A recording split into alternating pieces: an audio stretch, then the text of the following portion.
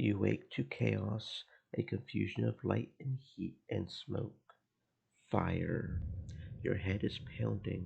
You must have hit it and blacked out, but you aren't sure how you got here or what on Tumna is happening. There's something important you need to remember.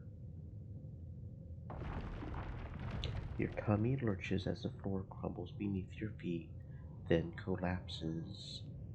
Your body aches and your eyes burn from the smoke. A figure appears through the flames. It's your friend. Your friend. Wait, why can't you remember her name? She's gesturing and shouting at you, but all you hear is a ringing in your ears. You try to stand up, but one of your legs folds uselessly underneath you. It won't hold your weight. Your friend pulls you out of the rubble. She throws your arm over her shoulder and half drags you to the door. Through it, you see a deep, eerie twilight, dark blue and cold against the heat of the fire around you. Glow season. Glowing eyes. You shake your head to clear your vision. Is that some kind of dog, like from Earth?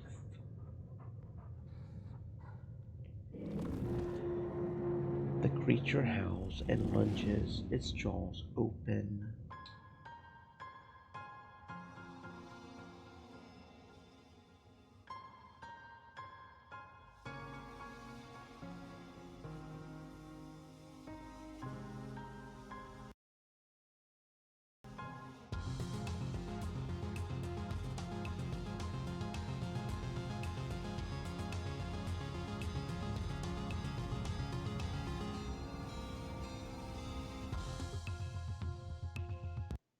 You are born on the stratospheric Earth. Earth's first colony ship halfway through its 20-year voyage to a wormhole at the edge of the Sol system. Your parents run the hydroponic gardens which make fresh air and vegetables for the ship.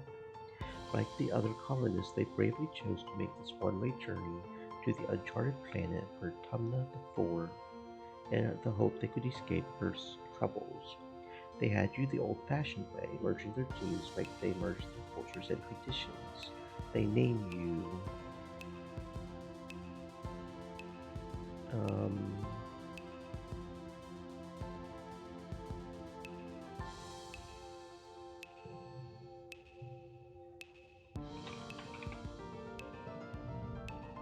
You're a bright-eyed child with an active imagination, sometimes too active, your mom says.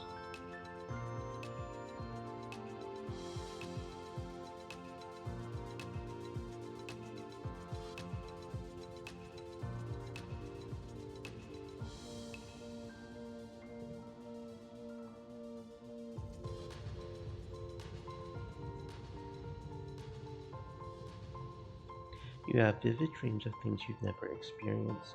Dirt under your feet, skies overhead, endless jungles, and strange animals. You wonder if this is what Vertumna will be like.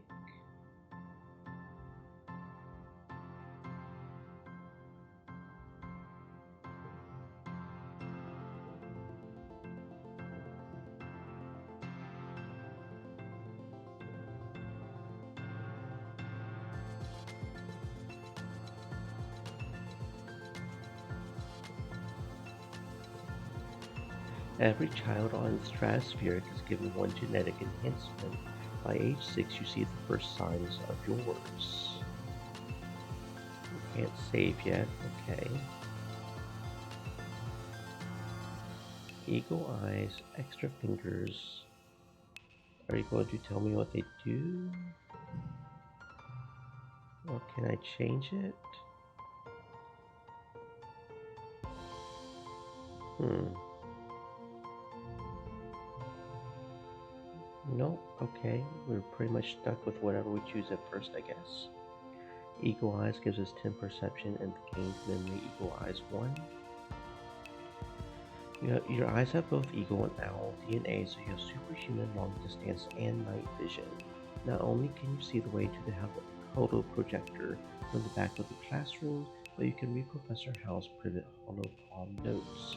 Sometimes they say confidential, which is exciting, but you don't understand most of the big words. The other kids think you are a little weird, except, um, hmm, why was that? That's weird. Okay. Um, tough and gentle cow. Cal is a sweetheart, always ready to lend a hand or play a game. He and Tammy are just as inseparable, so it's almost like you have two best friends instead of just one. Cal teaches you how to take care of all the classroom plants. Your parents are very proud of both of you.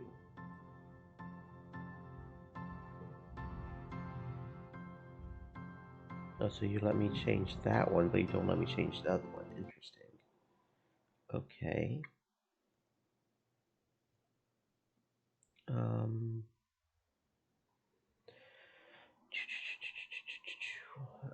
Da, da, da, da, da.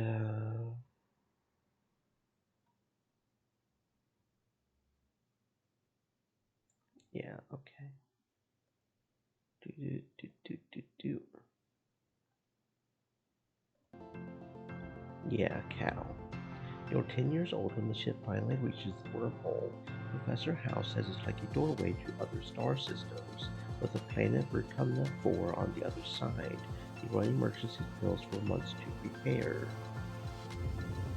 When the day finally comes, it starts with a rumble, and things start to slide off the tables. You hurry to gather near the escape pods just in case. The emergency area is crowded with families. It's going to be fine, Jade, your dad soothes. We'll be through the wormhole and down on the planet before you know it, just like we've practiced. Your mom gives him a sharp, worried look. Red emergency lights switch on as a siren begins to sound somewhere in the distant in the ship. You try to breathe slowly like you were taught, but you're very scared. You look out a porthole. The stars are gone. When you're frightened, you. Okay, so now we're starting to see where we have where we're a little locked out because of we don't have toughness 5 or organizing 5. Interesting. So we get in touch with our emotions. You bawl like a baby. It feels good. You aren't the only one. Nearby, your classmate Tammy has tears streaming down her cheeks. Mars is trying quietly to console her. She sighs as your crying makes Tammy wail even more loudly. Your dad puts his arms around you as you let it out. We got a stress cry apparently. Negative 10 stress, 2 friendship with Tammy, and 2 friendship with Mars. You wait. The shaking builds, and the stress just keeps going up. Okay. I don't see stress over here though. Oh, is that? Oh, here it is. Physical and mental exhaustion, stress 70 out of 100.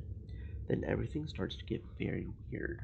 The hallway stretches, and you're stretching too, your arms impossibly long. Your head feels like it's slowly filling up like a balloon and contracting down to the size of an atom at the same time. Is this the wormhole? Oh, we've got a rebellion stat too, okay. You hear the distant ominous squeal of metal giving way as the ship shudders and lurches in slow motion. The weirdest part is a sense of deja vu. You're sure this has happened to you before, and you know, somehow, that everything is going to be okay. The shuddering reaches a crescendo. You hear an impossibly loud crunch and feel weightless for a few seconds before gravity slams you back against the wall, head first. You black out. As you slip unconscious, you feel yourself twisted out of time. It's today, yesterday, and tomorrow all at once. And more than just one tomorrow. Lots of them. Different tomorrows. You find yourself in a place that you know from your dreams.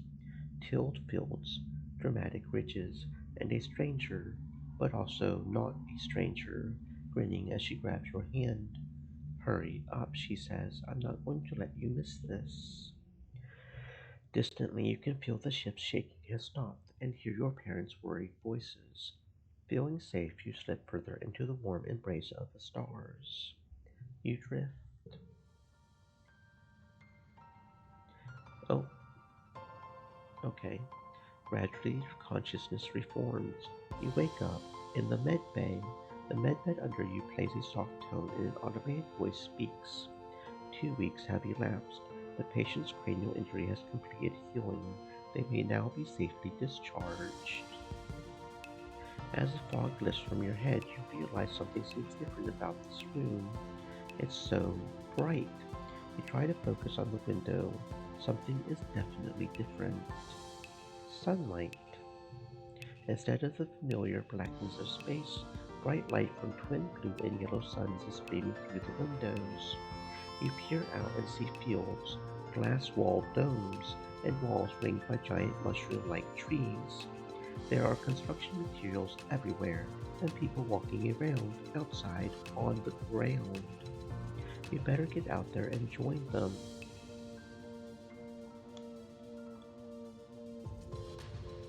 Rush outside to start your new life, because who does things half measures? Let's get out there. Let's get out there and check this shit out. We've been laying in bed long. Oh, okay, so we actually have to click. Okay. Okay. Oh, Tammy jumps as you step out of the ship's quarters behind her. You're awake. Are you all better? You better go see your dad. She points southeast to some geodesic domes. Yeah, we figured that out. Okay. Click on character. Hello. Tammy looks concerned. You slept for so long after you bumped your head. I bet your parents were worried. Your dad's working near geoponics near these domes. They're called greenhouses. I would go with you, but well, this is as far as I've been from the ship since we landed. Tammy stammers, blushing. It's scary outside. Well, you can't be afraid all the time. Got to go and run. Okay, so that's definitely her dad right there. That's the main part. So we'll definitely not do him yet. So he has to go explore. A low throbbing noise comes from the engine room, which provides power to the colony. Other corridors lead off to the teaching labs and med bay. You know the route to your classroom well, but the rest of the swing is off limits to children. Congruence, the ship's onboard AI, beams down at you from a nearby holoscreen. Don't forget to study hard, Jade. Okie dokie. What's this? A small team led by Security Chief Rhett was enough to keep the peace on the stratospheric. To stay busy, they also ran the exercise gym and sports ball courts. Here on Vertumna, the garrison has expanded fast. They're building a huge wall around the colony and have an outdoor firing range and a big covered dojo.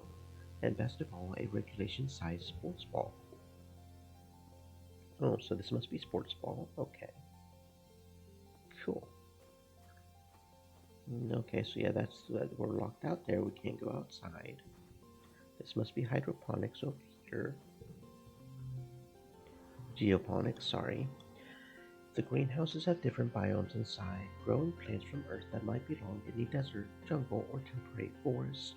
Some are so delicate you have to spray off any germs in the airlock before you can enter. The seasonal garden outside is dotted with blue nobodies, little flowers with what look like wriggling creatures stuck inside each one. A sign explains it's a decoy meant to attract some kind of flying predator to come pollinate the flower. Oh, okay. What's over here? Command is a warren of long hallways with doors off to tiny nondescript offices. Everyone you pass seems to be hurrying off to something important. The end of one hallway opens into the supply depot, which works as both requisitions office and general store. Beyond it are cavernous warehouses stacked high with supplies from Earth, now being gradually unpacked and distributed. Colony food shortfall. Low. Colony security rating evaluating. Coming event, we will be hosting our first annual Vertumnalia Festival during the second month of Dust. Take precautions outside the colony boundaries. Xenofauna have been sighted in the area. Survey teams are investigating. Current council and administration. Okay, Just out of curiosity, what happens if we try to go back? Oh, that's the living quarters. So where's the med bay then? The ship's quarters are where everyone sleeps, eats, and hangs out. The private bedrooms are small. You share one with your parents, so colonists spend most of their time in the big common area. There's a lounge and a cafeteria, and a creche where all the little kids and babies are raised communally. Okay, I'm not sure where we came out from, but okay. Hey, Papa. Jade, your dad gives you a big warm hug. I'm so happy you're finally awake. Doctor Instance thought it would be best to keep you asleep while you're not getting healed. Your mother and I thought you might sleep away the whole year, my snoozy little gooseberry. He checks your head and looks relieved. He was clearly very worried about you, but covers it with jokes and smiles. I love my dad. Welcome to Vertumna, he says, gesturing around you. You've never seen the stratosphere from the outside except in pictures. The ship has been separated in two and parts taken off to form other buildings in a big wall around the whole colony. The alien jungle creeps right up to the wall. Only the geodesic greenhouses pass outside it, dotting their way up the hill. It's beautiful. I'm glad you agree. Your mother and we've been waiting a long time to see grass and trees again, even if they are purple. Oh, before I forget, he pulls a package out from his satchel and hands it to you. You blink and stare at it blankly. Don't you know what day it is? You honestly don't. You remind him that you've been asleep in mid-May. Happy birthday, he shouts, wrapping you in a warm hug. Your birthday already. You feel a dizzying sense of deja vu. You stare hard at the wrapped package. You know what is in there. You remember it. No, you dreamed about this package. Some years ago on the ship, inside will be a small medallion in the shape of a sun that your dad made by hand. How? How did you know this? It's as you imagined, as you dreamed. A feeling of panic rises in your throat. Your hand shakes. But how? Your dad not ices. Are you okay, Jade? He snaps his fingers. Dr. Instance shouldn't have let you out so early. Sometimes those sleeping meds take a while to wear off. They might make your head feel funny for a few hours. You nod. Maybe. Maybe that's all it is. Someone shouts your dad's name. Listen, I'm so sorry, Jade, but I have to get back to work. There was an accident when we landed and... Don't worry, we're going to fix it, your mother and I. Professor Howe is expecting you in classes, if you're feeling up to it, your dad says, pointing west to the engineering wing and the rear end of the bisected ship. Then he points to the large doors you came out of earlier. Or you can relax in our quarters until you're feeling better. We'll talk later tonight, he says, then kisses the top of your head and ruffles your hair. Have a wonderful birthday, Jade. I love you. Love you too, Dad. To enter buildings, click on the door or flag beside it, or get close and press enter or another action button. Then choose an activity for the month to gain skills in advance time. There are 13 months a year and 10 years to do to the end of the game. Understood? You see Dis sitting on the ground beside some bushes. Is he hiding from somebody? He seems to be watching the gate in the wall to the south, where grown-ups are coming and going. Kids aren't allowed past the walls, he says quietly, without looking up. They say there's nothing to be afraid of, but then why do we need walls? You stare at the gate and have a sudden rush of memory so strong that you think you might faint. You imagine something crashing through the wall, something enormous and dark and wriggly. For years in space, you've had half-remembered nightmares of monsters, of your ship being destroyed, of sifting through wreckage that used to be your home, trying to find something. Your dad always told you the dreams weren't real. Breaking you from your daydream, Dis whispers, I think there are monsters out there. Our parents will keep us safe. Maybe, Dis mumbles, He doesn't look convinced. He looks down at his feet. If you believe everything they say, I guess you should go to school now. Like a good girl, he sneers. You shake the vision from your head. It was just a dream. This must have made you imagine it with his creepy talk. Why does he always have to be like this?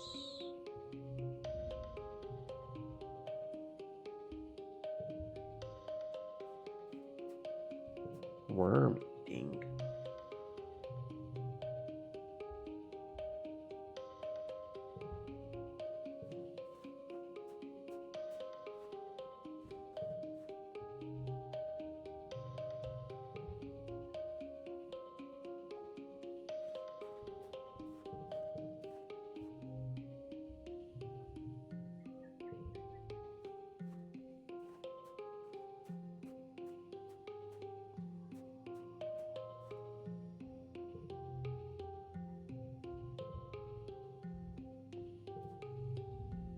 Hiya, Jade. Anemone seems really at home here. She's rolling a sports ball around with her foot, making patterns in the weird blue snow. This stuff is different from snow on Earth, she tells you, 'cause it is cold, but it's still neat. You can make stuff out of it. Your foggy head clears a little. Anemone is simple, physical, real. You always feel grounded near her. What are you making? Just snow spirals, she says. But earlier, me and Cal made a big snow pal. You missed it while you were sleeping in medbay. She smiles her broad gap to smile at you. Now that you're awake, we can play. Why aren't you in school? She smacks her forehead. School. I wondered where everybody was. I guess I'm going to be late for humanities class. She doesn't look very worried to you. It's okay. Professor Howe is chill. He won't mind, but we should probably go now. She grins and starts running to engineering. Hey, race you. Oh, she's getting a head start. A toughness 20 to train with her. Okay.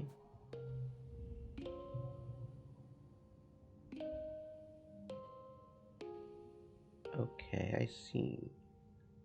So we can study life sciences or we can study humanities. That'll give us 2 creativity, 2 persuasion, and 15 stress. This will give us 15 stress as well, and that gives us 2 biology and 1 reasoning. Okay. Hmm. Hmm.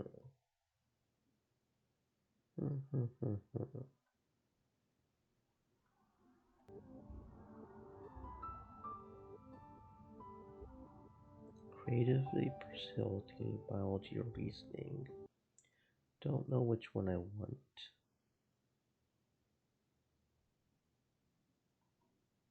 Hmm.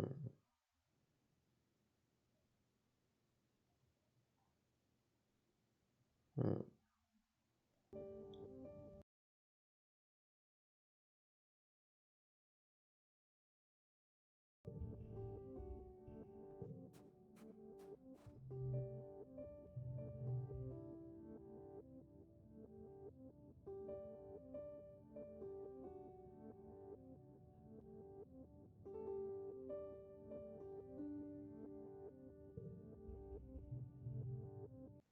You're tired and your head is still feeling weird.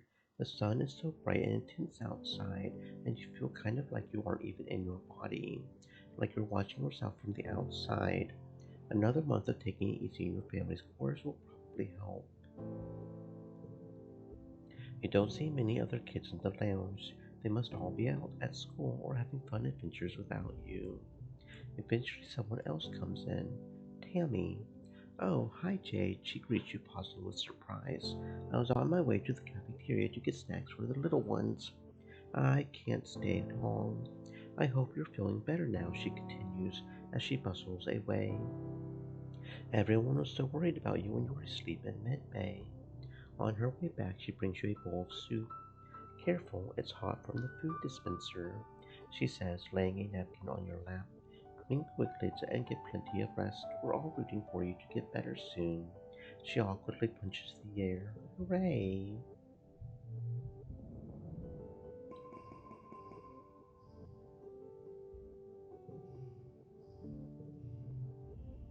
Your parents have been working from first dawn to well after dinner every day.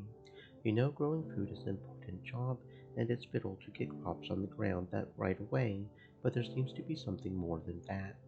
It's such a change from growing up in the stratospheric when you saw them all the time. You stay up and wait for them at night before they going to bed. Though you can tell they're exhausted, they make an effort to spend time with you. I'm sorry we haven't seen much of you, little gooseberry. Your dad says. Your mom watches you as she works a pebble out of her gardening tiller, which also serves as a crutch. How have you been holding up? I got some rest. You looked a little under the weather earlier, your dad says, brushing your hair from your forehead. All good now? He looks so concerned. They both look like they have a lot of weight on their shoulders. I'm feeling much better now. Your mom gives you a long look. Well, some rest is fine, but I don't want you slacking off, Jade. Everyone is working very hard in this colony, and you have to as well. We're all going to have to do some things that are difficult. You should be glad that you only have to worry about going to school, not. Your dad cuts her off and gives you a smile. You'll be fine, Jade. I know you can do it, he tells you. You know, says your dad, raising an eyebrow at your mom. I think there are lots of different ways to learn, and school is just one of them. You can learn from working on a hobby or by helping a friend. Your mom shakes her head and sighs, though you can tell she's trying to put on a gentle expression. We both agree that this colony is an experiment, and that means we're going to do things differently than on Earth. You're old enough now to start making your own decisions about your education and future, and if that means you find your own way, we'll accept that. Your dad puts a hand on your shoulder. They'll be proud of you no matter what you do. Try talking to your friends. They may have ideas for how you can spend your time. And come by geoponics. We could use your help.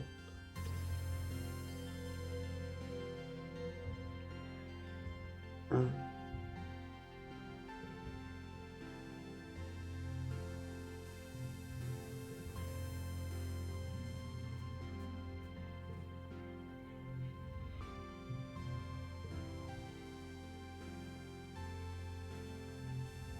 Anemone is bumping a sports ball on her with her wrist, trying to keep it in the air. Heads up, she shouts and bumps the ball in your direction. Think fast. We don't have enough toughness to do a trick, but we can at least bounce it back. You bounce the ball back and forth with her, trying to see how many times you can rally and keep it going. Anemone tells you about the new sports ball court, a proper regulation-sized court, way bigger than the little zero-G1 on the stratospheric. Her brother Calm is coaching the junior sports ball team this year.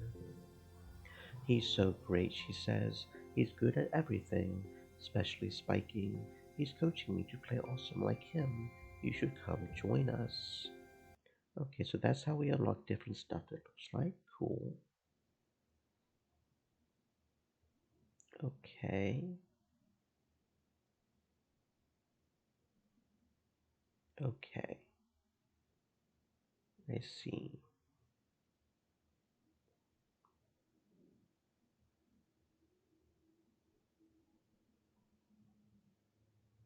Hmm.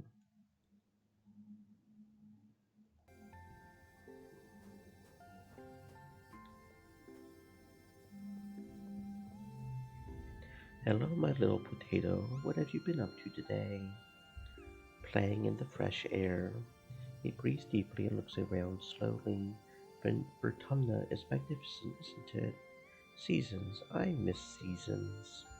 Back on Earth it got much, much colder, and the snow wasn't half as pretty as our spark snow. You just wait until dust season. Both the suns will be high in the sky and it'll be real hot then. You'll see. You find your mom hard at work setting up the greenhouses with a small construction crew.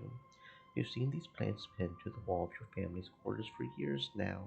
These geodesic domes will house more delicate plants from Earth spinach, tomatoes, maybe even fruit.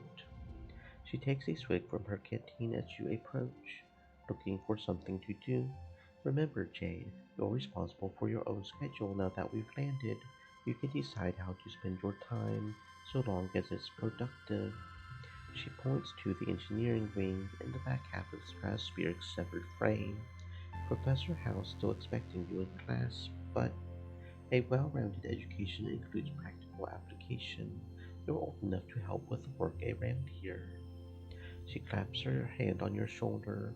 I've got another minute. Anything you need to know? What are you doing in geoponics? She takes a long look at you up and down. You're growing fast, Jade, but you're still too young for real farming. Instead, well, there's a lot of soil that needs to be hauled. Seeing your disappointment, she nudges you on the shoulder. Don't pout. It'll help build those muscles. You'll need them now that we're out in the real world doing real work. Out here, we have to rely on our physical strength. She flexes her biceps. Your mom is really strong. What's happening in engineering?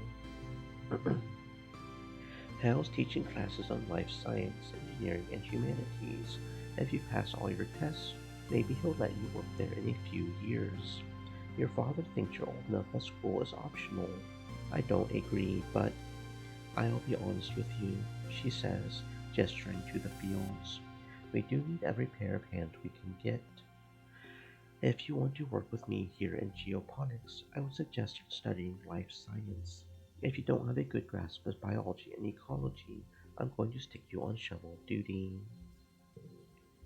If you need a break, you can visit the lounge and see your friends. But I don't want to see you lounging around all the time. You need to work hard too.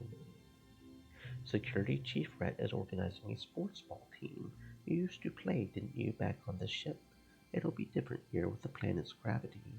Of all the adults in the colony, Rhett and your mom are the most like soldiers you'd see on a holovid.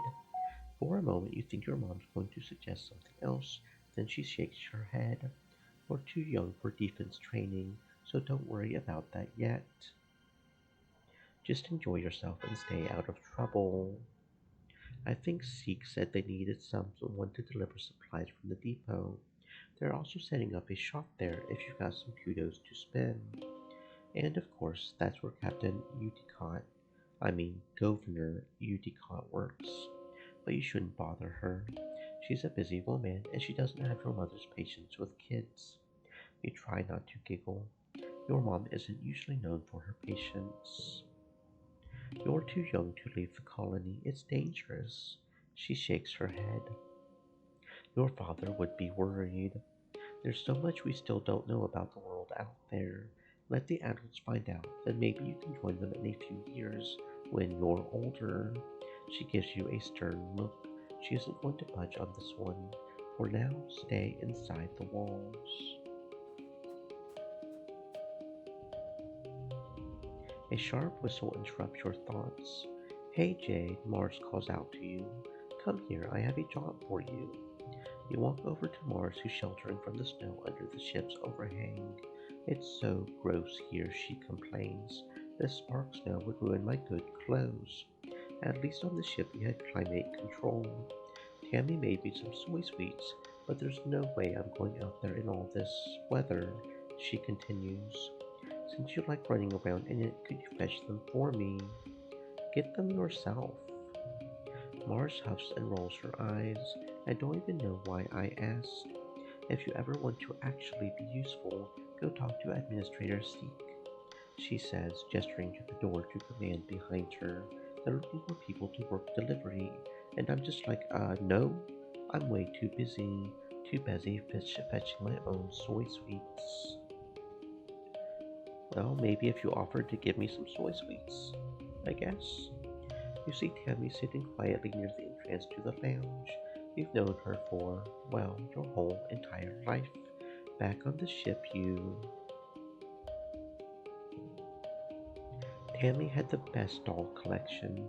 After her mom died, her dad used all his nano printer creds to print her a different doll every month for a whole year. Her ears perk up when she sees you.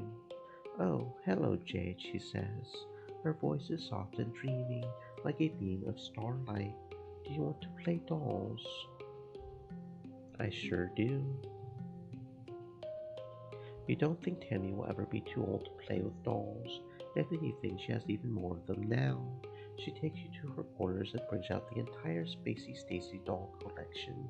A disturbingly realistic baby with real bow. Oh, that might be going a little too far. That's a little creepy. And two super fancy posable dolls named Lily and Tilly who can be programmed to move on their own. Tammy isn't very good at the programming, so Lily and Tilly just roll around awkwardly when you turn them on. You cover quickly by saying they must be breakdancing at a club. The two of you spend the afternoon making up stories of their rise to stardom as professional dancers.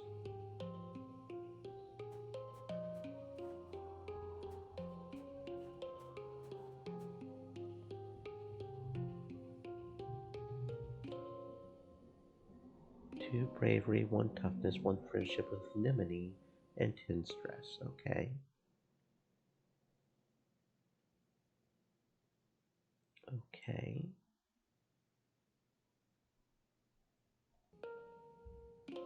Let's play some sports ball. Anemone meets you on the court. She's bouncing from one leg to the other in excitement. My brother Calm is organizing the youth team, she tells you. Kombucha offers you a high five and greeting, then tosses a sports ball your way. Let's start with a practice game to see what you're good at. You and Anemone are team captains. Pick your team. Anemone used to practice with Cal and Mars on the ship, but Tammy, you're surprised to see her here. Khan will fill in to even up the teams, but he promises to go easy on the other side. Mind if I play goalie? He asks. Sports ball is fun, but I don't really like to score against the other team. Anemone chooses kombucha, of course. They bump fist. I don't really like Tammy so far. That's the one. She's the one that was asking us to go get the thing, right? Yeah. No, wait, no. I'm getting my names mixed up. Crap. Ah. I'll play Spiker. Seems like she's in it for the glory. Hopefully she'll want to share some of that with the rest of the team. When you work or go to class, you'll play quick card challenge as the month passes. Move cards to fill the 5 panes and make the best hand you can. Yes, order matters. If your total in the circle on the right reaches the goal value, you win. Depending on your cards, some challenges can't be won, but you can still get a reward for doing your best. Bonuses for flushes, same color together. Bonuses for pairs, same number together. Bonuses for straights increase from left to right. The more cards in a flush, pair, or straight, the higher the bonus added to your total. Cards can also affect each other and can be rearranged to find the best total score. Story challenges have 3 rounds instead of one. After every round, you'll keep the cards you didn't play and unlock an extra slot to play them. Losing isn't always a bad thing in story challenges. Okay.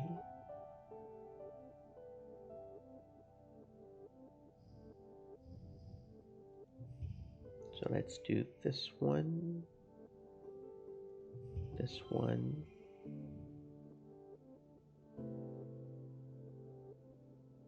Yeah.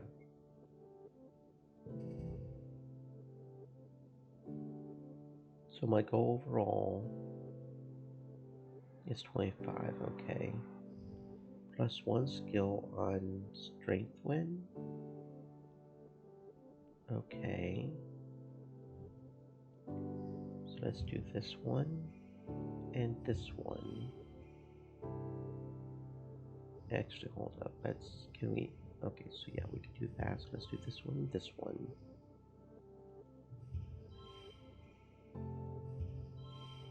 Yeah, like that.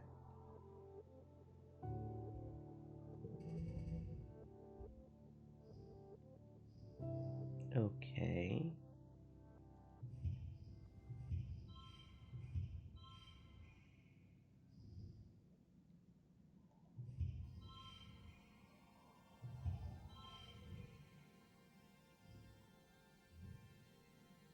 Hmm. Hmm.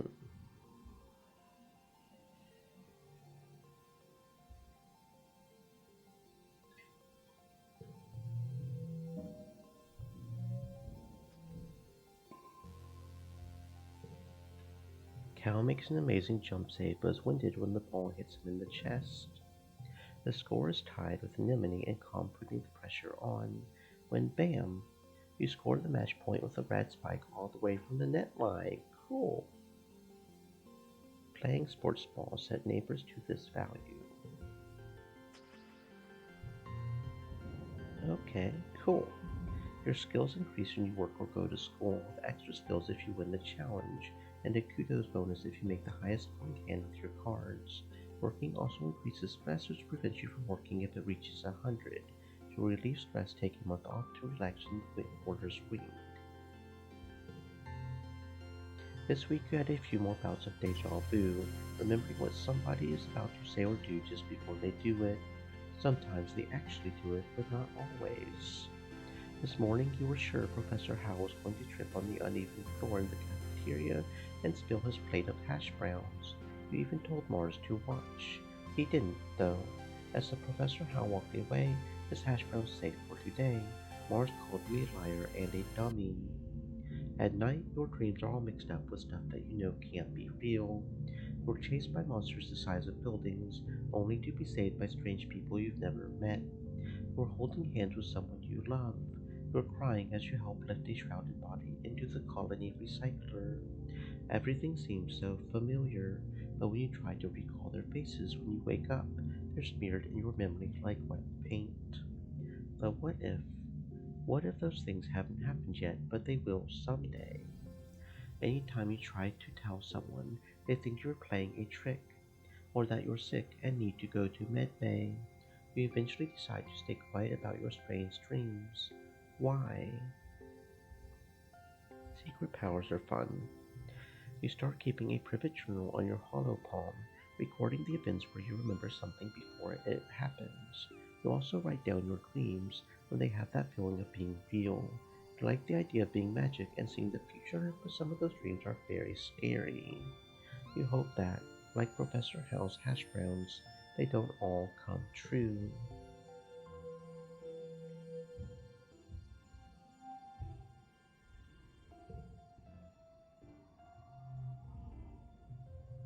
You still don't have toughness 20 or not. Does the air make your here make you hungry all the time, or is it just me? I feel like I could eat a whole one of them mushroom trees. Mushroom trees. Tangent is hunched over her hollow palm, frowning and poking angrily at the air. She speaks without looking up at you. Professor Howe wants us to prep a list of native flora with pictures. There should be a catalog on the Colony HoloNet, but I can't find it anywhere. I'll help you find that catalog. You launch your own holopalm and start searching the colony's HoloNet archives for a list of autumnal plants and animals. 10 minutes later, you find it buried under survey logistics in the expedition's net. Anemone passes by and pulls a face at the two of you. Hey, holo nerds, school's over. Come play sports ball in the sunshine. Tang just rolls her eyes. Have you gone outside the colony yet? I hear all sorts of terrible things. Regardless, we're not allowed to stray from the gates unless we're on expedition. Not that it stops my brother.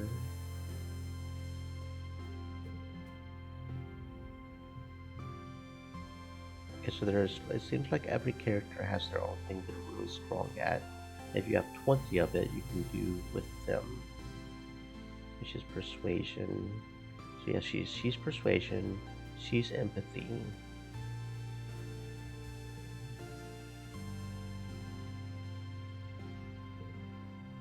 Persuasion, empathy, reasoning. And then this one is toughness. Okay.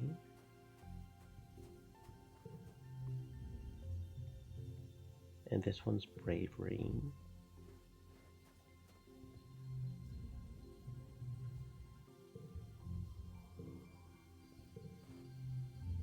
Cal is riding around the geoponics Cardizon's hoverboard. The board comes to a sudden shuddering stop on the rocky ground in front of you. Cal falls off but catches his balance before he hits dirt. Hi, Jade. Real ground is way harder to hover on than ship floors. There are bumps everywhere. We all have to adapt. Yeah, things are actually way, way better playing inside. Hovering outside is rad. Look at this. He runs over to a small depression on a nearby hill and presents it like it's something amazing. Look at this. It's a skate bowl. Cool. Can I try? Sure, but please be careful. Mom says if I break my hoverboard, we can't make another one. Take turns riding around the bowl, trying to get up enough speed to going down one side to come back up the other. You don't land any tricks. It's hard just staying on the board with this uneven ground.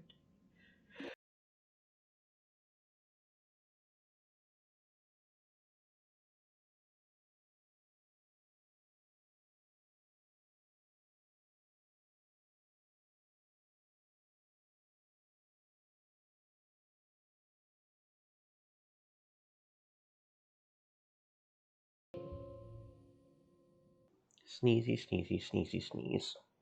Ah, okay, there it is. Okay. 4 out of 100, so hundreds max, huh? Okay. Cool.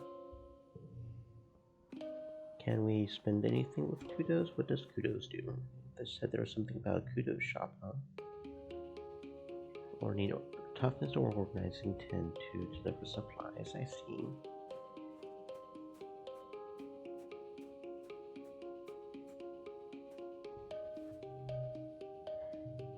Okay, you know what? Let's play some more sports ball.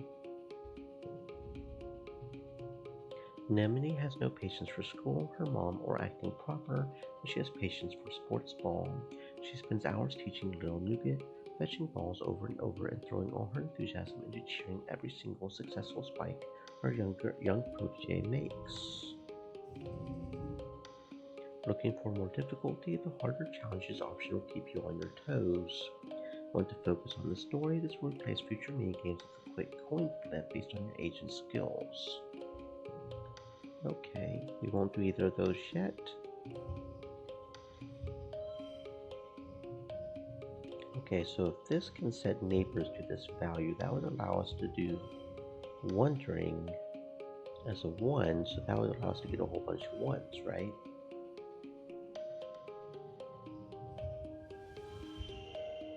Okay, there we go, a natural win, that's pretty cool.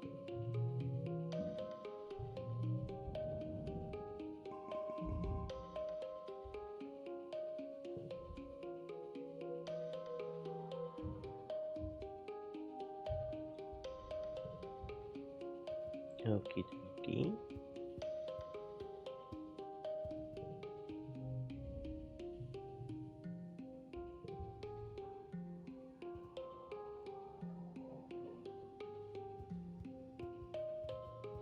I'm just going to assume there's nothing new if there's not a speech bubble. That probably seems like the plan right now. So we'll just keep doing sports ball, I think. Mars may not be as skilled as a sports ball player as Anemone, but she plays hard. She orders people around like a team captain, but she isn't so great at passing the ball. She would rather be the star. Her favorite thing is to spike the ball right into the opposing net stop's body.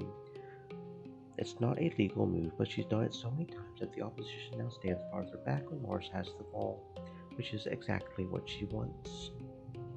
Did you see that? Anemone complains to you during a break. Mars wouldn't pass the ball to either of us for 10 whole minutes. Somebody has to do something. Let's just not pass the ball to her. She wants to be like that. For the rest of the game, you and Anemone pass to each other and ignore Mars. She not ices, but just assumes you want to be the star too and doesn't give you any hassle. The thing you've learned with Mars is that she loves to be the best, but she doesn't have the kind of ego that makes her mean about it. Doesn't really solve the problem, but it's kind of fun anyway. Okay. So if we do playing sports ball here, we can have Giggle and Eagle Eyes be a 1. Next we switch those around. There we go. Yeah, okay. There we go.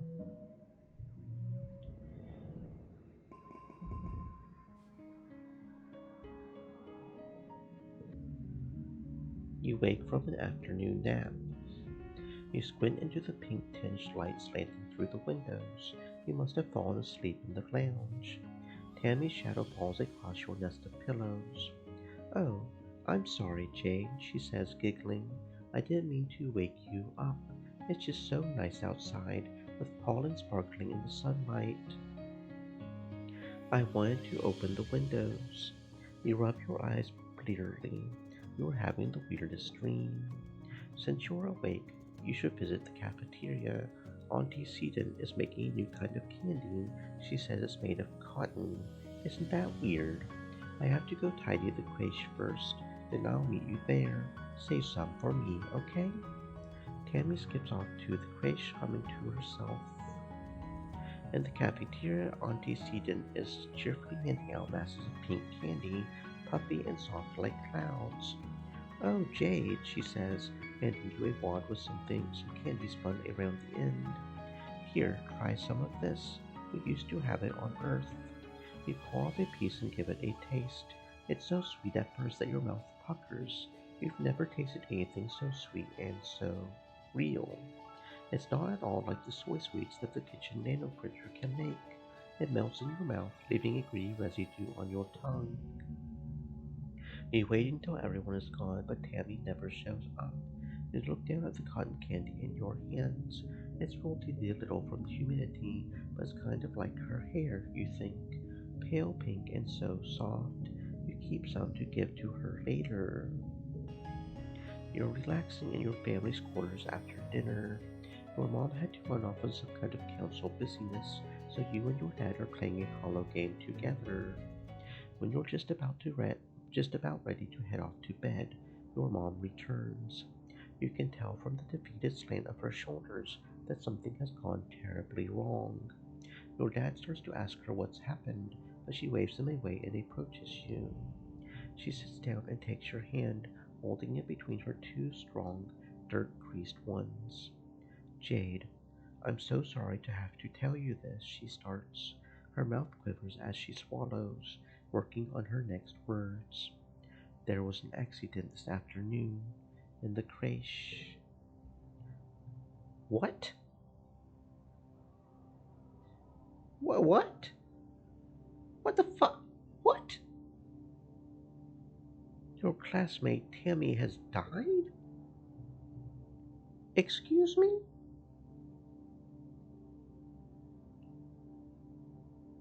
What?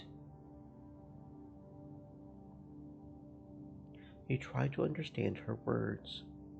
Tammy, dead? That's not possible. You suddenly remember the cotton candy you were saving to give Tammy. Pink and fluffy, just like her hair.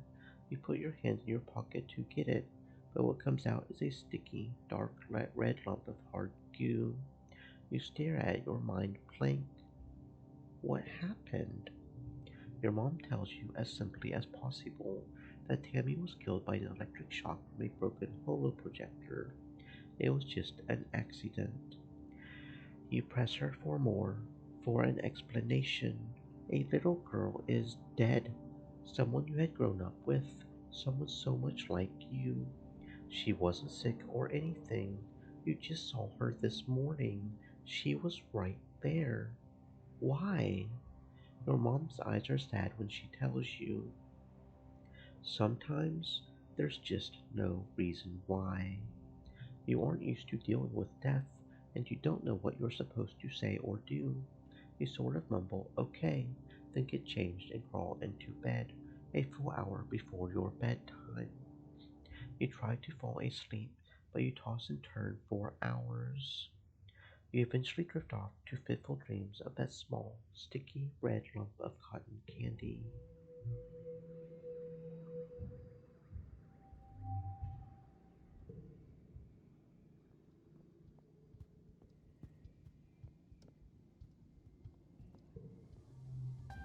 Mars is staring into space, looking somber. She doesn't even notice as you come up beside her and barely reacts when you say hello. I'm thinking about Tammy, she says quietly.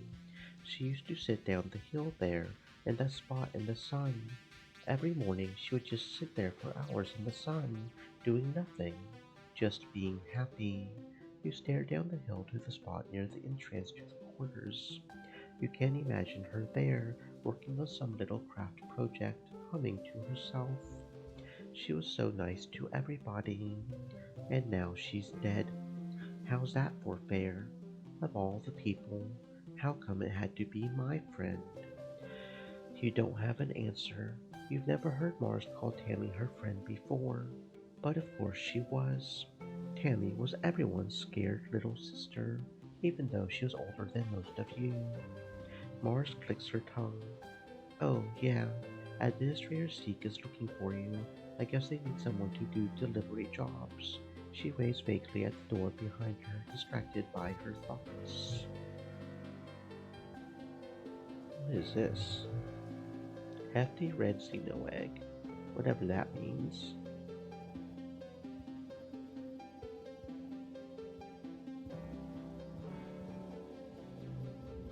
Cal is sitting in your mom's flower garden with his face in his hands.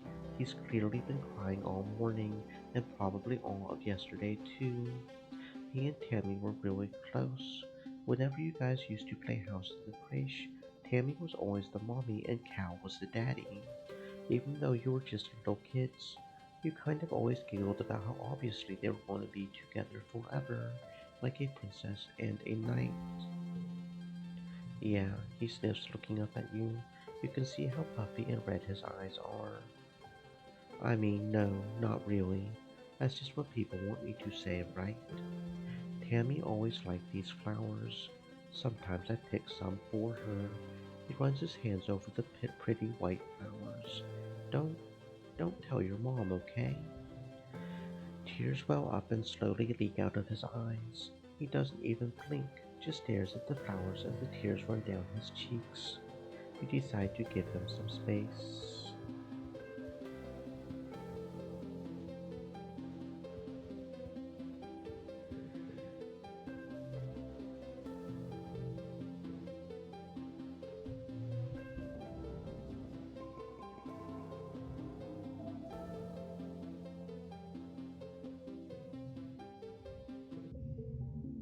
The colony is going to hold a funeral for Tammy. Do you want to attend? If you don't feel up to it, you could just skip it and take the month off instead, or you could get back to work. The colonists gather in the recycling room. Bringing organics down to be recycled here is one of your chores, though you've only come here for a funeral twice. Both times, a colonist had passed away from natural causes during the 20-year-long journey from Earth. This is the first time there's been a funeral on Vertumna, and the first time for someone you actually knew. The mouth of the organics recycler has been polished, and a wreath of yellow flowers placed over the opening. Inside, you can see a shrouded figure. Tammy's small, fragile body. Tammy's dad, Uncle Tonin, is here, as well as your parents and Auntie Seaton and the rest of the council. Cal is here with his mom and her parents, already crying in their arms. The room is packed with people, and the feeling of grief is so thick you can taste it in your mouth. Governor Uticott stands before the assembled crowd. There are no words to ease the pain we feel today. She begins solemnly. There is only the sad company of those of us left behind to share the burden of that grief. Tammy was our child, one of the first humans to be born in space, and the first to die on an alien planet. In her short life, she exemplified the very arc of human accomplishment, bending everything to life beyond our humble Earth. She is the first of us who can truly call Vertumna home. Her passing was as senseless as it was sudden. Losses like this are impossible to hold within oneself. A painful reminder that life is impossibly precious and fragile, but they also remind us, as always, that as a community we are capable of great strength. Udicott closes the door to the recycler. You hear Uncle Tonin sob over the hum of the particle disintegrators beginning their work. As a community, we remember Tammy. As a community, we return her body to the soil that nourishes us. In this way, Tammy, our child from the stars, will never truly be lost to us. The ceremony is adjourned, but a few people stay back to console Uncle Tonin as he keeps vigil over the recycler. Stream Cal and Elements Uncle Tonin hold each other said, and weep "Stay openly. moist, my friends, hydrate." Your mom stays behind to receive Tammy's remains. As the head of geoponics, she'll be responsible for adding them to the colony's precious supply of ground soil from Earth. Your dad accompanies you out of the recycling room. He clears his throat. I want you to know that you don't need to be okay, he says, clasping his warm hand on your shoulder. If you want to take the rest of the month off, everyone's going to understand. You feel better just having said goodbye. You didn't really know Tammy that well after all. It's sad that she's dead, but you have to move on.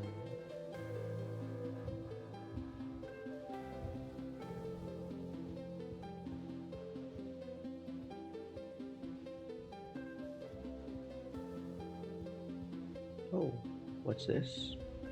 You step cautiously through the colony gates. Jade, Uncle Tonin sighs as he blocks your path. He looks like he hasn't been sleeping. I'm sorry, but you shouldn't be out here. Our children are so young and so precious, so fragile. Please stay near the ship. We need toughness 20 to do that, okay? An info window pops up on your holopod when you get closer. What do you want to know about?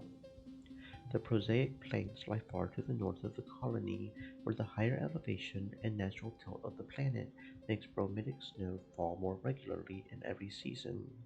Though prone to sudden storm flurries, the plains are a relatively safe place to explore, filled with mostly herbivorous xenofauna.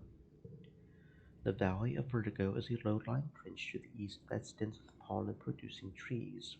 There is a wide variety of edible food here, both plant and animal product, leading to some of the explorers calling this place the breadbasket of Vertumda.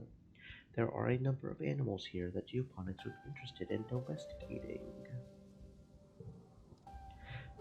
The Western Wrestling Ridge. This tongue-twisting region is the broken spine of the planet, home to both dizzying heights and abyssal lows. It's always hot and arid here no matter the season. Traversing these steep chasms is dangerous, and only to be done by those with sufficient glider training. However, there are some interesting ruins here to explore. The subaqueous swamp. To the south is a vast boggy wilderness, home to dangerous animals and hazardous weather conditions. Exploration in this area is only to be done with extreme caution. Float cow.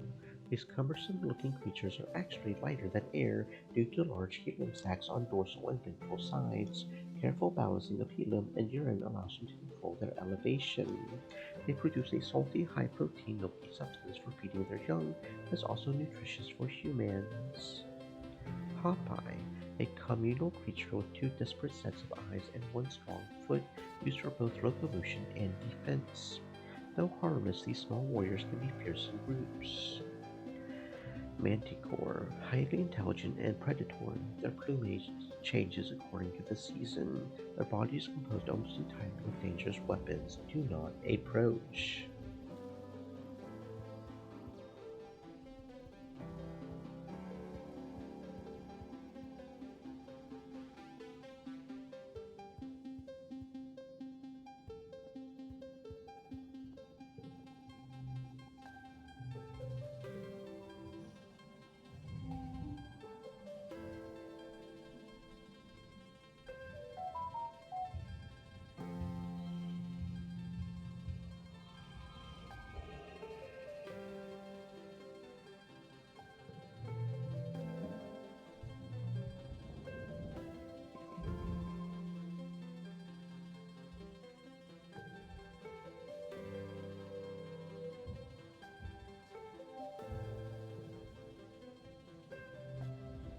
So then I trapped it in my room, Anemone says, telling you all about the bug she saw in her quarters. Its wings were as big as my head, and it had feelers like, whoa, it was bouncing all over the place, like boing, boing, boing. She gestures excitedly, swinging her arms over her head. The bugs here are so big and they're everywhere. I was going to give it to Tang. She loves gross bug stuff, but she said I should just let it go because if it stung me, I might get weird mutant powers. I mean, other than the one I already have. And I wanted to see if I got more weird mutant powers. So I started jumping around off higher and higher things until I was jumping off the back of the ship, and I got in so much trouble, but it wasn't even that high. She stops in her tracks. Hold on, she says, stooping to rub irritably at her knees for probably the 100th time in the past 5 minutes. I'm gonna die. I busted up my knees and it's so itchy when my scales grow in. Annie, don't pick at it. Chief Steward Antecedent's voice rings out across the garrison yard, pleasant but firm. It instantly transports you back to being in the ship Krish, tugging on her skirts and calling her auntie. Anemone jumps and stands up straight, her hands flying to her sides. But, Mom, Anemone whines, sticking her fingers into her knees as Antecedent approaches you both. It's so scratch-tastically itchy. I know, lovely, Antecedent soothes her, patting down her riotous red hair.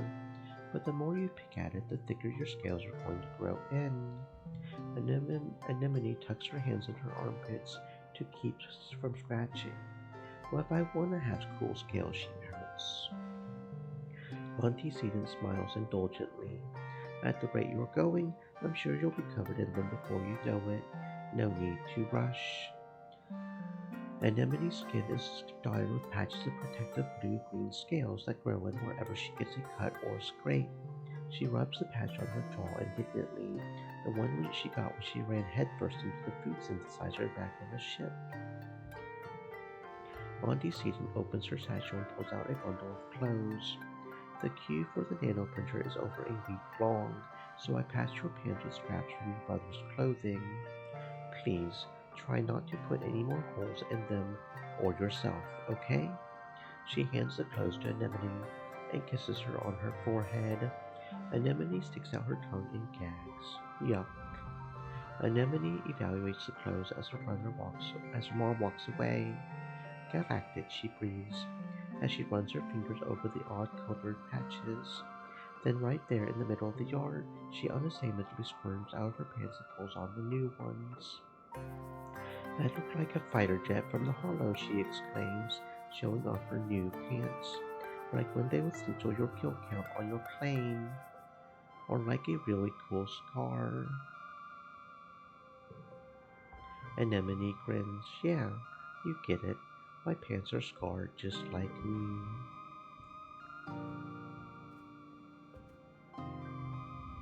Jade, Tangent says, approaching you with purpose. We need to discuss my brother. Who, Dis? Yes, yes, Dis. I need you to figure out where he's been disappearing. Ever since we landed, I barely see him anymore. He doesn't even come home at night sometimes, and well, I'm not on very good terms with my brother of late, but well, people are becoming worried. You get the feeling Tang is the one who's worried, but she doesn't want to admit it. I'll talk to him. He probably won't tell you, Tangent says angrily. Newton's apple, she swears. He won't even talk to me anymore. We may have to follow him. I would, but everyone in the lab would know I was gone. No one cares where he goes during the day.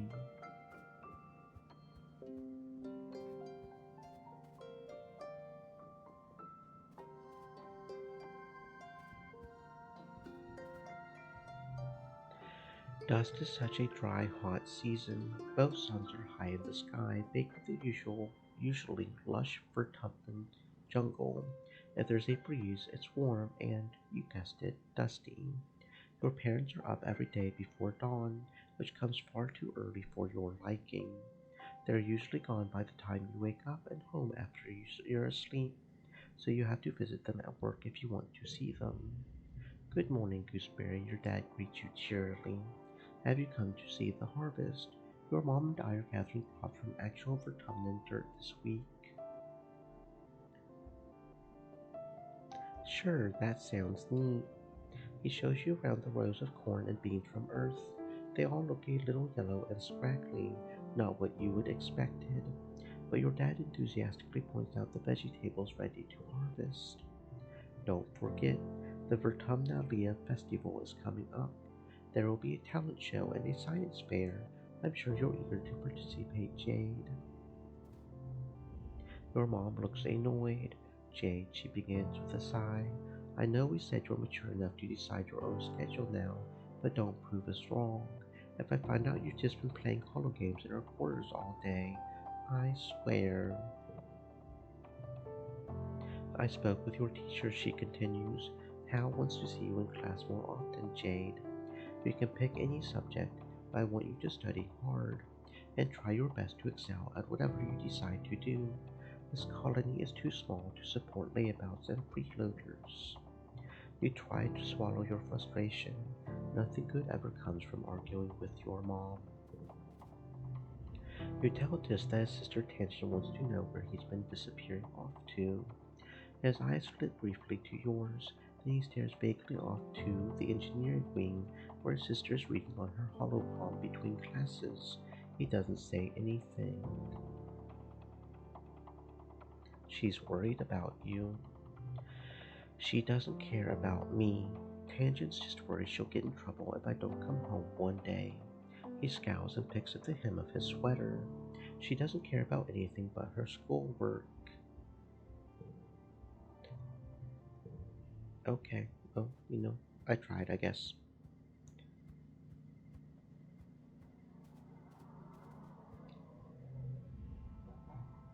Need toughness 20. Where are we at on toughness? 6, so we're not even halfway there. Okay.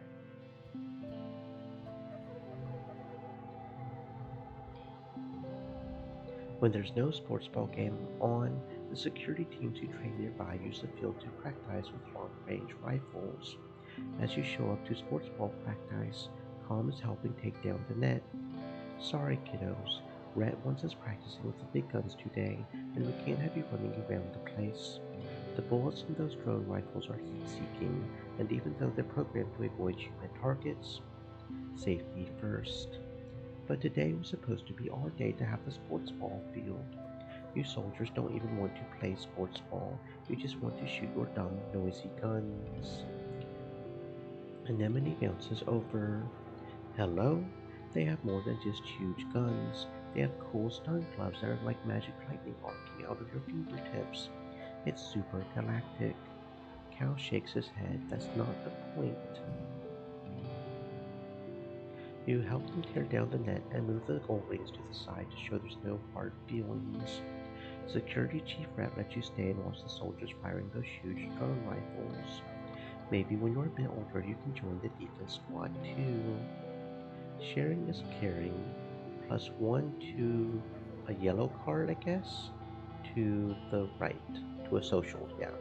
To a social card to the right. Okay. Gems matter for other cards, whatever that means. Oh, so the Xeno Egg helps us with one card change to sweet. Okay, I see. So let's do this, this, and this, and then we'll get that, and we'll just straight up get a win. Cool. Actually, we probably should put this over here. Like, oh right. Yeah, no, that's fine.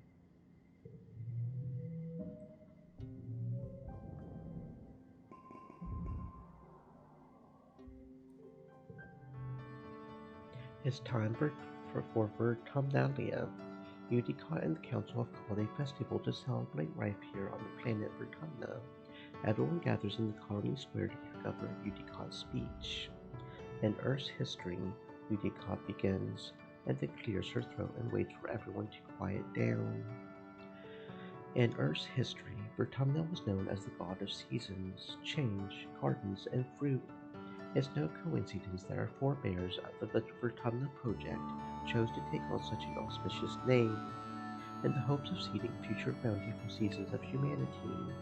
We will continue this tradition of Vertumnalia, a midsummer festival to celebrate our Vertumna, the slush planet upon which we find ourselves today. Everyone cheers and applauds. The members of the council all get up on stage one at a time to give their own short speeches. Governor Udicott announces each one. When it's your mother, Flulu's turn, she announces that tonight you'll be eating some of the very first crops grown from Vertumnan's soil. Your eyes go to the feast table. Aboard the stratosphere, it would have been mostly soy-based food from the nanoprinters, spiced up with what precious fruits and vegetables could be grown in the small growing bays. This year, the earth plants look even less robust than usual, but they're supplemented by some Vertumnan plants you've come to appreciate: juicy potato pods and slabs of edible fungi. Udicott takes the stage after everyone on the council has said their piece. What is a festival without festivities? Professor Howe, security chief Red, have organized a three-part competition for the kids. Good luck, children.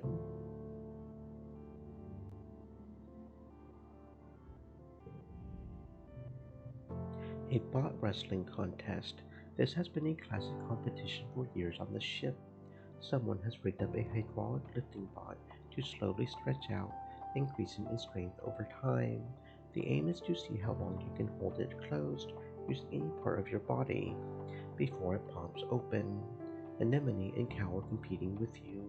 Cow doesn't like that as a competition, but he does love bot wrestling. Let's wrestle that bot.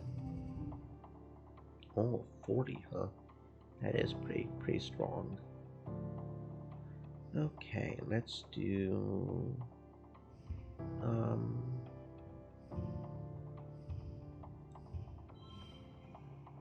yeah, because that'll give one more there and one more there. Okay.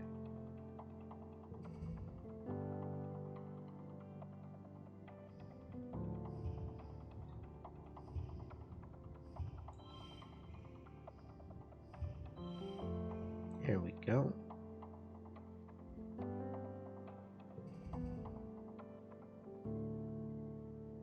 Of course, we don't have a yellow card to give +1, 2.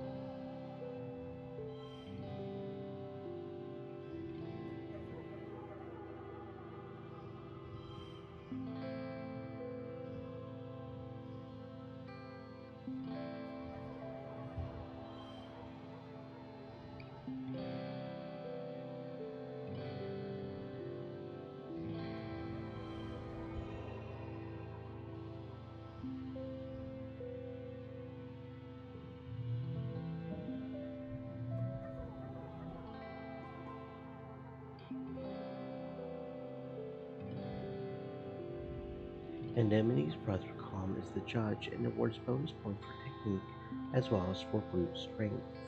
You sit on the hydraulic bot and use your weight at first, then switch to a bear hug when it starts to wobble and push you off the ground. You make it a full 5 minutes of increasing difficulty before it eventually springs from your grasp and scuttles into a corner, freed at last. You just barely edge out Anemone. She offers you her hand and pulls it back at the last second before running away, cackling. Bot-athlon champion. Solid 5 points. That's pretty nice. That also popped up an achievement. Win a Vertumnalia event. We are the champion. We are the champion, my friend.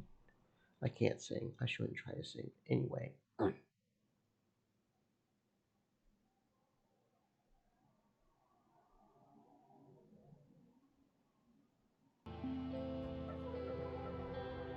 After the festivities are over, everyone takes time off for a much needed break. During the fierce heat of dust, a few days' rest is exactly what you need. You feel refreshed.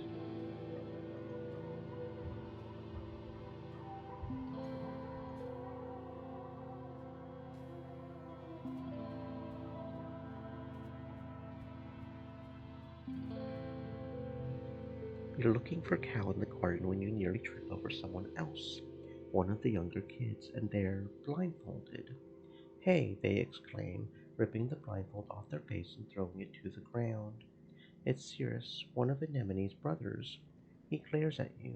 I was almost done. Cal jogs over and grabs Cirrus in a friendly headlock, ruffling his messy red hair. Dude, you were so close. Cirrus stamps his feet and complains that you got in his way. It's not her fault. She didn't know we were playing a game. Give me a sec. I want to teach her how to play. Cal turns to you as Cirrus leaves.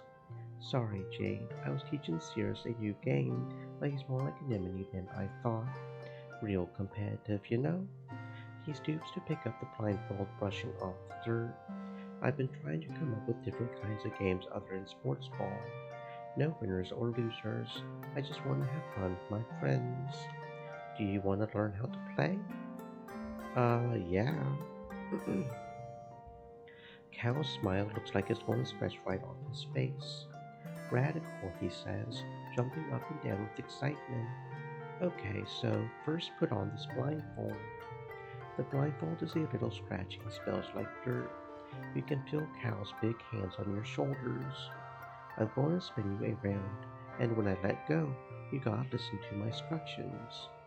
We're going to walk all the way to the cafeteria, okay? You nod.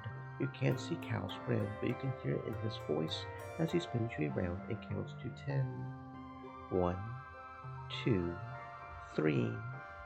First, Cal says, you gotta walk forward 10 steps. And do you follow Cal's instructions as best you can or make things difficult for him?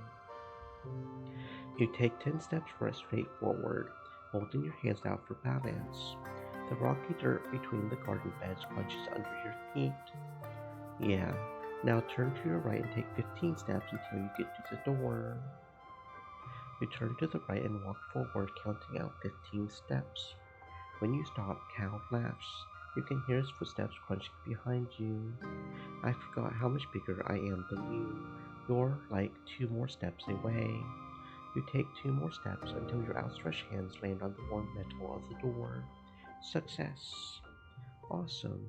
You can't help but smile. This is fun. Now hit the door button on the right and then keep walking forward until I say stop. Go really slowly, okay? You open the door and start to walk forward. The path slopes down and your feet slip a bit, even though you're moving as slowly as you can. Real dirt is nothing like the metal floors of Stratospheric. It's turbo rocky here, Cal says, and you can feel uneasiness prickle up the back of your arms. Just keep going forward slowly. You try to do as you're told, but after a few steps, your foot knocks against a sprawling root and you fall forward, catching yourself on your hands and knees. Ouch. You tear off the blindfold, a sudden rush of tears flooding your eyes. Cal's beside you in an instant, kneeling on the rocks. Are you okay? He asks. You look down at yourself. Your knees and hands are pretty scraped up, and your pride is bruised. But other than that, you're okay. Cal helps you stand. I'm sorry, Jade. I'll be a better helper next time. He asks if you want to get some potato juice at the cafeteria instead. You spend the rest of the afternoon brainstorming more games where there are no winners or losers.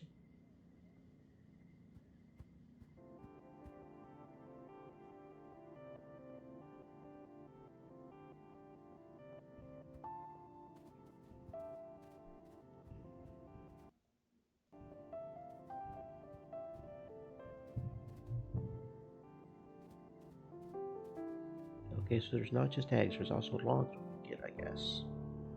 I guess these are items that help us win the games.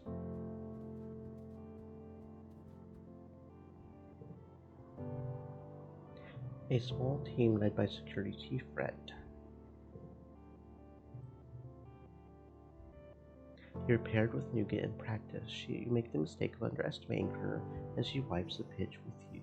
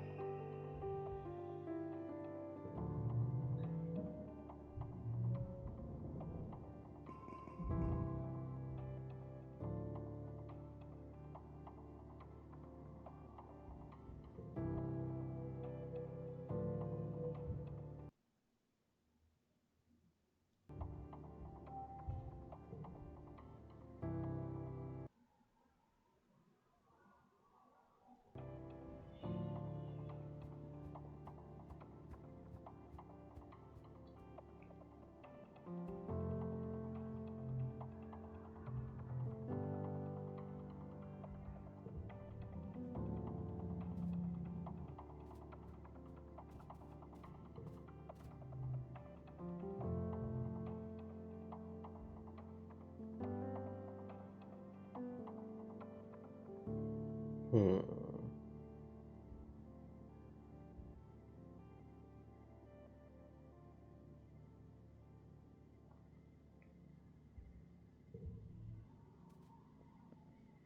Hmm.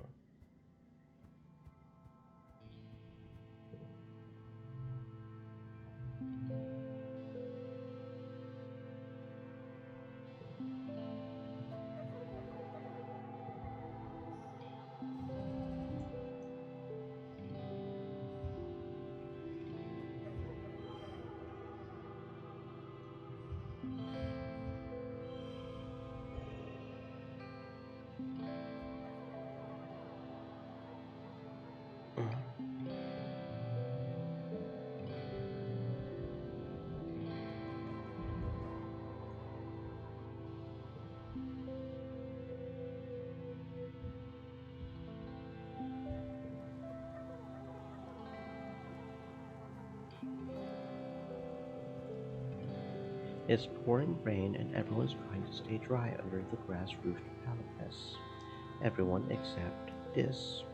Off in the distance, over at the wall near the sports ball field, he's definitely skulking.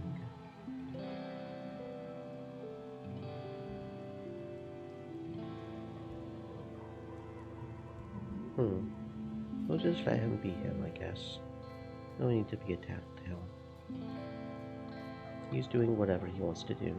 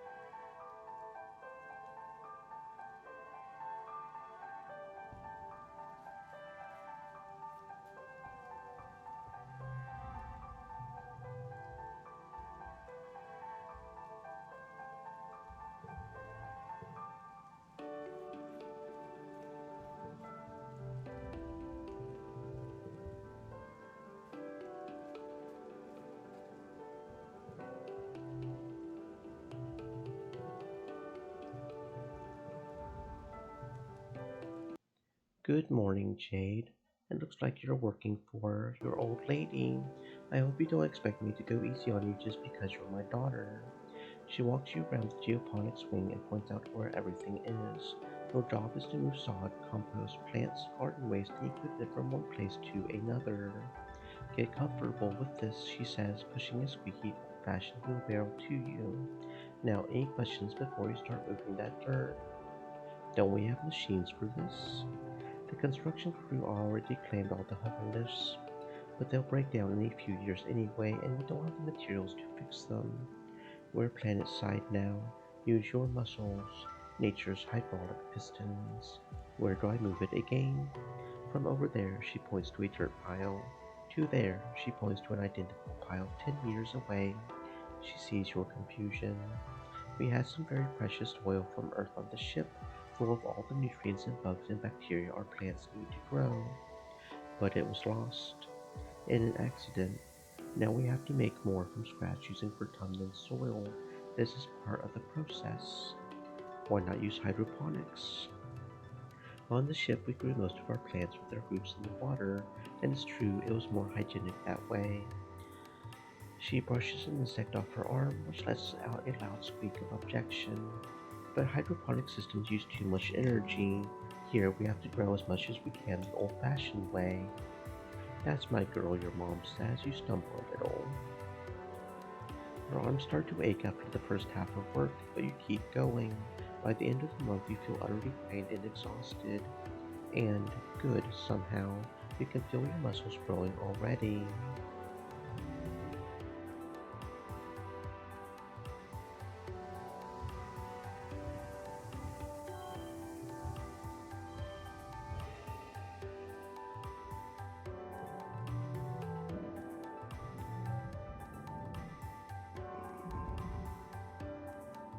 Well, we really got our toughness up from that one, didn't we?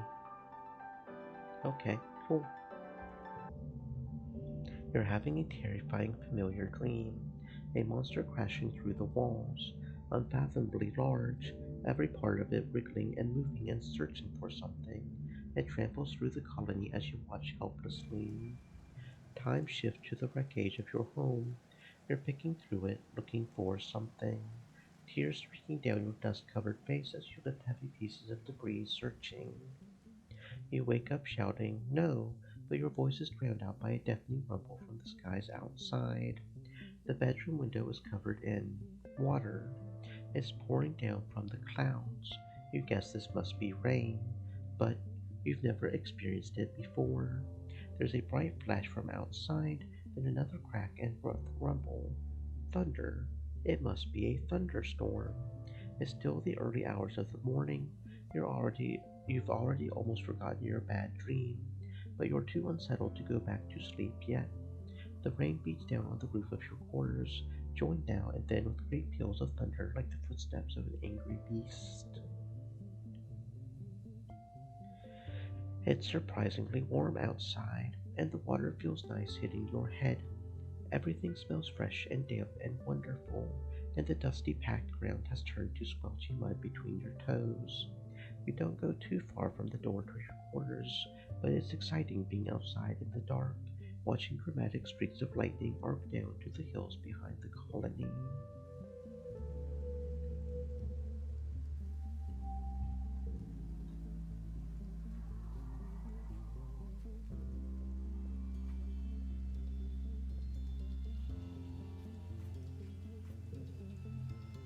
Hold this to your head now, my darling, you hear as you enter the garden looking for Cal. It'll help with the swelling. Cal is sitting with his mother, Auntie Tira, who kneels beside him holding an ice pack to his head. Cal's eyes are a little puffy. He rubs them and sniffs as you approach. "Hello, Jade." Tira greets you with a kind smile. "Don't worry, recalcitrance just took a tumble off something he shouldn't have been climbing." "Mom," Cal complains, "it wasn't that bad." "Are you gonna be okay?" "I'm okay," Cal reassures. "I just bonked my head a little." "Mom always knows how to make it better," he says with a boyish smile, "even if I'm old enough to take care of myself." "My brave boy," Tira says, stroking his hair. "Thanks for humoring me." She looks over to you. "Don't let him show off for you, Jade. Ground-based beats of bravery only for the rest of the day." Cal whines and wrinkles his nose.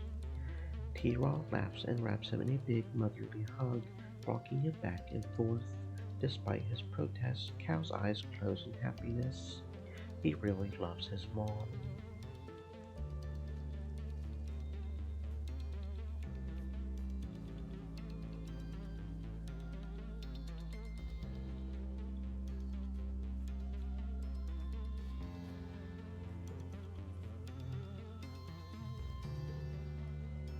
It is absolutely impossible to get the dirt out from under your nails. You try and try, but it's almost like they're stained. Gross. You don't want to think about what's under there.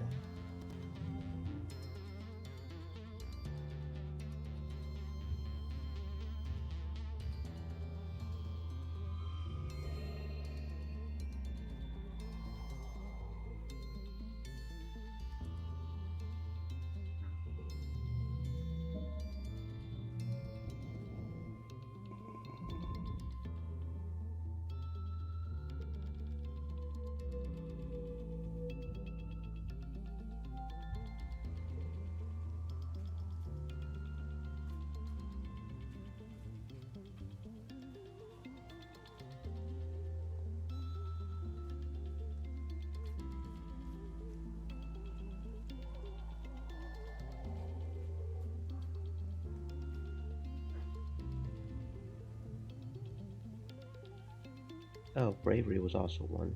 I didn't realize that. I'm brave enough. Well, so you are, Uncle Tony replies, his voice heavy as he looks at you with pride. You're growing up, aren't you? He nods and pats you on the shoulder, and you know he's thinking of Tammy. Listen, he tells you, I can see that you're a tough cookie, and I'd love to have you on my surveyor team in the future, but you'll have to wait a few more years first. Come see me when you're older, okay, kiddo? Dejected, you drag your feet as you walk back through the gates to safety. What's that? You look around questioningly. It's this. He's hiding behind some bushes. That's so typical. He puts a finger to his lips and motions for you to follow him. Sure, you figure, why not? He leads you silently along the walls to the garrison, then crouches down in the bushes between the sports ball field and the security pavilion to fiddle with something. Suddenly, he's gone. What? You check to make sure nobody else noticed, then scuttle over to where you last saw him. Behind some poplar bushes, there's a drainage pipe in the wall big enough to crawl through. A heavy grate keeps animals out, but it's loose. You could slide it aside to get through. You could sneak out. If the adults won't let you visit the Valley of Vertigo or the subaqueous swamps or the other cool places surveyors get to go, well, you could sneak through here to explore just outside the colony walls. If this does it, how dangerous could it be? That sounds like a good idea.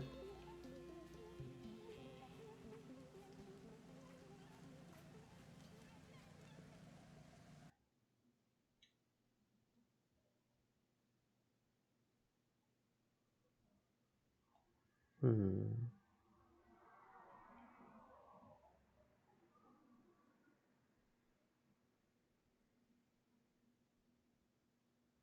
Hmm.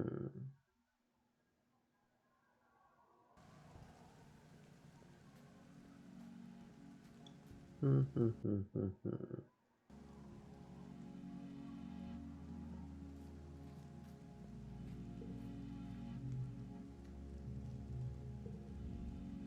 You join Cal in a particularly fragrant pile of compost. He's trying to use his hoverboard as a wheelbarrow, carefully pushing compost off it into the pile. Don't you just love this? Cal says excitedly.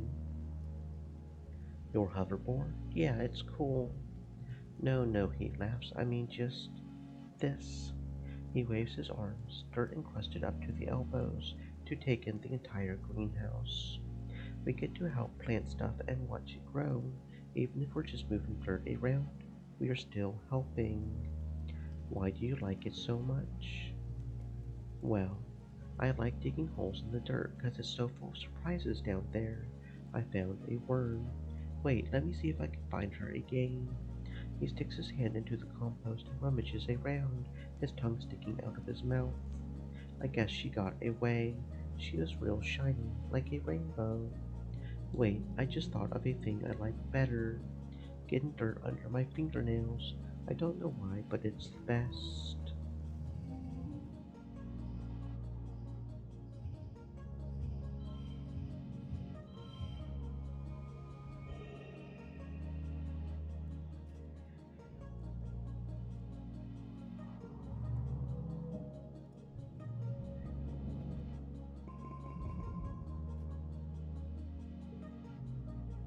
The days have been getting shorter, with only the yellow sun barely skimming the horizon. One morning you wake in the darkness and have to check your hollow palm to know what time it is. You see a hollow stream from Mars. Good morning to all my pals, if you can even call it morning. They've named it glow season because, like, everything is crazy glowing out there in the dark. I am staying the heck inside for the next month. What's the point in even going out if you can't see anything? It's going to be a long, boring month. It looks cool out there. You peek out the window. The wormhole is the biggest you've ever seen it, like a massive fiery ring in the sky. The planet must be very close to it now. And out in the jungle, something new is taking place. The plants are flowering, glowing iridescent blooms, and everything is full of life. There are strange new sounds, long hooting calls and gurgling roars. After Mars's message is a note on the ice from the council, warning everyone to stay safe inside. Tammy's dad and the other surveyors have been called back and the gates closed for the month. There's a tension in the air as if everyone is waiting for something.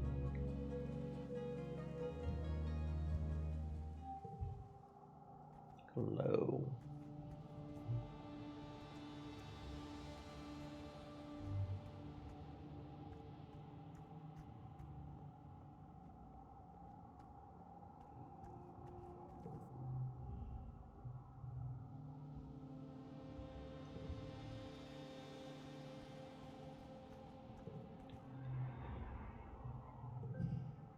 On your way to the sports ball pitch, Anemone shares the story about the time her brother Calm once spiked the ball so hard that he broke Utopia's nose. Back when she used to play sports ball too, she describes it in gory detail. -2 to neighboring social cards, telling a violent tale. But don't go easy on me, that's why we have med beds, right? Plus, I might get a cool scar. She thumbs a blue scale scar on her jaw, right under her ear. Oh, okay, so it starts going up. Like, okay, I see. Dare you to eat this worm? Oh, yeah, discounters? Well, I double dare you to eat a worm. You can't just turn down a double dare. You're no meek little Popeye. Becoming a carnivore. Slimy, unsatisfying, very, very gross. This eats his like a noodle, slurping it up and wrinkling his nose as it wriggles in his mouth. Yuck, he says, swallowing it whole, then shows you his empty mouth. You should have known better than to dare a person who fears nothing.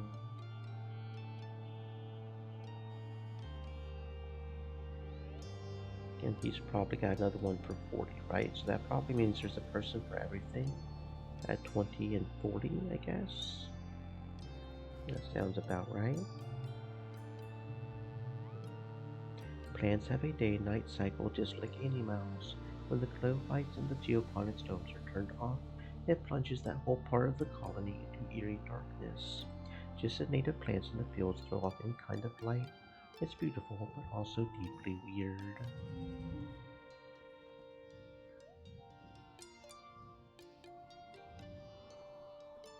Hmm.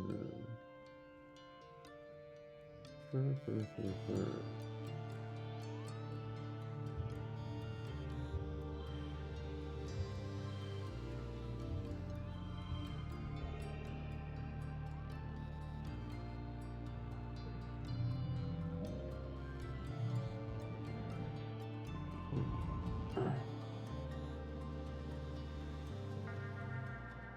It's daytime when the emergency sirens start up.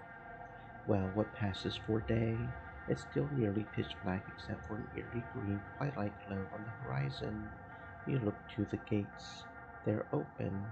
Wait, they shouldn't be open. The alert blares out of every speaker in the colony. It's the same one you used for hull breaches and fires, and in space it meant you were supposed to go to the nearest emergency shaft and put on a space suit. On Vertumna, it means to go to an assembly point and wait for instructions.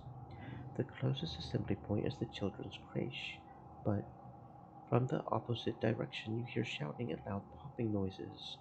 Gunfire. Is the colony under attack?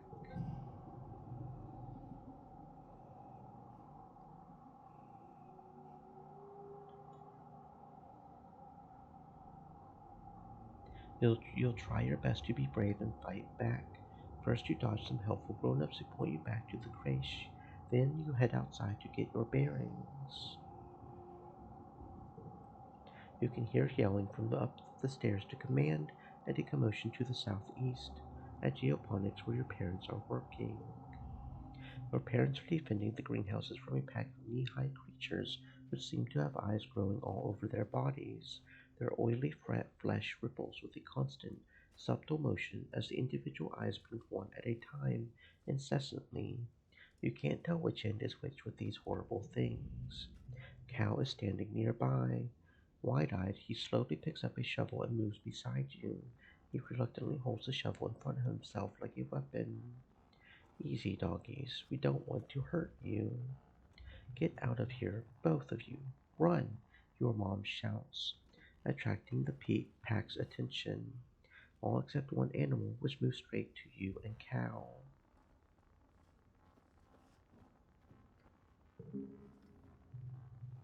You look into its too many eyes and see fear. This creature is scared of you. To Cow's amazement, you crouch down to try to look less threatening and choose two eyes at random to look into to communicate with. You start to reach out a hand, but the creature is trembling. Staring into its eyes has made it even more frightened than before. It pounces. As you get older, challenges can have conditions. The challenge suit, social, mental, or physical, determines what conditions can appear and what decks will work best. Try to collect social cards if you want to win battles for social skills. Okay. Okay, I see. So since it's a combat challenge, we get +1 to physical cards. Well, that's what we've been doing, so that's just fine. And our tell good thing we got a telling a violent tale because this is a perfect time to do it.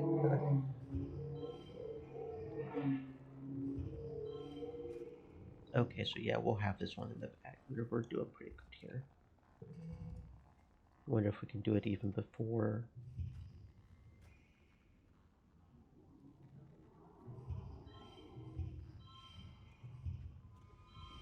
There we go. We completed round 2. How about that? So it keeps going to the next round. It's just we get a better score. I see.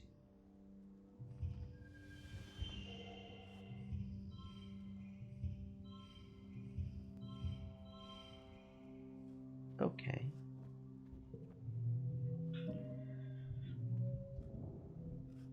Oh, and I got us some combat. Okay, cool. You killed it with nothing but a rake thrust deep into several of the creature's many eyes. The rest of the pack scampers off the moment it falls, facing the eye beast. You've never killed anything before. The body of the creature that was so terrifying a minute ago now looks strangely small and harmless.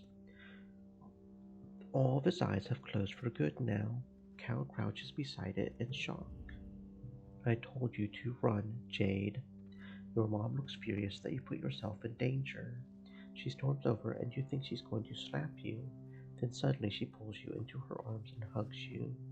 She keeps rocking you and saying, my baby, over and over. It's pretty surreal, almost as weird as the dog things with the eyes, honestly. After ooh, that was scary, reached the end of age 10. After 2 weeks of darkness with the blue sun barely skimming over the horizon, it begins to move higher in the sky and daytime returns. The council admits they don't know how the gates were opened or how the creatures got in. Some of the attacking creatures were once thought to be docile. Others were species nobody had seen before. It was like something had driven them to assault the colony. At least nobody was killed this time.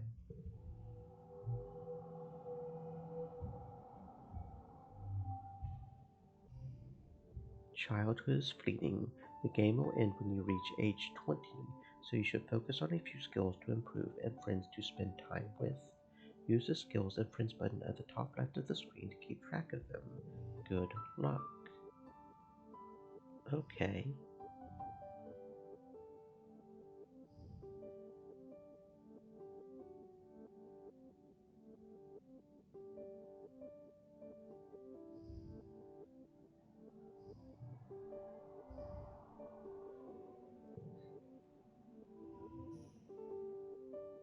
Toughness level 1, +1 to physical cards.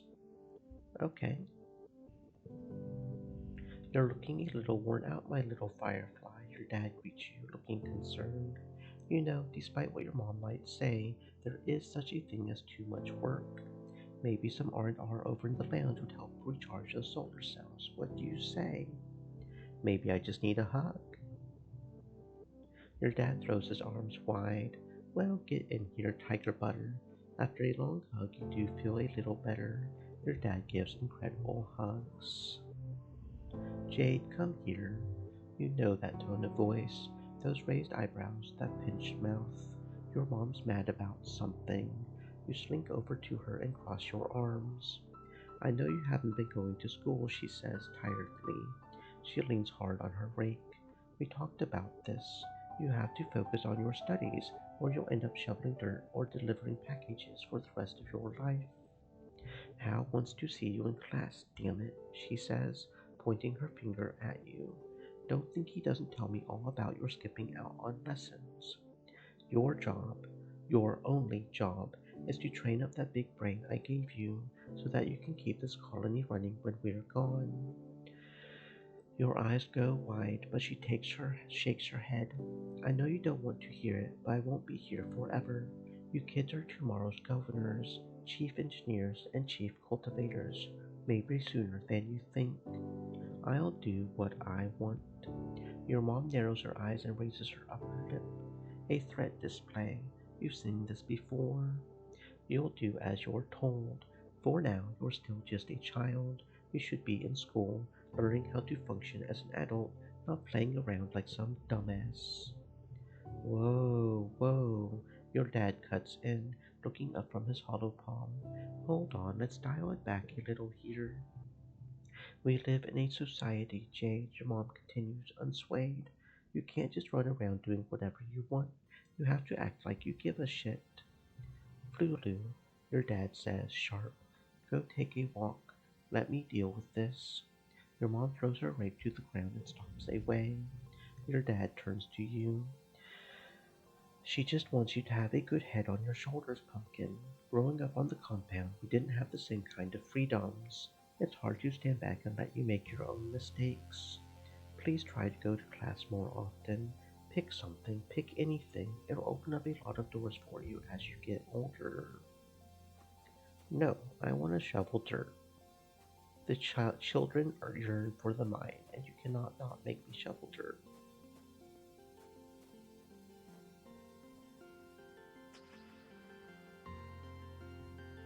But our stress is looking a little high, so let's go ahead and rest for today.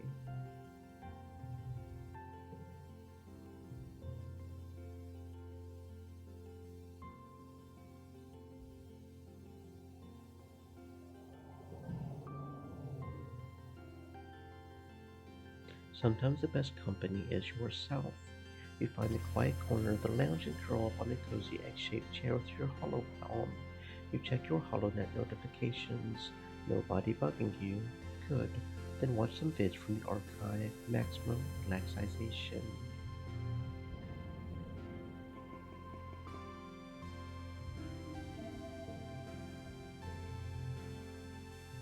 So much has happened in the last month since the monster attack here below. The idea of this planet as a peaceful utopia has been shattered. The security squads are creating new members and keeping close watch on the gates now.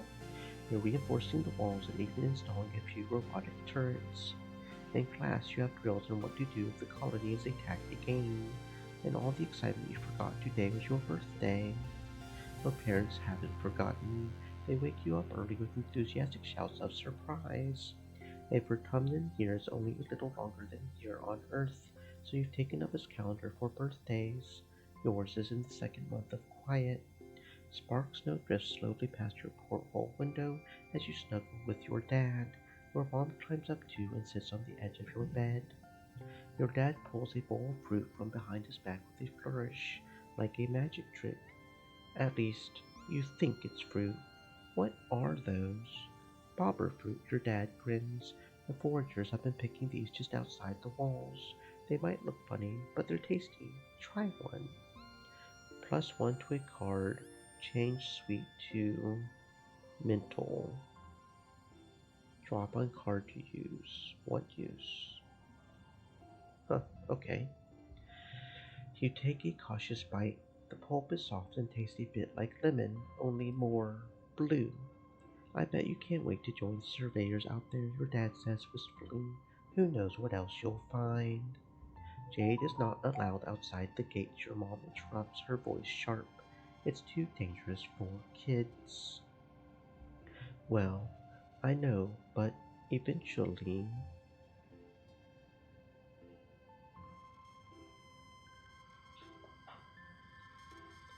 But your mom cuts him off again. But not now, your mom replies. Not with the Not since the attack. Not with everything we know is out there now. I helped. I was a hero. Don't even start, your mom snaps. You should have been in the creche with the others, not putting yourself in danger for no reason. You don't get it. You know your mom wasn't a farmer back on Earth. She was a fighter too.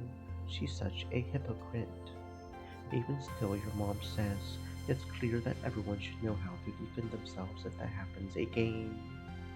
To be clear, this includes knowing when to run away, your dad adds.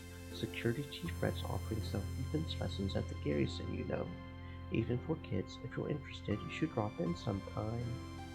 Your mom gives you a stern look. And I've heard stories of kids sneaking outside the wall, she says grimly. If I catch you doing that, I'm going to put a chip in your ear. You laugh. What a good joke.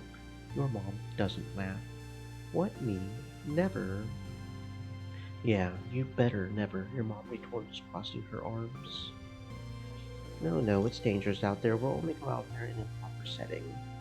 It's okay. Don't worry, we're not that stupid.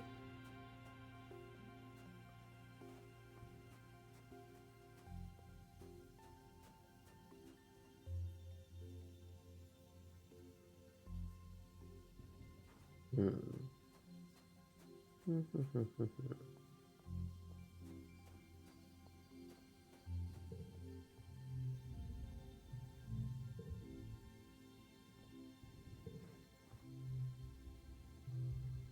Defense training, huh? Two to combat, one to animals, one friendship with anemone. Okay. You attend your first session of Security Chief Red's self-defense classes. It's a small class, mostly security officers and other adults. You and Anemone are the only kids.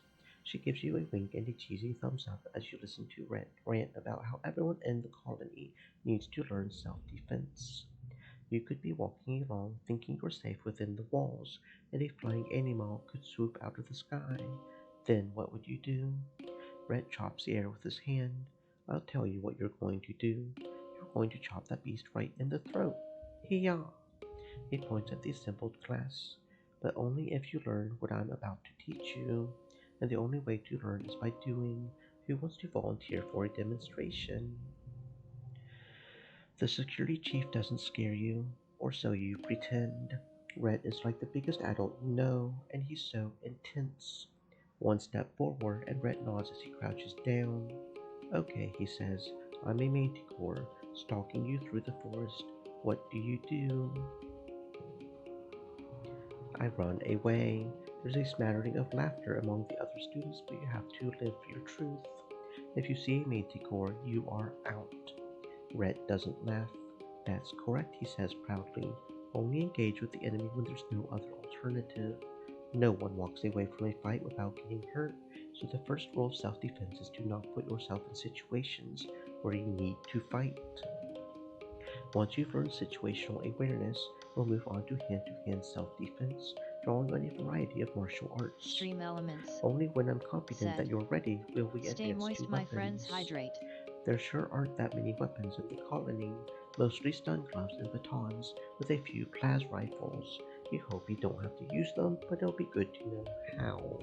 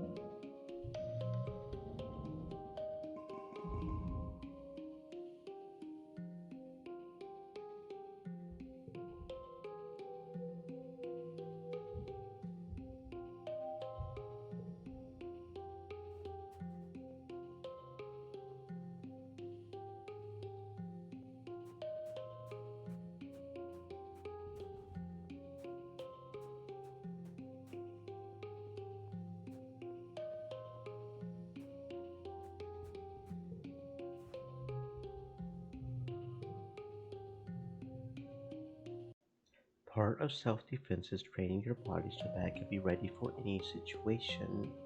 The security chief has you running laps, jumping through tires, climbing walls, and sprinting back and forth. He has this inverted anti-gravity pad that makes your limbs feel super heavy.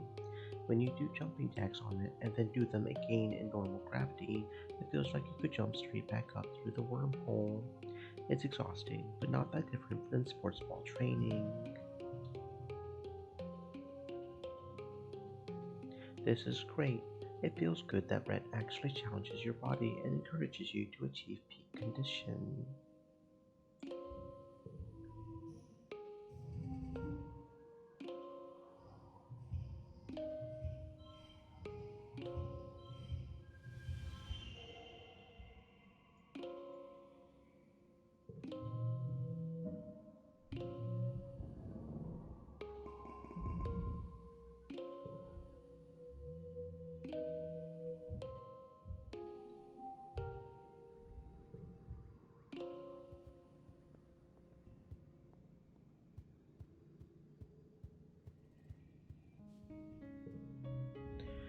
You meet your dad adjusting a watering pot in your mom's flower garden.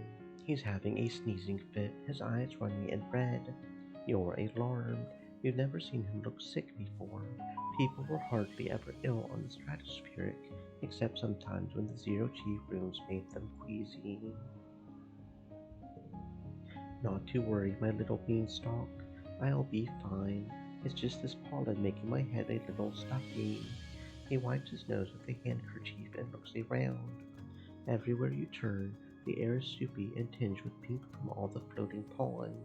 On Earth, your dad tells you, we used to call this hay fever. Even though it had nothing to do with hay, your mom cuts in, carrying a large bouquet of flowers. The native flowers seem to be in full bloom this time of year. She buries her nose deep in them, and they smell fantastic. Your dad smiles kindly and agrees that they sure are beautiful. Then he blows his nose loudly. They do smell good, and they look harmless. Your dad's eyes look so sad, but maybe that's just the allergies. Hey, Jade, I know the last few weeks have been very hard for you.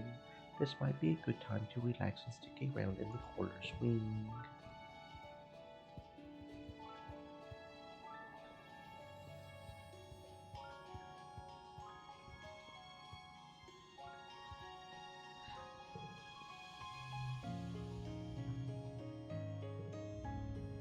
You run into Cal and Anemone on the hills behind the garrison at a small construction site. They seem to be throwing logs. There are a bunch of them lying at the bottom of the hill. It's a caber toss, Anemone shouts to you, then grunts with the effort of lifting a 6-meter long mush tree pole. She throws it like a javelin down the hill and sprints after it. My best record, she shouts and ties a piece of caution tape to the end of the pole.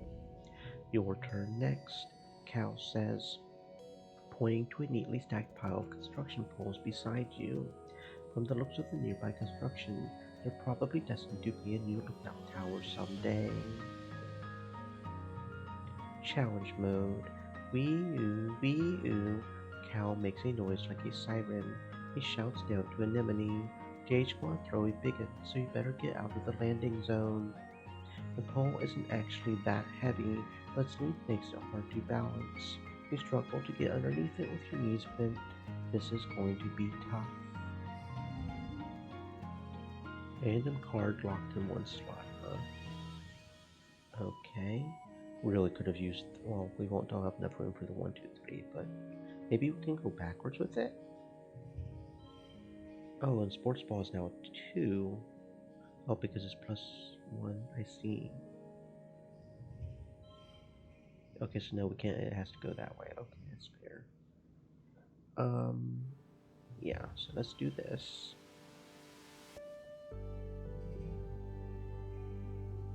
Okay. Then we'll do this one.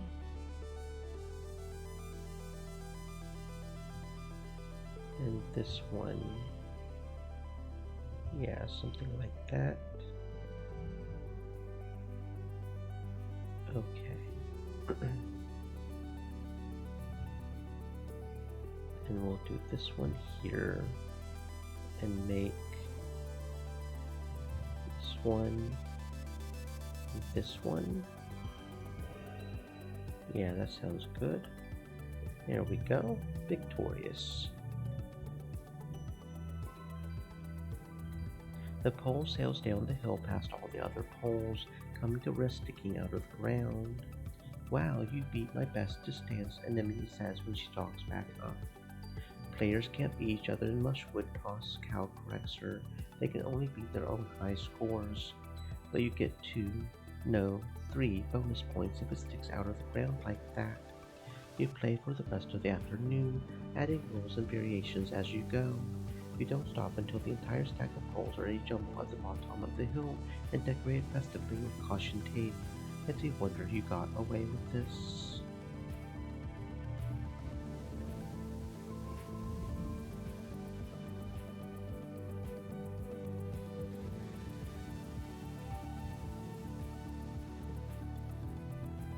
You and Anemone are playing in the garrison yard with sticks, chasing each other around and pretending to be sword fighting. The adults training nearby are patient with you, as long as you don't get too near the target dummies, but sometimes you stray too close. Watch out, Annie, one of the security personnel calls out as Anemone bumps into her. You kids stay behind the fences, okay? It's Anemone, she retorts, as she both retreat to a safe distance. Anemone throws her stick to the ground and pouts. Just 'cause everyone else shortens their name, that doesn't mean I have to do it.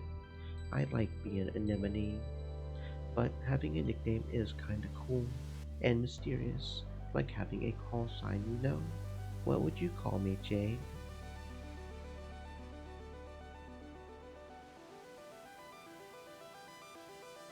How about Nim? Nim tilts her head. I've never heard that one before. She mimes swinging a sword a few times. Nim, Nim. I like it. Short and punchy, just like me. It's kind of like I'm a venture from a story. Nim picks up her discarded stick. Now, she says, brandishing it at you. Prepare to be defeated by the mighty Nim. Invaders of Nim. mm. You spend the next hour sparring with Nim in the yard. Yay! I like Nim. She seems like a fun girl. I do like the ones who just like having fun. Just don't think too much. Just vibe, right? Yeah.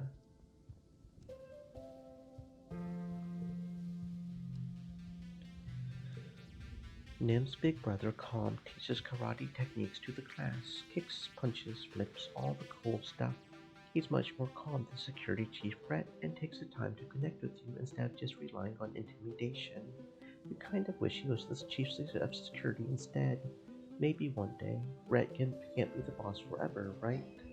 Calm organizes your first karate tournament. Well, he doesn't call it a tournament. It's more like an exhibition to show off how far everyone has come in their training. There's informal sparring matches and feats of strength, like high kick challenges and breaking boards. Despite Calm's best intentions, Nim is absolutely taking this like a competition. She takes her place next to you at the board breaking station and gives you a challenging look, tossing her unruly hair over her shoulder. Is it on? Oh, it's on. You break boards until your hands are red and sore, but it's no competition. Nim chews through these boards like they're made of soy bars. Nim is encouraging. You're getting good. You just have to focus your power through your body more. Like, it's not just your hand doing the work, she says, slapping you on the back. How are her hands not even sore? It was close, though. It wasn't really, but it's nice she said so. I bet she's using her scales to get a one-up is what she's doing, right? 2. Under 2 become 1. Wait. Why is that one getting a +1 from battle condition? That's not a red card. Weird. You know what? I'm not even gonna worry about it.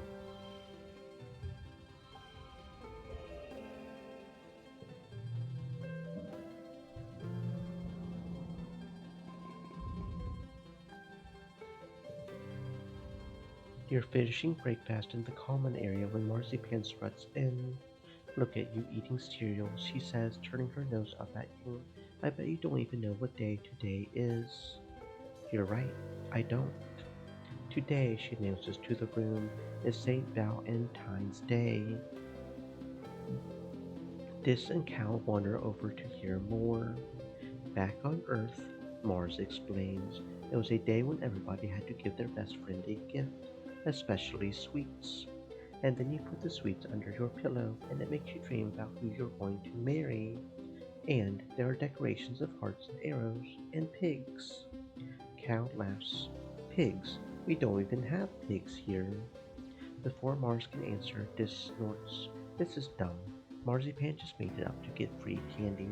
He rolls his eyes and walks away. As he leaves, Mars shouts at his back. Well, nobody was going to pick you anyway. You stink.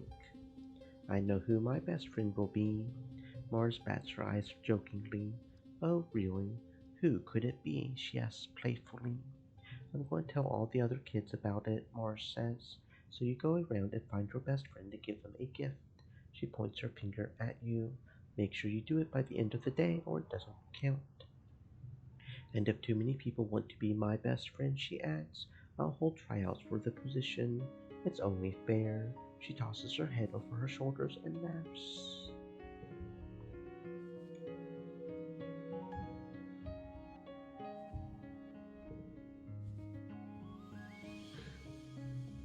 Nim's kicking a sports ball from foot to foot without letting it touch the ground. She fakes like she's going to pass it to you, then kicks it sideways and runs over to catch it before you can get there.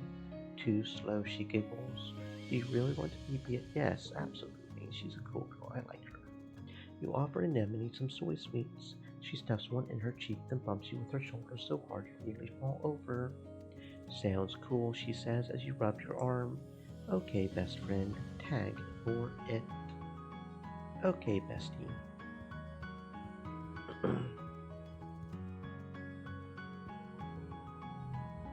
Mars is in a huff because you didn't pick her for Valentine's Day. Seems like nobody picked her. She crosses her arms and scowls at you. Why is Anemone so popular all of a sudden? She doesn't even try. All she thinks about is sports ball. Whatever, Mars mutters, tossing her hair. I'm just too mature for kids my age. The older kids get me even if you don't. You're also kind of full of yourself, which does not help, friend. Or not friend, I guess. Because you're not friend, but yeah. You are just a little too full of yourself, and that just turns people off. You and Nim are watching the soldiers train. Her brother Cobb is in the training dojo trying out a stun glove. He leaps back slightly as electricity crackles from his fingertips, then straightens up and sprays his fingers experimentally to a target dummy. A streak of lightning arcs out from his hand, charging a light bulb above the target to show a successful hit. Nim whistles. Wow, that looks really dangerous. You agree, dangerous and awesome. But I think it only stuns things because it's called a stun glove. Otherwise, they would call it a kill glove, I guess. I want to have a stun glove too, she says, copying her brother's motion of swaying her fingers forward like she's casting a magic spell. But my mom, she doesn't like fighting. She doesn't want me to be a soldier. But she lets your brother do it. Yeah, it's not fair, just because he's older. Calm was craning with threat like when he was my age, but my mom, I don't think she likes that.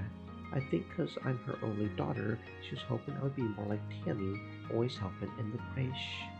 I don't want to be no one's mom. You sit and watch Calm light up one target after another with the stun glove, his motions gaining confidence as he learns this new tool. Card becomes a 2, okay.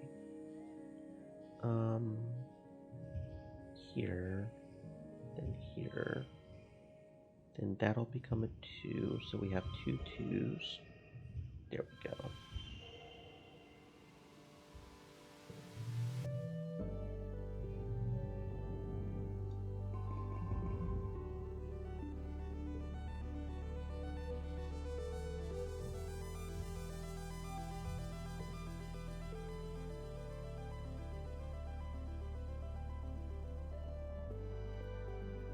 Combat's coming along nicely. I don't know when we can start doing expeditions. Whenever we're not a kid, I guess, probably. Curious little sprout, aren't you, Jade? Uncle Tony blocks your map. You want to know if they're too young? Maybe in a few years. So not yet. We could sneak out through the drainage pipe, I guess. We really wanted to, but I don't want to do that. So let's just go keep on with the training. There's so many people training in self-defense today that you have to break into stations. What do you want to work on today? Capoeira, I guess. Nim's been studying videos of other martial arts and wants to learn some sweet dance moves to show off in class. She needs a partner and you jump at the chance. Rhett watches you both, a skeptical look on his face. What does this have to do with self-defense, he says. The point of all this isn't to have fun, it's to learn how to not die. Whatever, you're too busy learning how to do a sick handspin to pay attention. He rolls his eyes and stalks away, muttering about how you're wasting your time. You feel more in control of your body, though, which is undoubtedly going to help you in an actual fight.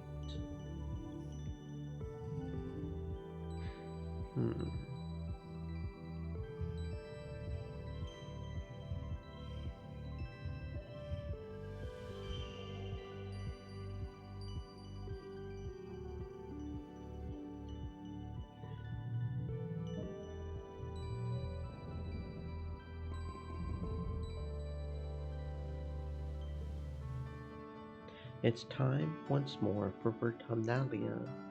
The mood of the colony has been muted this year ever since the attack during Glow. Though everything is still cheerfully decorated and the feast table is still heavy with food, mostly soy rations, this Vertumnalia just feels different in a way you can't describe. The colonists gather in a square for Governor Uticott's speech. What a year Vertumna has given us, the governor begins in her witty voice. I stand before you, so proud of everything the colony has accomplished in such a short time.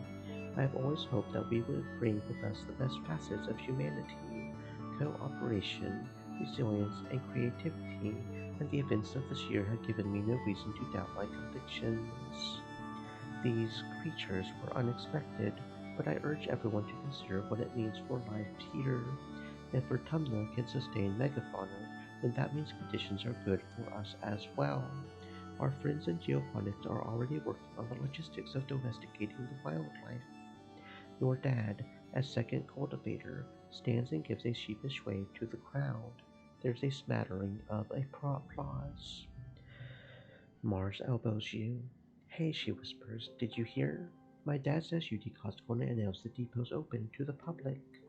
You shoot her a questioning look and she rolls her eyes. You know, shopping. Somewhere to spend all the kudos we've been saving up. There's going to be candy and toys and makeup and nice smelling soap, not the boring kind of the communal showers. You know the concept of shopping. They do it in the hollow bids from Earth, especially the ones Mars likes. But you've never actually done it. The colony provides everything you need, but it would be nice to buy yourself a treat. My dad's give me an allowance, Mars says, shooting a look of pity. It's too bad your parents made you work for yours. You and Mars tune back into the speeches, just as Udicott,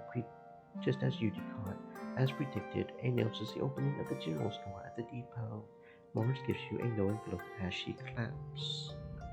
Udicott gestures for the council members to stand. Finally, the council remains unchanged from last year. We are, as always, proud to serve you and the colony as your government. The music starts up as Governor Udicott finishes. Thank you for all your hard work and your perseverance this year. Together we build the future. The crowd disperses and sets up for the annual Vertumnalia Games. Just like last year, there's a talent show, a science fair, and bot wrestling, now with an obstacle course. Nim and Cal join you for the bot wrestling biathlon, so called because Calm has added a hologram obstacle course this year. Competitors will each get a turn to wrestle a volleyball, trying to keep it close for as long as possible.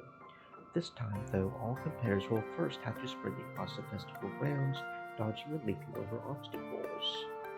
Oh, okay. Interesting. Let's see. Um, hmm.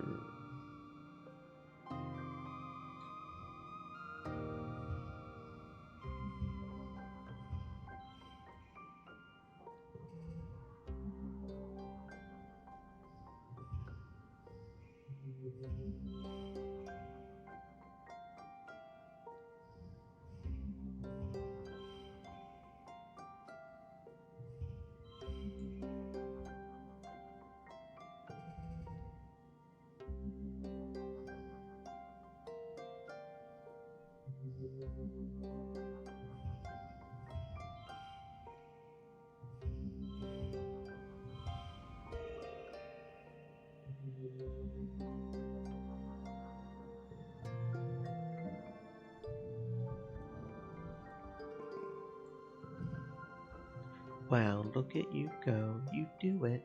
You didn't expect the hologram obstacles to move. The last one dances around and gets in your way when you get close, but your reflexes are fast enough to dodge it. Calm hoots and hollers proudly at you when you absolutely destroy the competition. Even Nim has to begrudgingly accept you beat her fair and square. She shakes your hand and tells you she'll win next year. After the festivities are over, everyone takes time off for a much needed break. Mars organizes a water fight that takes over the whole colony, even the adults. It brightens everyone's spirits, even in the thick heat of dust. You end up on top of the western wall with Dis, launching water-filled poof shrooms down on an unsuspecting anemone in the sports ball court below. The walls seem like a neat place to hang out and relax, much quieter than the lounge if you're looking for some solitude. Oh, a new place to relax, okay.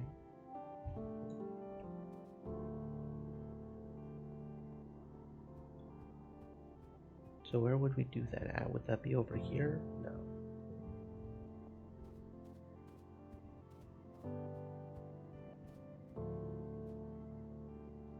We almost have enough for the next thingy there, so that's pretty cool. Guess that's in here. No, that's the lounge. Hmm.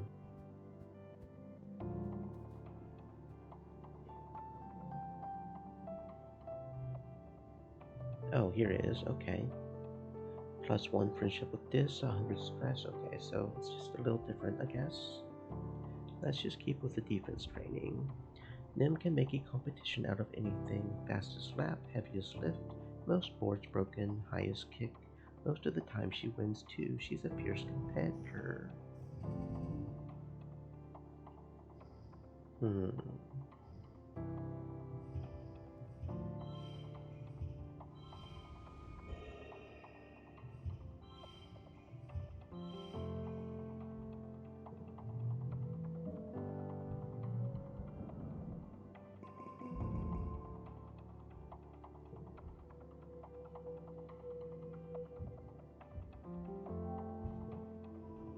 New perk. Combat level 1. Shop weapons. New cards in the depot. Okay.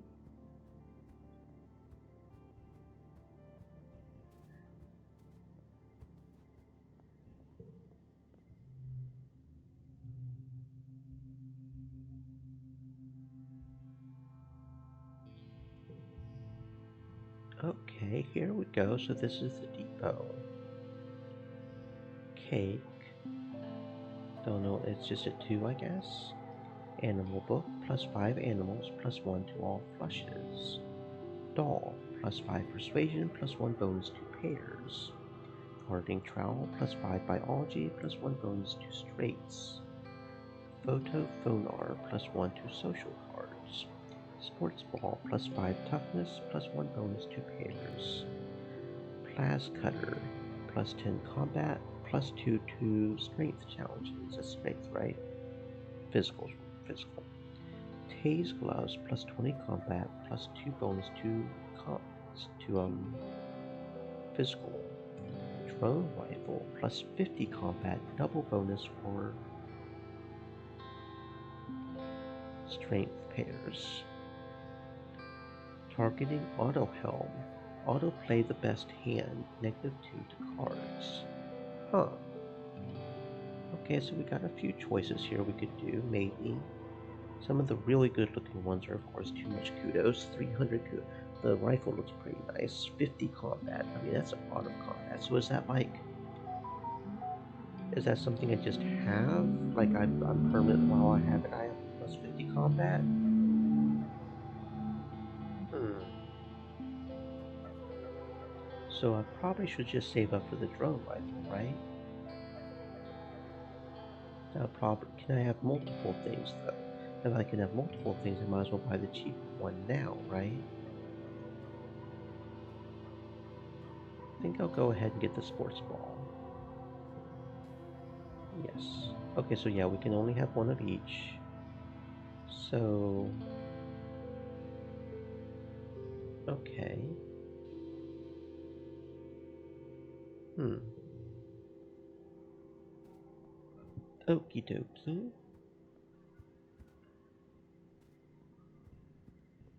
I'll just keep going with defense training. You practice various martial arts, picking interesting things from each one and synthesizing something new that works for your body.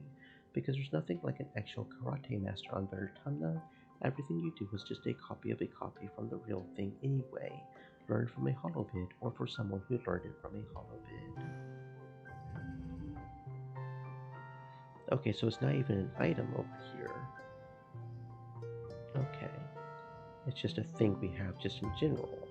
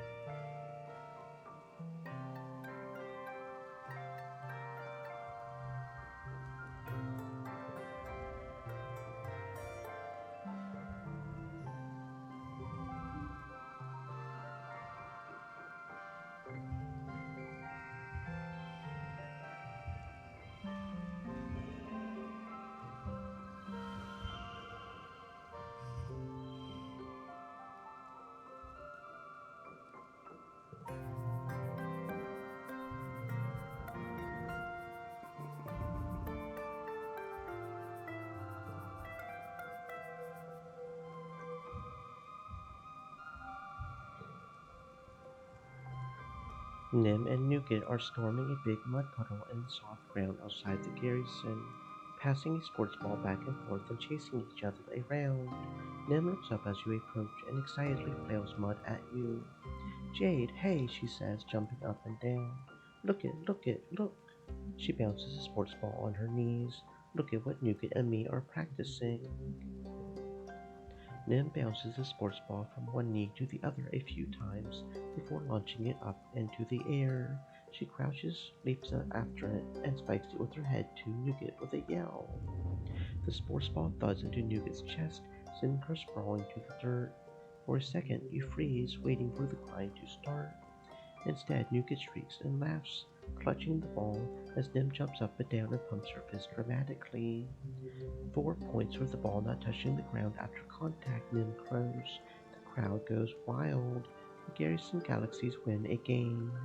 Nougat cups her hands over her mouth, imitating the roar of a crowd. Wow, that's awesome. I know, right? Nim beams. She stands up straighter and puts her hands on her hips. I'm going to be just as good as my big bro someday, and Nougat will too. She rubs the back of her hand across her nose, leaving a smear of dirt.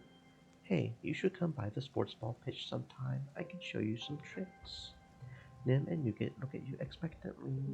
Okay, I will. Yay, great, Nim says, bouncing on her feet. I can't wait. I'm so excited. Sports ball is my favorite thing in the planet. Her eyes go wide, maybe even in the whole galaxy. Me too, Nougat yells from where she's still lying on the ground. She picks herself up and carefully puts the ball down in front of her, then kicks it to Anemone. Did you see that? Nim laughs. She kicked the ball with her foot. Nougat's a natural. She's already inventing new ways to play sports ball. Future coach Nougat. Nougat puts her hands on her tiny hips. If you come to practice, you gotta play, she challenges, pointing at you. Nimmy says I got to be coach, so it's my rules. You and Nim both burst out laughing. Nougat is such a little character.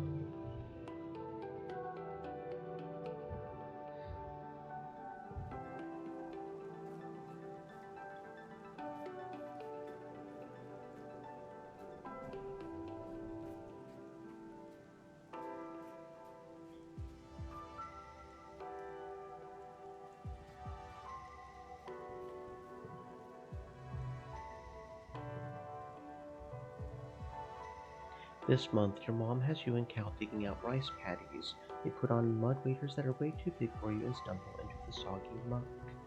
Cal starts nerding out about mud as he does. The ground is so soggy because of lower gravity means the water takes longer to seep down, he explains, pouring a big clod of mud out of the ground and slopping it into the hover lift. At least when it's raining, you don't have to use wheelbarrows. Everything is so swampy and warm on Vertumna, not like the dry recycled air of the stratosphere. The wet ground makes the roots from our earth plants rot easier, so we need a ton of mush tree mulch, or this kind of puffy lava rock kind of thing. He stops and rubs his face, smearing mud across his cheek. Maybe we can do that next. I like smashing it up into tiny bits with a hammer. It's nice to be outside with Cal. The tropical rain is never too cold, and Cal is great company. Just think about all the cool stuff that's out here, Cal exclaims. Who else gets to shape the planet and provide food for the colony? No one, that's who. This job is the best. He keeps on digging and nattering on about cool bugs he finds in the mud. Up to your armpits in mud. You goof off a little and have fun. Your antics eventually lead you to slipping, and suddenly you're up to your armpits in the mud and laughing as it oozes down into your oversized waders. Mud, mud everywhere. It's muddy. Okay, so eagle eyes. And then anemone's loyalty will make that a 2.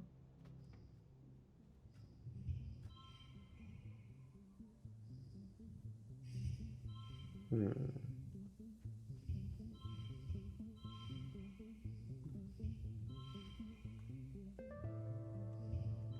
Hmm. I don't think there's a way to get straight there. I don't think there is.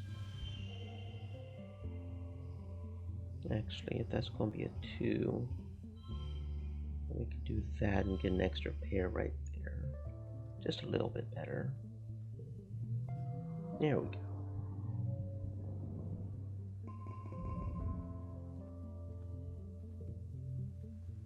There is a commotion in the square. An expedition's vehicle has driven through the gates and is idling in the middle of the square, an unusual sight. People come down from command to investigate. Utopia gets out of the vehicle and trudges over to Udicott. After a brief conversation, you see Udicott gesture for people to unload the vehicle and clear the area. You stay out of the way to see what they're unloading. It's a body. Chief Surveyor Tonin's body. Someone quickly covers him with a sheet, but not before the image of his torn open body is seared into your memory. However he died, it was violent and bloody. You feel your tummy cramp with nausea. What happened? Dis asks, coming over to crouch around the corner with you. You share that Uncle Tonin is dead, and he stares at the sheet-covered body intensely, as if he could see through it. Did they say how? I'm sure they'll tell us later. Dis frowns. No, they won't. They'll just tell us something happened, the same way a bunch of animals just happened to attack the colony. They don't want us to know about the monsters and other worse stuff. They want us to think everything is fine, but it's not. This planet isn't as nice as they say it is. He shakes his head. They hate that they can't control us. You and Dis watch the adults carry Uncle Tonin's body away. From the way he's practically vibrating, you can tell Dis wants to ask more questions about what happened. After a few awkward minutes, he sneaks away without saying anything, probably to try to go take a look at the body. At least Tammy isn't around to see this, you think. At least they're together now, wherever people go when they die. You watch Utopia bend over to get a hug from Udicott, wiping her eyes as she finally cries. Udicott has never been the most comforting presence in your life, but it seems to help. Utopia will probably be the next chief surveyor. At 24, she'll be the youngest council member. She was only a toddler when the stratosphere left Earth. Apparently, her sharp eye and hoverglide flying skills are the best in expeditions.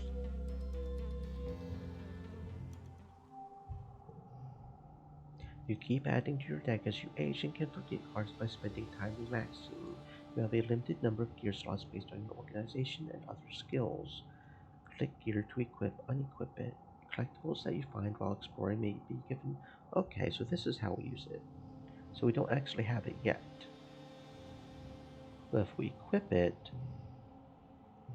lock to need perk. Total gets +1 in the first round of challenges. Okay, cool. I don't know what, pets. Apparently there are pets. 3 gifts or 1 used items. Duplicate stat. Okay.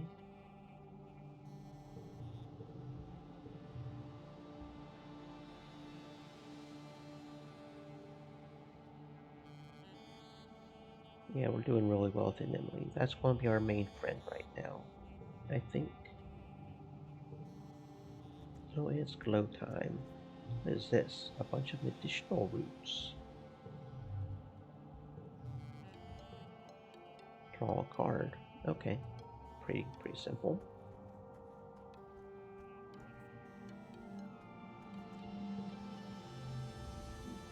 Want to train together? You used to be able to go mano a mano with them, but she's been training hard. You get your butt kicked all over the sports pitch.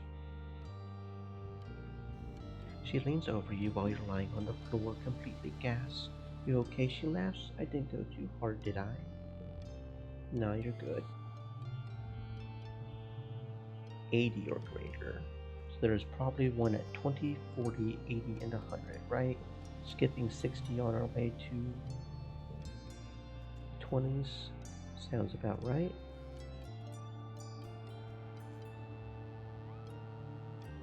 Hmm.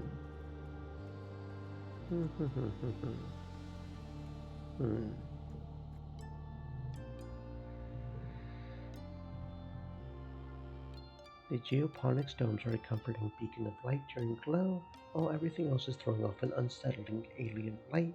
The domes are stable, dependable, human. You like spending time in them, tending to the seedlings that will be transplanted into the fields as pollen. Okay.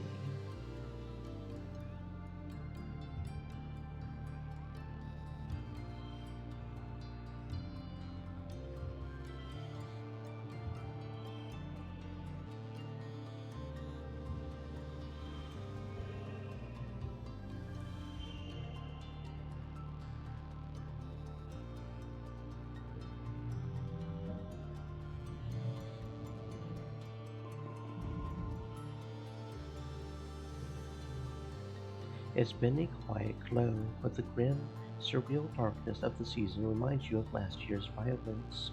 As the month wears on, you overhear arguments at dinner, adults worrying that an attack is still coming, and others who think the first one was a fluke.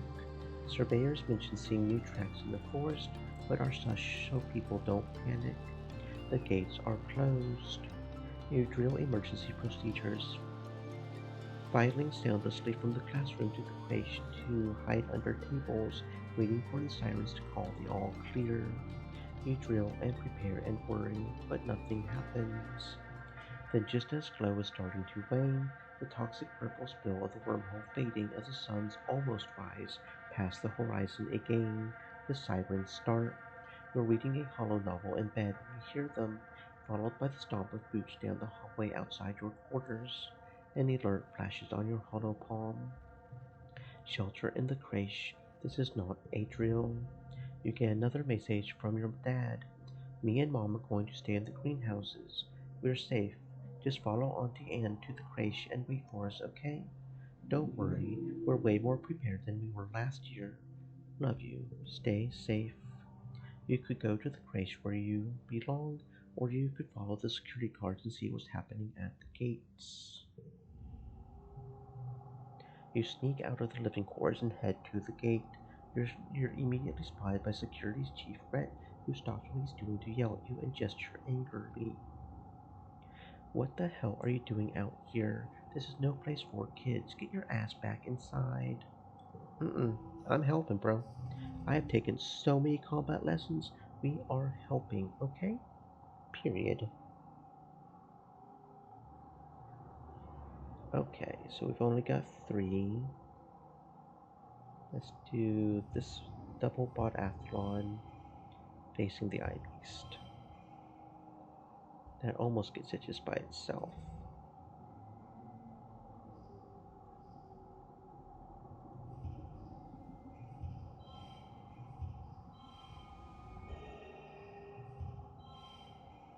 There we go. There we go.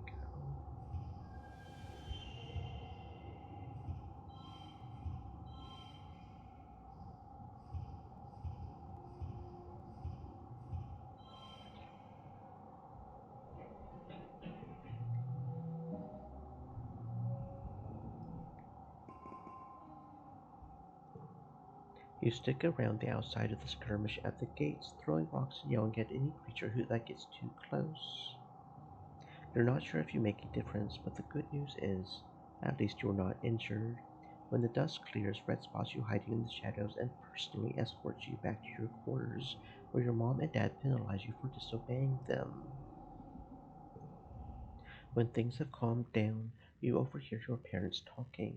I'm not going to be the first to congratulate Rhett, but all of his defensive improvements were exactly what we needed.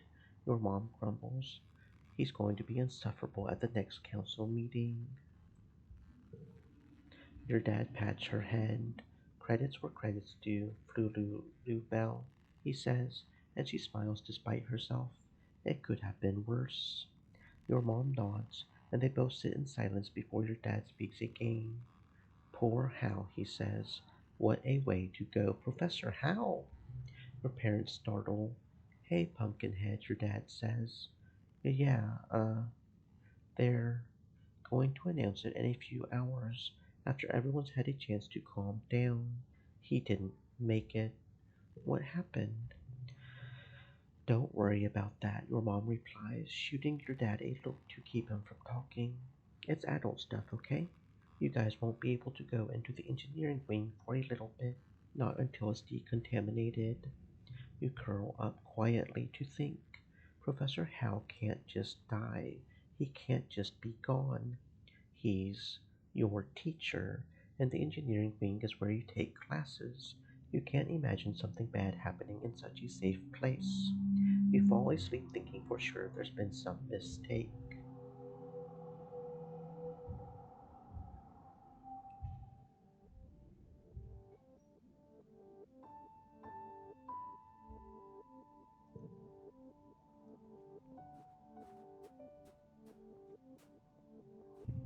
Oh, some more medicinal herbs. Cool.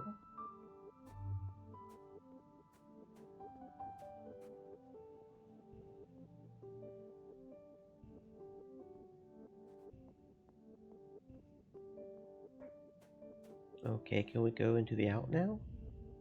You stop cautiously through the colony gates. Chief Surveyor Utopia stops you with a hand on your forehead. Whoa there, scamp. They would kill me if I let you out of the colony. Okay, so we're not old enough yet. Understood. I just wanted to see if we were old enough. We'll just keep shoveling dirt. It's not always shoveling. You sometimes get to control the huge robotic vehicle that's been fitted with a plow.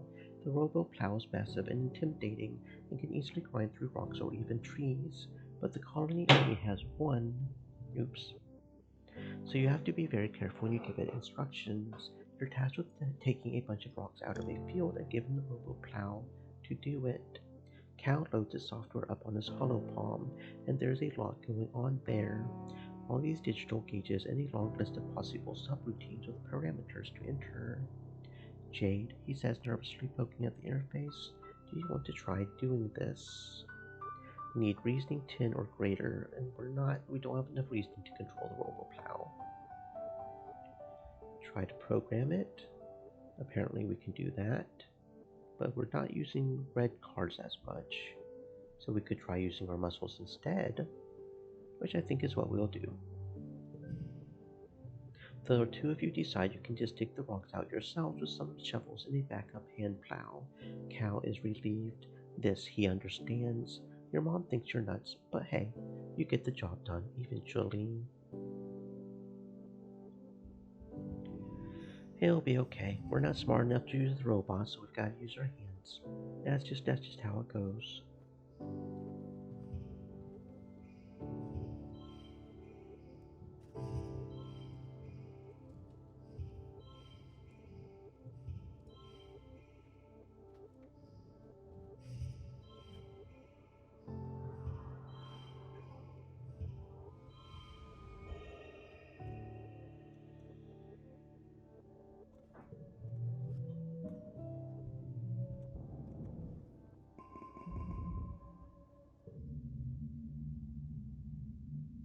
You've been having weird dreams as usual.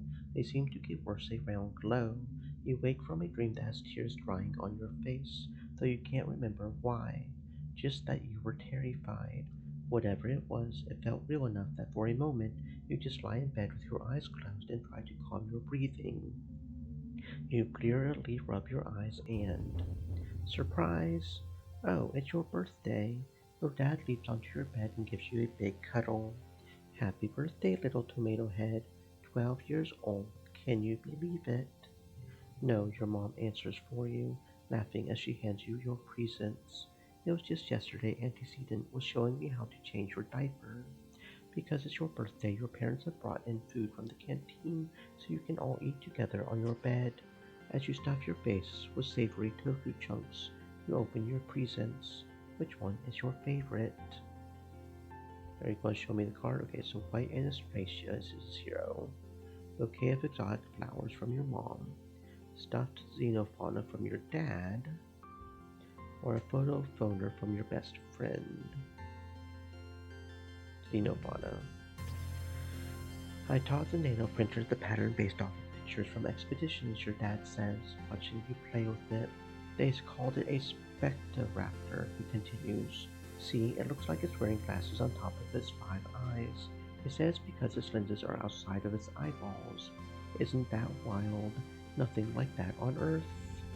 As your dad clears away the wrapping paper and the dishes from breakfast, your mom folds her hands on the table and gives you a serious look.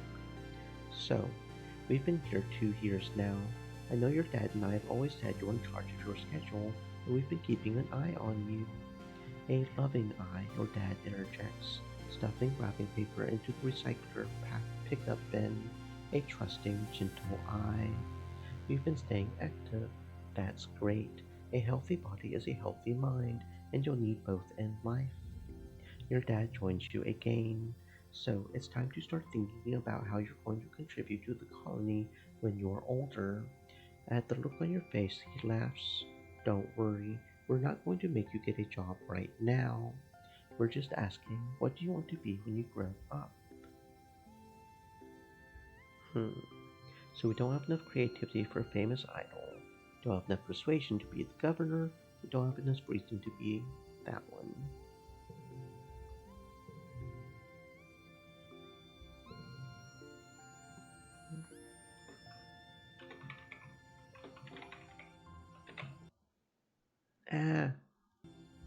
cough up, silly.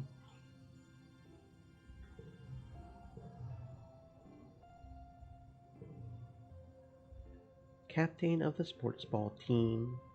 In your mind, sports ball captain is a big important job, maybe even more important than governor. Your dad laughs indulgently. Sure thing, kiddo, whatever you want. Well, your mom starts to get up.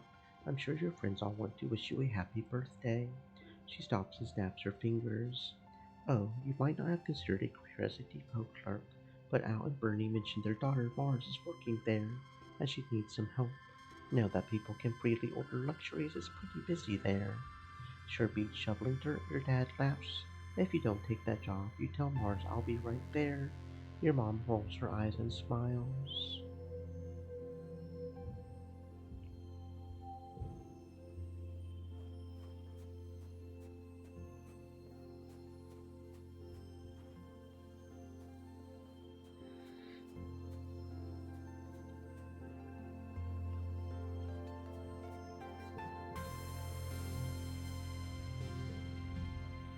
Hey, Squirt, your mom calls out to you. Don't you think it's time you start thinking about what you're going to do when you're older?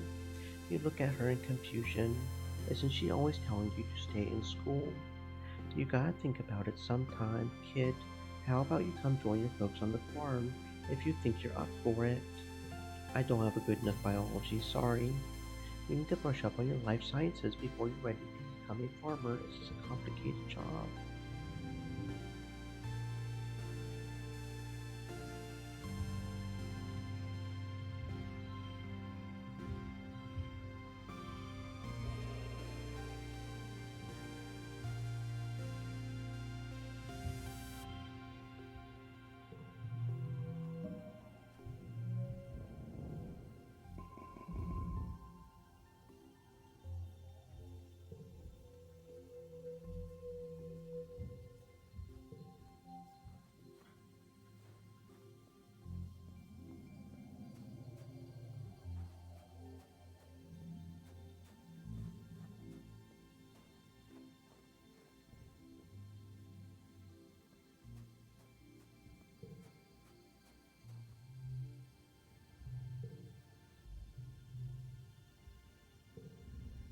Hey, friendo, I was just gonna get out of here, but you can come with me.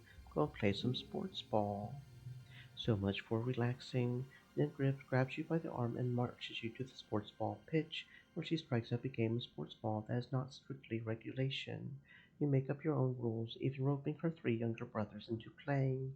They're young and they kind of suck at stuff, but still fun.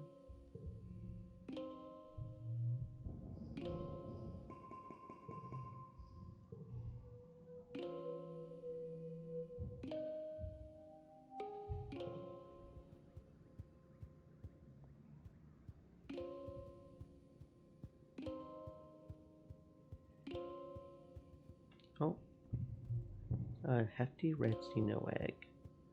Wonder if we can hatch the egg somehow. That would be kind of cool, wouldn't it? If we could hatch it somehow.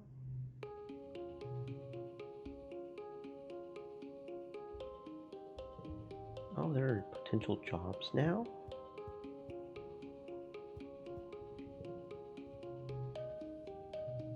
Hmm, nothing over here for jobs.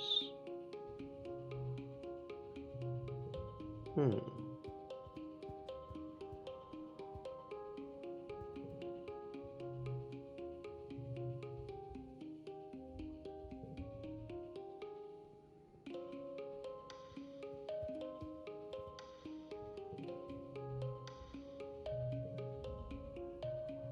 your mom loves to give long biology lectures while the two of you move dirt. We're very lucky that the autumnal soil more or less resembles Earth's already. It has few harmful salts or heavy metals that would be poisonous to people, like many planets on the Sol system. And most life on Vertumna is carbon based, just like on Earth, and the atmosphere contains about the same breathable mix of nitrogen and oxygen, which is why we chose it. She frowns and leans on her shovel, but the soil is more acidic, more dense, and contains less calcium and nitrogen. Not quite right. Tell me more about dirt. Your mom smiles while she works. Well, you know we're mostly made of carbon and we mostly breathe oxygen, but nitrogen, usually in the form of ammonia or nitrate, is another basic building block of our cells. It's in our DNA, RNA, and amino acids. She gestures at the sky. Autumnal plants can absorb nitrogen from the air, but earth plants and humans can't. It needs to be fixed into the soil. It's usually done with bacteria called diazotrophs, which take atmospheric nitrogen and turn it into ammonia, which earth plants can absorb through their roots. The soil on Vertumna has plenty of phosphorus and potassium, but less nitrogen. We don't know why. Where are the diazotrophs? Why isn't it nitrogen left behind by decaying plants like it is on Earth? If you keep studying, maybe you can figure it out someday. Your mom hums. Autumnal soil also has a high acidity. Its pH is around 3 or 4, making plant roots less efficient at absorbing nutrients. For example, corn and rice need a pH of 6. Even acid-tolerant blueberries need a pH of at least 4.5. We went through a lot of calcium carbonate when we were setting up the gardens, mostly from limestone. Limestone on Earth is made of coral or shellfish, though we haven't found any here yet. We have to use calcium oxide from wood ash. It helps bring the pH up a little, making the soil more alkaline. Did I ever tell you about everything we lost during the wormhole accident? I didn't want you to worry, but in addition to a lot of our food supply, we also lost one very important geoponics cache, our compost. You look around. Big deal. Vertumna is covered with dirt. Our compost house precious diazotrophs and other bacteria, those tiny organisms that break down plant matter and pull nitrogen from the air into nutrients Earth plants can absorb. They don't exist here on Vertumna. Only a small amount of Earth's soil survived. Now we need to help these bacteria multiply and spread, converting all this useless red autumnal dirt into the dark, nitrogen-rich soil that Earth plants like to grow in. So that's what we're doing now.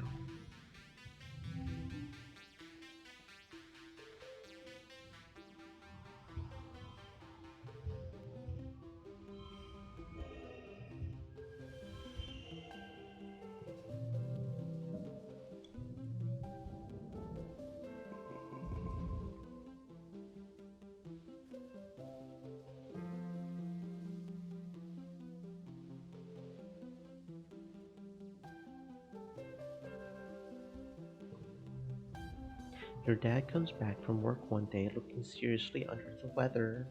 He's pale, with Stream deep circles elements. under his eyes, and he Said. keeps sneezing. Stay It's moist, my fine. friends, It's just hydrate. all this pollen in the air. It's gunking up the old air tubes. You remember hay fever, flu? We always got it back on Earth, too. Your mom frowns and crosses her arms. We did. So why isn't it bothering me? You're a lot tougher than me, sweet pea. I'm sure I just have to get used to it like you did.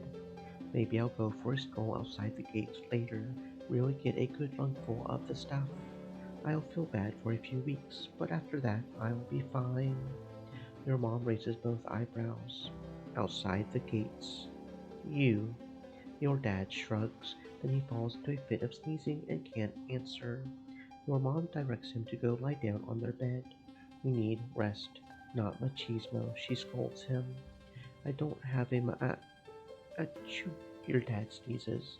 A macho bone in my body, foo-foo, and I have to fertilize the corn and the pixie beans this week. Your mom grunts. Your dad pulls a handkerchief from his pocket and sneezes into it a few times. Big, yelling honk sneezes that echo through your whole quarters. He pulls it away from his face and you can tell that something's wrong. Your dad says weakly, holding the handkerchief away from his face. It's bright fuchsia pink and glittering in the light.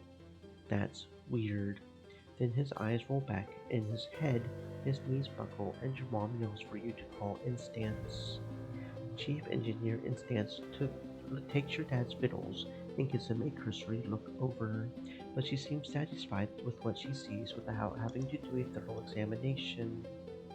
The explorers have started calling this the Shimmer, she says, shining a light down your dad's throat. He's looking a little better, but not much.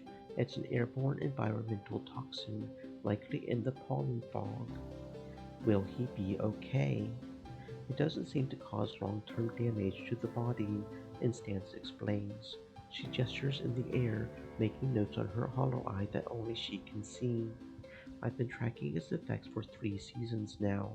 The toxin is flushed out of the body after 3 to 5 days and is not contagious. She looks down at your father. What that means for you, Geranium, since you're particularly susceptible to the toxin, you should be taking better pains to avoid exposure. If you must go outside during pollen, use a respirator. Your dad smiles weakly. You got it, boss, he says. Your mom smiles and puts her hand over his. As your literal boss, I'm ordering you not to come into work for the rest of the week, she says. You're on strict bed rest. She leans in to touch her forehead to his. They stay like that, smiling with relief. Even after one day of bed rest, your dad is looking a lot better. He's clearly anxious to get back out into the fields. You're going to love this new crop, Jade. It's called a pixie bean. They glow in the dark. He's already pulling on his boots. The fields look so beautiful at night.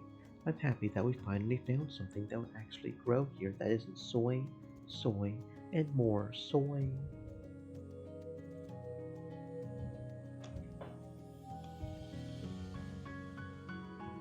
New perk.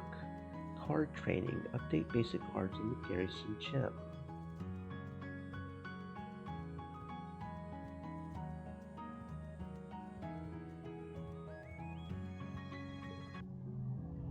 Your hollow palm pulses with a message from Tang. Hello, Jade. If you're not occupied, could I ask you for your assistance in the lab? Thank you in advance. Tangent. Typical Tang. But her asking for help is something so rare that you can't help but head over right away. You find her hunched over a spectrometer, making notes on a hollow screen. Oh, you're here, she says, blinking rapidly. She looks like she's been awake for days, wrinkled, a little shiny, and with the wild-eyed look of someone who needs a cup of black tea. How can I help? I'm researching the shimmer, the respiratory illness some people report during pollen, she says. I'm loath to admit it, but I need your assistance. She takes 4 vials with swabs inside and puts them into your hands. I need recent saliva samples from both you and your father, she says. There must be a reason why he's so susceptible to the shimmer, and you're not. You share half of your genetic code with him. There must be some marker we can compare between the two samples. Then she continues, pulling another vial from a rack of test tubes. Administer this to yourselves, wait 3 days, and take the samples again. This test should be able to determine if anything in your body chemistry has changed. Tang looks at you very seriously, cutting through her bleary expression. There's something going on here, she whispers. Something really, really big. I've begun to realize this is about more than just curing a disease. She squeezes your hand so hard it almost hurts. Unlocking the secrets of the shimmer, who it affects and why, it could lead to a greater understanding of all life on Vertumna. And knowledge is more than power, Jade. It's control. Are you okay? You seem unhinged. Tang blinks again. I'm perfectly fine, she says dismissively. This is a phase of complete concentration and focus. I'm in the zone, Jade. Okay, I'll do it. Thank you, Tang says. I've been researching so hard, I think my eyes are going to fall out of my head. And for what? Well, for the end of a debilitating disease is a pretty good reason, but Tang just shakes her head at herself before you can answer. We're at a disadvantage here, she mutters. We're fighting blind. We need to understand this planet if we're going to get it under our control.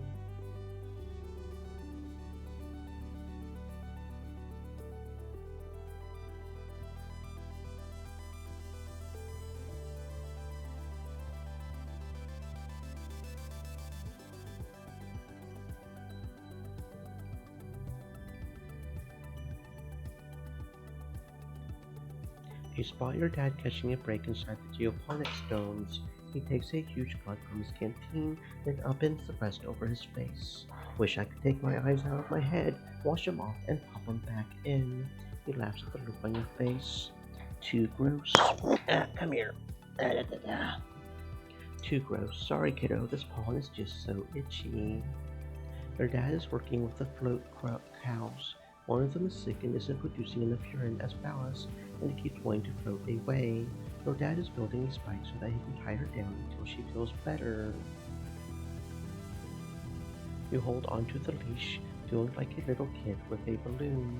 You've a big boy gassy balloon. It looks down at you with placid, unblinking eyes. You can see yourself reflected in them. Weird. Neat. Animals level 1. Upgrade pet cards via relaxing in the park. Oh, okay. Cool. Okay, so he had, I didn't realize he had an animal one. Organizing. So does every single one of them have one? Because if that's the case, then combat should have one somewhere, right? I found something you might like. No, okay. You would think, right?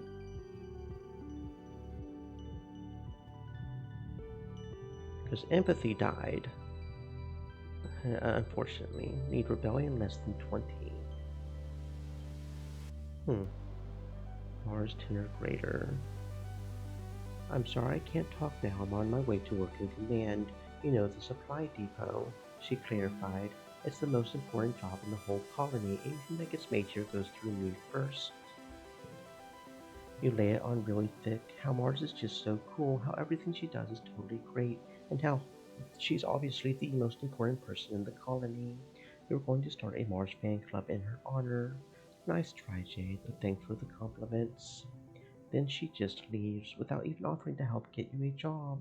Sucking up to Mars didn't work.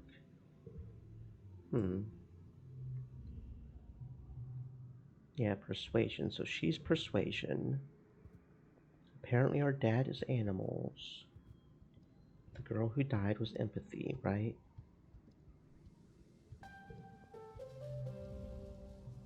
Your biology makes sense. So you're animals. You're organizing. Okay. So your biology, you're organizing. We don't have reasoning or engineering yet. I feel like we saw, yeah, bravery. We do know bravery one. Your reasoning. Okay, so your reasoning, so we don't have engineering yet. And then your bravery, right? Yeah. Because that was empathy. Bravery. Creativity is the only yellow one we haven't found yet, right? And creativity and engineering. And then your toughness, but you need 80. We're not quite there yet.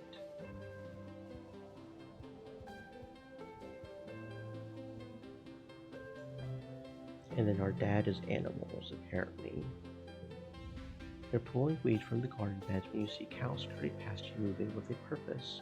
He doesn't even stop to say hello before he disappears into a barn.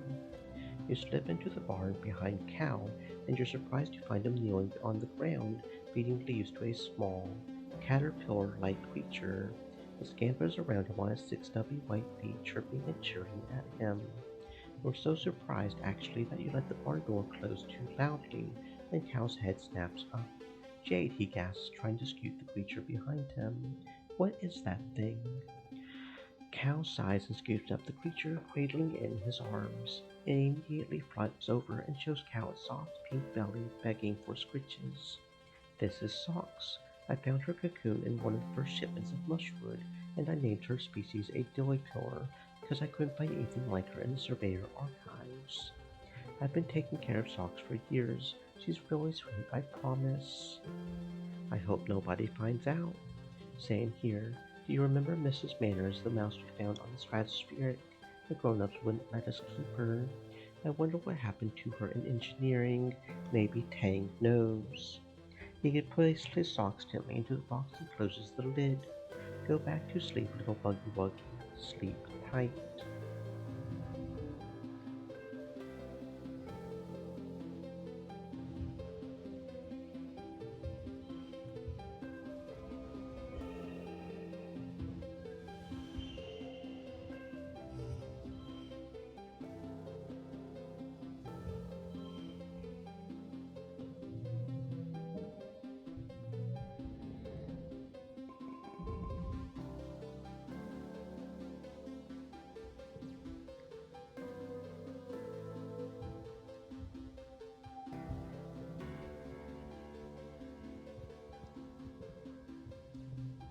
You catch Cal at the gate to the gardens. He's carrying a big bucket of rocks. "Hi, Jade," he exclaims. "I'm supposed to tell you where there's a new park near Geoponics now. We can run around all we want and nobody will say we're trampling the fields. You should come play there sometime." Okay. And that's where we can upgrade pet cards. I don't even know if we have any pet cards, but yeah, we can upgrade pet cards. And the Garrison Gem. Want to train together? Nim always insists that you never go easy on her, so this time you don't. You go after her with everything you've got. By the time she finally taps out, you're both breathing hard. You let her up and she touches her fingertips to her eyebrow, startling when it comes back red. "You really kicked my ass. Good job." You find Nim in the sports ball bleachers, intently focused on her hollow palm. She looks frustrated by whatever is on it. "What's up?" "I don't know what to get Calm for his birthday. I have to top last year when I made up a sports ball trophy and gave it to him. I'm just running out of ideas, you know?" "Like, he would appreciate something from the heart." "Yeah, you're probably right. I just don't want to get him a little kid gift, you know? Like how Mom taught us how to make stuff with macaroni and glue. The problem is, I'm not good at that stuff. What's something I could do that's easy but still cool?" "A picture of the two of you. As long as I don't gotta put macaroni on the frame." "Yeah, that's nice. He'll probably move out of the family pictures corner soon, and that way he'll already have a picture of us to take with him. I have the perfect picture too. Thanks, Jade. This is a great idea." "Hey, Squirt, what are you doing up there?" You look down at the pitch where Calm is standing with a sports ball under his arm and an easy smile. "Is this knucklehead bothering you?" Nim gasps, then laughs. "Calm," she whines. "Jade is my friend. We're just talking." Calm drops the sports ball to the ground and rolls it under his heel. "I'm getting the team together to run some drills. She can come too." Nim looks at you hopefully. "Sure, I could use the practice." Nim cheers and scampers down the bleachers, laughing herself into a full body hug with Calm. You follow her descent more cautiously, listening to her chatter with Calm about her day as they walk together across the pitch. She really loves her big brother. Oh, okay, so there's no 100. There's just 20, 40, and 80. Understood.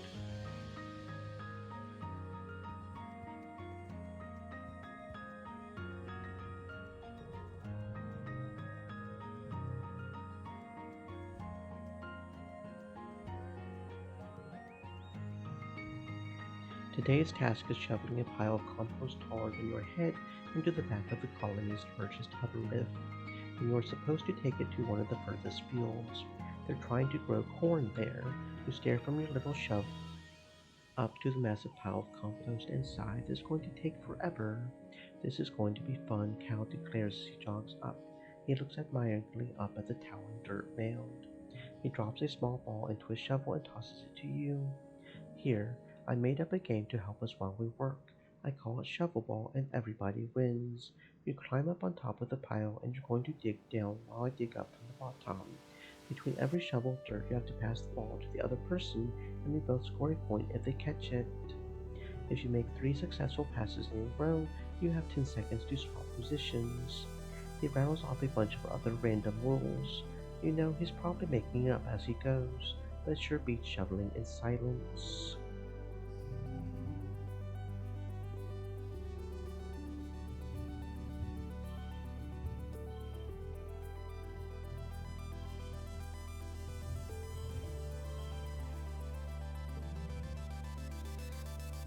Hmm.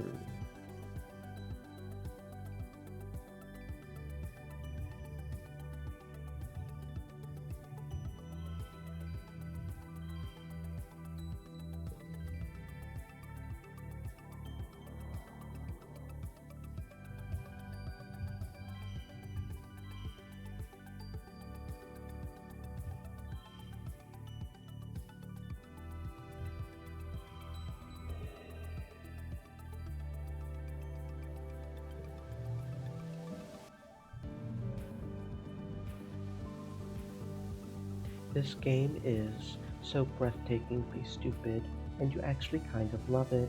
Before you know it, the compost heap is all shoveled up and loaded into the hover lift. Cal is careful never to say which of you is better at shovel ball. It's a cooperative game after all. He's just happy he got to spend the afternoon playing games. Increased reward for shoveling dirt. Playing shovel ball. Plus two cards with lower values, and it's got an 8, so odds of it being a lower value are pretty high. Cool.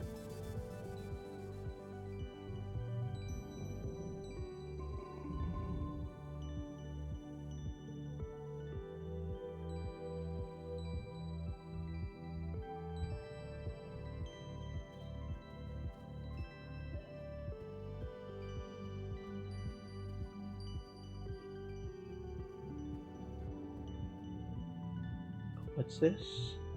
A yellow flower. Plus one card to a card, change sweet to yellow. Yellow flower makes sense.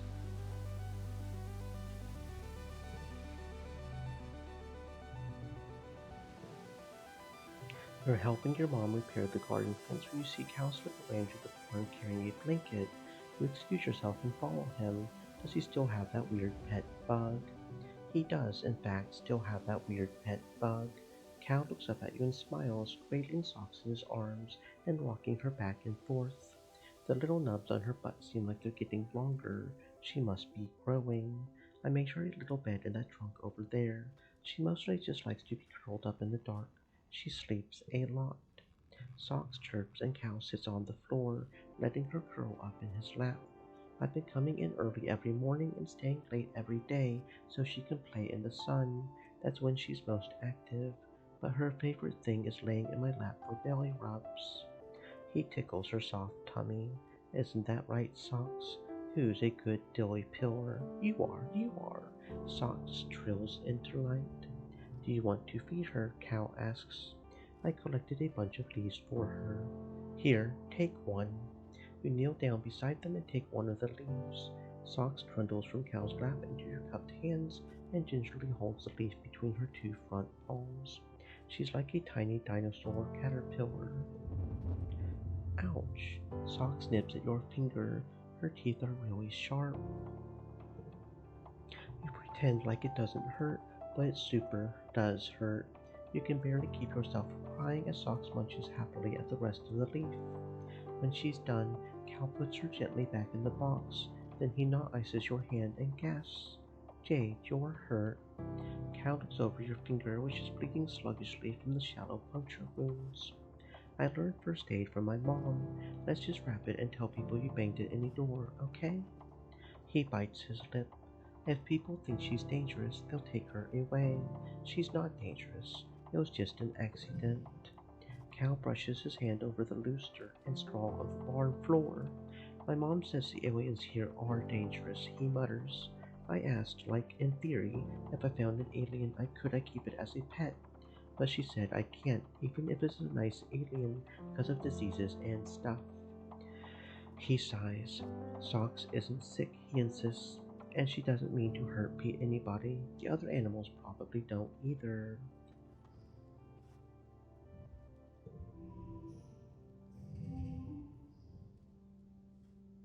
Hmm.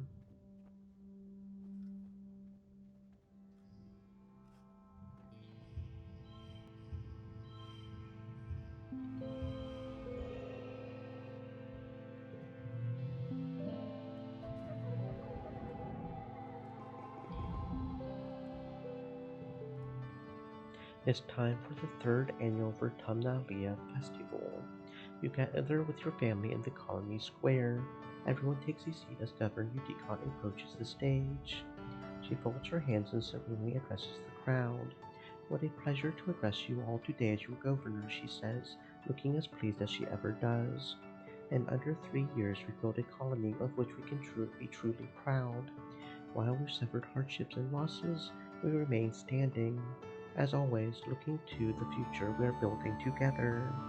Let's use this midsummer festival as a time to reflect on our many blessings: fresh water, good food, healthy children, and a strong community. Udicott bows her head. But first, let us remember Professor Halitosis, who guided our children and kept our engines running for so many years. Chief Engineer Instance will be filling in with help from our ship's AI congruence until someone can take up the mantle that rested so easily on Hal's broad shoulders. We also recognize the passing of our dear friend, Chief Surveyor Melatonin. Known for his gentle nature and curious spirit, Tonin joins his daughter Aspartame and his partner Lavendula in the world of our memories. In his place, we welcome our youngest council member ever, Utopia, representing expeditions. Udicott invites the rest of the council to stand and be recognized among the crowd, including your mom, who huffs in annoyance. When the applause dies down and the council sits, Utopia remains standing. Actually, Auntie Udicott, y'all mind if I just make a quick announcement? Udicott nods and Utopia clears her throat. I just wanted to say thanks to y'all who are trusting me with this job, she says, her clear voice ringing out over the crowd. A cheer rises from expeditions and she motions for them to quiet down. Uncle Tonan's left some big shoes to fill and, well, I'm going to give it my best. We're fixing to get to the bottom of what we're calling the shimmer, the snuffles folks have been getting during pollen. Until we do, please keep on wearing your masks when the pollen is thick and let the dog know if you're under the weather. She bends down to hug the governor as she leaves the stage. Thank you, Utopia, Udicott says warmly, and thank you to the rest of the council for their service. Live music starts playing and Udicott smiles. And now it's time for games and feasting. The crowd disappears to the feasting table, clearing the area of chairs so the children's competitions can be held. Calm keeps adding complexity to his bot wrestling game. Last year was the hollow obstacle course, and this year there's an accuracy challenge. Sink 3 baskets and you can move on to the next stage, Calm says, unveiling something with a flourish, a vacuum bot with a basket tied to its head. It chirps as it stomps back and forth and the crowd cheers. You're competing against Nim and Cal. Do not ice they're not racing around together. Cal is playing with the vacuum bot and Nim is standing next to her brother.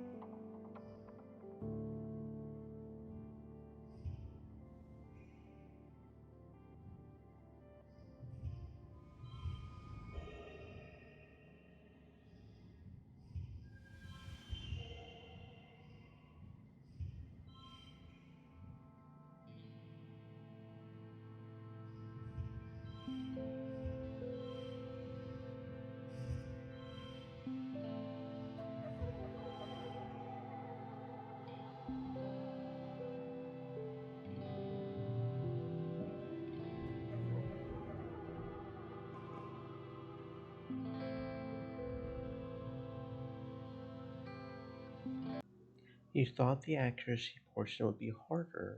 These vacuum pods can be fast when they're on a mission. This one seems to get bored waiting for you to complete the obstacle course, so by the time you line up to take your shots with the sports ball, it stopped running around as taken to carefully vacuuming the dirt under its feet.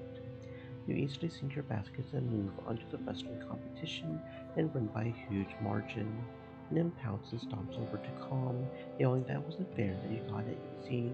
She refuses to speak to you until Calm sits you both down and makes you shake hands, pointing out that Nim also got hit by 5 hollow obstacles and couldn't have won anyway. Nim begrudgingly accepts your win.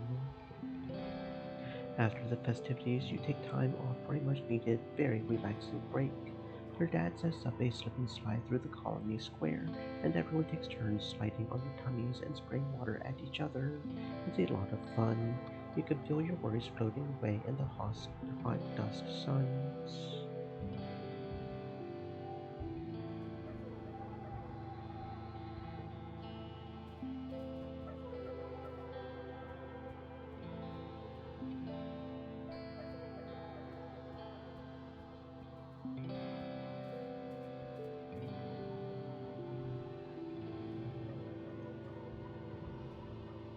Okay, so here we can upgrade cards. And we can buy cards? Oh, we can buy cards. Calling, wondering, and giggling. Okay. So how much would it change if we upgrade it? Hmm. I think I may save up mainly for the equipment first, actually. Hmm.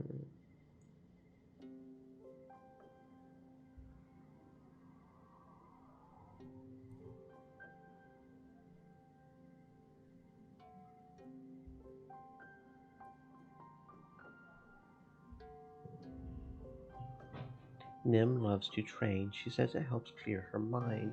If that's the case, she must love having an empty mind. No one else trains as hard or as long as Nim.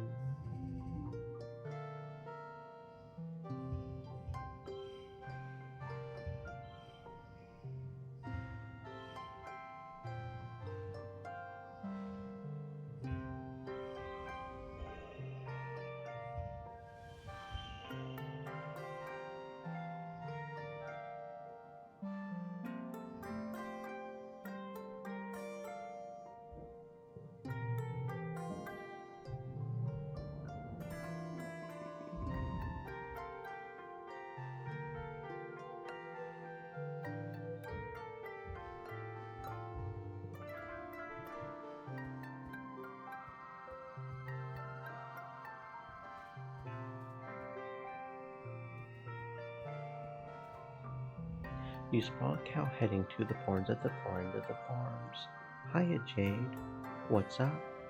Just heading over to the barn. I finished before everyone else today, so I told everyone I'm gonna clean it. No one wants to get roped into helping, so it'll just be me and Socks. You should come with. Cal whistles as you enter the barn, and the chest where Socks sleeps starts to rattle. He laughs and pops the lid, hefting Socks up into his arms. Hey girl, he coos.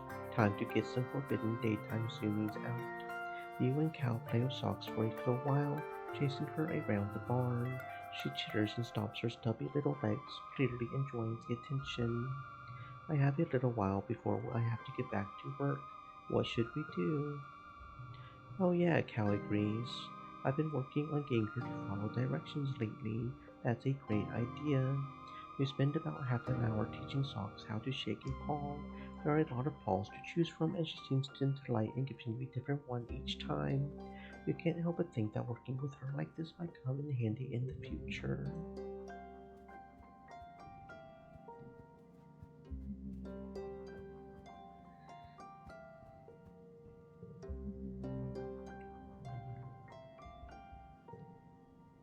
You can tell Calm is bending the rules a little bit for the younger players, but you don't mind. It's important to start the kids on loving sports ball while they're still young and have tons of energy and enthusiasm. And Calm is really good at getting them to listen and keeping them interested. Besides, who doesn't want to play a variation of the game where you have to crab walk everywhere?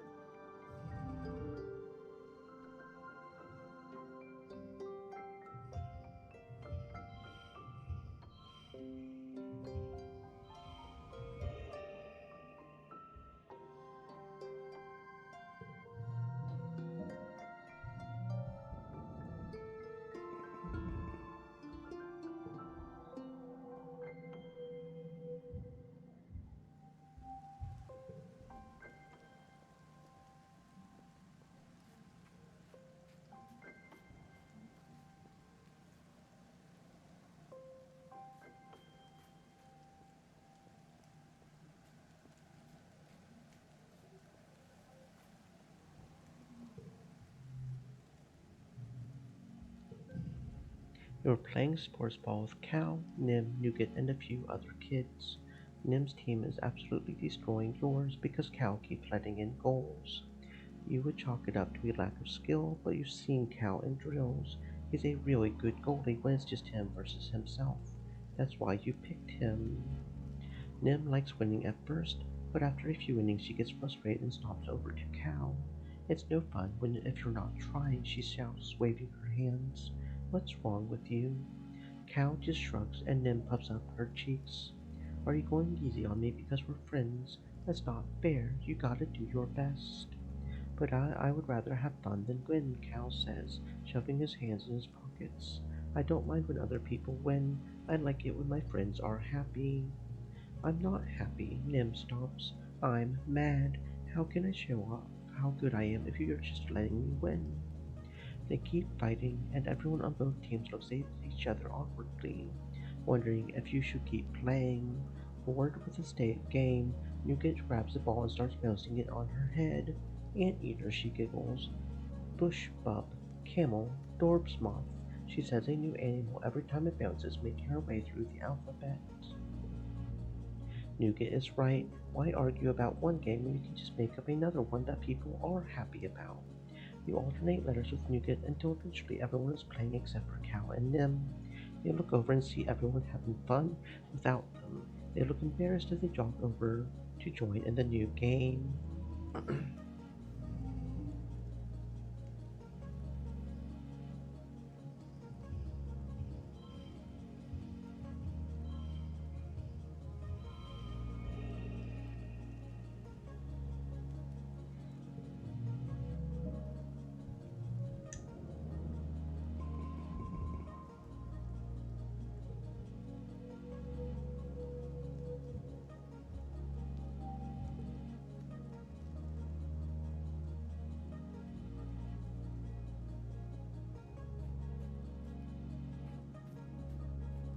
Oh, there's a new one. Ripe blue bober fruit. Oh no, that's just the bober fruit. Okay. Just confused me by calling it a ripe blue one instead of just a bober fruit. Okay.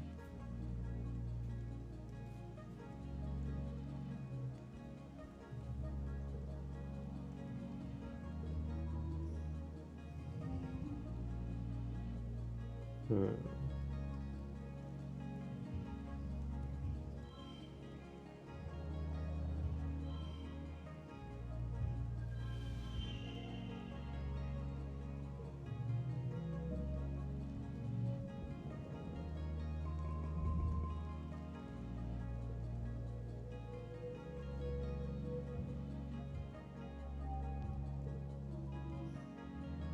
Bravery level 1 extra card draw at the start of the challenge. Okay, cool.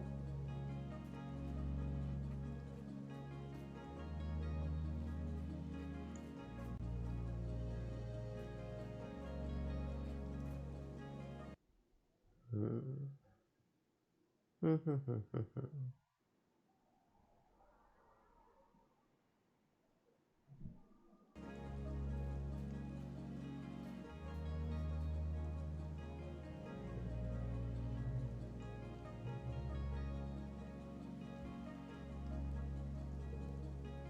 It's Sports Ball Day, organized by COM, a day devoted to sports ball and sports ball related activities. There are races where you have to bounce a ball on your head or kick it through an obstacle course, and net jumping, and even a dunk tank that Rhett and Com volunteer for. And of course, there's a sports ball game at the end. Antecedent brings all the kids from the creche, and the kitchen staff makes soy dogs right on the grill for everyone. Even Dis is here. Carl must have done some hardcore convincing to get him to show up at all and actually join in a sports ball game. He's on your team and it's not really going great at all. The flesh is here, but the spirit is clearly rebelling. Dis, get the ball, you skeezy weirdo, Marge yells as the ball sails in his direction. Dis lets it soar over his head and makes an attempt at running for it, and when Nim gets there first for the opposing team, he just backs away. She crows in victory and fires it into your goal. Mars stops over to Dis. You didn't even try, she berates him.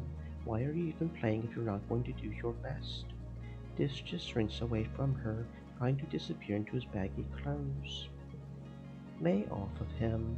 It's fine, Dish mumbles. I don't care about your stupid teams. I don't even want to be here. Com said it would count a school grant for physical and mental wellness. That explains things. All the more reason for Mars to have some compassion. Dish stalks off. You see him arguing with Com on the sidelines before Com, still dripping from the dunk tank, takes his place on your team. Resume play, he says, blowing his whistle. With Com on your side, you win the game easily. The day ends with a presentation of awards. Rhett and Antecedent present everyone with a participation ribbon. She with a big smile, and he with a barely contained grimace. Rhett pins your ribbon to your chest and addresses you and Mars. You did great out there. I love to see that kind of drive to succeed in our youth. You're both going to be great assets to the colony someday. Mars scoffs and flips her hair over her shoulder, but the security chief continues. If you like winning, you should come talk to me about joining the defense force when you're older. We could use strong people like you. Nearby, you see Antecedent frowning in disapproval. You, Cal, and Nim volunteer to clean up the sports equipment. While you're putting it away inside, you overhear Rhett and Anne in the middle of the argument. It was completely inappropriate, Antecedent says, sounding, well, more spirited than you've ever heard. You took their innocent fun and turned it into a military recruitment drive. You see it like that, Rhett retorts. But a lot of these sports ball kids, they're exactly the kind of people we want defending the colony. They're team players with dedication. They should know there's a place for them doing what they are good at. They can't play sports ball forever. But they're only children once, Anne replies. The whole point of being here is to be different from Earth. No more school to military pipeline. These kids aren't doing high school football, hoping for scholarships so they don't have to join the military to go to college. Cal and Nim look at you in confusion. You don't know what they mean either. What's a college? You put the rest of the equipment away in silence. It's always weird to hear adults arguing, especially council members like Brent and Anne. Finally, Nim speaks up. My mom is such a soggy blanket, she mutters. Chief Brett's right. It's fine if she's just telling us we're good at stuff. She slams a bunch of hard plastic balls into the recycler. Who doesn't like being told they're good at stuff? He puts in his armful of ropes and sacks into the recycler. No way, he says. Rhett shouldn't be trying to convince kids to join the defense force. It's not right. What do you think?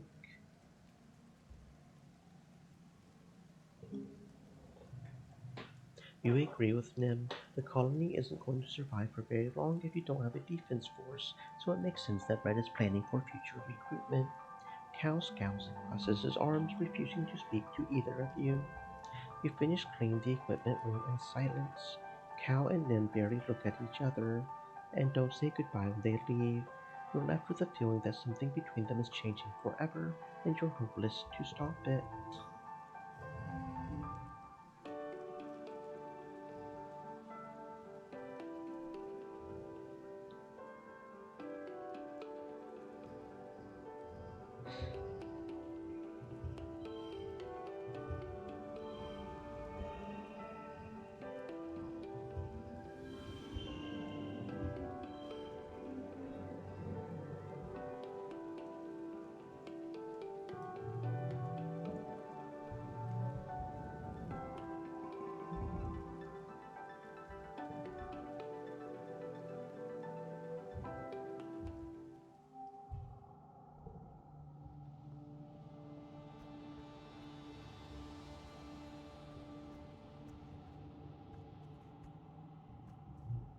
A glittering crystal cluster, huh?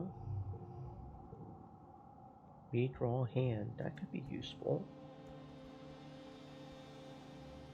Hmm.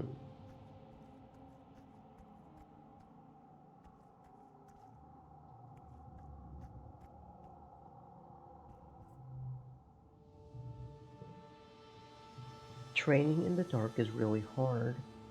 You lose a lot of sports balls under the bleachers and in dark corners this month.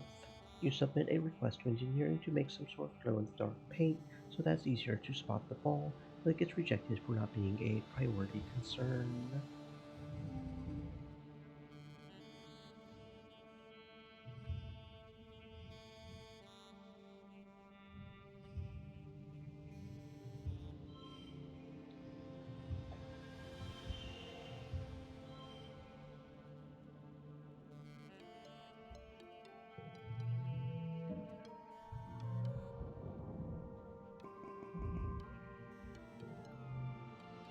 Two data points form a line, but three is a pattern.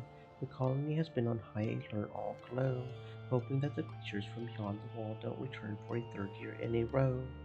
Surveyors keep reporting that they are seeing unusual animal activity, even the plants seem different, they say, and new tracks that must have been left by creatures larger and heavier than you've ever seen. You and the other colonists drill evacuation plans. You're in engineering when you hear the sirens ring through the colony. You cover your ears against the noise and make your way to the nearby classroom. This is one of the assembly points, so you should be safe there, but it wasn't so safe last year for Professor Howe. What if another teacher gets in? Congruence, the new teacher, is just a face on a computer screen. She can't protect anyone. Congruence flickers cheerfully. Please stay calm, children, she says. The defense squad is already en route to the creatures. This should all be over soon. You've been told this before. As the sirens continue, you're faced with a choice. You stand up and leave. Tang and Mars stare at you like you have three heads. Congruence doesn't try to stop you. Not that she could. She doesn't even have any hands. You slow to a walk as you near the outer doors of engineering. Something doesn't feel right. You stop to listen in the dim emergency lighting and hear the metallic popping of something overhead. In the ventilation ducts, your blood goes cold. Monsters. They're here. You follow the sounds to a workshop and force yourself to look up through the slats of the vent. You gasp. Two glistening, bug like eyes peer down at you. No, four. Six. They blink in syncopated pairs. Then you hear it over the sirens, a soft pinging noise halfway between a chirp and a purr. The creature skitters spider like from one side of the vent to the other. A small furry tentacle slithers through the slats, searching for the vent release. When it can't find one, it bangs its body against the inside of the vent, denting the metal.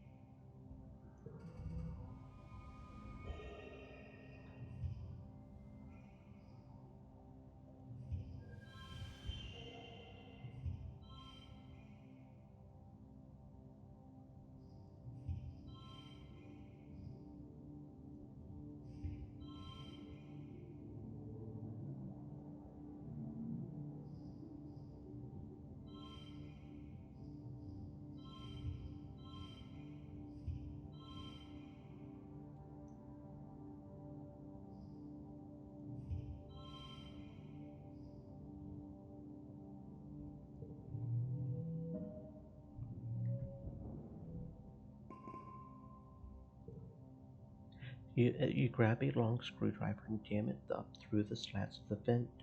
It's an easy kill, like stabbing fish in a barrel. It slumps out of the duct and onto the floor, dead. Looking at its body, you feel kind of sad, but you're not sure why. This was a monster.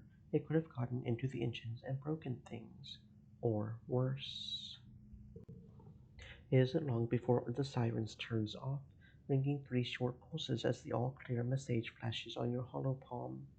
You and the other children file out of engineering and you head back to your quarters. Your parents will want to know that you're safe. Your dad gives you a big hug, but your mom slumps into a seat at your small table. It's like they were going specifically for geoponics this time, she mutters, but your dad pets your hair and shushes her. I'm sure it was just bad luck, Lulubelle, he says, but your mom shakes her head and folds her hands in front of her mouth, staring at the porthole window at the fields.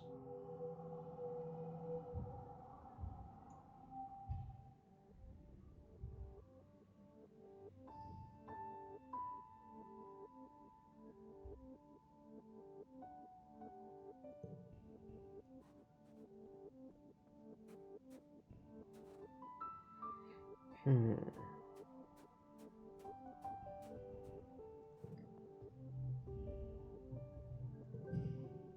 Your dad is helping two bristle slugs who've gotten tangled on each other while, well, maybe they were wrestling.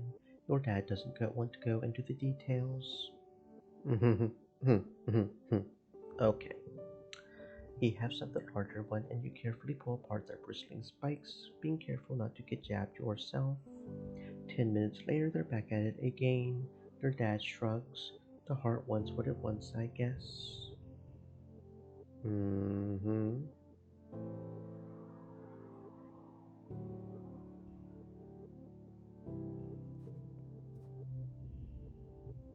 Your biology, right?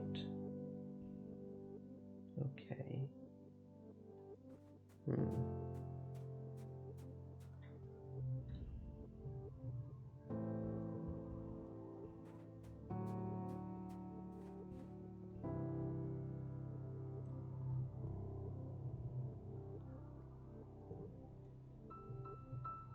You use the Vert Space Helmet to work on your situational awareness and agility. One of your favorite games is the one where you have to slice through fruits and vegetables as they fly to you. You don't mind training if it's this fun all the time. Hmm.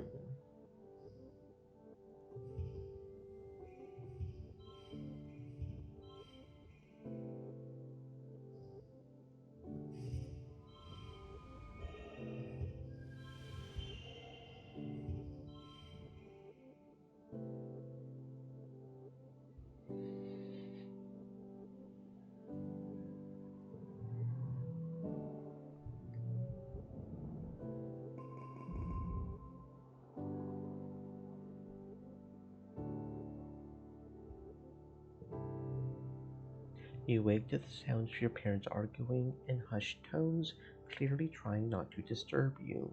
You blink away the sleep from your eyes, eventually remembering. Wait, isn't today your 13th birthday? Where's your birthday cuddles? Your parents always make a big deal about your birthday. You peek out through the privacy curtain on your bunk and listen in on their argument. You're being unreasonable, your mom says. Jade is a teenager now. You have to give her the opportunity to take calculated risks, or she'll start acting out. That's just what being a teenager is. Going off into the wilderness isn't a calculated risk, your dad replies.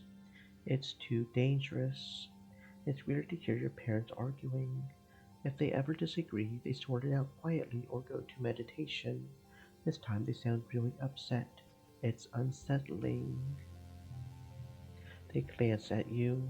Your mom holds up her hand to silence you and goes right back to talking. Geranium, you've said yourself that we need every person out there surveying for edible native plants. You're even going yourself. Why not our daughter? Your dad flails his hands helplessly. Because, Flulu, she's our daughter. It's our responsibility to keep her safe. You're not keeping anyone safe by coddling her, your mom almost shouts, and your dad flinches in shock.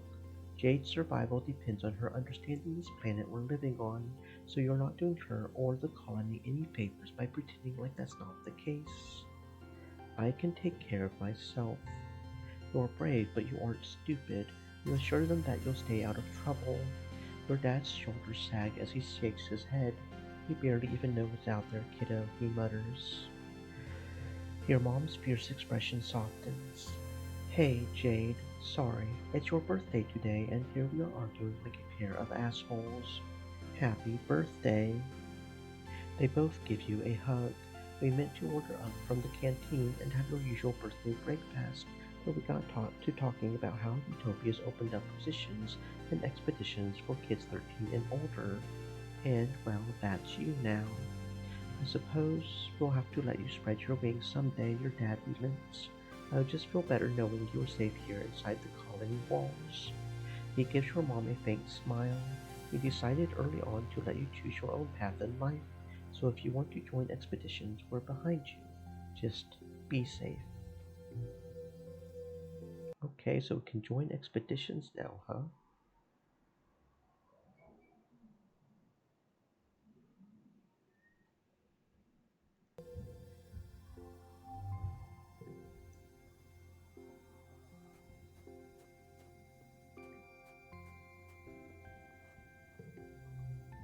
You find your dad comparing some plant samples. When he sees you, he puts down the test tubes and gives you a big hug. Kiddo, he exclaims, then kneels down to look you in the eye. I've been thinking. I want to say I'm sorry your mom and I were arguing on your birthday. We disagree sometimes, just like every couple, but it's unfair that you had to see how the soy sausage gets made. It's okay. He pats you on the shoulder. Thanks for saying so. You're a great kid. Your mom and I talked it out. We're both just really putting our everything into the farm right now, and it's making us kind of snappy. You don't have to worry about it, okay? He squeezes you in a hug. If you want to join Utopia's exploration team, just be careful. It's dangerous out there. Hmm. Okay.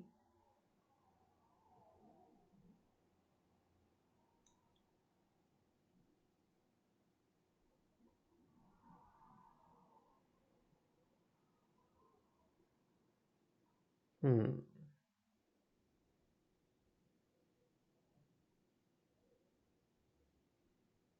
Hmm.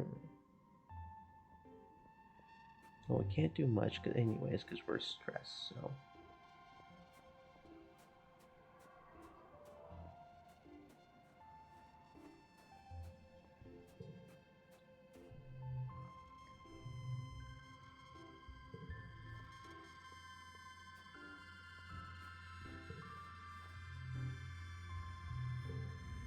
you and Cal walk through the park, a special place set aside for growing ornamental plants from Earth.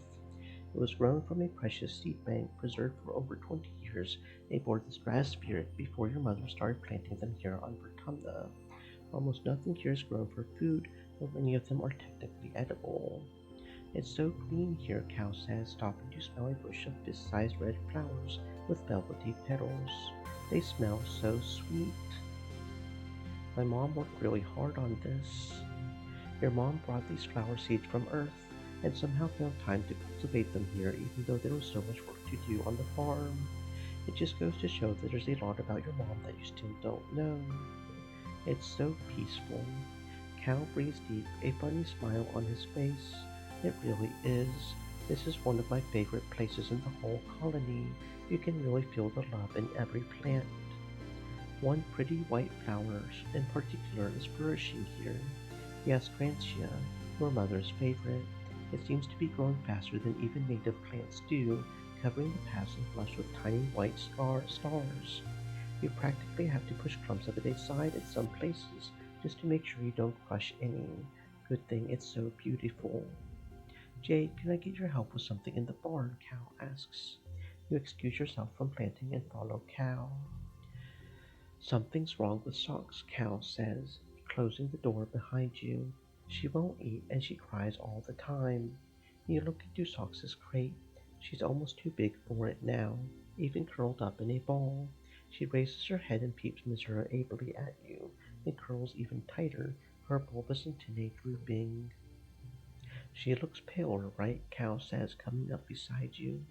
And she's always sleepy and cold. I don't know what to do. She won't eat leaves any more, or anything else I bring her. Potatoes, corn, wheat, beans. She just chews them and spits them out. He points to the lid of the box. She's been chewing on her box too, he says. I'm worried she's going to chew her way out and escape while I'm not here. Cal rubs Socks under her chin, but she barely responds to his touch. You've been outside the walls, right, Jade? Have you ever seen any animals like Socks? Stream elements. Full-grown ones. Said. What do they eat? Stay moist, my I'll friends, look next hydrate. time I'm surveying. Thank you, Jake, Cal says, sighing as he closes the box. I'm really worried.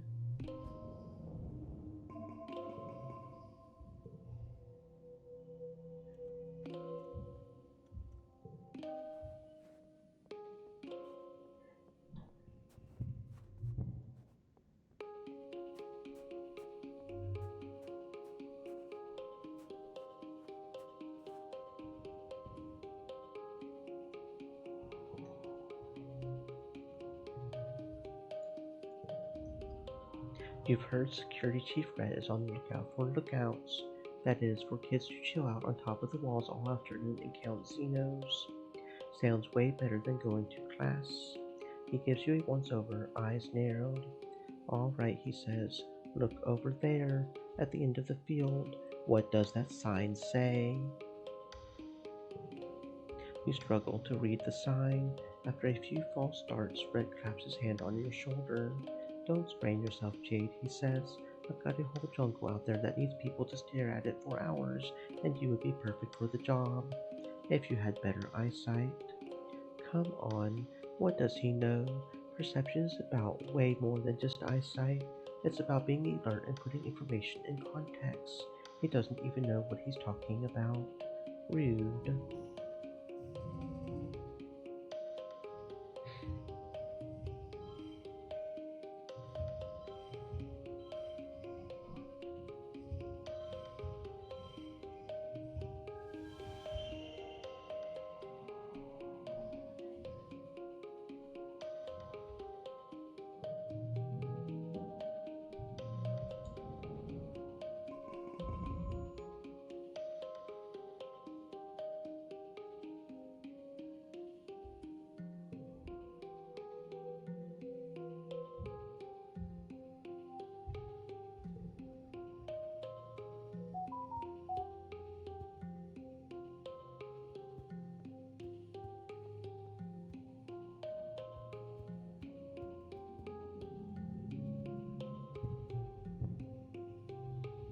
Your dad was sniffling and sneezing pretty bad this morning. He collapsed around this time last year, so you've been feeling anxious about his health, especially now that the pollen is back. He's working hard. In the fields, respirator hanging from his neck as he grunts and shovels dirt into a wheelbarrow. He sees you coming and stands up straight, coughing a little as he stretches his back. Hey kiddo, what brings you out here? Dad, you have to wear your respirator. Your dad makes blah blah blah motions with his hand. I do. Don't look at me like that. I'm just getting some fresh air. It's hard to breathe with that thing on. I'm racing to get these pixie beans in the ground, he continues. We're all set to have a great harvest in time for Vertumnalia. He leans on his shovel, tucking one foot behind the other, and walking back and forth. Truth is, I've been working like a dog. I would love to get out of here for a while. Hey, what do you say you and I go for a little walk? He says, brightening. I know you don't get outside the walls much either, but we could do a little nature walk. I study all the plants the foragers bring back, but I've never really seen them in the wild. Awesome, your dad exclaims. I knew you would pick up what I'm throwing down. Your mom doesn't see the draw, he continues, flipping his shovel up onto his shoulder and picking his way carefully out of the turned fields. She likes what she can control, you know? But there's a whole planet out there and I want to go explore. He stops and doubles over, suddenly racked with a coughing fit that makes him unable to speak. He tries a few times to catch his breath, but each time he just starts coughing harder. The pink pollen in the air swirls and eddies around you both. Maybe you should stay indoors. Oh, your dad wheezes. You're just like Instance, that old stick in the mud. I I remember when we were younger, she was always walking around with her nose in everyone's busyness. She always thinks she knows what's best for people. Despite his brave words, he has to hold on to you for balance as he catches his breath again. Okay, maybe now's not the best time, he gasps, finally putting his respirator back on. But you and me, we have a date with the outside world, kiddo. I'm taking a rain check. His eyes red-rimmed and streaming from irritation. I can't wait until Instance figures out a treatment for this shimmer thing. She says maybe next year, maybe the one after that. I'm going to be the first in line, you bet.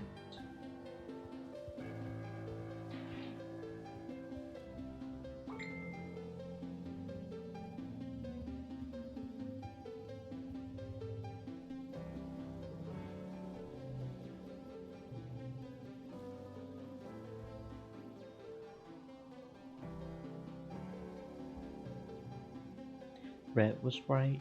Sometimes you have to learn just to run the hell away. To that end, you spend a lot of time working on first perceiving danger before it sees you, and then on conditioning your body so that you can run away.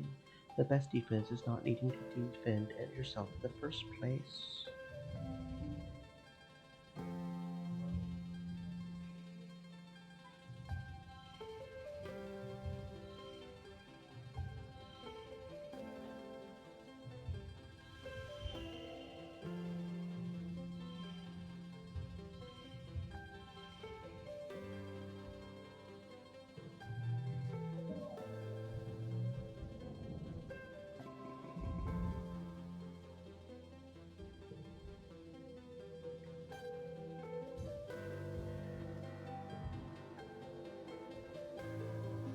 Oh, new perk. Combat extra card draw. Draw an extra card at the start of challenge. Cool. Everything is so pink.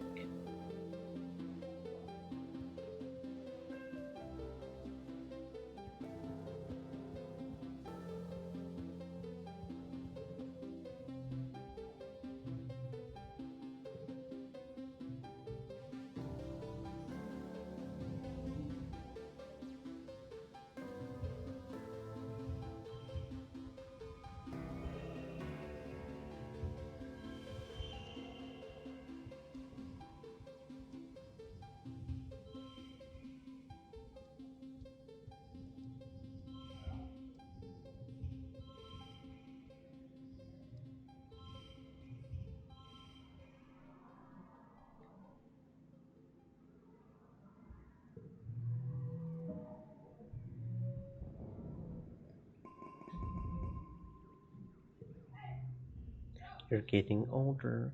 It's that magical time in your life, full of discoveries and possibilities, when children become adults and their bodies change in weird, wonderful, and often embarrassing ways. When you were younger, Congruence gave your class a frank presentation about preparing for the changes your bodies would experience in the next few years. Which parts of the presentation was relevant to you? Thanks to gene tech, your body doesn't need to conform to expectations for sex and gender. It's the future. You and your friends giggled your way through Congruence's presentation and left with a new appreciation for the wonders of the human body. Puberty had felt like something that would happen so far in the future that didn't apply to you. You put it out of your mind even as you noticed Cal's voice began to drop or Mars starting to dress differently. Until one morning you wake up and something feels different. You can tell you're in a weird mood before you even open your eyes. The sound of your parents moving around your quarters irritates you. Why can't they be quiet? Why do you all have to live in the same room? Can't they just leave you alone? You throw back your privacy curtain and snap at them to shut up. Your mom and dad blink at you in shock for a few seconds, then your mom's face goes red. Excuse me, young lady, you do not speak to people like that. Screw off. Your mom opens her mouth to yell at you, but your dad raises his hands for peace. Hey now, let's walk it back a bit, he says diplomatically. Jade, you can't expect total silence when we all live together like this. If you're cranky in the mornings, you need to go to bed earlier. Teenagers need more sleep. Your mom opens her mouth again, but your dad continues. Lulu, we'll try to be quieter. Jade is telling us that she's starting to need more space, right? He's so reasonable, it just makes you even more angry. How dare he try to understand? You roll over in bed and sulk until they leave. You end up sulking for so long that you miss the window for breakfast in the canteen, so now you're hungry and upset. You scroll the colony's social media to try to take your mind off whatever is going on with you today. and happen to see a photo of your friends hanging out together in the construction lot beside engineering. That makes it worse. Your friends are having fun without you. Even though you chose to skip breakfast, it feels like a personal insult. How dare they? Don't they know you're sad? What is happening? You feel on the edge today, like everything that happens feels so unfair and tragic, like you want to punch stuff and then cry about it, like you want to be left alone, but you also desperately want attention. It feels like you found a new energy is starting to bubble up inside you. Dangerous, uncontrollable energy. Welcome to puberty, Jade.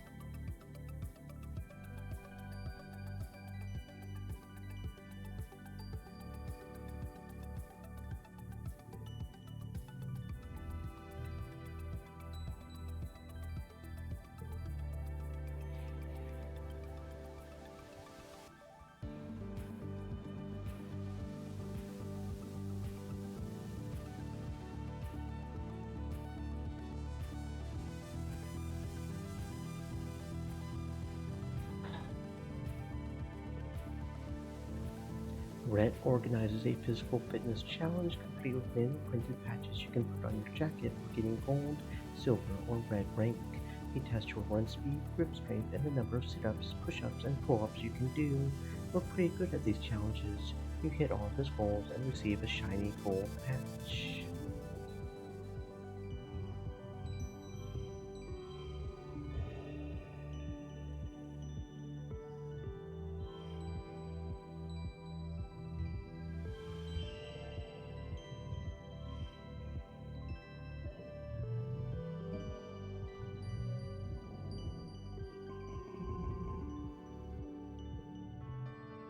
It's for Tumnalia, time for speeches, games, and feasting. You stare hungrily at the feast table. Sure, it's mostly soy rations, but still more food than you usually see all at one time. This year, though, there's something new. Great big tureen's of glowing foods. Weird. You try to sneak some food before the speeches start, but Chief Engineer Instance catches you and smacks your hand away. Your mom gets really mad at her, and it causes a huge yelling match. Your dad directs you away from the table, as Instance blames your mom for the way things are right now, whatever that means. Your dad passes you a soy sweet to keep your tummy busy during the speeches. He's the best. Governor Udicott takes the stage and manages to calm everyone down. Welcome, everyone, to our fourth Vertumnavia celebration, she says, speaking through a Mexiphoner. Her voice has been getting weaker lately and can't reach across the square the way it used to.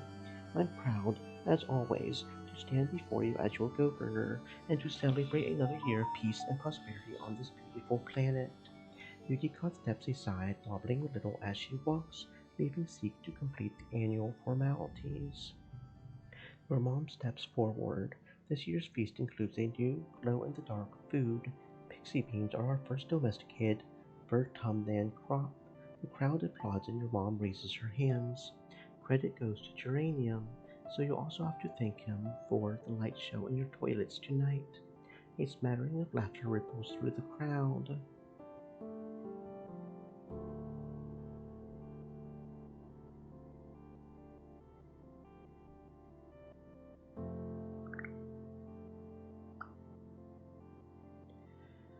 Your dad chuckles nervously. Your mom's smile fades. As you know, we lost our hydroponics and microbial soil during the wormhole accident, she says. These pixie beans will make up for losses we faced with our earth crops. Udicott's weedy voice rattles through the maxiphone. Thank you, everyone. Let's get on with the games. The crowd walks away with the chairs as the children gather in the square. Which competition do you participate in this year? Com directs your attention to this year's edition, a cloth-covered mountain as tall as 4 adults, studded with mysterious protrusions. He pulls it back to reveal the Tower of Terror, he announces with a flourish. Test your courage with 3 stories of ladder climbs, followed by a death-defying leap of faith onto the poof shroom mats. You, Nim, and Cal take in the majesty of the Tower of Terror. Both of them are hooting and pumping their fists, absolutely bonkers about jumping from 3 stories. You'll all still be doing the wrestling, agility, and accuracy portions of the course, but clearly this is the winner by popular vote. How about you? Are you ready?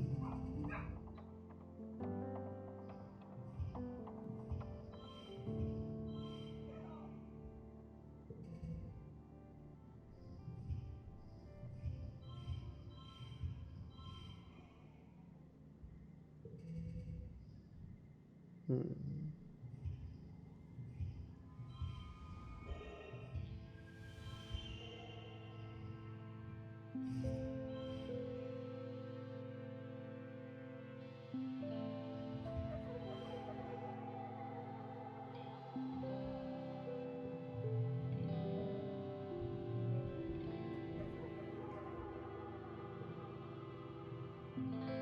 You blow through the obstacle course, the basket shooting and bot wrestling with ease, and you arrive at the base of the Tower of Terror with a determined gleam in your eye.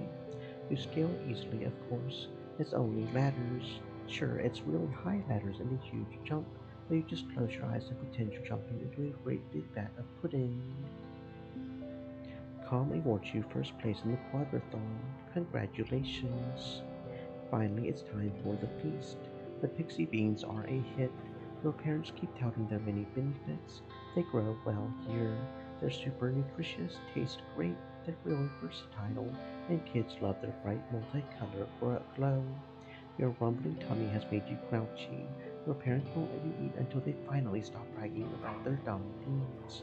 You consider the options: pixie bean soup, pixie bean salad, pixie bean chili, even pixie bean aquafaba dessert. Everything glows in the evening twilight.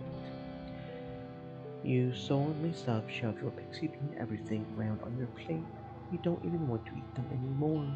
Stupid beans, stupid feast, stupid games, stupid everyone. Every time someone turns to talk to you, especially about how great these beans are and how great your parents are for growing them, you just get more irritated. They're just beans. It's like they love these beans more than they love you. You're probably just hungry.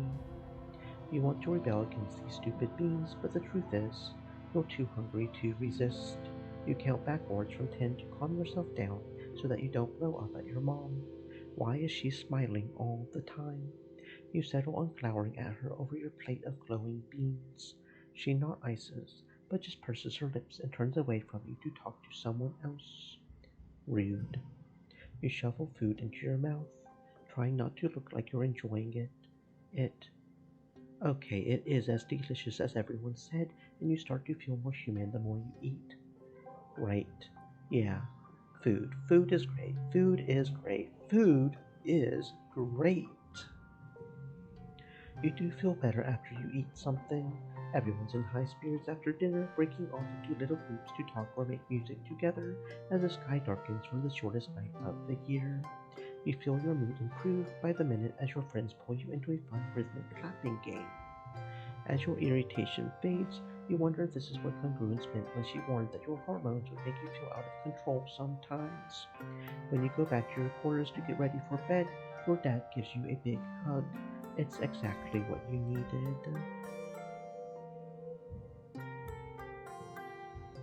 Hmm.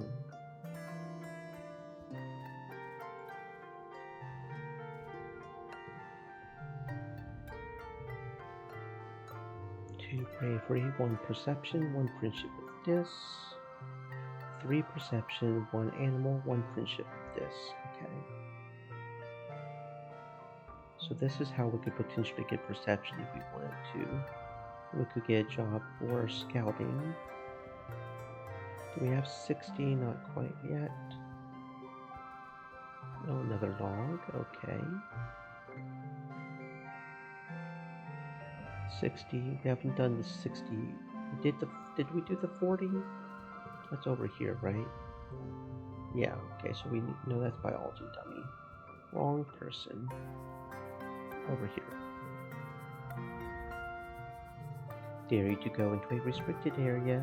We dare guests to explore the creepiest part, darkest part of the engineering, deep down where even Chief Engineer Instance never goes, under the recycling room where they say there are ghosts. You set the move, then sneak around behind them, put your hollow palm flashlight under your face and shout boo. Value is wild. Wild card values matches all pairs or straights. He rolls his eyes. Jade, think about it. If there were ghosts on the spaceship, one of them would be my mom. Yeah, you guess that would scare a normal person, but this still isn't scared of anything.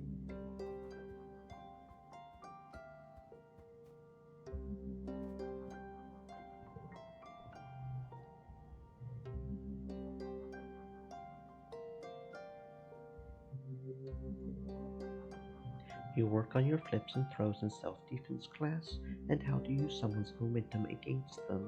Most of the people you're practicing on are adults, so it's a little intimidating at first, but soon you realize that being smaller is actually an advantage. Use your advantages, Rhett says, while having a lower center balance works in your favor.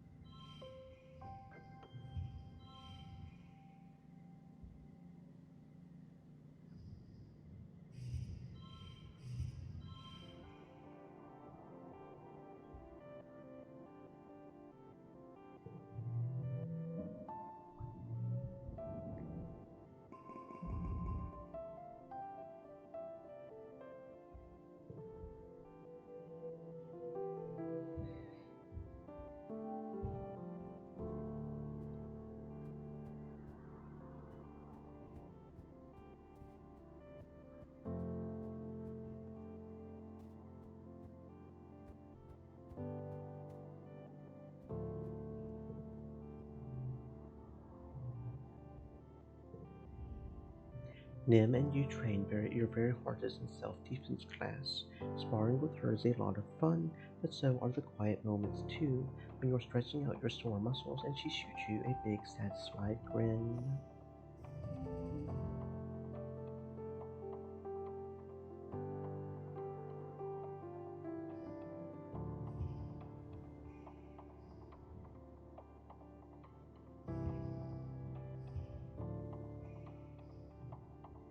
Okay, so they can go lower than. That's nice.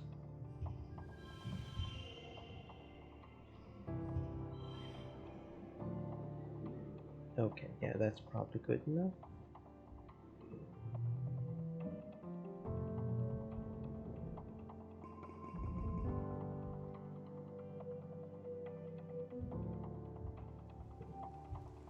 Hmm.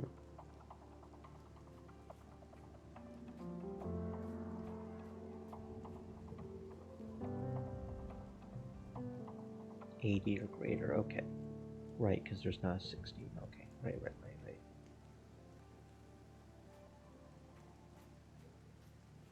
Don't think there's one specifically for training animals either. Okay, and yeah, it's 100 for the one we want.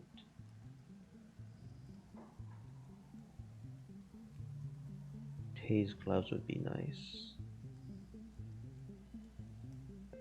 Drone rifle would be even nicer, but that's 100.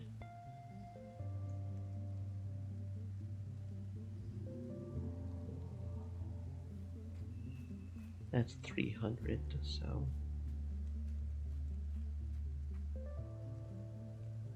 we just keep working on maxing out combat. Rain or shine, Rhett wants you out there running laps and climbing walls. During wet, this is literal, and you get a lot of the former and not a lot of the latter. Torrential rains turn the colony into a mud pit. You struggle through your fitness exercises while being encouraged by Rhett, who just loves to remind you that life or death situations don't always happen in ideal situations.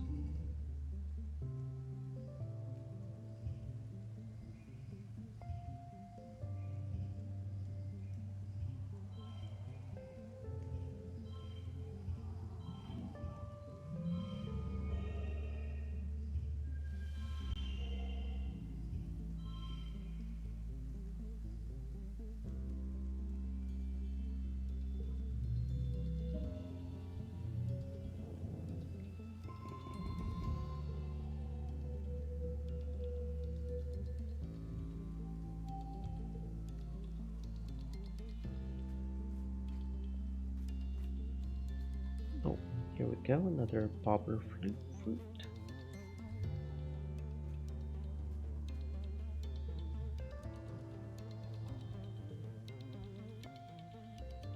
Don't know how to do that. That would be kind of nice, honestly.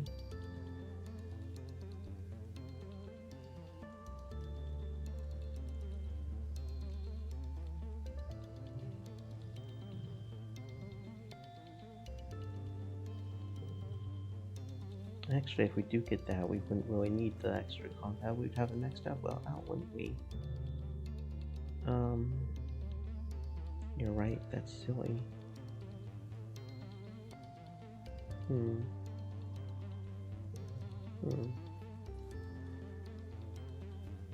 Don't think there's a way to up animals.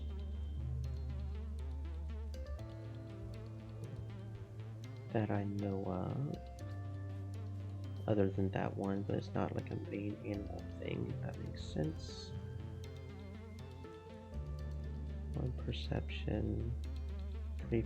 Well, there's also this one that also does, and that would up perception, which is the only one we don't have that's up. So yeah, let's survey the plains. Oh, we actually go to a different area. Visits in this area can be done in any order. They won't cause time to pass, but will increase your stress. Return home via the Expedition's depot flag or the home button at the top left of the screen. Watch for collectible items you can bring back as gifts. Events respawn at the beginning of each year, and new collectibles have a chance to appear every season. When you board the Expedition's autobus this morning, you didn't know what to expect. It trundled you and the other surveyors a few clicks north to the prosaic plains, a very high flat area with cooler weather than your colony. You could barely control your excitement as you watched the landscape change. And now you're here. You're finally old enough for a real survey mission away from the colony. You greet Chief Surveyor. Oh, she just gives us a platform. Okay, thank you. You greet Chief Surveyor Utopia at the depot. This here's a blast cutter, she says, handing you one. It's a tool for cutting and heating things. You can use it to make a fire, cauterize a wound, boil water, and it cuts some materials pretty alright. You can use it for self-defense too, but I don't suggest it. Cool, fire. She laughs. Cool it, sweets. This is a quiet area, and what we're doing, we're not supposed to be in danger. We're just going to be taking notes and pictures, keeping track of all the flora and fauna we see. Just don't touch anything unless I ask you to take a sample. Everything is potentially dangerous. We don't know much about what's out there, which is why we need surveyors, even youngins like you. Can't change it, dear Gyrdine. Okay. The prosaic plains are a sparse region. Like you can assume from the name, you can see things from a long way off. Utopia sees you squinting at the horizon, and what are you going to do if you see something coming for you? Kill it. What? No, Utopia says, looking at you in confusion. Avoid it. Don't provoke anything. Stay away from the water, especially, and keep your distance from anything moving. Play possum if you gotta. This ain't a hunting mission, sweets. That blast cutter is not a weapon, it's a tool. Keep it in your hands to yourself, and you'll be fine. Dis joins you. You must have come on an earlier autobus. Good, you're here, Utopia says, digging out another blast cutter for Dis. You two greenhorns are with me for the foreseeable. Now, we don't gotta sniff each other's butts all the time out there, but I do expect y'all to be in yelling distance. Comms can get spotty out here. Utopia also hands you a surveying drone and shows you how to launch it. It'll automatically perform local scans of wherever you go, though detailed scans still need to be done manually. When you return here to the depot, it'll upload its findings to the HoloNet. Your job is to cover ground and see what's out there, and so long as it isn't dangerous, record it. She slaps you on the back. Alright, team, don't get yourselves killed out there, okay?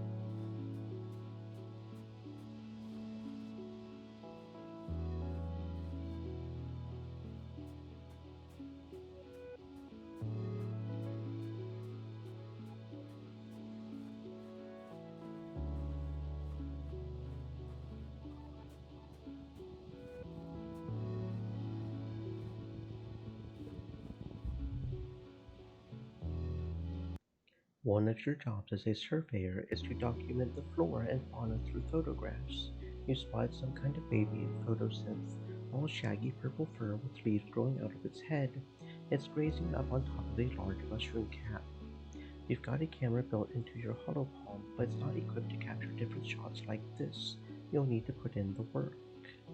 A perception challenge or an animals challenge?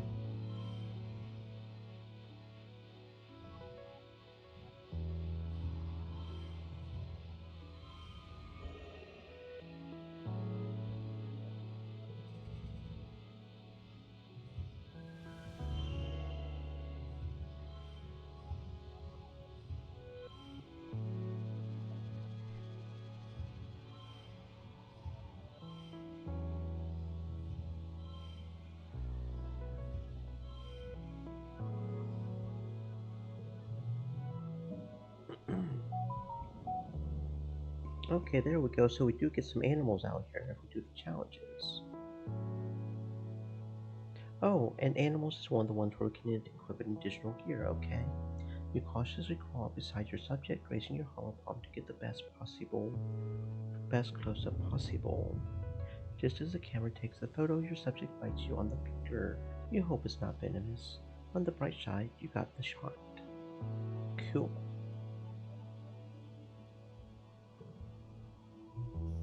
New perk, extra gear slot. Very good. Okay, so animals has that's one we definitely need to do a lot for. I'll go ahead and put the sports ball back on. Sounds like a plan.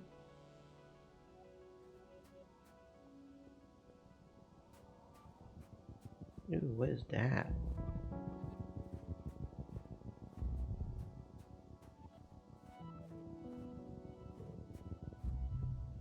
You almost bump into Dis. He's being so still and quiet, hunched over and looking down a little knoll.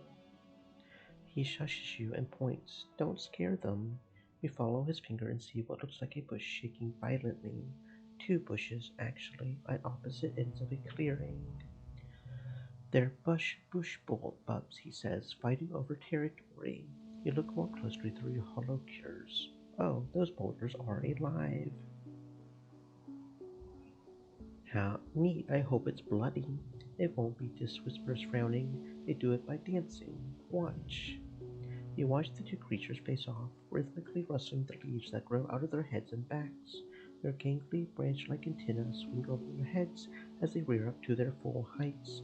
Even from far away, they look imposing, like agile boulders.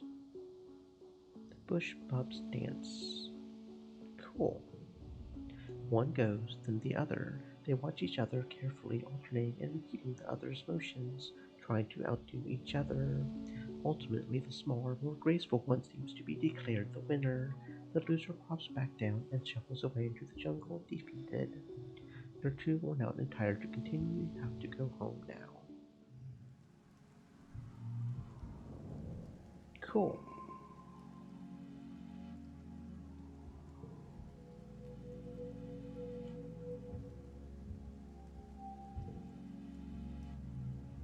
Dis is sitting in the grass near the big gates that lead out to the jungle. He's just staring out into nothingness and picking absent-mindedly at the weeds. He pretends not to notice you as you approach. He shifts uncomfortably as you sit, but doesn't say anything. You both just hang out saying and doing nothing. You're starting to wonder if Dis will ever acknowledge you when he says, I've got to go. As he starts down the hill, he pauses and says, This is a good spot. I'll probably come back here tomorrow. Yeah, sometimes you just gotta sit with a bro.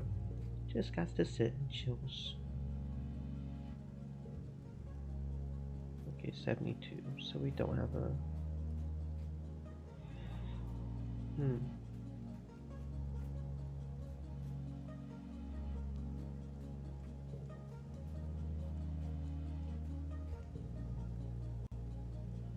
Hmm.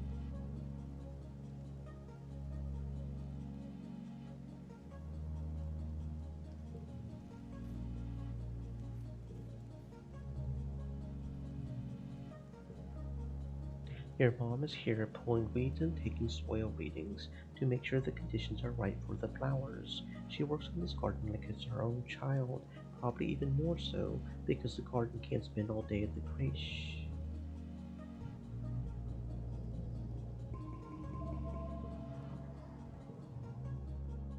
It's been a long month of being cooped up indoors while it poured rain and everything got too muddy and gross to play outside. You and the other teens are in the lounge, a game, and everyone's getting a bit antsy. Tangent and Cal are bickering about something, and Dis must be bored enough that he's letting Mars paint his fingernails. Nim is trying to do a dance she learned from her watching holovids, and she's failing miserably. The sound of her music fills the room. You're starting to feel a little off too, but it's weird. Like you want to yell, but at the same time you want to take off all your clothes and streak through the colony square. Nim dances a little too close to Mars's collection of nail polish, bumping into the table and sending them all, and herself, clattering to the floor. Watch it. Dance your stupid dance somewhere else. It's not stupid. Nim sniffles from the floor. You don't have to be so mean to me. Boo-hoo, Mars teases. What are you going to do? Dance about it? You're all so childish. Who even cares?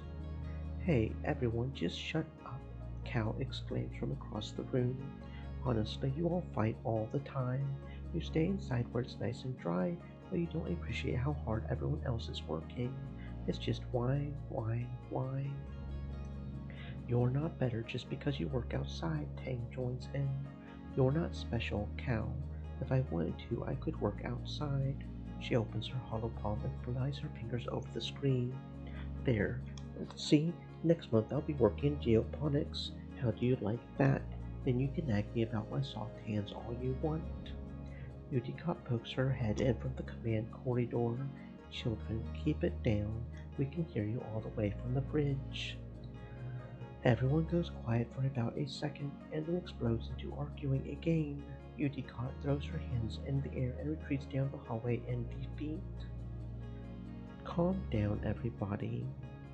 Everybody ignores you and keeps squabbling.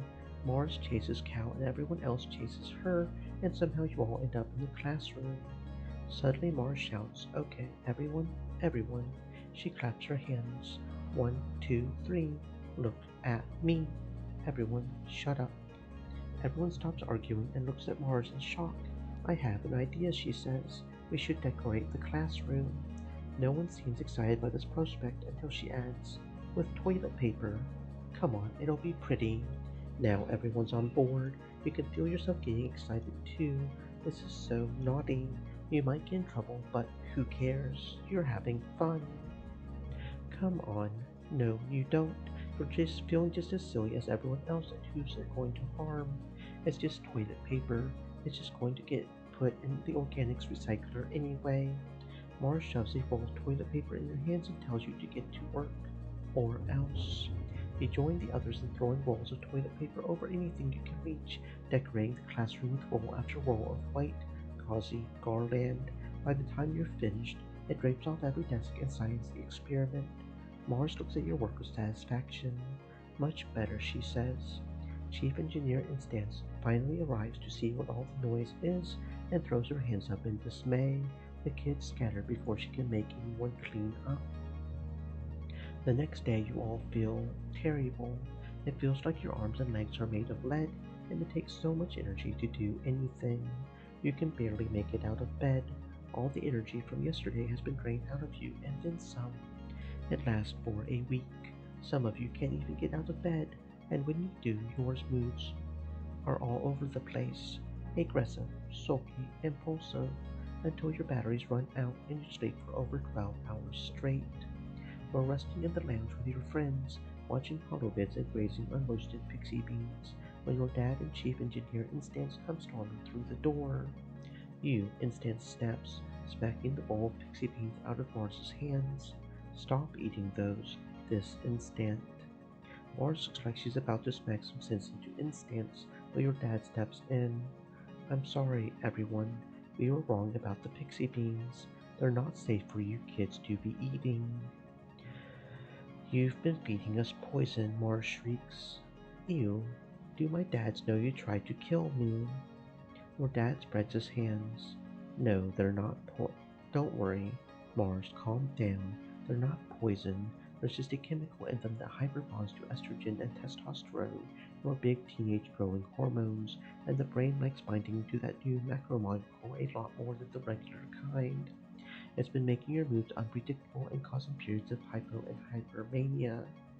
When Mars just stares blankly at him, he laughs awkwardly. Translation: "It's making you kids act silly and feel sick. I'm sorry." Instance frowns. If it's doing this to kids, it's not long until it builds up enough to affect the rest of us too. Until further notice, no one is to eat a single pixie bean. Your dad looks distraught. "Flulu was right," he says, collapsing in a nearby chair and rubbing his eyes. "She didn't trust these things, but shh, she's still going to be pissed that we don't have another successful food source." You look at him in shock. You hardly ever see him swear. It must be worse than you think. Your dad sits there in silence for a long time.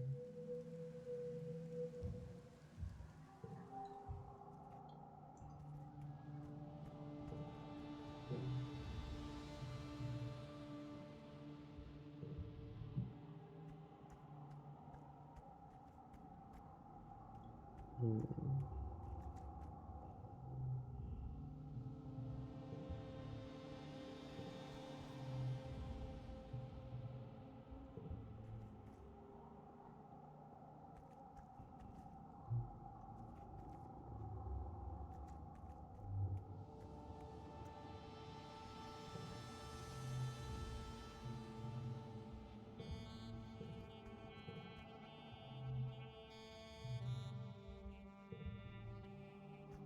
Hmm. Decisions, decisions.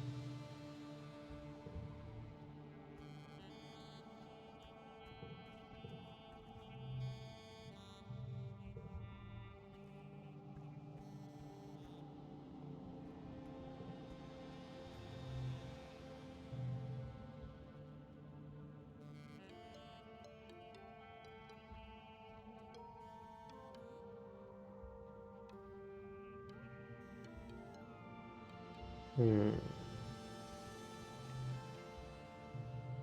20 perception for that.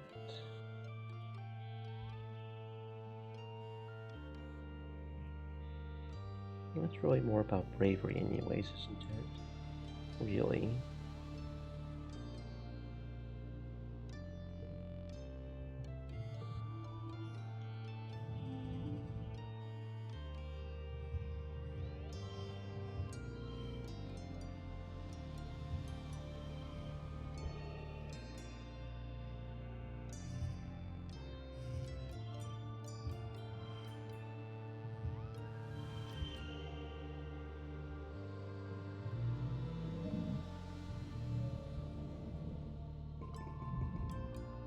Another year, another glow.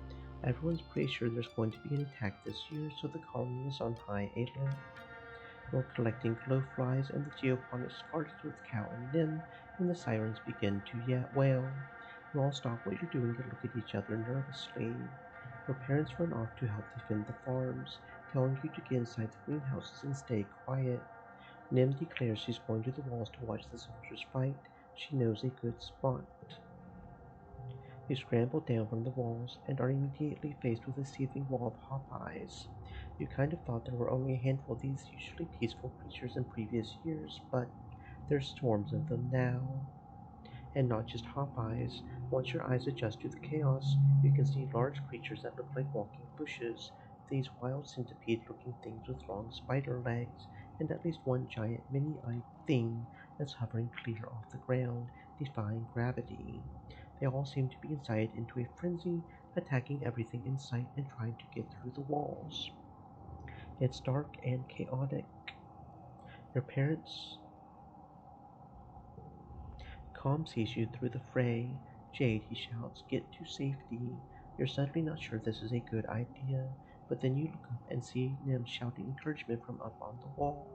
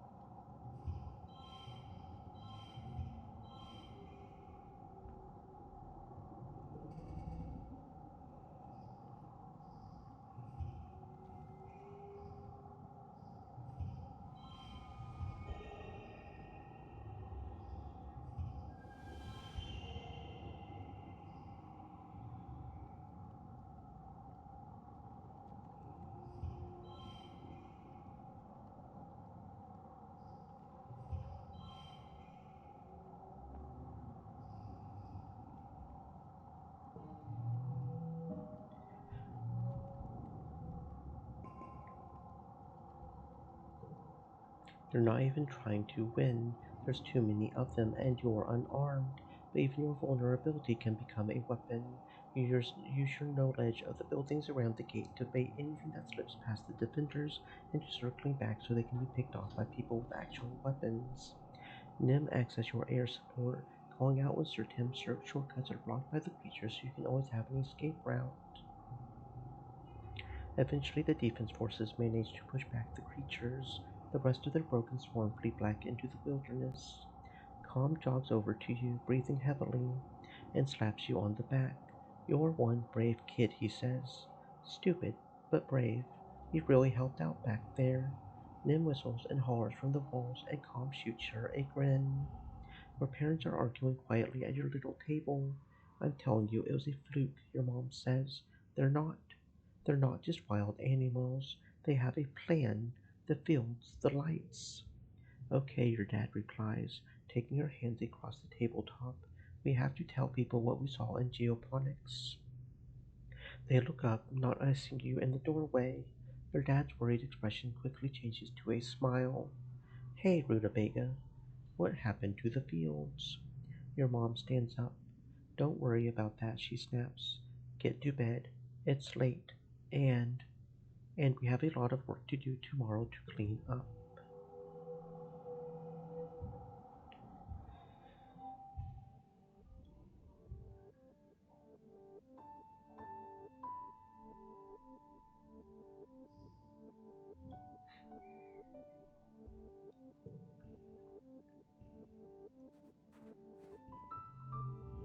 You spot Nim halfway up a garrison watch tower, her legs wrapped around the scaffolding as she cranes to look over the fence through a pair of hollow culars. You wave your throat. You clear your throat, and she peers down at you and waves. Jade, come on up here. I want to ask you something. You clamber easily up the scaffolding. Nim gives you a high five. Here, look through these, Nim says, shoving the hollow culars into your hands. You raise them to your eyes and look where she's pointing. You don't see anything except for undifferentiated wilderness. Nim sighs and physically moves your head until you spot a dark humanoid shape moving through the towering fungal forest. See him? Nim asks. It's this. I swear it is. He's always sneaking out over the walls. So what? Nim stares at you. So what? She repeats, aghast. He's going to get in trouble. Only if you tell on him. Well, yeah, Nim sputters, but someone should. The adults say we're not supposed to go outside the colony unless it's on expedition, Nim says, taking the hollow culars back and looping them around her neck. And this just goes at whenever he wants. What if he gets hurt?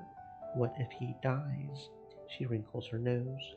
What if he picks up a weird alien disease and comes back with 3 heads? Nim scratches her cheek where acne's made her skin dry and sore looking. Ow, she mutters as bits flake off. I just don't know what to do about it, she says. What do you think? You should tell an adult. Nim frowns thoughtfully. Yeah, I guess that's probably the right thing to do, but I don't want him to be mad at me, but I also want him to be safe. She exhales noisily. Why is protecting everyone so hard? The colony's got rules for a reason, Nim says, staring off into the wilderness.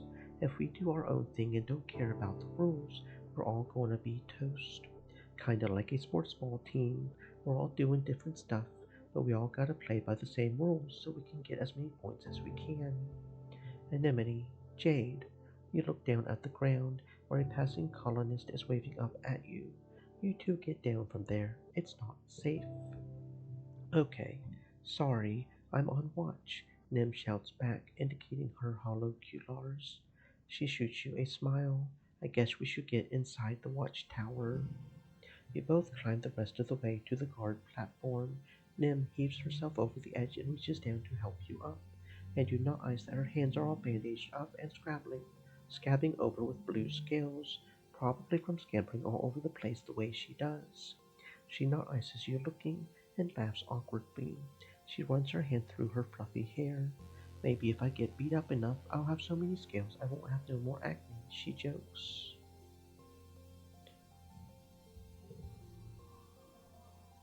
Just take care of yourself, please.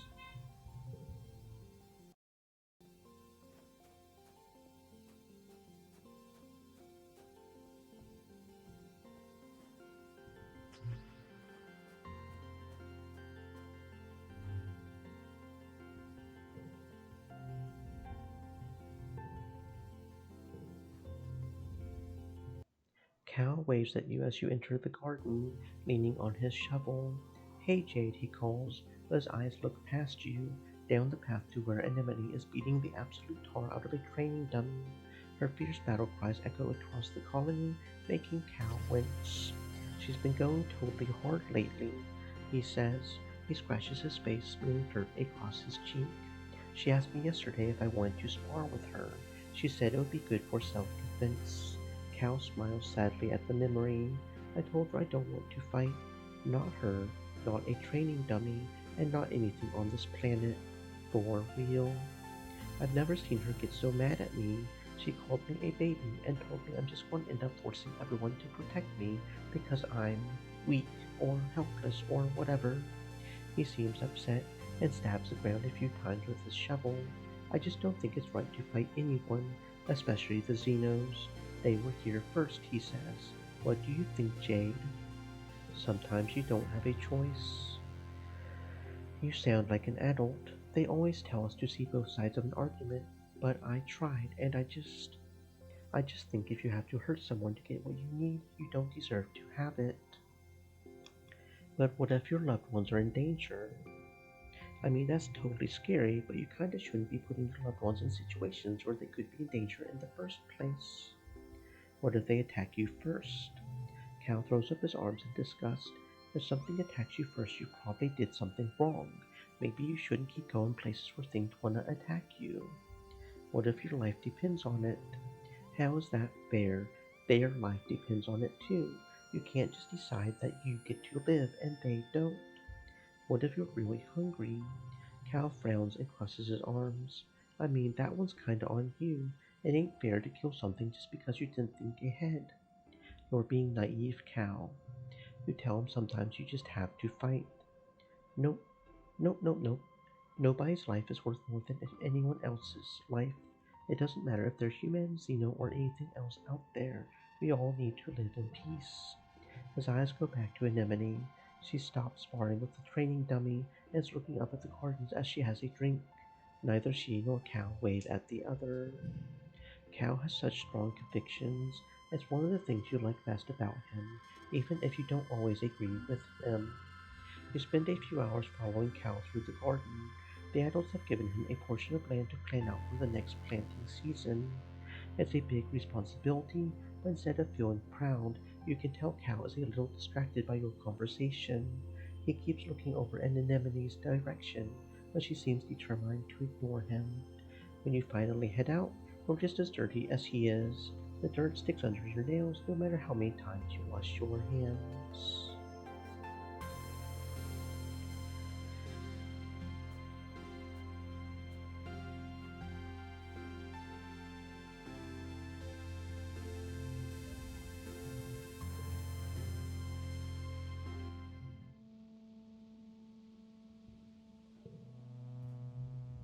Utopia is sorting through stuff the foragers have brought back, putting them into bins to either get analyzed or taken straight to the kitchens.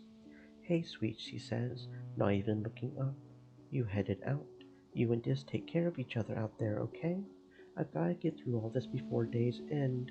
It'll take me all day. Unless you're Heron to help out. Sure.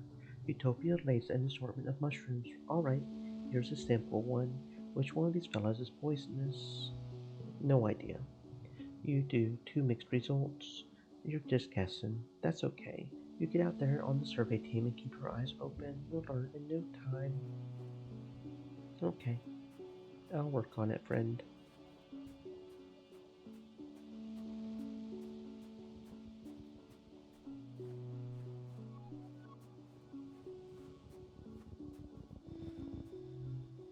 A series of small circular pools chain together to form an impassable body of water.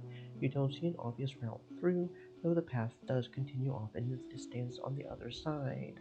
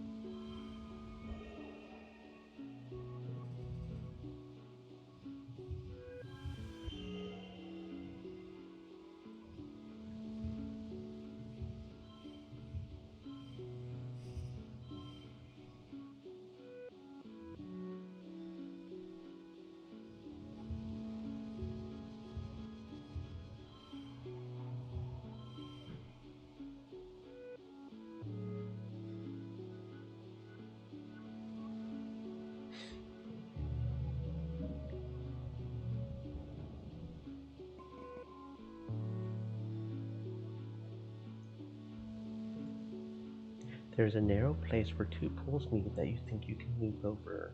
These little ponds look too small to Stream house anything elements. really dangerous. Said. You hope. Stay You moist, approach my the friends, water's hydrate. edge. Leap of faith. You make it over the narrow gap. Nice, you feel empowered.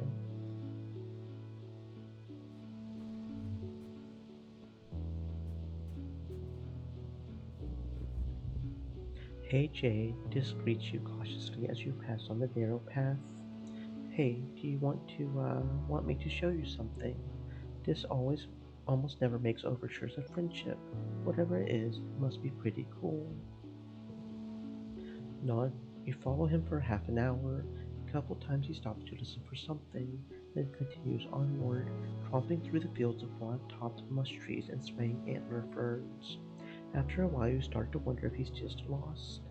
You're about to say something about it when he holds his hand up for silence and directs you to crawl under a huge mushroom. On the other side, you have a view down to one of the perfectly round ponds. Taking up most of it is an enormous Xeno, its legs deep underwater. It's Balneum. They live in the swamps. You don't usually see them here.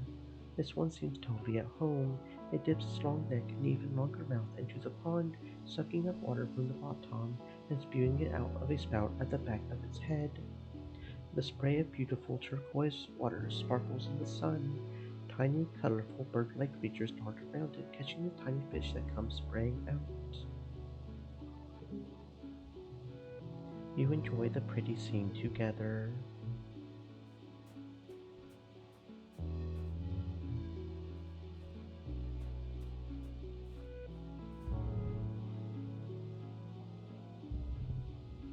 You're crossing a clearing when you hear a terrible cracking, pounding sound. A bush bub bursts through the tree line, barreling straight to you. Whatever's making a bush bub run, you're pretty sure you don't want to be on the business end of it.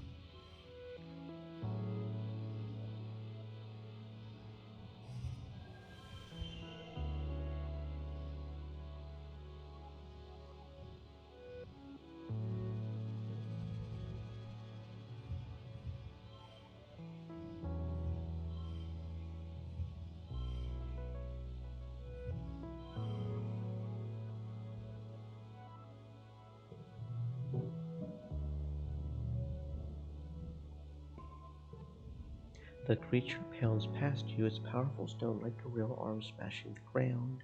It doesn't even seem to see you and goes around you without even looking at you. You look around, but there's no sign of whatever motivated the bush bub to run so fast. At least that's something to be grateful about.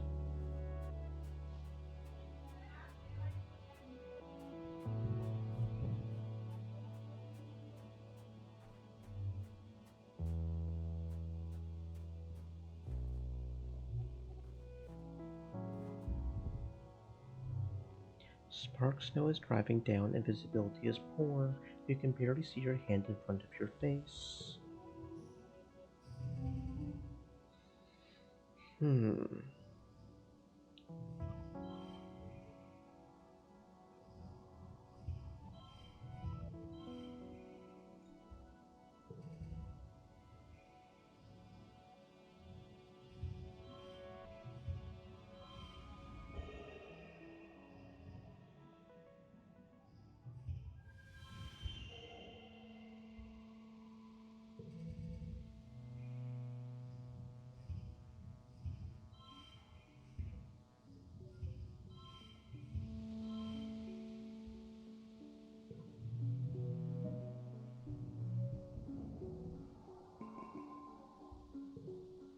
You keep putting one foot in front of the other, relying on wayfaring and fair bit of luck to make your way through, but you see something inexplicable.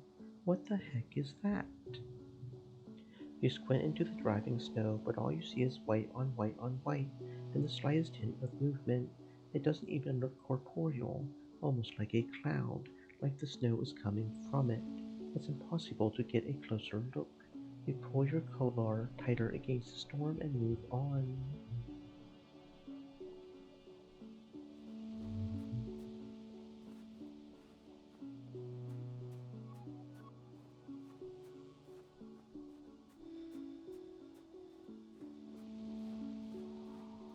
Hmm.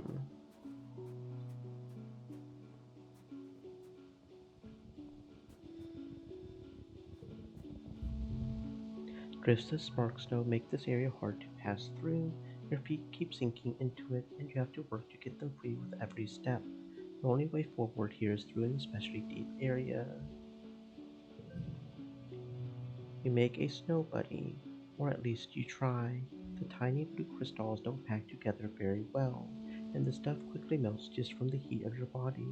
The acidic snow gives you a hot, scratchy rash between your fingers. You probably should have worn gloves.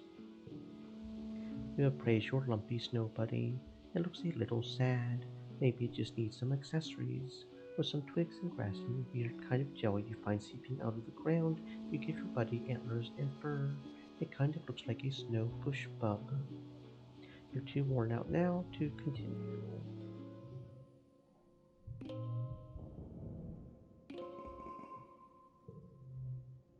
It's your birthday.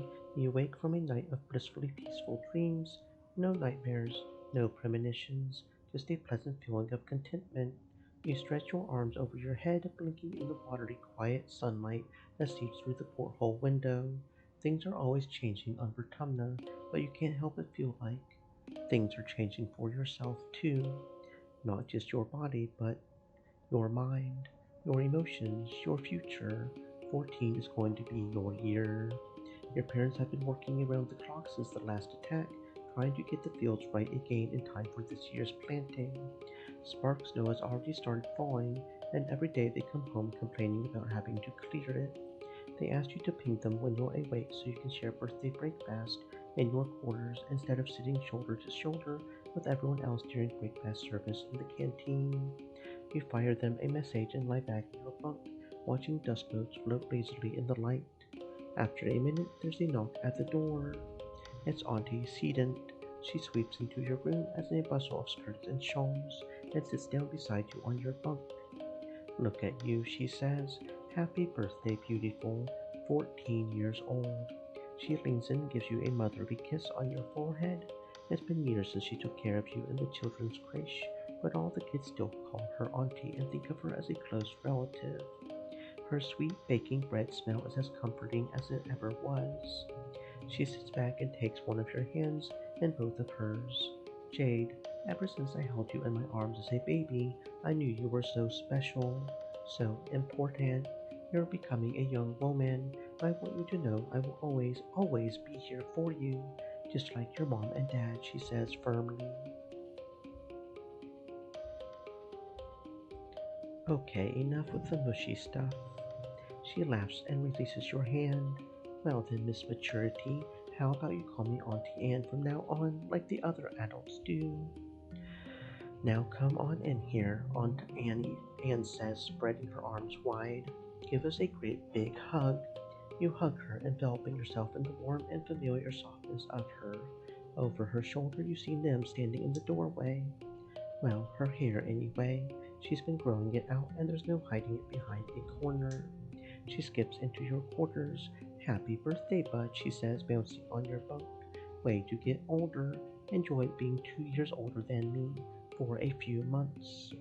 Thanks. I thought you were on your way to medbay, Anne tells her, and Nim shrugs. Anne turns to you. Annie is supposed to get her menstruation cessation implant today, she says.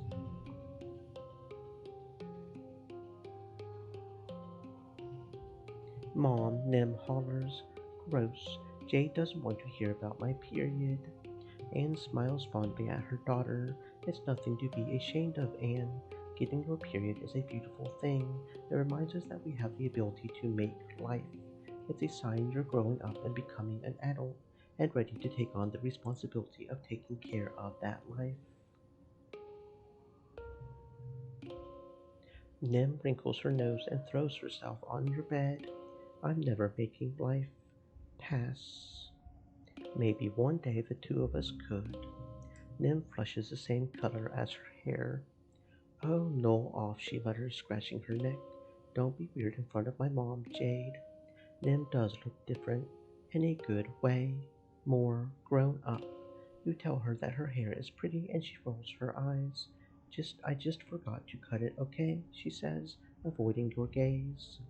Your parents finally arrive, still damp from the fields and bringing in the smell of crisp, tangy snow on their clothes. Look, birthday visitors, your dad exclaims. Anne, are you staying for breakfast? Anne reaches into her bag and brings out a stack of tiffins.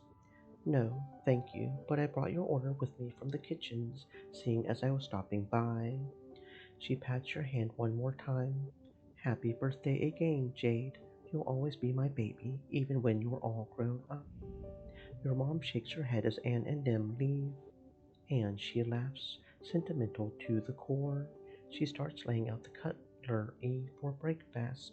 But I don't know how the colony would manage without her and the children's grace, she says, and points a fork at you. Family is more than the people that birthed you, Jade, and don't you forget it.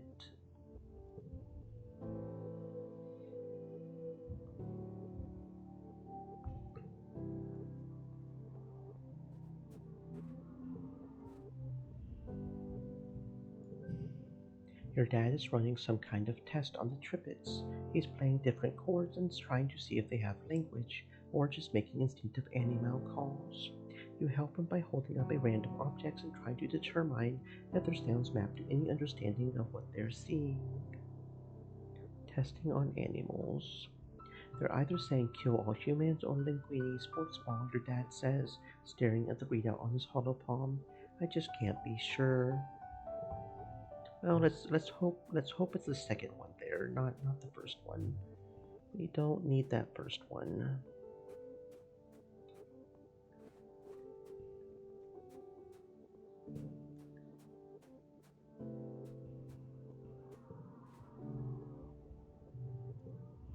Your mom is tending to her garden as you relax nearby.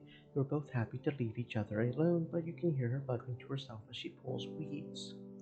Every day, you would think I was never here at all, with how some of these weeds grow. I thought that bringing only nice plants would mean you wouldn't have to weed as much, but these vertumnant plants, they're unstoppable. She pulls hard on one weed, which turns out to be a huge creeping vine that yanks out a few flowers. I just want one place on this planet that's ours. You get down there and help your mom pull weed for the better part of the afternoon. It's surprisingly hard work. By the end, your back and shoulders are aching and the palms of your hands are on fire. Your mom dumps a huge armful of weeds into a wheelbarrow. These go all the way to the edge of the colony, she says wearily. Whatever plant these roots belong to, they're invading my garden. She turns to the walls and yells, You stupid pink bastards, stay out there where you belong.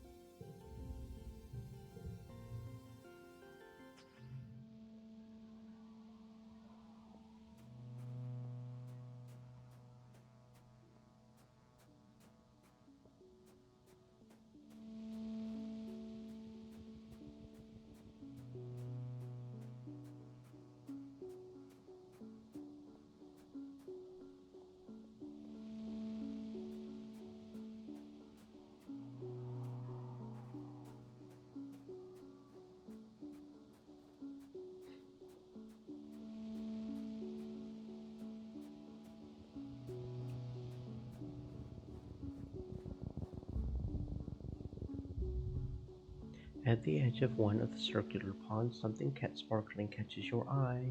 Well, everything around here sparkles, but this thing really catches your eye. The water in the little lake is deep and milky, though, and you can't see the bottom. It's completely still, almost too still, and so perfectly circular. You remember you've been warned about getting too close to these pools.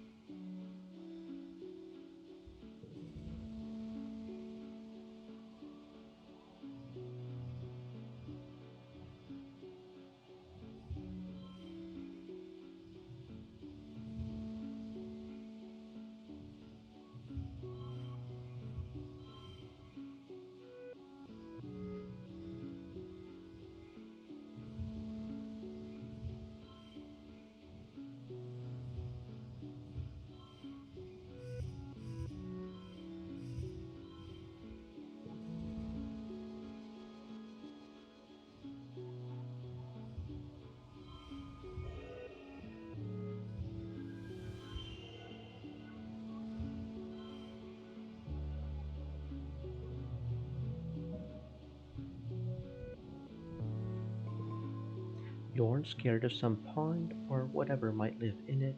You march up to the edge, keeping your eyes on the shiny prize, and paw around in the snow looking for that shiny whatever it is. Looks like it's pretty crystal, just sitting on the ground. Good find.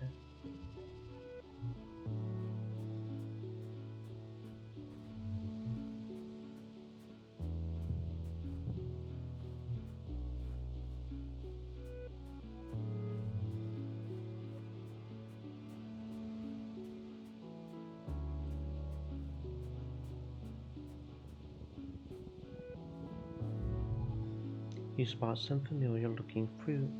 You've seen this bush before. That's no rock underneath. It's all part of one creature, an arborescent photosynth, a bush bug that pays you no attention, continuing to blend in with the rest of its surroundings like a boulder. You're not letting it get away with being delicious. You grab some of the fruit as the bush bug rises up and roars with anger. Yes, you knew it wouldn't be happy, but I don't care.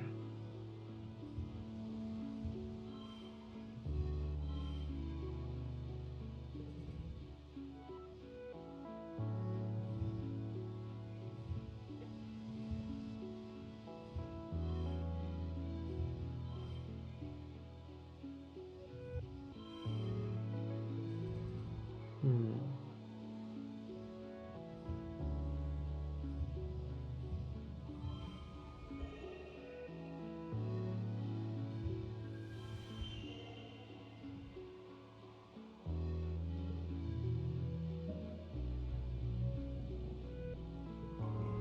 You take out your plastic cutter and start amputating branches.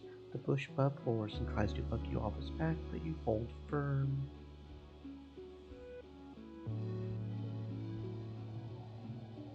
You only take a few branches before jumping down. The bush bug grumbles as it lumbers away. Combat level 3, physical boost. Plus 1 to physical increases. Cool. Okay, so there is a third perk, and because that's a fake boost from the gear, it doesn't count. That is interesting. Okay, that's worth noting, I suppose.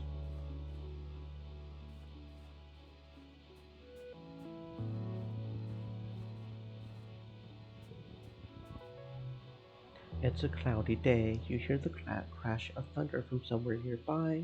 Loud. Sounds like it's getting closer. Suddenly, a massive and possibly tall something punctures the low clouds and slams into the ground ahead of you. It's as tall as a skyscraper and a meter wide, covered with chitinous bone like an insect. You think it might be a leg. Another crashes down, then another. The creature's body must be up in the clouds, so high you can't see anything but the legs. The first leg lifts again. and moves forward to you. You are in shock. Your body simultaneously screams at you to stand still and run. Need a perception of 50 for that, huh? You freeze up in terror, closing your eyes and let it standing perfectly still. Maybe it will just pass by. You can sense a shadow descending from above you.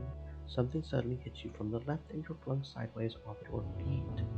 A moment later, one of the massive legs slams down right where you had been. Another second and you would have been flat as the grass underneath it. You look up to see what hit you, but it, or they, is already gone, having saved your life. Oh, that was close. Okay.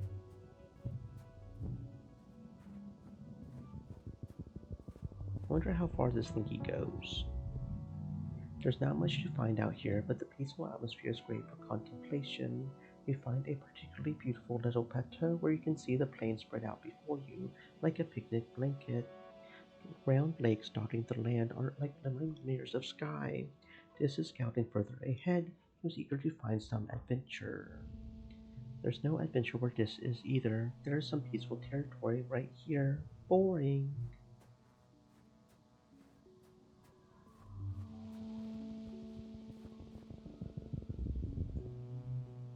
You stop to watch a herd of shaggy purple furred animals slowly meander down a slope. You've never seen them before.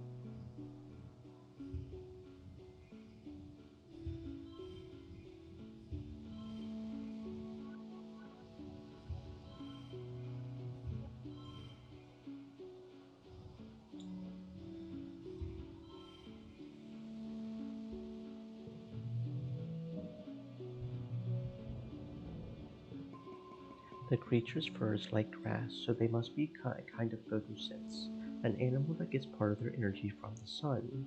They couldn't be absorbed at arborescent photosynths, bush bumps, because they've got branches growing out of their heads and backs. You check your survey journal. It says bush bubs are common here, but they're smaller, solitary creatures. So nope, and they're too small to be bow meal photosynths who usually don't leave the water. You found a new species. Maybe. That would be cool. You decide to name them just in case. You look at them through your holoculars at maximum zoom. You can kind of make out that they have super long jaws like a huge underbite. You name the species the herding sunbiter. Naming things is hard, so herding sunbiter will have to do. You log your discovery. Perception level 1. Highlight all collectibles. Oh, well, that's nice. Oh, I like that. That is very nice. Okay. Perception for the win.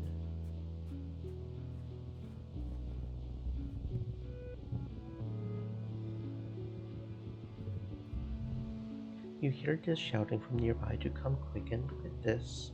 You meet up with Dis on a curiously clean part of the path. There's no twigs, pebbles, bits of grass, or the ubiquitous dorbs, moth scales that litter this area. It almost looks like it's been swept clean. And there, in the middle of a perfect circle, 3 meters wide, is what you could only describe as a shrine.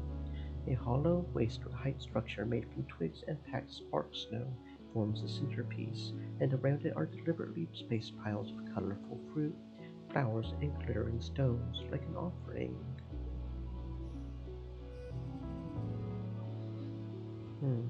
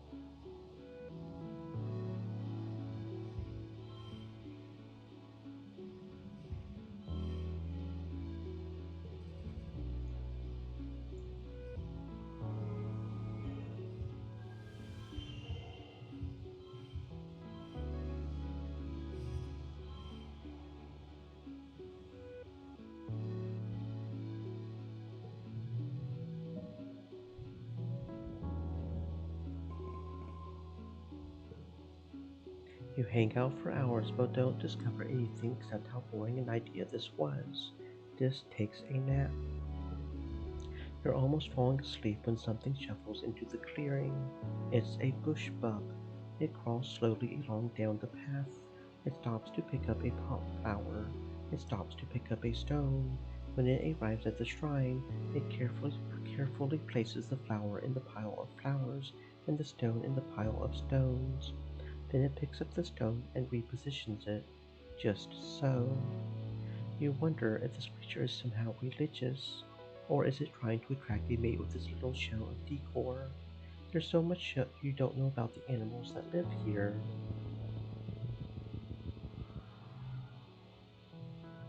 Oh, this is the end of the area. Okay, so there are ends of area. Well, obviously there's ends of areas. So that's the end of this area. Okay, our stress is pretty much max, so we probably should go ahead and go home, I guess.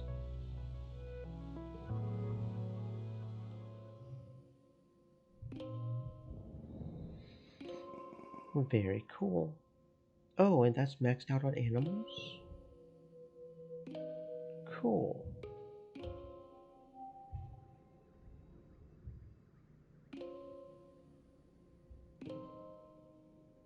Okay. Level 3 pets upgrade pet cards via relaxing at the park. Okay. You can hear your dad sneeze all the way from engineering. It's explosive, like he's trying to scare away predators. He's wiping his nose as you approach on a handkerchief blotted with shimmering pink. Lately, he's also surrounded by fine dusting of pink pollen that clings to him wherever he goes. You keep brushing the glitter off things in your quarters. He gives you a hug, then brushes pollen off your shoulder, laughing self-consciously. You haven't heard him laugh much lately. He's been working hard trying to improve the colony's food supply. He's showing signs of malnourishment too, though your mom is worse. You're worried for both of them. Your dad's skin is kind of shiny in patches. He sees you staring and rubs his hand over his arms. Sparkling dust poofs off him in little clouds, scintillating in the light.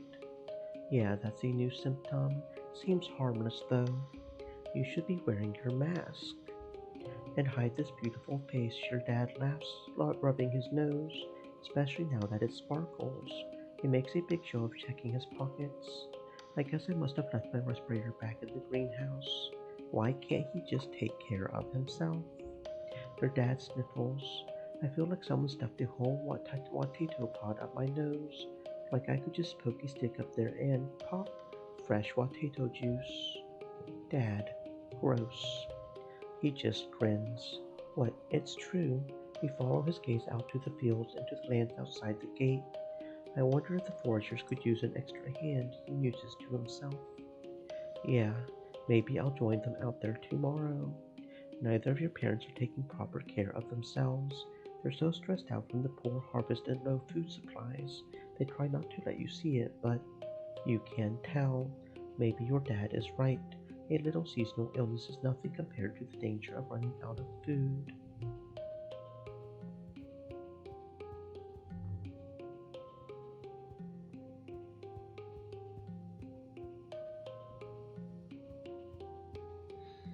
Hmm.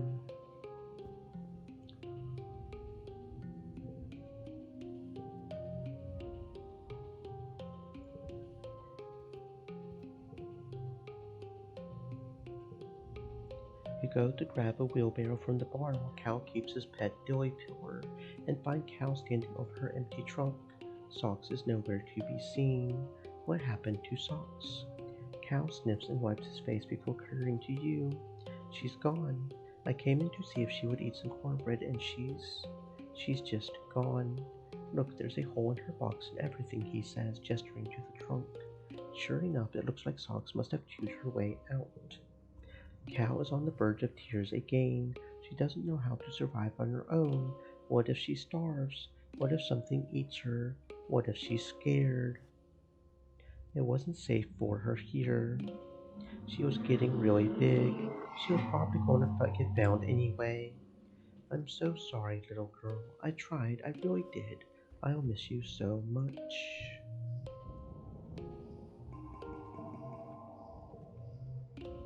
You're at lunch with your parents, sliced soy cakes and watery broth again. Great. When they put down their cutlery and look at each other, then you. Jade, there's something we should tell you. We've tried to shelter you from some things, but we think you should know why we've been working so hard in geoponics. There's a meeting after lunch, and I want you to come with us. Okay. You follow your parents to the council room. Lars has also tagged along, and you take a seat near them as your mom and Aunt Anne stand to address the council. After Uticott officially calls the meeting, she gestures to your mom. I'm not going to mince words, your mom says firmly. All our efforts to increase food production in geoponics have failed, especially given the failure of the pixie beans. The destruction of the fields during the last attack put the nail in our coffin. By the end of the year, the colony will run out of food. The rest of the council murmurs in concern. You and Mars exchange horrified looks. You've been doomsaying about our food supply for 2 years, Flulu. Do you mean to say we're past the point of no return? Your mother nods grimly. I'm afraid so. Even with rationing, without securing a per-ton-land food source, our supplies will run out by wet season. She gestures to Anne, whose face is grave. Anne and I have gone over the supplies and come up with food plans. We've crunched the numbers. Your mom sighs and spreads her hands. I'm sorry. Geoponics should have been producing better by now. We should have been able to wean ourselves off of soy rations. During wormhole transit, when we lost our hydroponics in the whole breach. I know I've said it so many times, but our crops just don't grow here. We need those algae tanks. We need the microbial soil from Earth. It's not Mom's fault. It's not. The survival of the colony shouldn't rest on one person's shoulders. It's not fair. She's been working harder than anyone. She did everything she could. The council mumbles agreement. You decide they probably never really blamed her or your dad. The only holdout is Mars, who crosses her arms and grumbles that it's clearly a problem with leadership. So what do we do now? Instance asks. Starving to death isn't an option. No, it isn't, your mom replies. We need to secure a food source this year before our rations run out. We're working double shifts in geoponics, but it's not enough. We need more people planting, tending, turning the soil. We need more hands. I can pull back the surveyors and focus on foraging native plants. Even the young folks can help. If they've proven themselves around the survey equipment, I'll send out a holo message later. This has been the burden of geoponics for too long.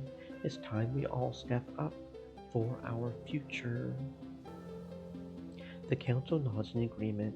Your tummy rumbles ominously.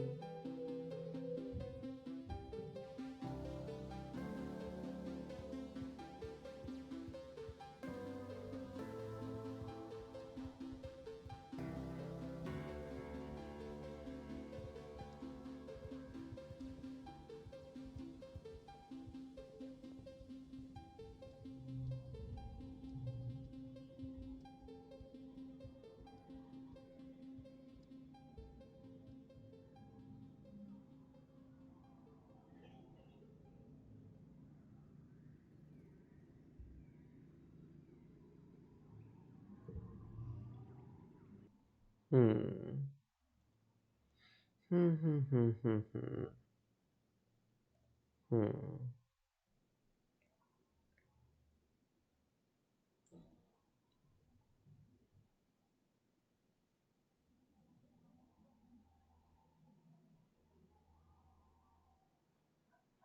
Hmm.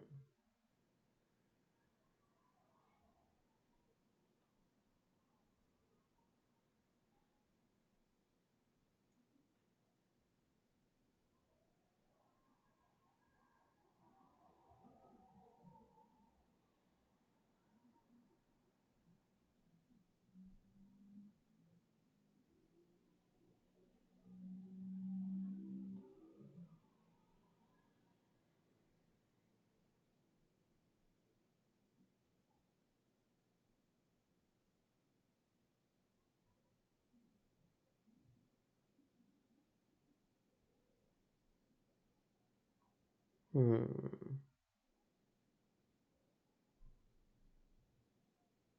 Okay, yeah, okay. Hmm, hmm, hmm, hmm. Hmm, hmm, hmm, hmm,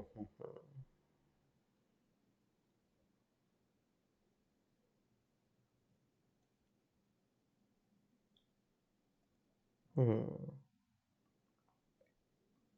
hmm.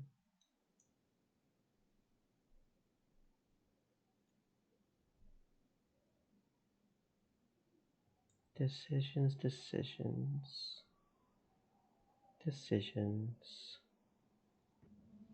Hmm, hmm, hmm, hmm.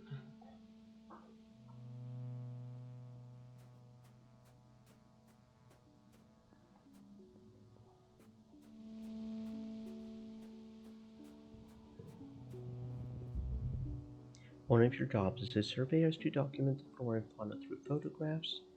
So a baby photo shift. Um, Find a good angle since we need perception more than we need.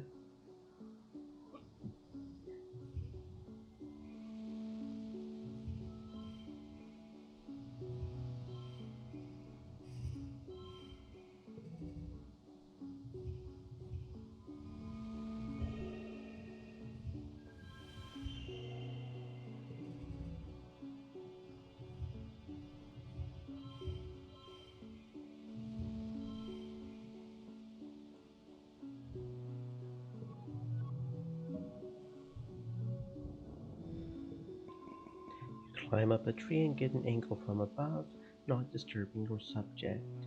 Comes out great, very avant-garde. Utopia's glad for the shot.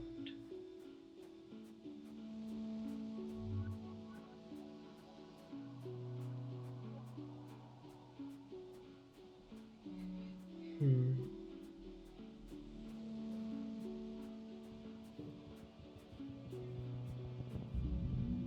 Something big suddenly bursts out from the jungle and scampers across the path in front of you. Looks like a miniature landslide, bush-covered stone being pulled forward by powerful arms. It's a bush bug, and on its heels is a second smaller one. These slow, thoughtful creatures are rarely so full of energy. They charge back and forth across the path as you wisely keep your distance from the powerful animals. But for all the crashing and stomping they're doing, they don't actually seem to be angry. You would swear they were actually being playful. They seem to be playing a game of tag. When the chaser catches up to the runner, they reverse roles. They do it with such gusto that the surrounding underbrush is completely crushed in a wide circle, an almost perfect circle. Then all at once, the first one crouches down on the path and tucks his arms and head under the bushes on its back. You would swear it was just a rock now. The second one circles the first several times, sniffing, and crouches in the same position. Now might be your chance to get past them. In perfect sync, the two creatures slowly stretch out and up, revealing their rocky bodies and reaching their surprisingly long necks up to the sky. They begin to shake their bushes and rattle their antlers in rhythm with each other as they stomp slowly around the clearing they've made. You think they're dancing. The intensity of the dance increases. They're both shaking their backs so hard that some of their branches and fruit are flying loose. Instinctively, you reach out to grab a piece of fruit. At that moment, the dancers shift and one of them steps on your hand with the full force of his massive body. You let out a cry of pain and clutch your hand to your chest. That looks bad. The two creatures have been so intent on each other that they had not iced you there. They're so startled and perhaps embarrassed that they take off running in opposite directions. Well, that was weird.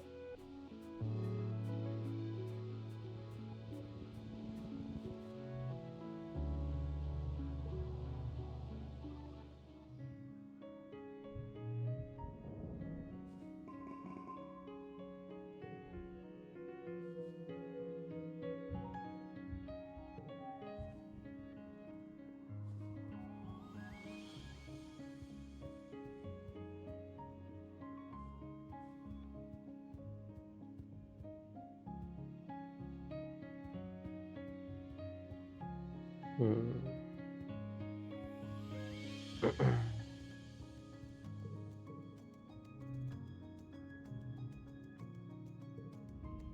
You report to Security Chief Red to volunteer for lookout duty. Jade, Security Chief Red says, barely giving you a second look. You should try something a little more suited to your talents. Forget that. A stupid sign's not the boss of you, and neither is Red. You could read that sign if you wanted to. You pull out a pair of hollow culars and read the sign through them. It says, if you can read this, your eyesight is 20/20. Red nods in approval. Way to be prepared. You pass. Come back next month and I'll put you on the roster. Okay, so now I can do lookout duty.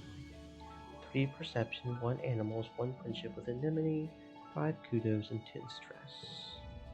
You show up bright and early for muster with the other garrison recruits. It's mostly younger people. The older, more experienced security officers are all posted up for guard duty. Nim is here, though, her rowdy red hair tied back into a poof.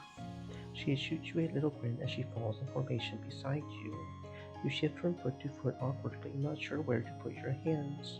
Nim nudges you with her elbow and gestures that you should stand like her, with your hands clasped loosely behind your back. You manage that just as Security Chief Red comes to speak to the recruits. Good morning, recruits, he calls, his voice cutting through the still morning air. He pauses, looking at the assembled band of motley youth, and taps his ear. Red crosses his arms. Well, we'll be working on that, he says. Working in the garrison isn't like other jobs, children. Here, you'll be expected to give 100% every day. If you burn some food in the kitchen or shovel the wrong pile of dirt in geoponics, it's no big deal. But here, it can be a matter of life or death. Not just for you, but for everyone in the colony.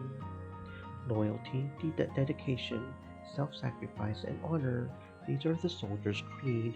Red says, steel-gazed and even. You wonder how many battles he saw on Earth. Just like your mom, he doesn't like to talk about it. This is not a place for half-assed kids to run around and play soldier. You look around awkwardly at the other recruits. Isn't this a little intense for lookout duty? Red catches your attention, wavering, and speaks directly to you, staring you right in the eye. Laziness and ego have no place here, he says.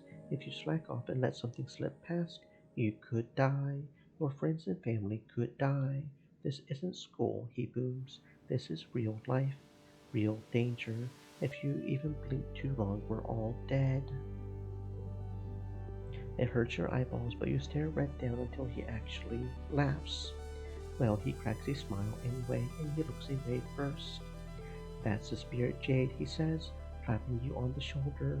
I don't mean to scare you, kids, he addresses the rest of the group, but I really do need you to know that this isn't a fun little game. You can't sneak your little friends into the watchtower. You can't work on your homework. You can't catch up on sleep. Even though lookout duty seems like an easy job for kids to do, to keep busy, it's very important. I need you to take it seriously, like Jade here. I got you. We're going to do this super serial like. Yep.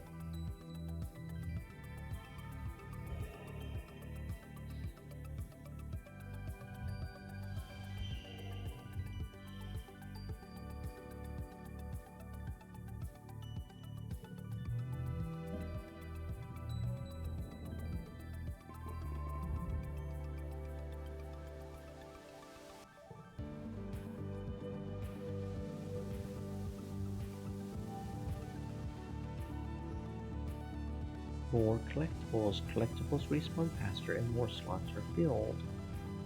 Okay, cool. That sounds nice. Wasn't there somebody that wanted perception? Maybe there wasn't.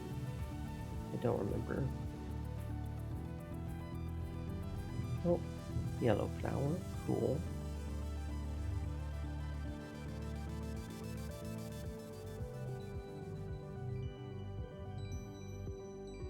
Hmm.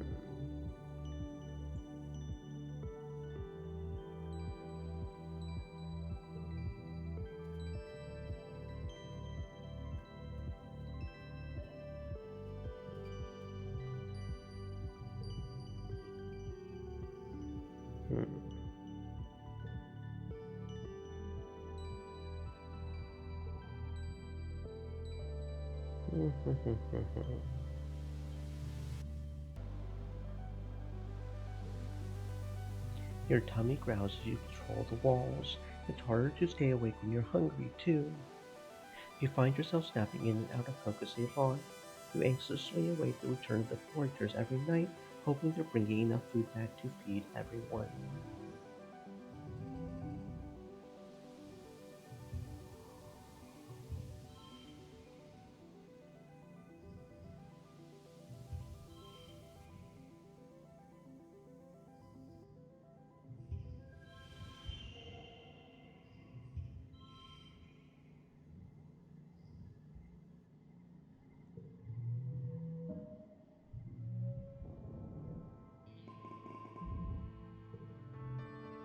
It's time for Tumnalia, the yearly midsummer celebration when the colony gives thanks for its good fortune.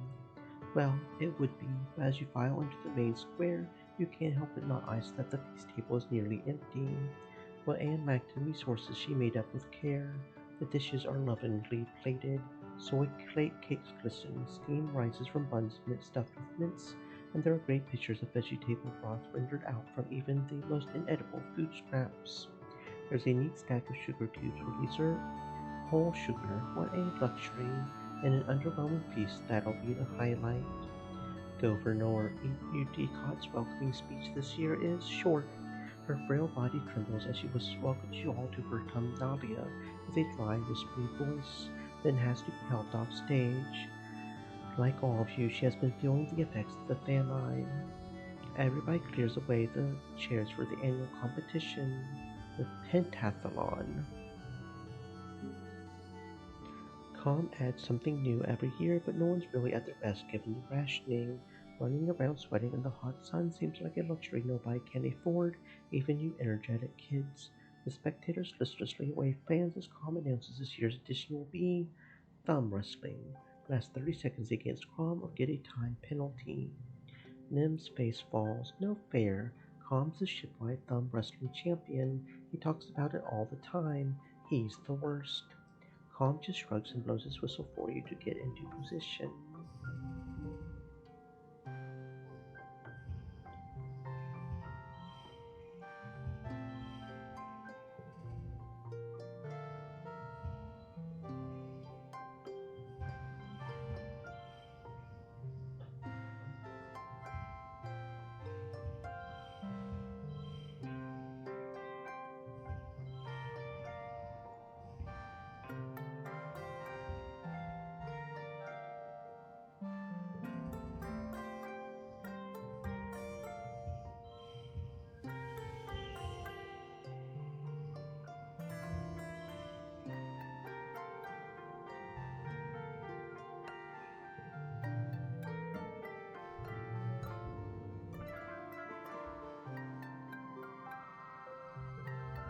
You don't beat Com at the thumb wrestle. Nobody can.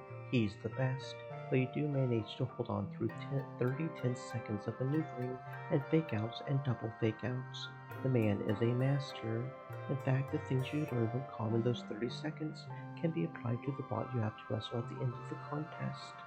You wonder how you've never not iced before, how much of bot wrestling is finesse, not just brawn. You win handily. Nim whines at Com for being unfair, but she still takes second place. After the festivities, the whole colony takes a few days off for a break. Well, except for geoponics, and the foragers, and the kitchens, and everyone who uses the break from their usual work to help out in the places that didn't close. Okay, it's not really a break, but you try to take it easy anyway.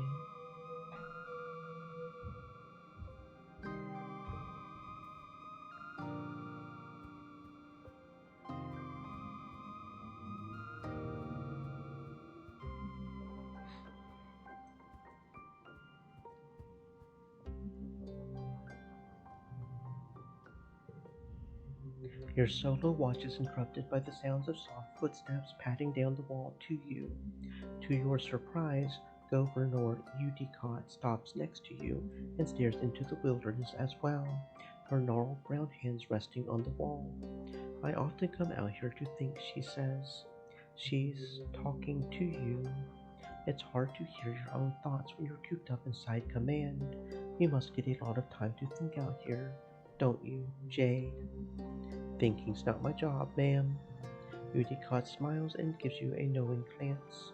I'm sure, she replies. She sighs and tightens her hands on the railing. Sometimes I look down on the colony, she says softly, and sometimes I look out into the forest. No matter where I look, I think about every hardship we face and everyone we've overcome. I think about what we're doing here, the things we're taking, and the footprints we're leaving. She huffs a humorless little laugh. I wonder what the animals think of us, cutting down trees, building our big walls, trying to grow our funny little alien plants. It must be so strange to them.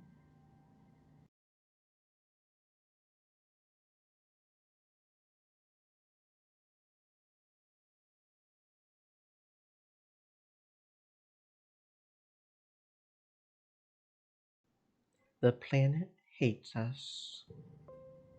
Without turning to face her, you can tell her. You tell her you can feel the anger rising from the tops of trees. Every rattling bush a sign of menace. Seething. Udicott narrows her eyes and stares flintly into the wilderness. Maybe, she says quietly. Maybe. You stand in contemplative silence and observe the forest until she leaves without saying goodbye.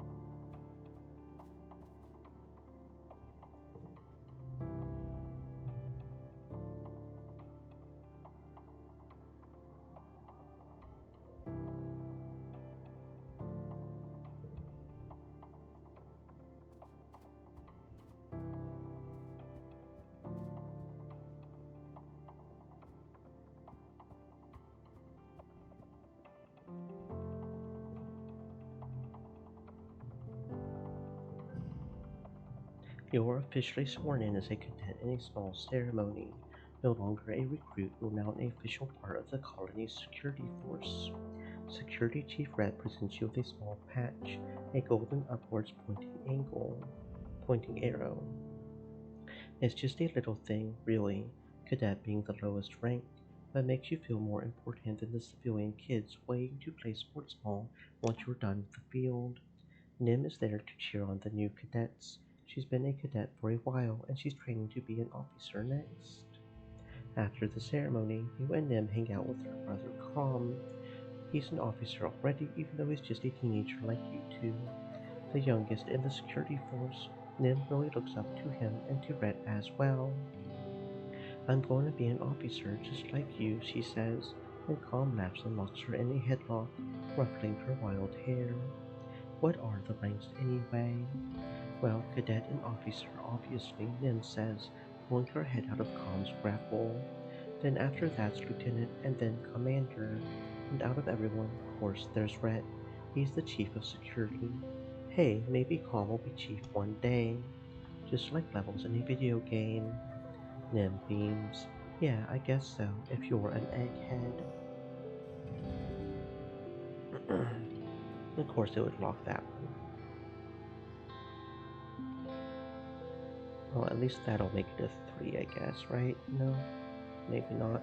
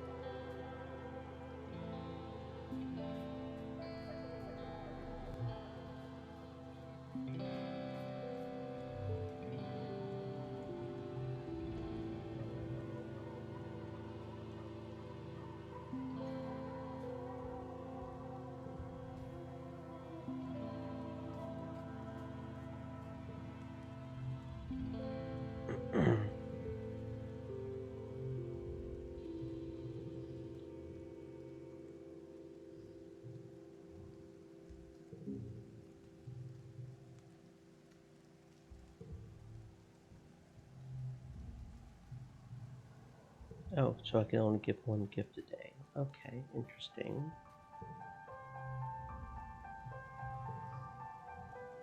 Hmm.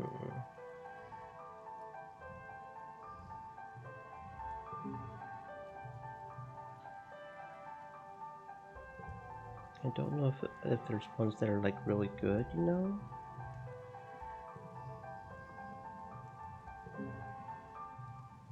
Okay, so yeah, there are some that are better than others. To friendship with Cal. Cal likes blue bobber fruit. Okay, so that's the best one. He has two. Okay, I see. Maybe we should be doing that a little bit more. Mainly with Anemone, because we want to max at least somebody out, right? Tammy's dead, so we can't max her out, obviously.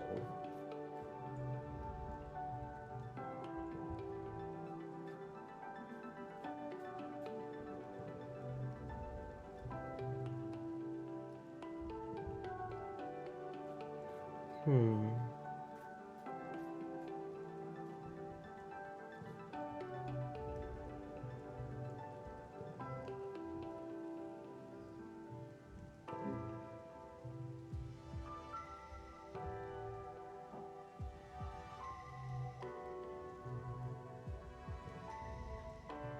You're on lookout duty with Nim, and as usual, nothing much is happening at all.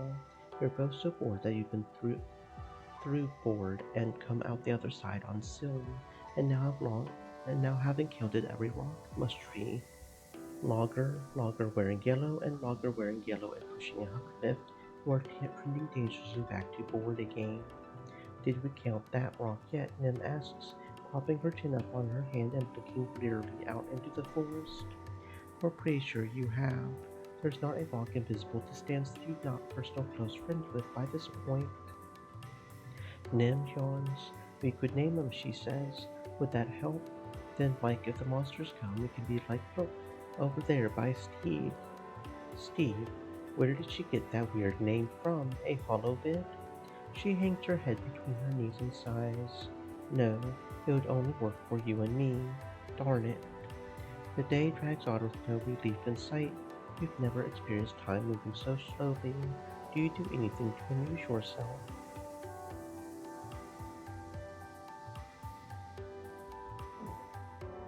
Just pay attention and do your job. You shake your head to clear of all the sleepy cobwebs. A real soldier wouldn't be walk or play games. A real soldier would just sit here staring at the jungle for hours upon hours. Real soldiers don't get bored. Somehow you doubt any of this is true, but Nim appreciates how seriously you're taking lookout duty. Ever since her big brother Com got his uniform, she's been all about following in his footsteps. It's a little weird. Stream Where elements. did wild, carefree Said. Nim go? Stay moist, my friends, hydrate.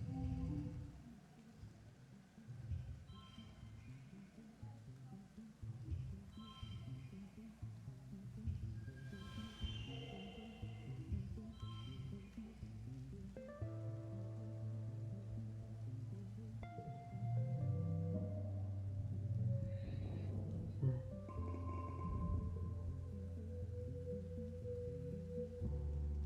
One more and we'll have that perception maxed out. That's kind of cool. Tempted to go shovel dirt real quick just to max that out. In fact, actually first we gotta do presents, right? See if we can figure out the presents. Too soon. Okay, so it's not just every cycle. Wonder how it decides when we can and when we can't. I don't know.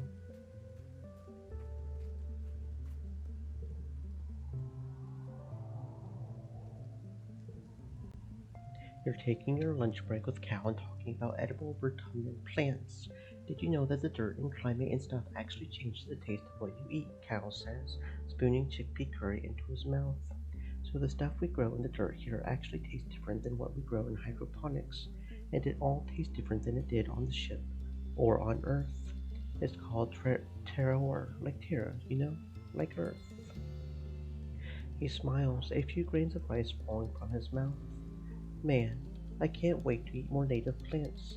I just think they're going to be better for us, you know? Like, we breathe this air and we drink the water, so why are we still eating earth food? Wow, cow sounds a lot more sophisticated than took him for. Like, or really? We're thinking about this when Cal scoops up a handful of red soil. I wonder if her tum and dirt taste different.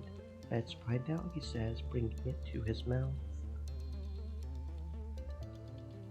Great idea, let's make mud pies. Actually, you aren't kidding. We've heard there is a kind of mud here you can eat. It's got bajillions of teeny little algae all through it. It's so rich with them that it's actually edible. In some ways, it might even be better for you than real food. Maybe. You just have to take out the rocks and twigs and stuff and cook it very well because who knows what else is in there. The result is kind of like a mud cookie. You cheat and added sugar, but the flavor of the algae saturated clay comes through. It's weird, but Cal loves it.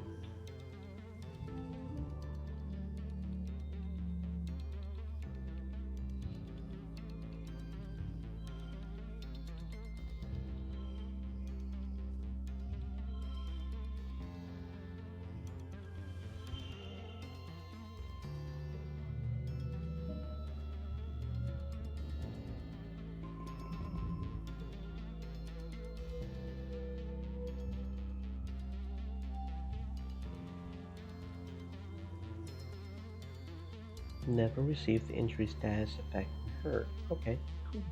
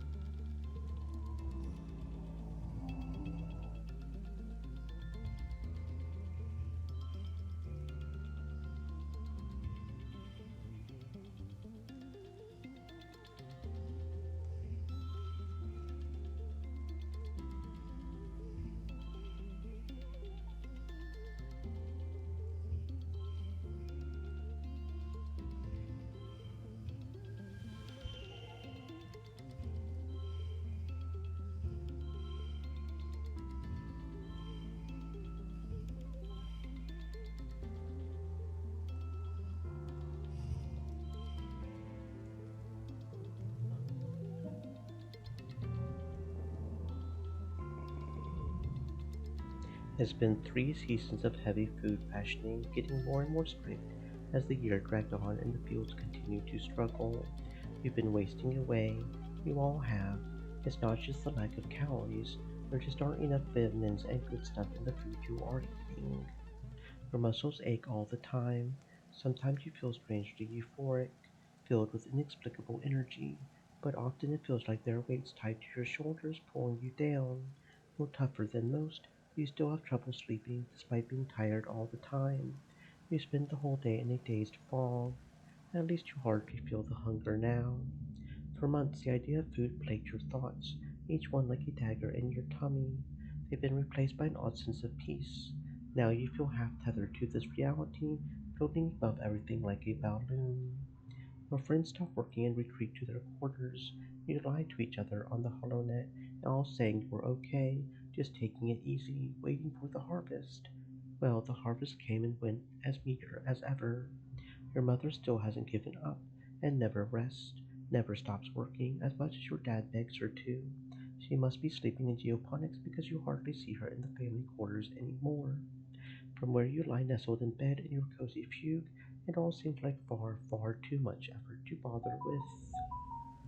You're out there in the fields with her, being her sidekick, helping fetch things. She never slows down.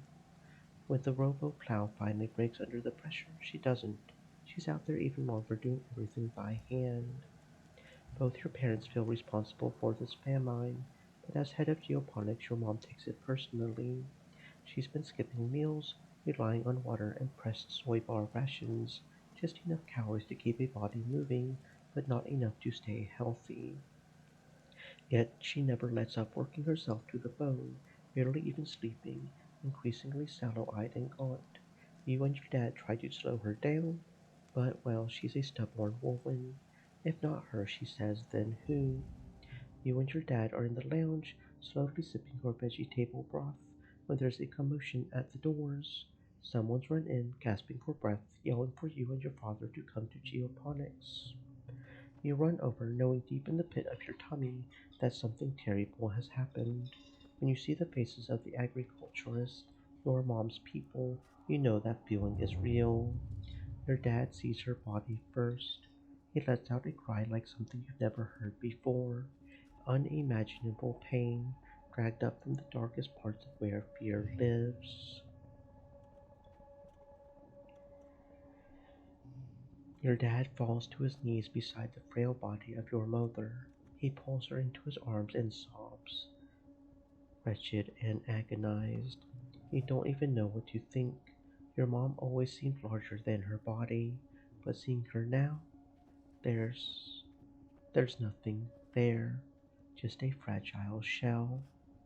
They tell you she didn't even cry out.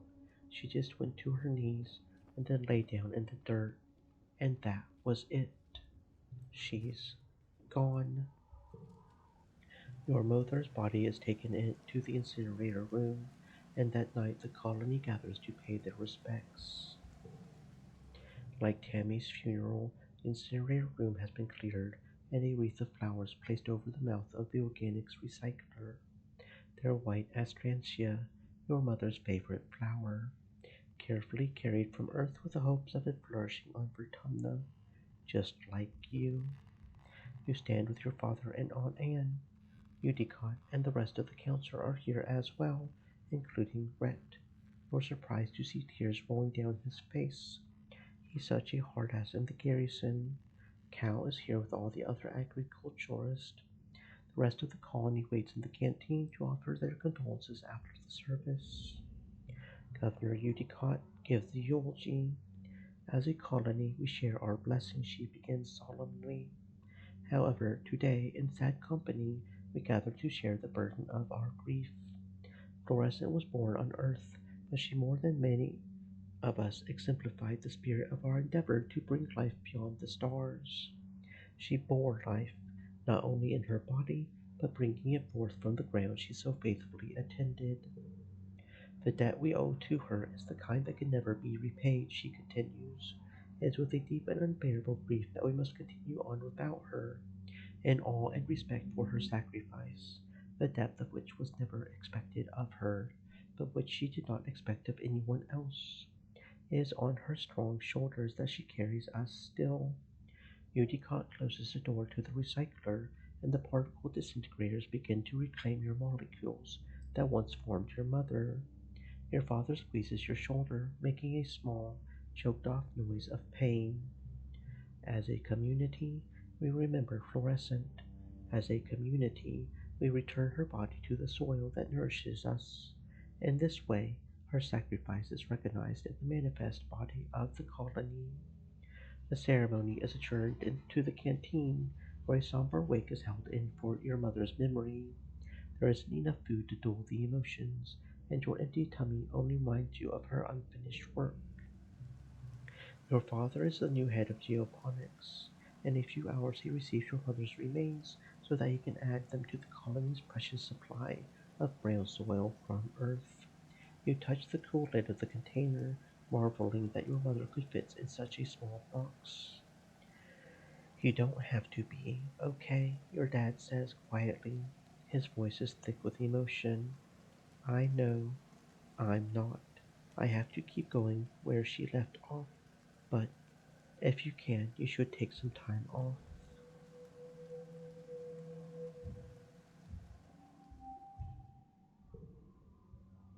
The prospect of just going back to work like everything is normal is too much to handle. The sun dips below the horizon and glow begins. You end up spending the whole month alternating between sleeping, scrolling the HoloNet, and staring into space.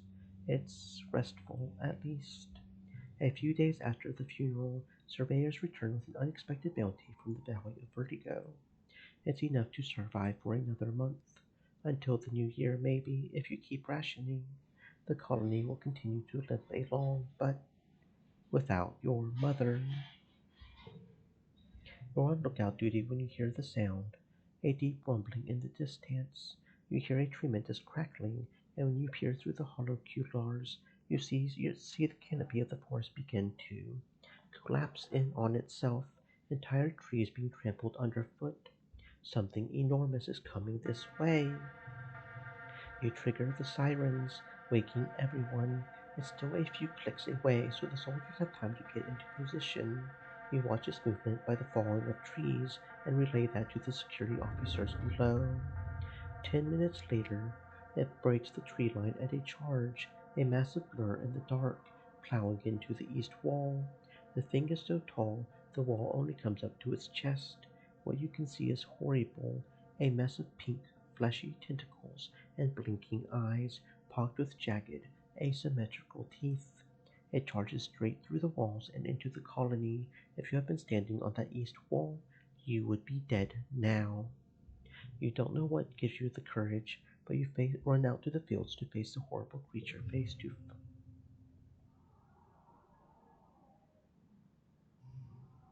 It has no face. In place of a face, or even a head, its body just unzips, revealing a mess of writhing pink tentacles and blinking eyes, pocked with jagged, asymmetrical teeth. It stands on four enormously powerful legs, each as wide across as tree trunks. Clinging to its back and its thick, slug-like tail are clumps of lichen that glow faintly in the night. The creature is nearly twice the height of a greenhouse. It's standing on top of a flattened one, the wreckage of lattice and plants all around. Flickers of light from plas rifles and stun gloves light it from underneath, and the stench of ozone is thick in the air. You see Nim and her brother Calm darting in and around its legs with their twin shocks of red hair. The faceless creature lurches into another greenhouse, oblivious to the soldiers trying to herd it away. The monster left a trail of destruction from where it smashed right through the walls. Smaller creatures are pouring in through the gap and heading to a wall of laser fire, thanks to your advance warning. The smaller creatures are obliterated long before they can get further into the colony. Some stragglers make it almost all the way to the doors to command, and Governor Udicott inside before they're gunned down. Strange that they would ignore other targets and go straight for command. Almost tactical. But you have another, much bigger problem to worry about. You have to do something. You run to geoponics, picking up a handful of rocks as you cross through the barren fields. When Calm sees you, he gestures for you to flee. Get out of here, Jade. You're going to get yourself killed. You grip your rocks in defiance. You're sick of being told to hide like a child. You want to help.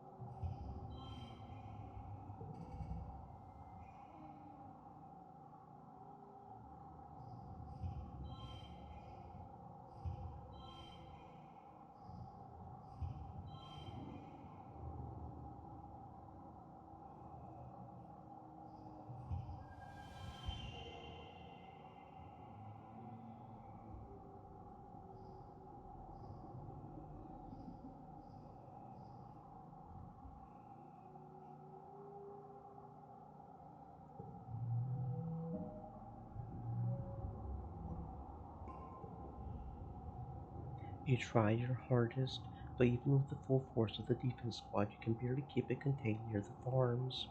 You dart in and around the battle, throwing rocks and making noise to keep the abomination's attention away from the rest of the colony. Its tentacles whip around, slapping the ground and knocking into people, picking them up and throwing their helpless bodies like dolls, only to be crushed under its massive trunk like feet. The fields are littered with bodies of the fallen. Sweat stings your eyes, but you somehow stay on your feet.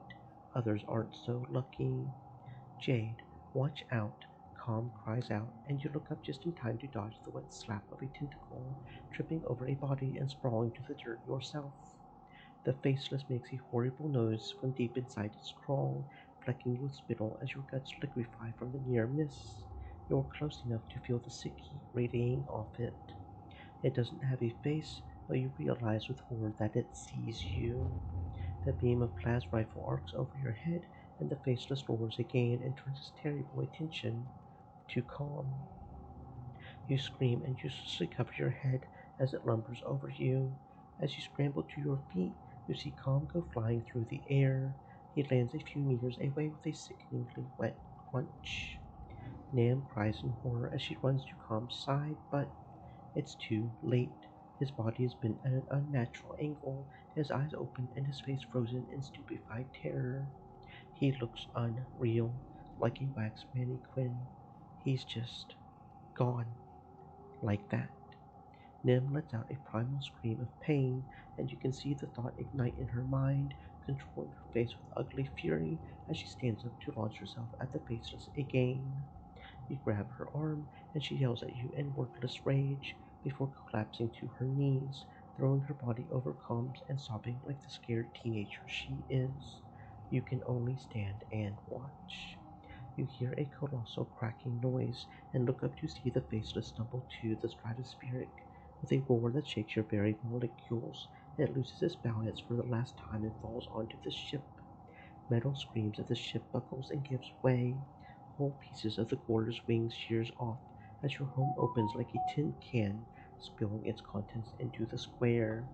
The strato lurches, then collapses under the creature's weight. The abomination is slain, but as wails of grief join the whimpers of the dying, you have to wonder at what cost. The council calls an all colony meeting to face the aftermath of the attack. In the oppressive gloom of the glow, you gather near engineering with the other survivors. It's one of the few buildings still standing. The corpse of the faceless still sits in the caved in wreckage of the stratospheric, spilling its flaccid pink tentacles from its horrible zipper toothed maw. It's already beginning to stink. At least the governor survived. Governor Udicott takes the stage and thanks you personally for sounding the alarm. Because of your bravery, many lives were saved. She also acknowledges the bravery of the defense squad, citing their heroism in their finally taking down the faceless. Geoponics is gone, the greenhouses destroyed and fields trampled. After a year of suffering, starving, and only barely scraping by, you're not just back where you started. It's even worse. Everything your mom sacrificed herself for, gone in one night. The entire front half of the stratospheric has been destroyed. The living quarters, the canteen, the garrison, the lounge, even the creche. It's all gone. It's only by some stroke of luck that people hiding in the creche weren't all killed. Governor Udicott solemnly reads the names of those who lost their lives. Too many. You all stand for a moment of silence. You feel the weight of loss like a blow to your chest. Nim and her family cry out when her brother Calm's name is called, and their quiet sobbing continues through the silence. With the living quarters destroyed, everyone moves into the engineering wing for shelter. You're crowded into the classroom with other families. The adults try to make it seem like a sleepover, but you're all still so shaken. Nim cries about her brother and screams at anyone who tries to comfort her. Eventually, you just ignore her grief, as painful as it is to hear her sobbing at night. You feel like you've been awake for days and you'll never fully sleep again. You try, but you keep jerking awake, crying out in fear. Eventually, you fall asleep sitting up, head in your father's arms. Your sleep is fitful but mercifully dreamless.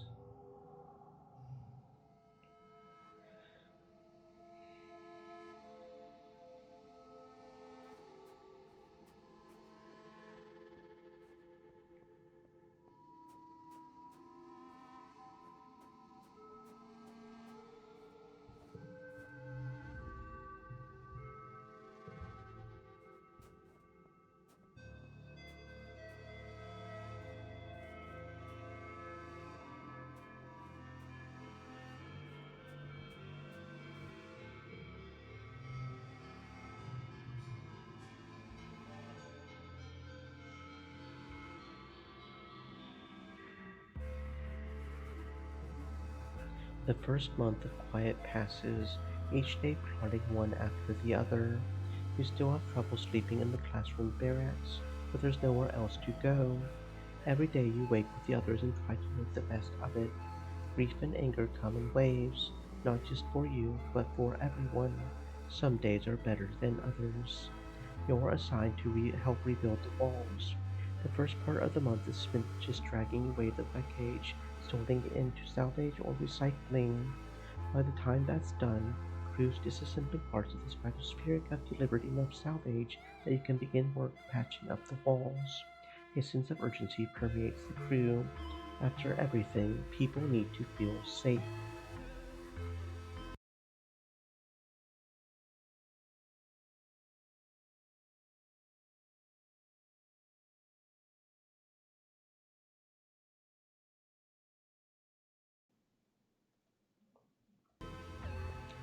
This is on the work crew with you, something he does begrudgingly. Walls didn't help the first time, he grumbles whenever anyone asks for his opinion. We should just tear them all down and live like the animals do. If someone planted a bunch of buildings on my land, I would be pissed off too. By the end of the month, you've made noticeable progress.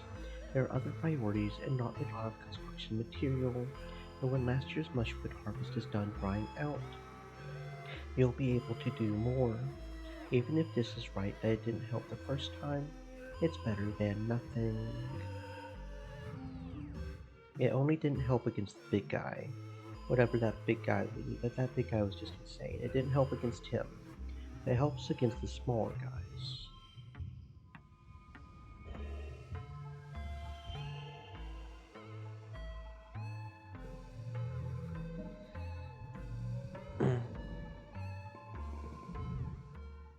The sun's finally dawned again on your birthday. You wake early and climb to the top of engineering to watch the first sun's watery rays break the horizon as the wormhole recedes across the sky. Dawn should represent hope after a long period of darkness, but this light only reveals the full extent of the damage to the colony. You've been having trouble sleeping like most people.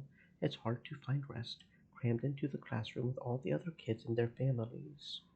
And every time you close your eyes, you see. You shake your head to clear the memories. You pull your blanket more tightly around your shoulders. Not your blanket. That one's gone. And stare out as the sun rises on the horizon, meager and sickly. Hey kiddo, you hear? Then your dad comes and sits down beside you. I was looking for you. Nice view. At least we got a rooftop patio out of the deal. He laughs a little at his own joke, then just sort of trails off with a sigh afterward. He puts his arm around your shoulders and you sit in silence for a while, watching the sunrise pick out all the broken glass littering the fields, glimmering like a field of stars. Neither of you really know what to say. It's clear your dad feels like he has to give you a pep talk, but there's an oppressive nature to the silence that makes it feel impossible for either of you to start. Eventually, he just sighs and his shoulders slump. I know things seem pretty bad right now, he says, squinting into the sunrise. It sounds like it's taking all his effort to not cry, but it'll get better. It has to, right? You're not so sure. At least your mom wasn't here to see this. That's a silver lining, I guess. You watch the sunrise together for a few more minutes. After a bit, your dad musters up a brave smile and pulls out a little box tied with a piece of gardening twine. Happy birthday, my little rutabaga. You know what it is before you open it. Your old medallion, the one your dad made, with the sun on it to represent Earth, was broken during the attack. And all the chaos you didn't even not ice, but your dad did, and made you a new one. It's just like you remembered. A similar design with a wormhole this time to represent Vertumna. You thank him and squint out at the swirling wormhole still barely visible in the brightening sky. It's so massive and awe-inspiring this time of year, but it always seems to herald disaster. You're happy to watch it fade away into the daylight. Your dad slaps you on the back. What a birthday. Here's hoping they all get better from here. You both head back downstairs to the wreckage of the canteen where they put up temporary roofing with whatever tarps and scraps could be found. The colony nanoprinters, the few that still run, have been working day and night to replace the necessities of life, but larger construction projects are going to take some time. Aunt Anne has coaxed the kitchen nanoprinters into making soy gruel and pressed bars. Life sustaining, but depressing. You and other colonists eat your breakfast in stony silence as you mentally prepare for the day. Governor Udicott looks more frail than you've ever seen her, but her eyes remain determined. Last week they held a mass funeral for everyone who died. There's talk of turning the Strasburg's destroyed front half into a memorial shrine after everything useful has been salvaged. There's still so much to do.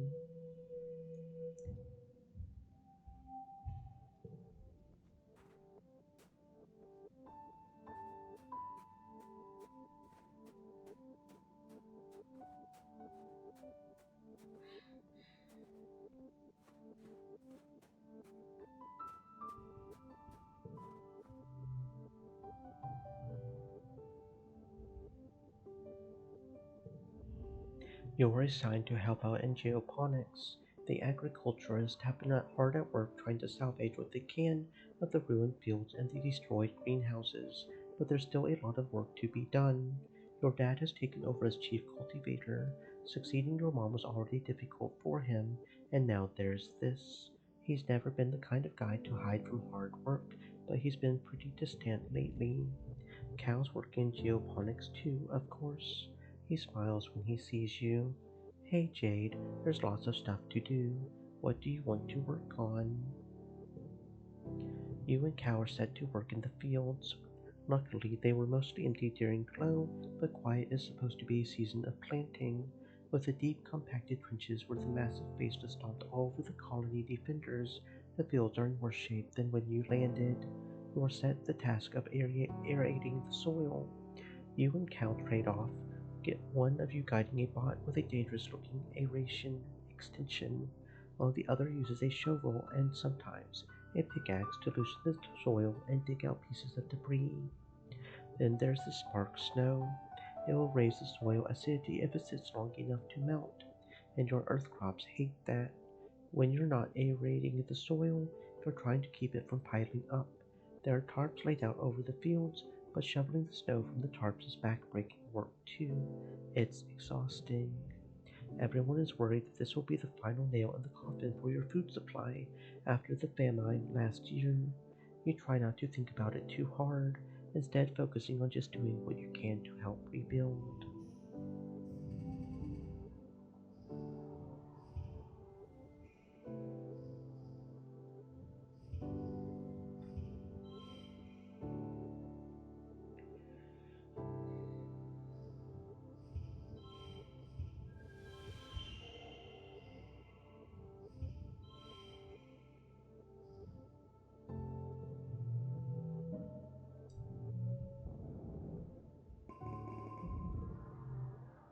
You're eating in the mess tents when you hear something rumbling. Your bowl and cutlery start rattling. People look around in alarm. Could it be another attack? So soon. You begin to hear shouting from outside. Someone runs into the tent. There's something falling from the sky, they shout. It's on fire. You join the crowd of people leaving your temporary structures to gather in the colony square. People are squinting up into the milky quiet sunlight, pointing and gesturing wildly. It's impossible to miss the thing hurtling to you from space, like a great big ball of fire coming straight for you. Is this it? Is this the end? After all you've been through, a meteor's going to land in the middle of your already ruined colony and kill you all. The Heliopause. The Helios lands in age 15. Mars grabs your shoulder. It's another ship, she exclaims. Look, look, it's another spaceship from Earth. Excitement ripples through the crowd. Could it be? You stare up unbelieving at the rapidly approaching ship. The flames of its entry into the atmosphere dissipate, but a thick column of greasy black smoke trails behind it. Soon you can hear the whistle of it ripping through the atmosphere at terminal velocity. That is not a controlled descent. It's an enormous ship coming at you way too fast. The ship's reverse thrusters fire, trying to slow it down so it doesn't smash into a billion pieces when it hits the planet. Everyone scatters to take cover. You crouch behind some rocks, throw your arms over your head, and squeeze your eyes shut. You hear the massive spaceship touch down in geoponics, plowing through the fields and grinding over what was left of the greenhouses. You're thrown to the ground from the force of the impact as shrapnel and small rocks zing past your head. It grinds along like some roaring monster, cutting a great scar through the colony and kicking up an enormous cloud of dust. Finally, the ship comes to a creaking, shuddering halt. You and other colonists carefully crawl out of your hiding spaces, coughing and rubbing your eyes. The new ship is half buried and obscured by dust, but you can tell it's from Earth. You squint to make out stenciled letters. Heliopause. The hatch opens its side, and silhouettes begin to emerge. Silhouettes with guns. Soldiers march out of the dust and quickly surround all of the remaining colonists. More soldiers form two parallel lines from the ship to the square, their guns in parade rest, and a lone figure strides down the center to you. Greetings, fugitives of Earth, the man says, spreading his hands wide. A dismayed murmur ripples through the crowd. The adults exchange significant looks. Chief Engineer Instance tries to slip out of the crowd, but she's stopped by the line of soldiers. The man smiles. He has a broad, easy-going smile that doesn't match the threatening aura of the soldiers, nor the smoking ruin of the ship behind him. I am Commander Lum, he says proudly. As captain of the Heliopause, I have come to render aid and bring you to justice. Utica steps forward out of the crowd. You're not the commander of the Heliopause, she says firmly. Where is the person I was speaking to? Commander Morikawa. Everyone is surprised. Utica has been in communication with this ship. For how long? I am captain of the Heliopause, Lum repeats stubbornly, then adds, according to the chain of command. We sustained significant loss of personnel when we went through the wormhole. You can't help but notice many of the soldiers exchange looks this time. You wonder how many people had to die before Lum became commander. As the commanding officer, I declare this colony to be under our protection. As such, you are all now subject to the laws of Earth. To be quite blunt, young man, it appears you need us as much as we need you. The Vertanan colony, such as it is, offers our hospitality to our guests from Earth. Lum opens his mouth, but Udicott cuts him off. Now, there's no need for this posturing. Whatever the purpose of your mission here, you'll soon learn that on this side of the wormhole, we are all human. Right now, we need each other more than we need mandates from Earth. Udicott turns to the assembled colonists. Effective immediately, I will be stepping down as governor and turning leadership of the council to Lum of the Heliopause, she says. She smiles genially at him. I hope that will satisfy your craving for justice, at least while we get our feet under us. Judging from the number of guns on display, you don't think you have a choice in this. No one knows how to react, and you governor from Earth. Nearly 100 new colonists, most of them trained soldiers. What does this mean for the colony? The crowd disappears slowly, and the council members follow Lum back into the heliopause, presumably to talk about the future of the colony. You hope. You track down your friends. So what do you think about these new people? Mars asks. They're just going to boss us around. Tangent nods. They don't live here. They don't know what it's like, and they're just going to swoop in and act like they're better than us. She hugs her arms around herself. Did you see what they were doing to Instance? The entire colony, now twice as many of you, sets to work on salvaging the wreckage of the heliopause, tearing it down and combining it with the stratospheric's remaining engine section. Spirits are high, though these new colonists from the heliopause aren't like any people you've met before. With their uniforms and weapons, they're more like an invading force than a rescue. You aren't sure what this means for the colony.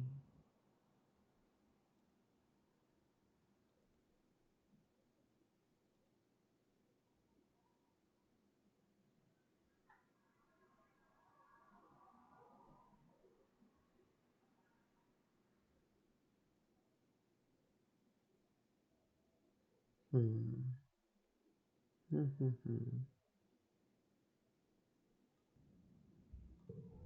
Or for your future.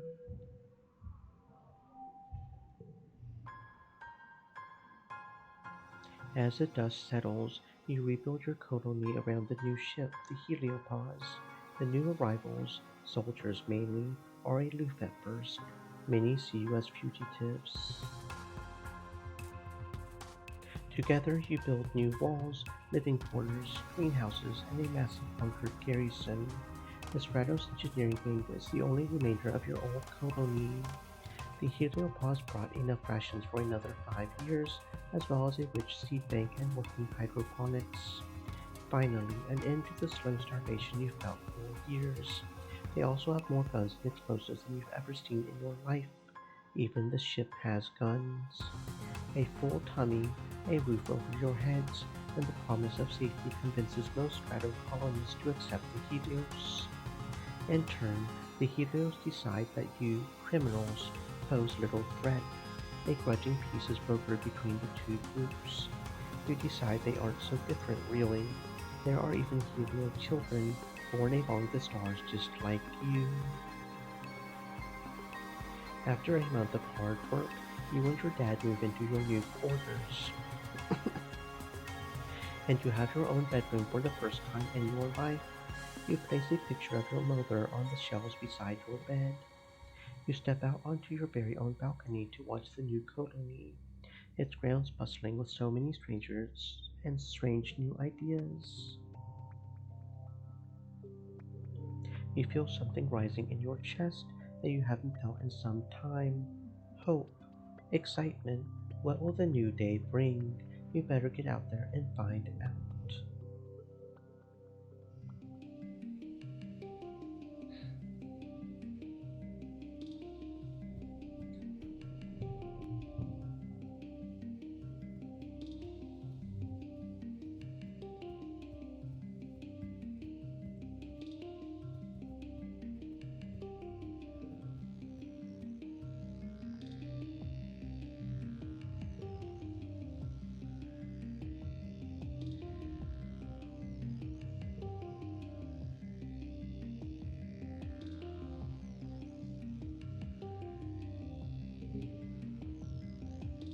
Okay, so she likes the medicinal oils. Good.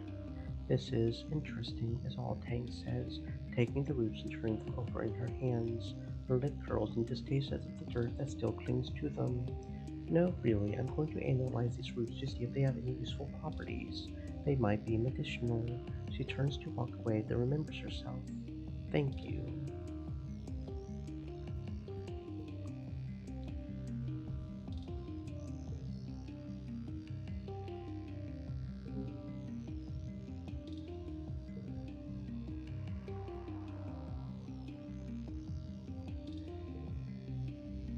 You've seen Nomi Nomi around since the Heliopause landed. They're around your age and barely a meter and a half tall, only coming up to your shoulder. They've never seen anyone dressed as strangely as they do. Hi. Their voice is high pitched and quick. I'm Nomi Nomi. It's short for nomination. They do a little twirl and bow. You introduce yourself and ask what they do for fun. Well, kind of a bit of everything. I like designing outfits and reading manga and learning about dinosaurs and cool xenofauna and robots and aliens and watching anime and playing Lesser Fable, of course. Mostly lately I play Lesser Fable. It's so fun to play it outside in the great big endless outdoors. Nomi Nomi dances in a circle, waving their arms and gesturing at your surroundings. You're on. Nomi Nomi helps you to install it on your Holopop and explains the rules. Laser Fable is an augmented reality game where you bounce hologram lasers off real objects nearby. It's speed based, so you're running around and bumping into each other, and there are extended house rules about when it's legal to block each other's laser.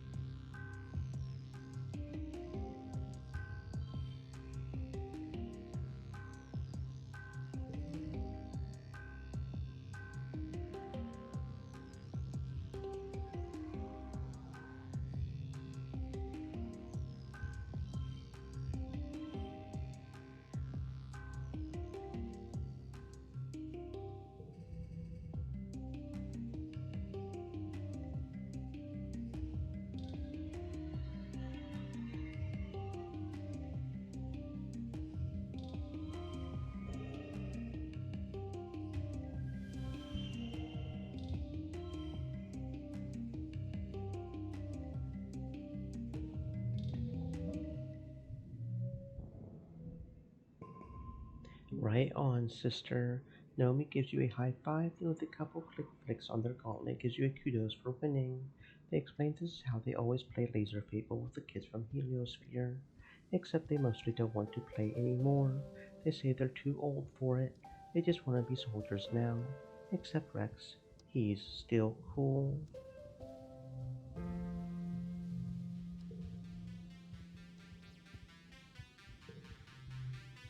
The colony is full of new people.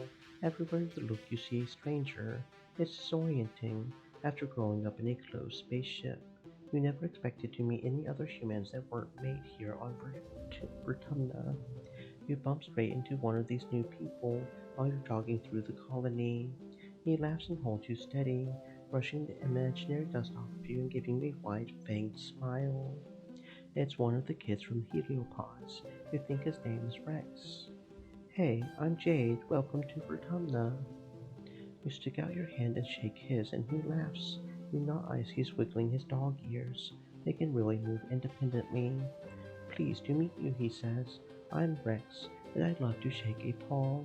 I know a ton of tricks. He winks. Rex puts his hand against his cheek, looking cute and lost. Since I'm new here, do you think you could help me find the construction yard? I thought I might apply for a job there. Hmm.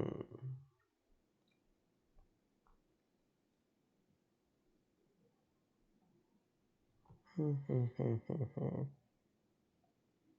Hmm.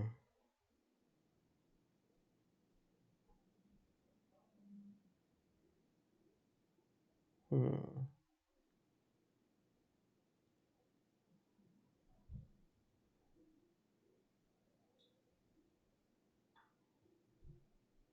Hmm. Hmm. Hmm.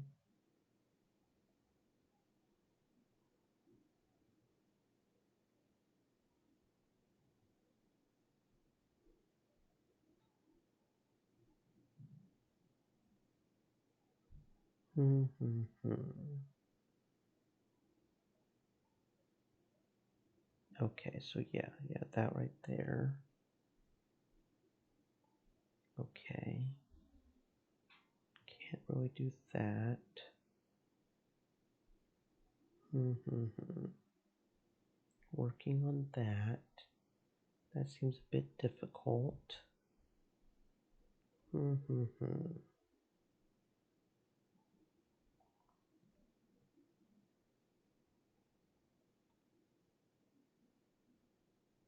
That one seems fun. That's definitely something to think about.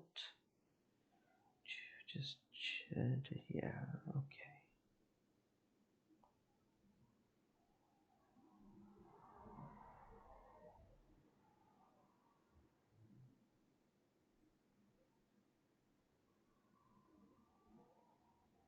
Okay. Just thinking. There's a lot. There is a lot.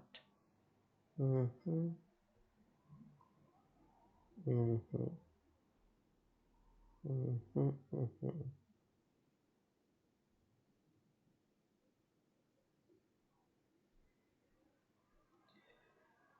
Thinking how I want to go about this. Thinking about how I want to go about this. Mm-hmm.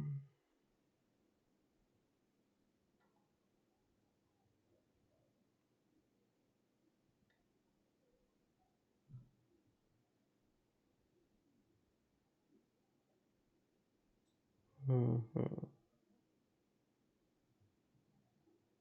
Mm-hmm. Mm-hmm.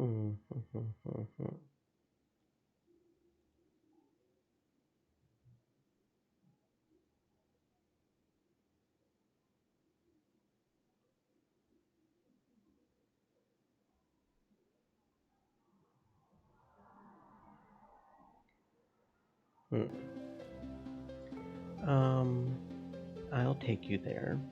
You walk him over to command. Everything's moved around since the heliopause landed, but the construction yard is still in command, where it always was.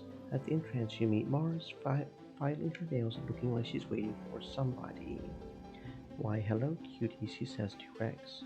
Where did you come from? He looks her up and down and grins. I'm just an angel who fell from the sky, darling. You try not to gag as the two of them flirt. You give a loud ahem and point Rex to the construction yard. He looks back at Mars over his shoulder and winks as he leaves.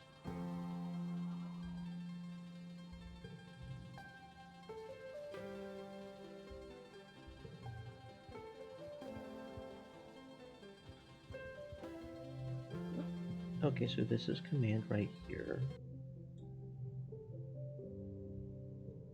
I see.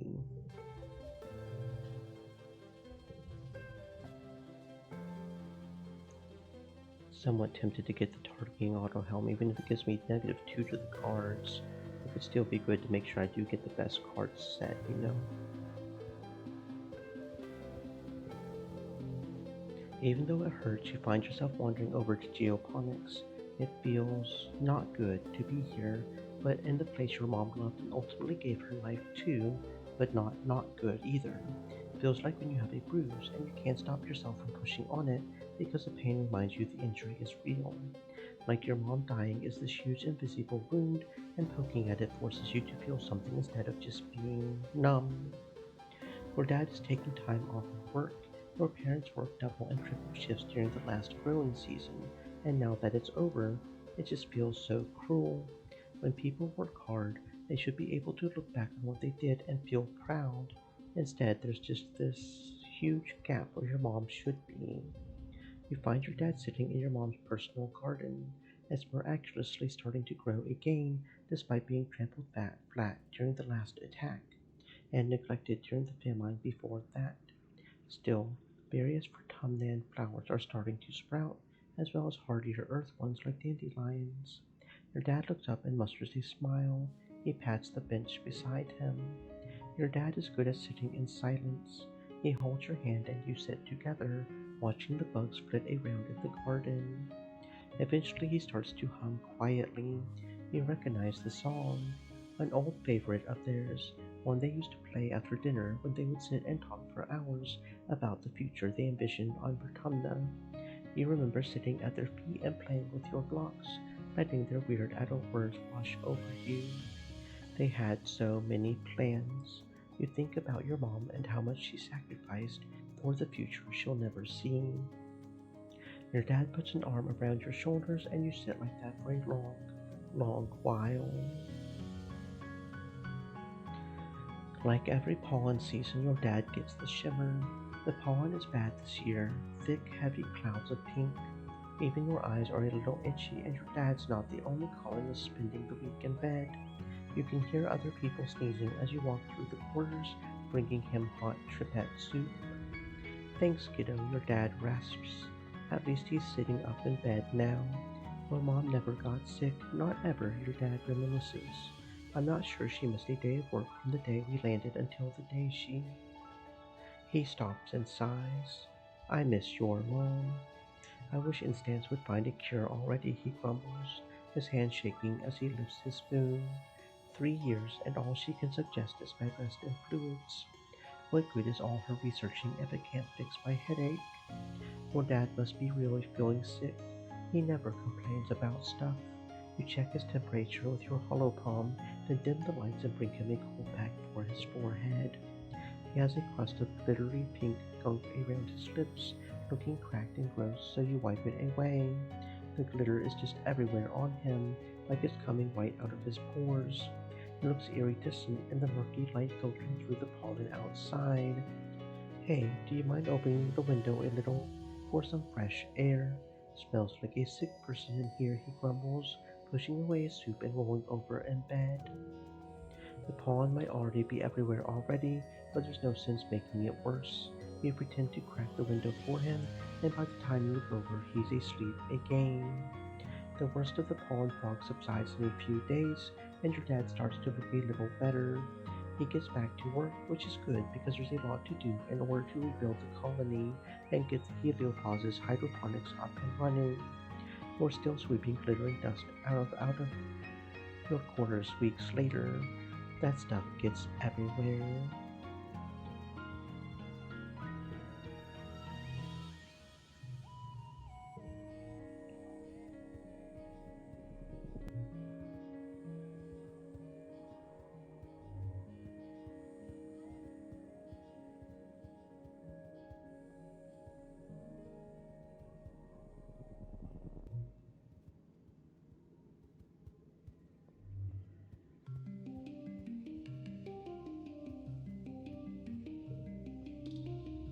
Nim doesn't not eyes your approach. She's focused intently on the document on her hollow palm, chewing on her nail as she reads through the small print. She jumps when she sees you, looking momentarily guilty. Oh, hey Jade, I was just looking over some stuff. The Helios have got all these documents you have to sign if you wanna. She trails off, biting her lip. I'm going to sign up to join up with the Helios, she says hesitantly. But there's a part where if you're under 18, you have to have a parent's permission just to sign up as a reservist, and Nim looks down at the ground and scuffs her shoe in the dirt.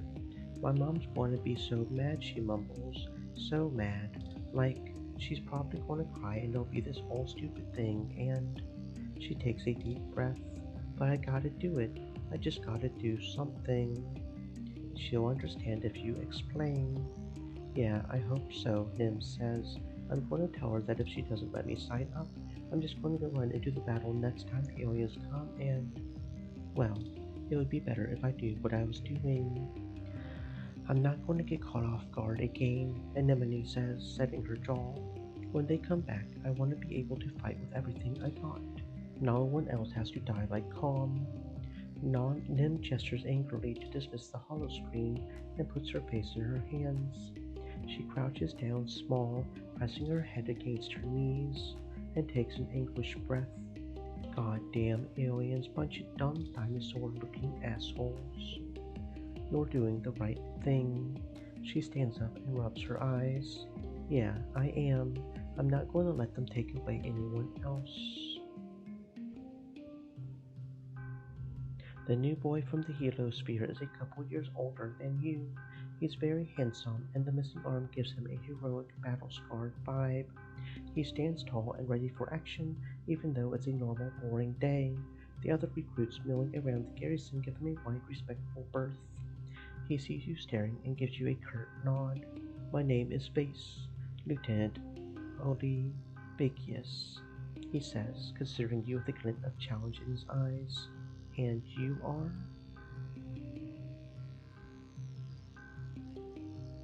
I'm a hard worker. His expression doesn't change. Is that right? He says, with the air of a boy who's hard to impress. Nice to meet you, Jade. I hear it's been a rough couple years for the colony. Lucky thing our Helio boss came along just in time. Don't worry, we have some of the best soldiers. The very best. We'll keep the colony safe. Are you one of those best soldiers? We train as a team, but yes, I've won more than my share of zero-G judo matches and virtual riflery tournaments, even competing against soldiers. I bet I could take you. Well, you're welcome to try. I hope to see you at self-defense classes. The Helios have replaced the old garrison dojo with a huge underground bunker. It's much larger and better supplied, and a buzz with activity, and soldiers drilling, weapons being cleaned and inventoried, and animals herded into cages for studying. You can't believe how many soldiers are down here. It must be the safest place on the planet.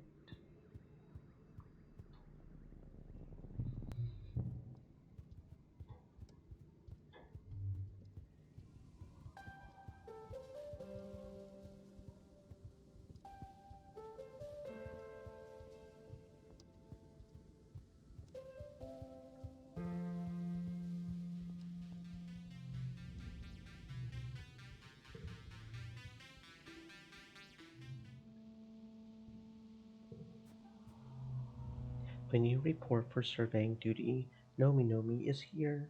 It's their first day as a surveyor. They smile widely when they see you, smiling exuberantly. You two know each other already, Utopia says, looking to you. Then Nomi. That'll make this easier. Jade, I'd like you to keep an eye on Nomi while you're out there.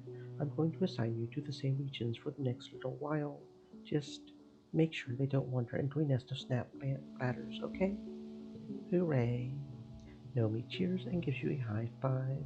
As Utopia explains to Nomi Nomi and some other new Helio surveyors about the surveying tools, Nomi starts to get bored and wanders a little ways from the group. You see it happening, but are powerless to stop them from tripping and nearly landing in a nest of hot eye eggs. They're just about to crash into the delicate spun glass cocoon when Utopia materializes as if out of nowhere and squashes them by the back of the collar. Nomi, pay attention. Nomi giggles like they don't even realize the danger of being stampeded by the upset Hawkeyes beginning to gather around. Utopia ushers them back to the group before things can get trampoline. Nomi asks a million questions about the eggs. Are they edible? Do they have hard shells or soft? What is the cocoon made out of? How long until they hatch? Utopia sighs. Just get out of here, you two, before the cute little varmints turn ugly.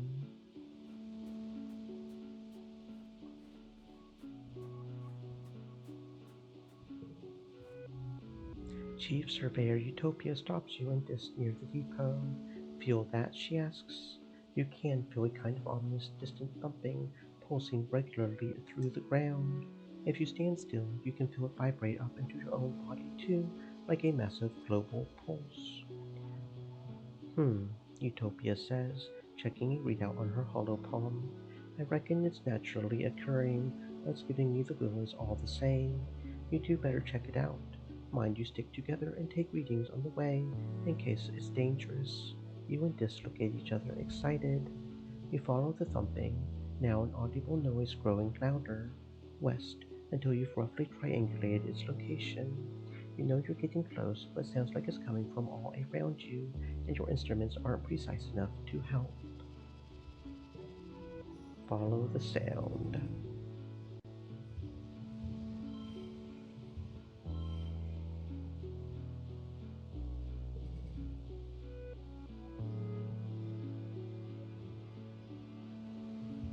Stream elements.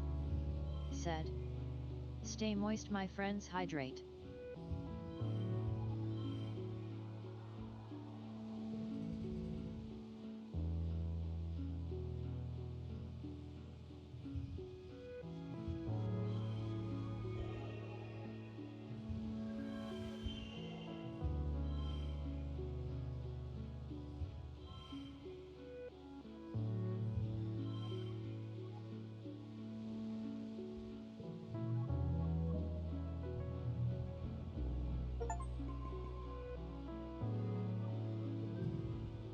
You find a machine, an ancient broken down machine, like a small pyramid shaped building made from some kind of dark stone or bone that looks almost like it grew that way.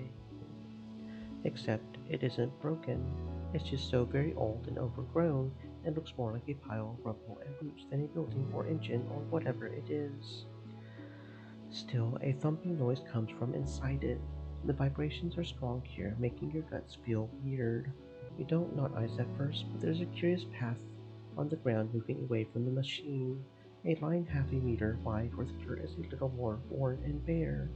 It heads off in a straight line to the west, or coming from the west.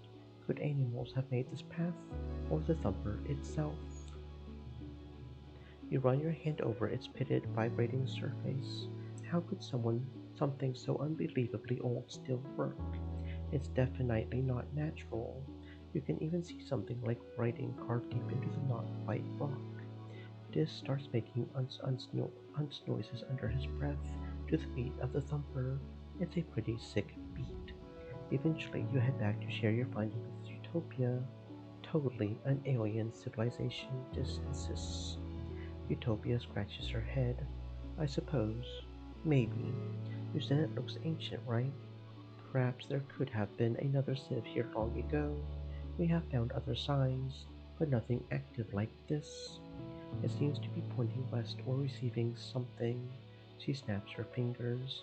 There's some right ugly ridge lines out there that have kept us from checking that direction, but we got gliders and motivation. That's half the battle. She makes a note in her hollow palm. I'll open up the western wrestling ridges for surveyors, she says, then grins. Say that 3 times fast. We'll have to stick together out there. This looks at you curiously. Sure, if you're scared. Avoid blocky events, past all path blocking explore events. Oh, that's cool, so we can kind of get past them quicker if we want to. It's kind of interesting. It's a cloudy day. You hear the clash of thunder from somewhere nearby. Loud, sounds like it's getting closer. Suddenly, a massive, impossibly tall something punctures the low clouds. Oh, okay, so this thing again. But I've got the perception now to stay calm and analyze its movements, so that's one big something. You watch the clouds, and as the next leg breaks through, you dodge it. It slams down where you would have been with enough force to crush a boulder to dust. This creature is so unbelievably massive, you're like an ant to it. As it passes overhead, you marvel at how such a thing could even exist, and hope it never wanders any closer to your colony. Yeah, that would be bad. That'd be really bad.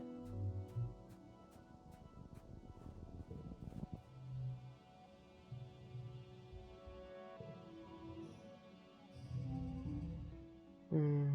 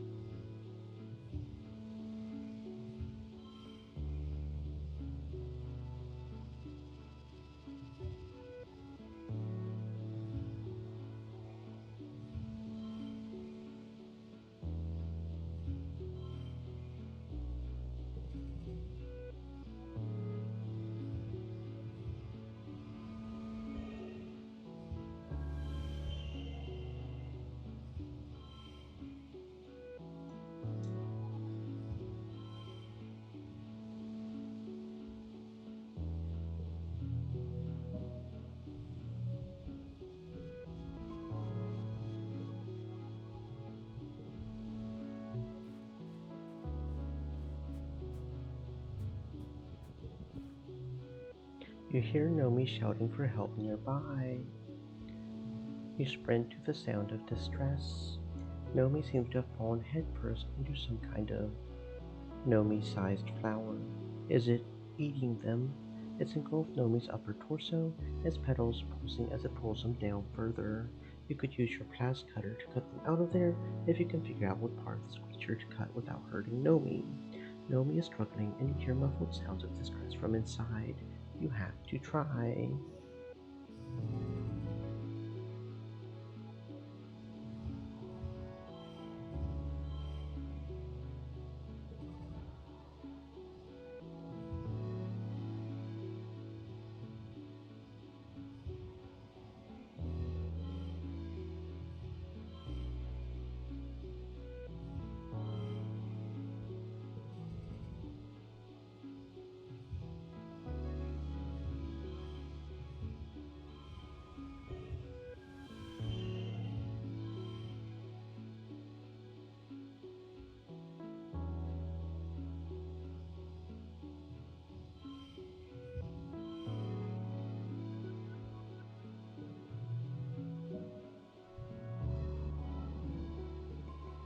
You delicately slice the lighter flower at the underside of the base of its flower, which you guess is the creature's neck.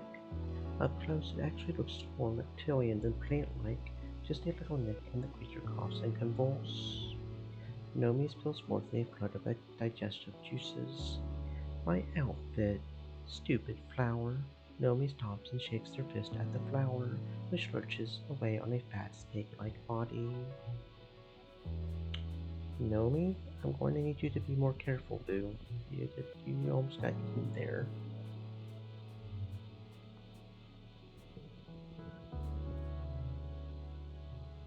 The water in this pond is slightly greener color than you're used to seeing. It smells sweet, but kind of acidic too. That's odd. You collect a sample to analyze, then hide yourself under some larger mushrooms to watch the local fauna come and go. The smaller creatures sniff the water but leave without drinking. Then a massive baleen photosynthesis slumbers over left leg, and this pond must be where the baleen photosynths mark their territory. You check your anal says results to confirm. Yes, it's literally brimming with baleen piss. Good thing you didn't try to drink it. Oh boy. Oh boy. That would have been gross. Piss drinker.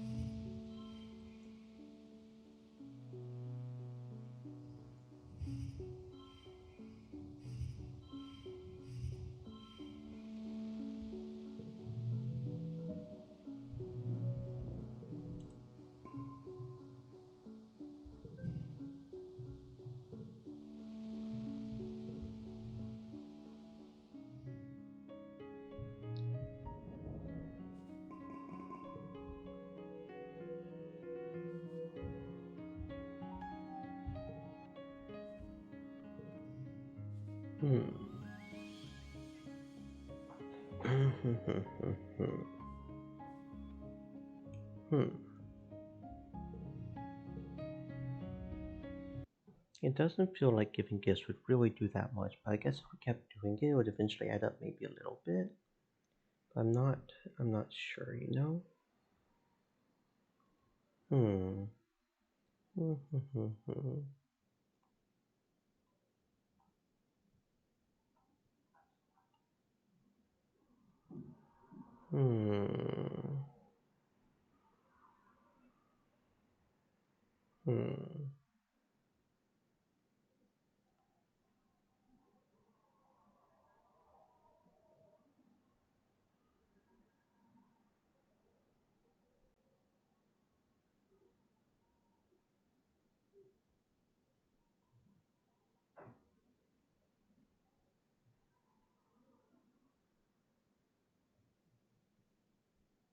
Hmm.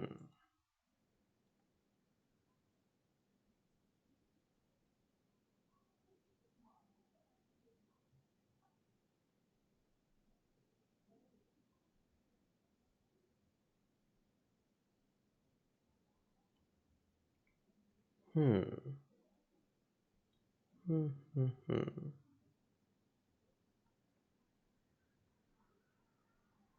I see. Hmm.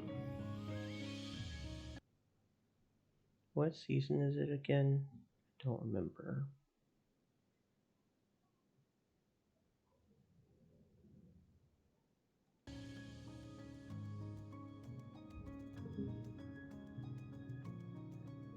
Whoa, are these pieces of a jelly arc root network or is it a dormant butterfly bush? Where did you find these?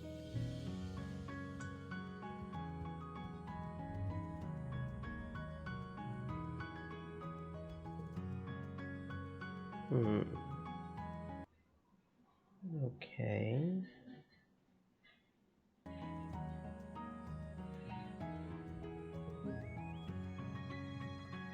A flower, a cheap gift, but I suppose it'll look good in my hair. Thank you.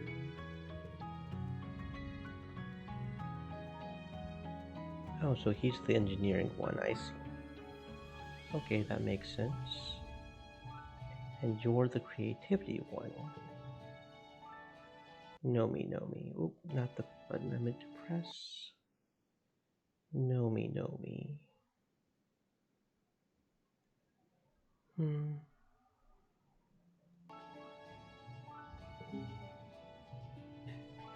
It makes rainbows. It's perfect. Thank you so much. Okay, Nomi. I'm glad you like it.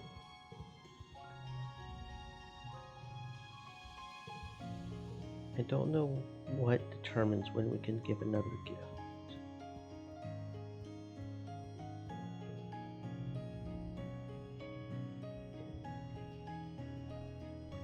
We definitely need to rest. That's one thing we do need to do. Let's see. Make sure there's nothing we can pick up. Nim. Nim, nim, nim, nim, nim, nim, nimmy.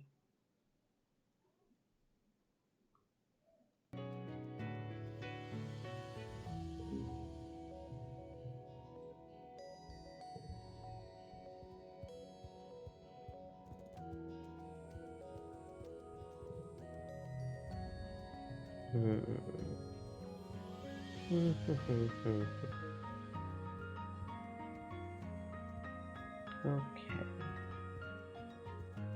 Let's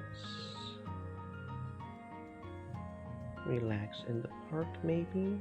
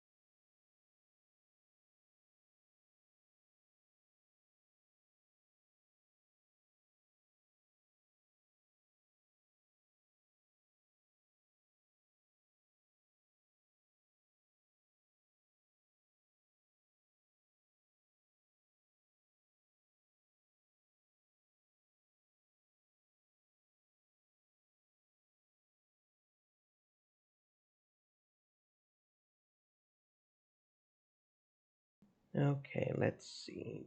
Do relax in the park. Some bird and bugs have moved into the garden. They're attracted to the smell of human sweat, apparently. People were worried at first, thinking they were dangerous, but turns out they don't bite. They just scrape off a layer of dead skin. Now people are just vaguely grossed out, which is a lot better. Sometimes you see Mars out here reading a hollow magazine and letting the bugs crawl all over her floor, all over her feet. She says it's like a small treatment. Okie dokie.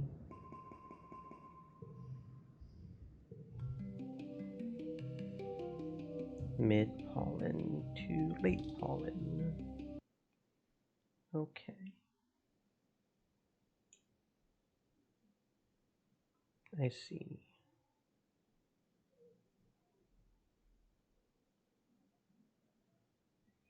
Hmm.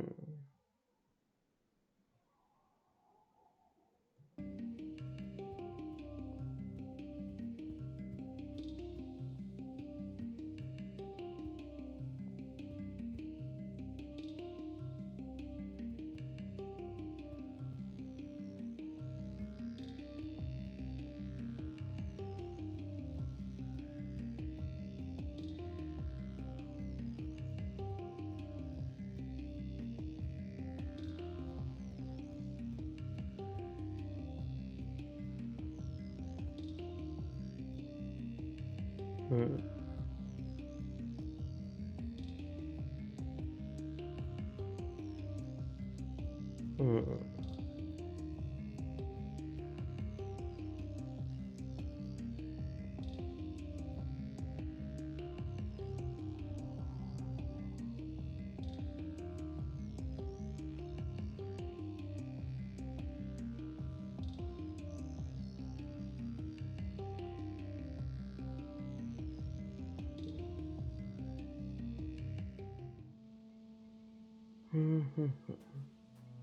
Don't really know what I'm doing, but I'm doing something. You meet up with Dis and Nomi. Nomi, they stumbled upon something strange and are arguing over what to do with it. It's a big blue crystal, knee-high and warm to the touch. It looks like there's something inside it. We gotta crack it open and see what's inside, Nomi exclaims. It could be anything. Are you a psychopath? Dis retorts, clearly offended. What if it's alive? We're gonna screw with the ecological balance because you're bored. It's for science, Nomi pouts, turning to you. Come on, Jade, we'll do it. Right, Jade? You use some surveilling equipment to detect a heartbeat, proving that yes, it is alive. You can't tell much else since the scanner seems to be blocked by the crystal, but it's something. Nomi is absolutely delighted. The three of you happily leave it at that. It is alive, Nomi. Don't go cracking it open. This is alive, okay?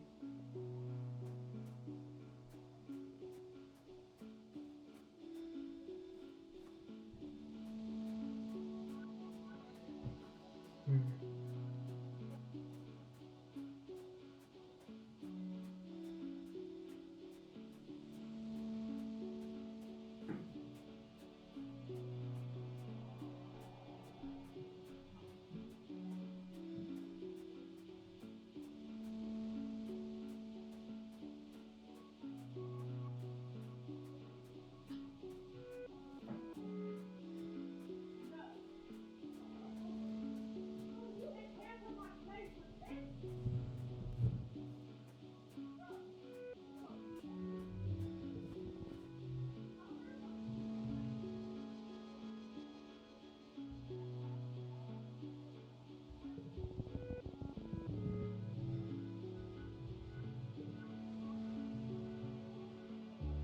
You actually don't have a shovel with you, but you find a bush you can sort of use like a broom to sweep the snow out of the way. The spark snow is lighter and floofier than you were expecting. Whacking with your bush causes showers of pretty sparks and tiny popping noises. It takes ages to clear the path, but it's oddly satisfying. Hopefully the next surveyor will appreciate your hard work.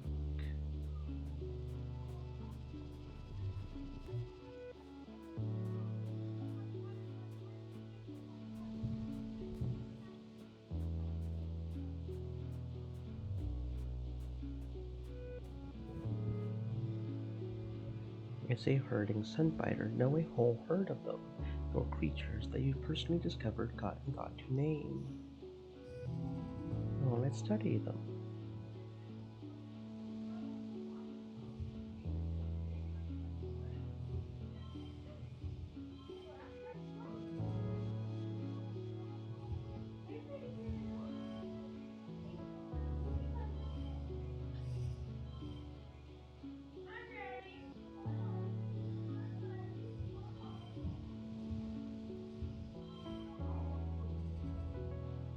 Hmm.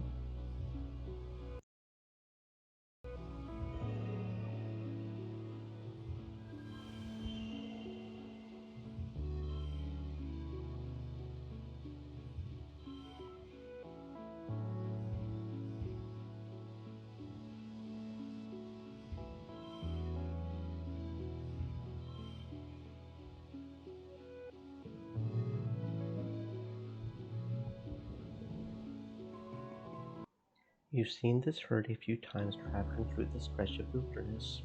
All day they bask in the sun on the top of a plateau.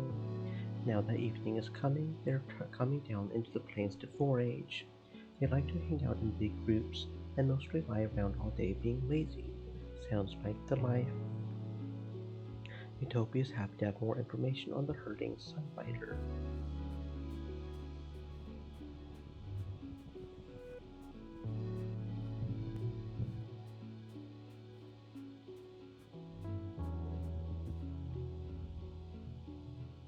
A bush bubs blocking the path, lumbering slowly back and forth between a dense band of glute mushes, or whatever those plants are called, and a wide circular lake. It's like it's on some kind of patrol. It growls a warning when you try to squeeze past it, so you back off. And the look in its eyes is one is letting you through easily.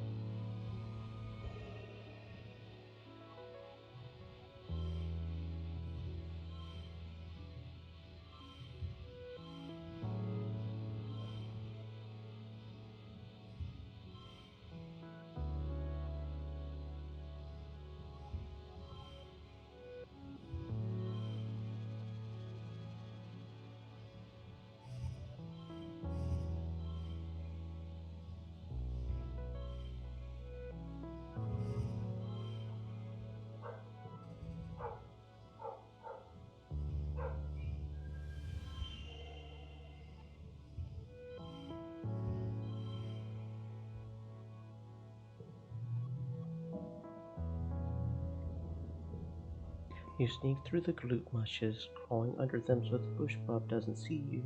You nearly get stuck at one point and wonder, what if Diz has to come rescue you? That would be embarrassing. You find a route through and continue on your way.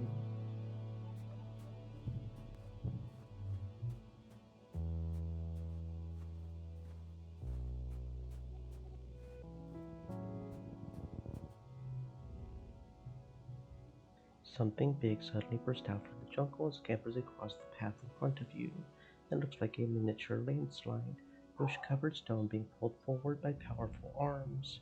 It's a bush bub, and Torrance feels a second smaller one. Okay. Um,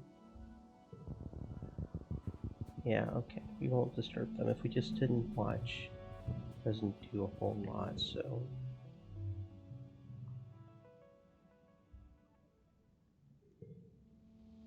You focus on the sounds around you, on your breathing, on the feeling of your butt on the rock, and the slightly cool breeze on your face. It's very peaceful. You can feel yourself relax as you become one with the planet. So really, we only got 15 less stress there, but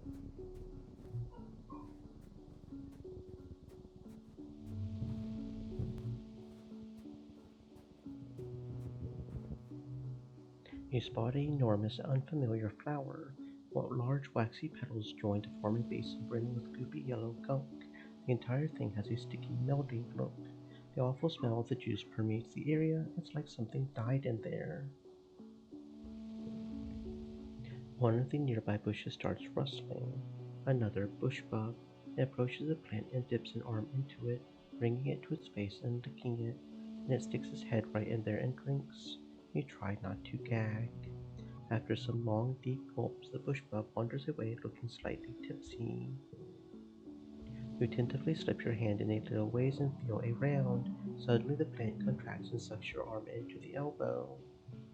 You panic, expecting the sting of digestive juices, but it's just warm, gross, but oddly pleasant. There seems to be nothing else in there. You plant your feet on either side of the flower and pull your out with a mighty swoop. Your hand smells awful, but it feels all tingly and kind of stronger. All your noise attracts a nearby bush bug, comes scurrying out of the bush, growling and cackling at you.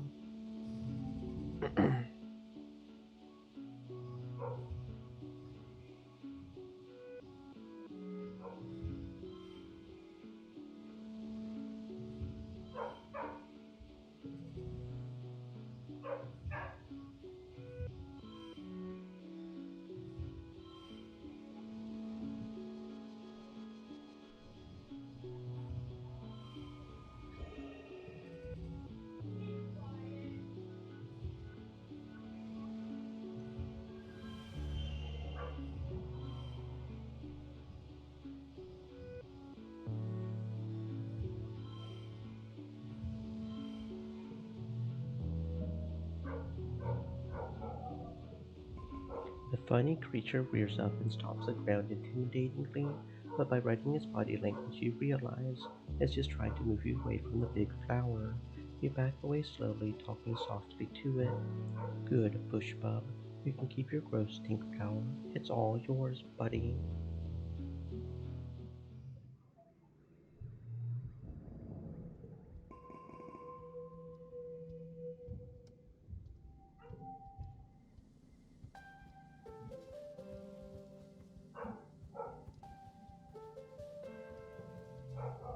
You overhear your dad talking to one of the other cultivators. He seems to be upset about something to do with the new governor and people from the heliopods. When the other woman leaves, you have had a chance to ask some of the burning questions you've had. Who are those new people? Your dad looks startled and tries to muster a friendly smile. You overheard us, kiddo. Listen, Jade, he hesitates and looks around nervously as if afraid you're being watched. You're just going to have to trust us adults on this one. There are things you're still too young to understand. Okay, I guess. The Helios came here just like us, looking for a better life. Some of them had other reasons too, but now that they're here, we have to learn how to work together. When your mother and I were young, on Earth, we learned a hard lesson. We learned a lot of hard lessons. One was that it's safer to be led by one dangerous person than be attacked by an army of them. Another was that sometimes, when adults tell you not to worry, you should listen to them. Go on, enjoy your youth. Go get to know some of those new kids. I'm sure you'll find they're a lot like you. Before you can say another word, your dad is called back to work.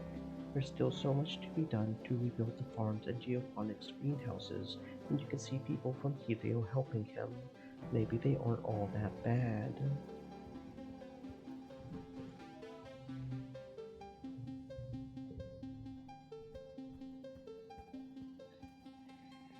Hmm.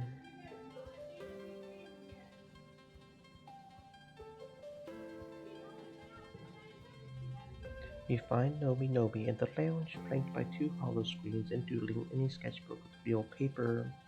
One hollow screen is playing an animated kids show, while the other is a wall text that looks like it might be a translation guide of some kind.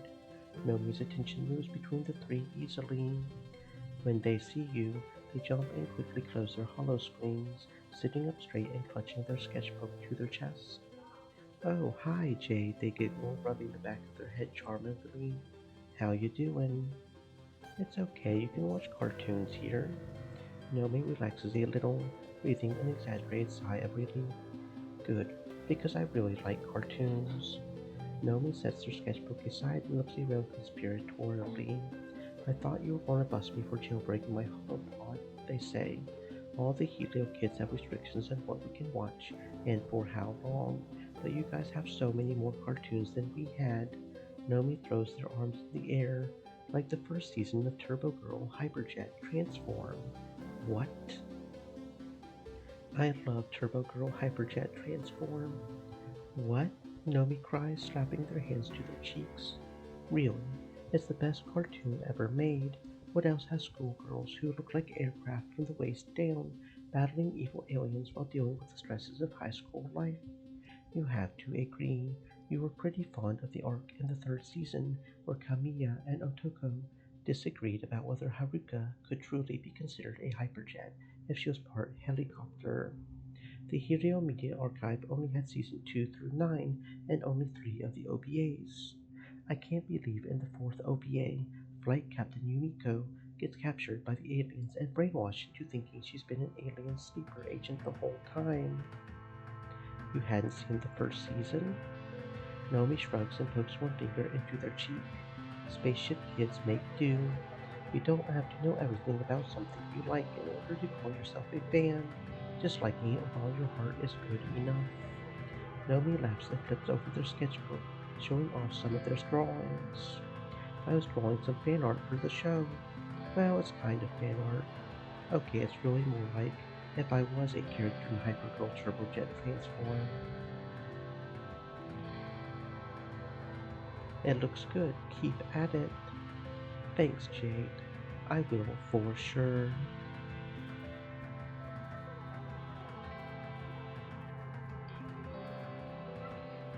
Hmm.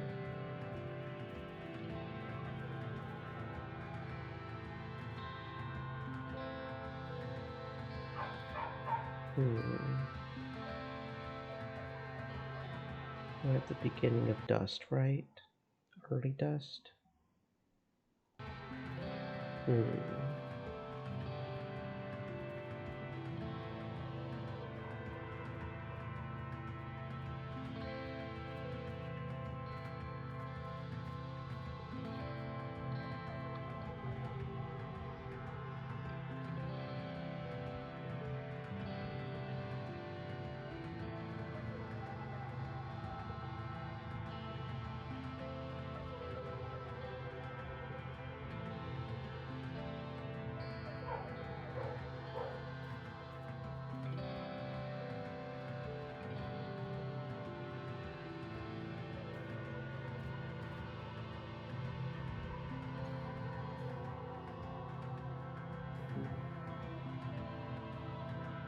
Thanks for remembering my birthday. It's not the same without calm here.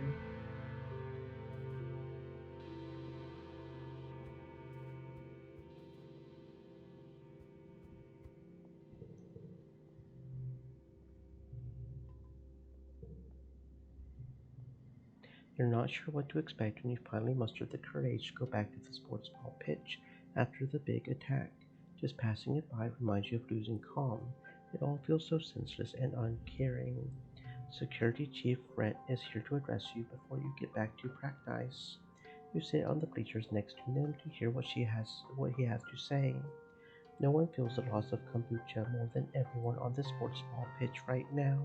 You're all the ones who knew him best and the ones he loved the most. You hear Nim take in a shaking breath beside you. You wrap your arm around Nim's shoulders and she leans against you. She's trembling. Red clears his throat. Kombucha gave his life on the hope that the people of his colony would one day live in peace. You honor his memory by being here today to continue to play the game he loved. From now on, I'll coach sports ball in his place. Nim shoots to her feet. You're not calm, she yells. You'll never be as good as him. He's dead because of you. The rest of the kids mutter, some in agreement and others amazed at Nim's audacity. Brett only looks sad, holding his hands out for silence. Calm's death affects us all. I feel your pain because it's mine as well. Let's turn that energy to the field, okay? He wouldn't want us to stop playing sports ball because of him.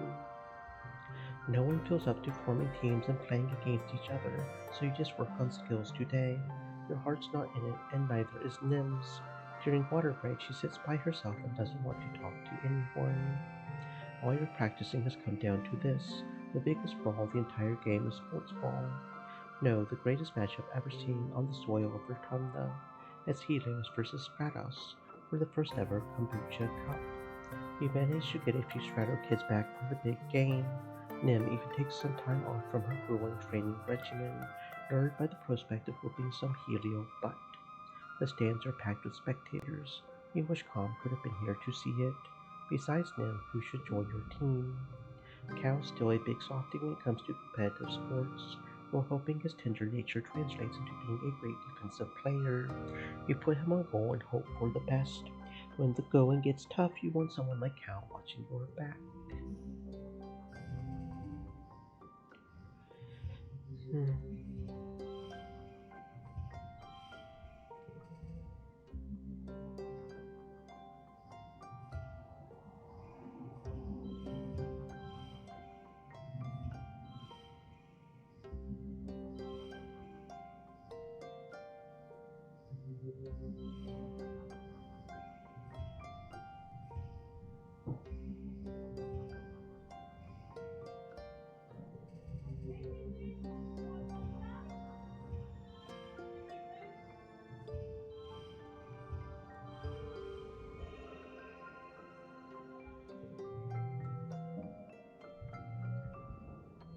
MR generic name. Said. You looking kinda hot. Oh, thank you very much, Jean. Welcome on in. I hope you're having a fantastic existence, friend. More? Oh, looks like we're going another hour, y'all. Looks like we're going another hour. Okie dokie. Roger, Roger. Yes, there's no time for losing. We are the champions. You accept the kombucha cup on behalf of your team, and MR generic name, immediately... said. XD sorry. Nope, no need to be sorry, friend. You want more, you get more. You saved up 6,900 points, so you deserve it. Yep, yep, yep. This is certainly an interesting game, and I certainly don't mind, even though I have no idea what I'm doing half the time. You accept the kombucha cup on behalf of your team and immediately give it to Nim in honor of her brother. She tears up a little as you lift her up and parade her around the pitch, tries to hide it in tears of joy. Winning the championship. The Helio team takes their loss pretty hard. They've all rallied behind Face. You're a bunch of jokers, he says. There's no way, MR you generic untalented name, colony. said. I'm drinking cherry whiskey, it's so yummers. Oh, that's cool. I hope you're staying safe in one spot and not trying to drive or anything, but that sounds good. I'm not personally a fan of cherries, but yeah, you do you. Unless we're popping them, but anyway, yeah, stay safe. Have fun with that, friend. It's good to relax. You're a bunch of jokers. There's no way you untalented colony losers could beat a team of the most elite soldiers on the planet. The Helios mutter their agreement and Vance continues. I don't know what I expected from a MR bunch of generic name, criminals. said. What you Of don't like course you would cherry. cheat at your own dumb made-up game. Yeah, I don't know. Cherry's just not a flavor I'm that fond of. Strawberries are where it's at. Strawberries are awesome.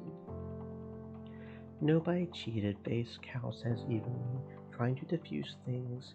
He may be a pacifist, but you can't be sure he won't defend himself if Base throws the first punch. You put down Nim. She clutches the cup awkwardly, unsure whether to side with Base or her childhood friends. The Helio kids are clearly agitated, as are your teammates. Only Rex seems to be holding it together on the other side, hanging around near the edges and trying not to engage. Pumped up from the adrenaline of the win, your awareness narrows to just the people on the pitch. The adults haven't noticed that tensions are about to boil over. You have the sudden intrusive thought of smashing Face right in his stupid mouth before anyone could stop you. You know what? Let's throw. Let's throw hands. Oh wait, that gives me negative friendship with Cal? Interesting. You can't help it. You haul back and punch Face just as he opens his mouth to say some more stupid bullshit. It's worth it just for that split second of shocked silence before everything erupts into chaos. While you're busy with Face, the other Helio kids sense weakness in Cal and descend on him. Cal puts up a good fight and goes down swinging, but is soon overwhelmed and beaten to the ground. To break off from being on Cal and grab your arms, setting you up to get your clock cleaned by Face. Rex comes to your rescue, grabbing Base by jersey and pulling it over Base's head as he struggles. This gives you time to break free of your hold and get a shot in on Base's exposed ribs. Rex nods at you and backs away from the fight. Nim tries to get in between you and Base, begging you to stop fighting. There's too much going on, though. Some of the Helio kids stop because they recognize Nim's authority, but too many are just happy to finally be able to punch something. For a few beautiful moments you feel alive. It feels like minutes pass, but it's probably only a few seconds before the referees and other adults break up the fight. You and Base stare at each other down. He's got the beginnings of a bruise under his eye that's going to be a real shiner. Alright, stand down. Helios go cool off in the showers. Base grumbles and spits on the pitch, but does as he's told. Brett turns to you. What were you thinking, Jade? I can't have my own people turning on each other. He takes the kombucha cup back from Nim. I've taken this back before sportsmanship, he says. Nim looks crushed. Brett claps you on the shoulder. The tension must be getting to you kids if you're knocking each other's teeth out for fun, but you can't go around trying things just to feel like you're in control. He gives you a patronizing smile. The world is dangerous, but at the end of the day, we're all human. We're all on the same side. Whatever. The Vertumnalia Festival is a welcome day of normalcy in an otherwise chaotic year. Despite some lingering rivalry between the two factions, MR generic Vertumnalia... name, said. Anyways, how's your week going? I've been so tired, dumb work got me stressin'. Yeah, I hear that. Work can be hard, huh? That's why you got your whiskey though, right? I have been fantastic. I've just been chilling and just staying in my lane. At least you're making that money though, right? Vertumnality is a chance for the Helios and Stratos to come together and appreciate the bounty of the planet. At least that's what the adults say. As Governor Blum takes the stage to address the colony, you can't help but notice the crowd has segregated itself according to their ship of origin. Rex shoots you away from over on the Strato side, and Nomi makes a MR steely generic name, face. said. Hell yeah, I am making Thua's filthy pennies coin. And we all know how much copper's worth now, so you just gotta melt those pennies down. Lace is surrounded by other young soldiers, all looking sharp in their Heliopause uniforms. With Nim standing beside you, you wonder if the two ships will ever feel like one colony. A fanfare plays over the square's announcement system. Lum's honor guard do a complex drill with their drone rifles. Greetings, people of Vertumna. We may be far from our beautiful Earth, but we can still celebrate and be thankful for what we have here. We've worked hard to save this beleaguered little colony from the brink of destruction and should be proud of our work. The Helios cheer. Each side of the square is more quiet. I know some of you have been asking, Mom, how are you going to do it all by yourself? How are you going to run the colony, save everyone's problems, turn this planet into a paradise, and look this good? Lum strikes a pose to a smattering of polite applause. Well, I have the answer for you. The old council made a lot of bad choices, like illegally leaving Earth, but I believe in second chances, so I've appointed the original department heads to my own council, Lum's council too. Better not disappoint me, he laughs and makes finger guns at the department heads at the foot of his podium. Stay on your toes, Stratos. I also want to promise everyone here today that we're going to make Vertumna safe for humans. Next time those bastard Xenos attack, we're going to blow them to so many little pieces. There won't be enough left to wipe off our boots. We've already got the defenses, he says, gesturing broadly to the new, taller, thicker walls. And we're building homes for everyone. Homes where people can raise children again, knowing that our military men and women are keeping us safe. Big cheers from both sides this time. Some of the colonists around you even have tears in their eyes, especially those who lost family in the last attack. Lum goes on for a while, lionizing the Heliopause's military strength and casting subtle digs at your failed colony experiment. Finally, the crowd disperses to set up the square for the afternoon festivities, some traditional and some new. At the tables, Aunt Anne and the kids are setting up the spread for dinner. There's an unimaginable amount of food thanks to the Heliopause's huge ration surplus and the piles upon piles of xeno meat from the hunting parties for those who can stomach it. Anne is all smiles, clearly making an effort to move on as Lum mandated, despite still mourning her lost son, Calm. But not even the festive atmosphere can force a smile onto Nim's face. Come on, it's party time. Oh, okay, that was probably a bad choice. You encouraged Nim not to dwell in the past. Things are looking up. Now's the time to bond with our new colonist and pave the way for a bright future. Nim just stares at the train of stew in her arms, then she sets it down, wipes her eyes, and walks away. The chime sounds to announce that the square is set up for the annual competitions. Xeno wrangling. MR generic name, said. Okay Jade, I am a be lurking way big forward kisses. Enjoy that game, it looks funnies. Okay, friend, you stay safe and don't get too drunk. We don't want you stumbling on something and hurting yourself, right? So stay safe, friend. See you later, and thank you for the forehead kisses. Without Calm to run the obstacle course, the physical competition has been replaced with a float cow rodeo. The bulls have had their air bladders emptied and weights attached to their grasshopper legs, keeping them low enough to wrangle. Nim joins the rodeo along with Base. She fiercely dedicates her participation to Calm's memory. This is cruel, Cal shouts from the sidelines. Float cows are friends, not foes. He throws a ripe potato at the participants. It lands at your feet, but all three of you are splattered with juice. Base takes a few steps to Cal, and with his fist raised, but Cal disappears into the crowd. Let's wrangle some cows.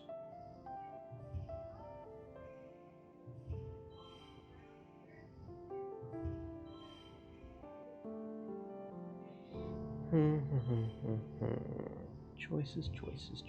Let's see.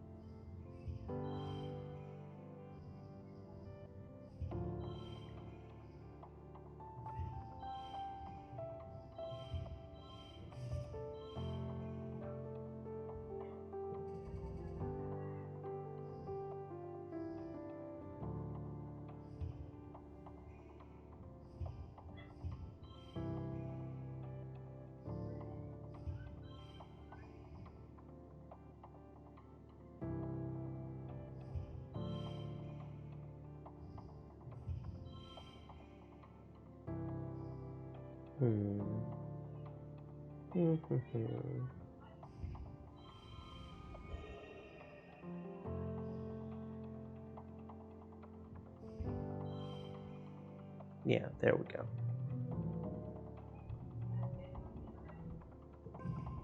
Anemone fights hard, but you're the champ.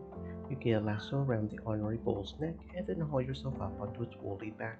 Its powerful grasshopper legs bounce you around the ring, but you manage to hold on and wrestle it down to the dirt. MR generic name. Said. Sheep looks odd. It's a cow actually, but it's a floating cow. It fills itself up on piss. The crowd cheers so loud you can barely hear the float cow, bleeding in discomfort. Yeah, it's just a weird thingy. Yeehaw! Chief Surveyor Utopia cheers from the stands. Nim looks disappointed. Vance looks angry. Your performance has definitely put you on his radar as competition. After the festivities, the mood in the colony is a lot lighter. You see people spiraling easier and often see mixed groups of heroes and spirals socializing together. Feels like the first time people have actually let themselves relax.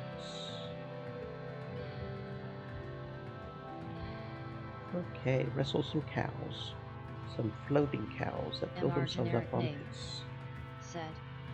I just noticed your Chara has no brain. Who needs brains? We don't need brains here. We just run forward and do whatever we want. Brains are overrated. We don't need those thingies. I don't see any more pickups we can do. So let's just go back to sports ball, I guess. Security Chief Rat interrupts your afternoon training to address the group. Nim perks up. This seems important. Said. Oh she QTE she doing a lil dancey dance. Since the original colony was destroyed, we have nearly every skilled security officer we can find to defend our home. And now with Governor Lum's blessing, age is no longer a requirement. We are looking for young recruits to join the ranks of the defense squads. This is a serious job, patches his head for emphasis. You'll be soldiers, not little kids learning self-defense or peering down from the safety of the walls. You'll be in danger. You need to be brave and know your way around a weapon. Step forward if you think you have what it takes to defend our colony.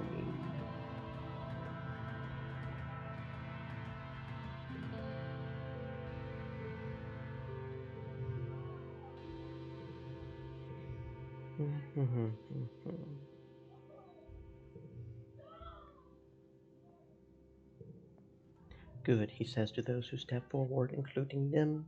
For the rest of you, if you change your mind and want to join the real soldiers, you know where my office is. I'm just here to play sports ball, bruh. I'm just here to play sports ball. Said. Save scum oh no. This game has 29 different endings. If we're going to get to all of them without too much repetition, yeah, I'm save scumming just a little. 29 different endings. Let's see. Stream elements. We do this and this. That'll be a thirsty, 5, my 6. Friends, hydrate. Wait, no, this is yeah. So if we do that, that'll be a 5, 6, 7. That'll get us a straight there. That's a 3, anyways. Yeah, that should be fine.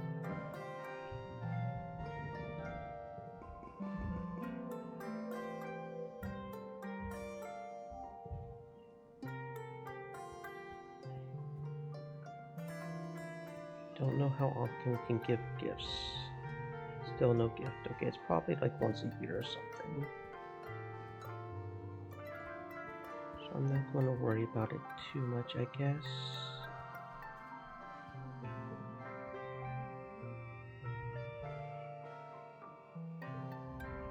You show up for practice and spot Base and Rex on the pitch, standing with a healthy distance between the two of them.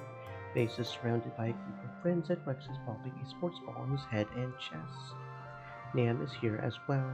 She's wearing Tom's old sports ball jersey. Red picks her as captain for one team and you as the other. Rex? Propriety doesn't matter in sports ball, you think? Rex pops the ball under his arm and saunters over, ignoring the advice Base gives him. Nim chooses Base right away. Okay.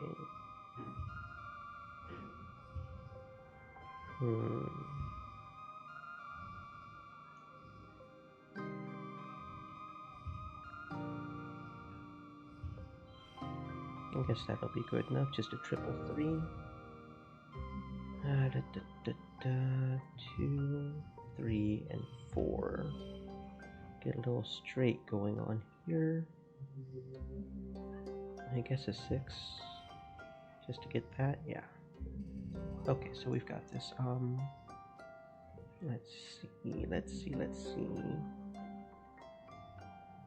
5. And this one.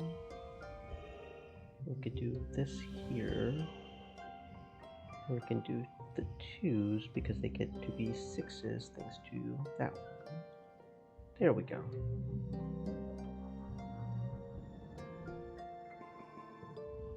You and Rex whip the butts of Base and Nim and everyone else on their team.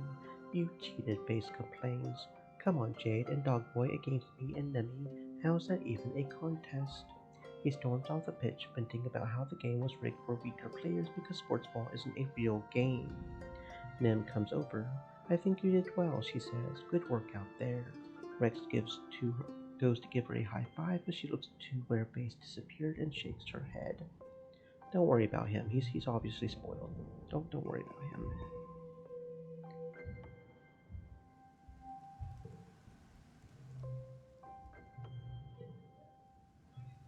You've paired with Nougat in practice. She makes the mistake of underestimating her, and she wipes the pitch with me. Yay!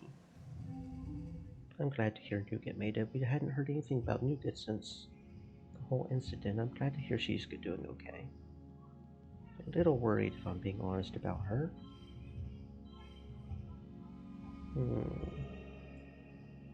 Wonder if there's a better way here. 1, 2, 3, 4. That's a straight there, so that's pretty cool. Yeah, something like that. I don't know.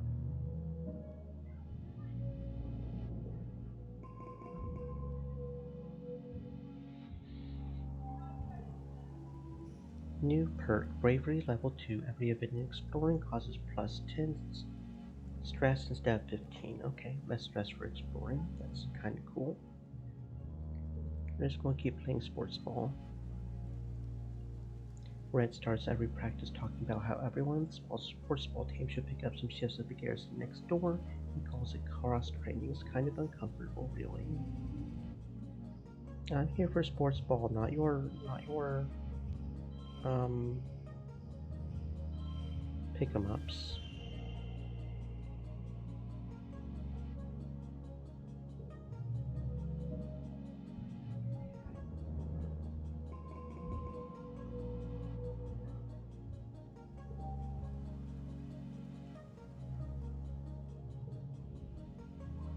Nim is really distracted at practice when she's even here at all. She won't stop talking about how much cooler it is that the garrison soldiers all get to play around with guns and stuff. They're all just kicking around a sports ball. I like my balls, okay?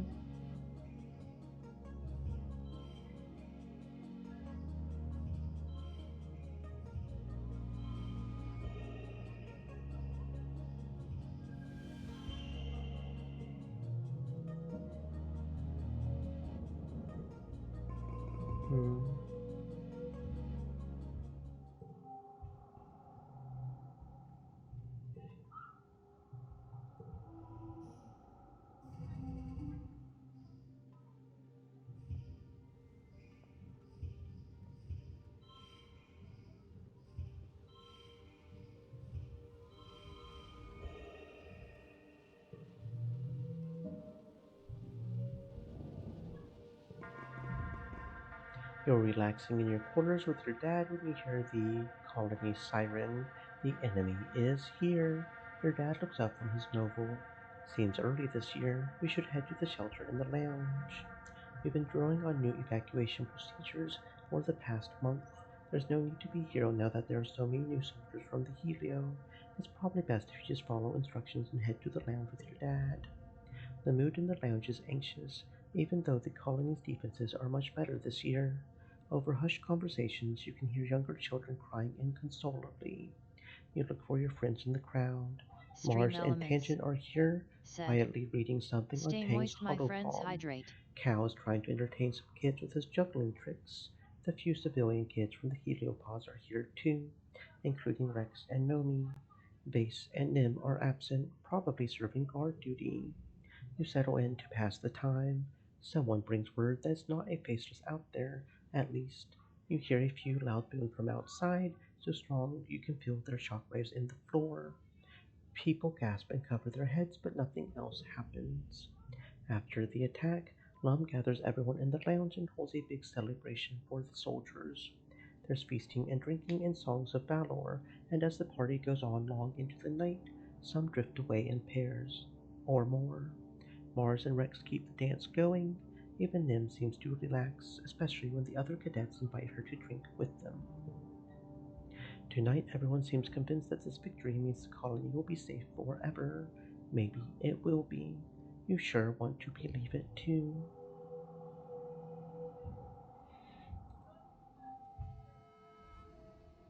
Star age 16. We've almost got Max and Nim in a friendship, so that's kind of cool.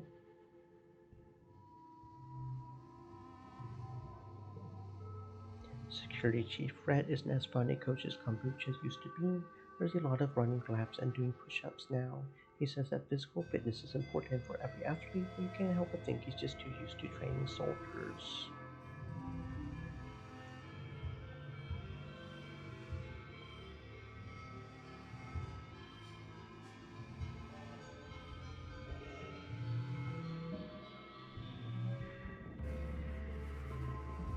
The sun rises again after a glow, heralding a new year. It's your 16th birthday. You wake in your new quarters, blinking into the watery sunlight.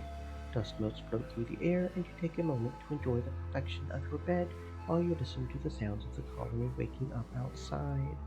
So much has happened in 1 year. Just a few short months ago, you thought your life was over. Now it's better than ever. There's plenty of food, and the colony is safe. You even have your own bedroom. You're considering snoozing until your dad wakes up when your reverie is interrupted by someone banging on the door. It's Nim. She bounds into your room and wraps you in the biggest, rib-crackingest hug possible, lifting you off the ground. Happy birthday, friendo, she exclaims. Am I the first? I ran all the way here so I could be the first. Your dad wakes up shortly after that, and you order up your traditional birthday breakfast feast. He gives you a big squeezy hug and tells you he's proud of you.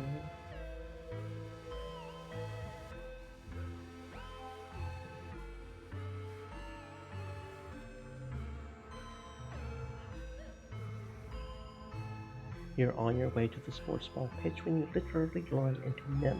She's dressed for combat training, her long curly hair tied back into a no-nonsense braid. Oh, she says, holding your arm smoothly, checking you over to make sure you're okay.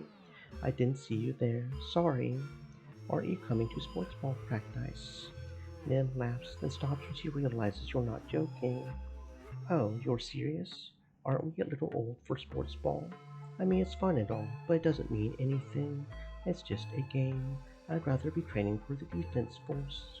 She marches off down the hallway to the garrison, leaving you to contemplate your choices in life.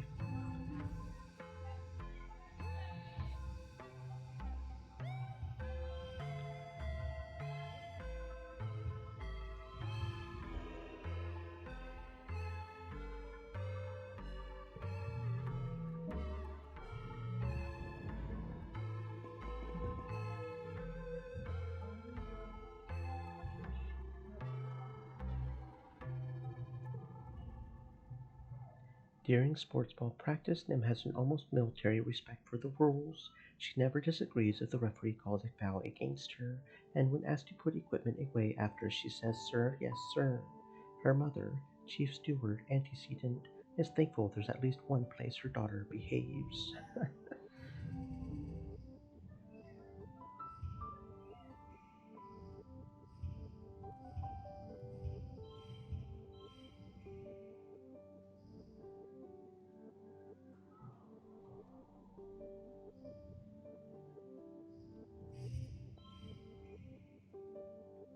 The heck? Oh, right, because that, okay. Derp, derp, derp, derp, derp, derp. Right. Mm-hmm, mm-hmm, mm-hmm.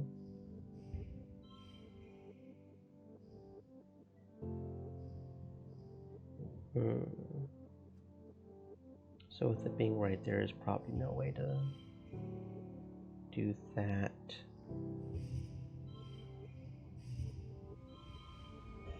Oh, good enough, good enough, good enough, good enough.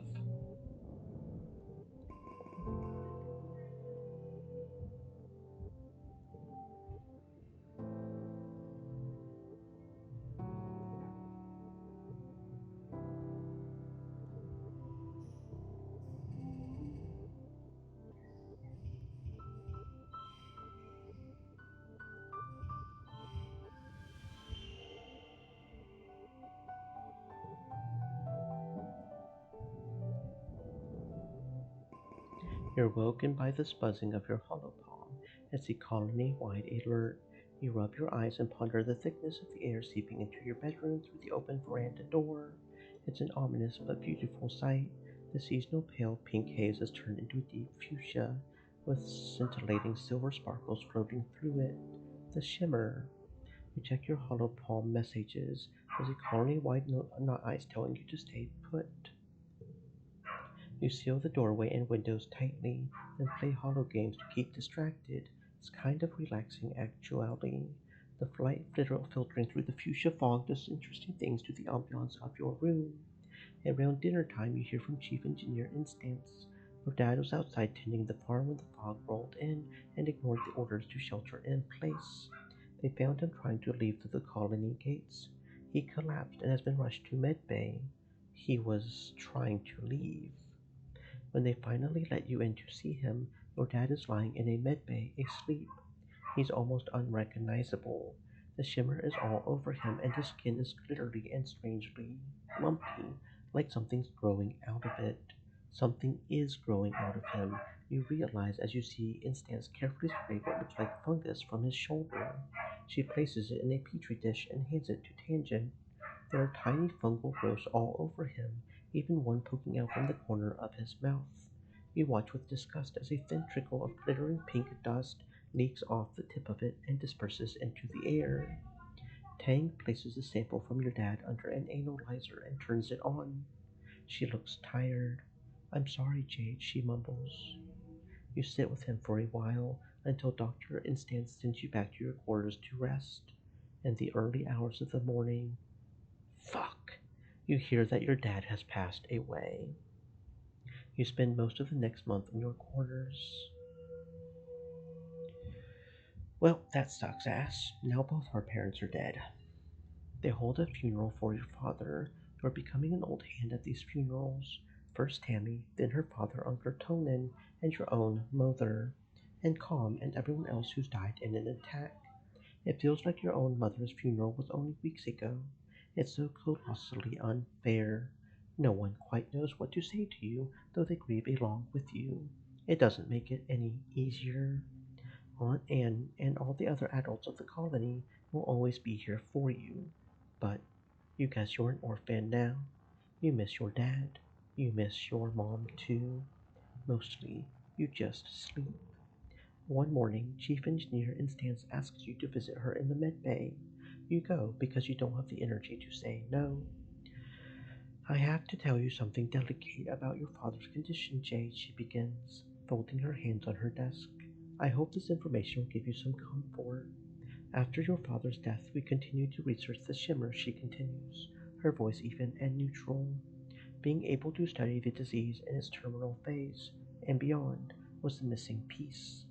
We now know how to prevent the shimmer from taking hold in human cells, she says, her faint smile not quite reaching her eyes. With cultures grown from your father's cell lineage, everyone in the colony can be inoculated against the shimmer. Thanks to your father, we have a cure. It's okay to feel that way, Instance tells you, with uncharacteristic kindness that you find comforting. Grief is different for everyone. If you need more time off, nobody will mind. You spend the month writing a prodigious amount of poetry, deleting it almost as soon as you're done. It makes you feel a little better to be able to express your feelings.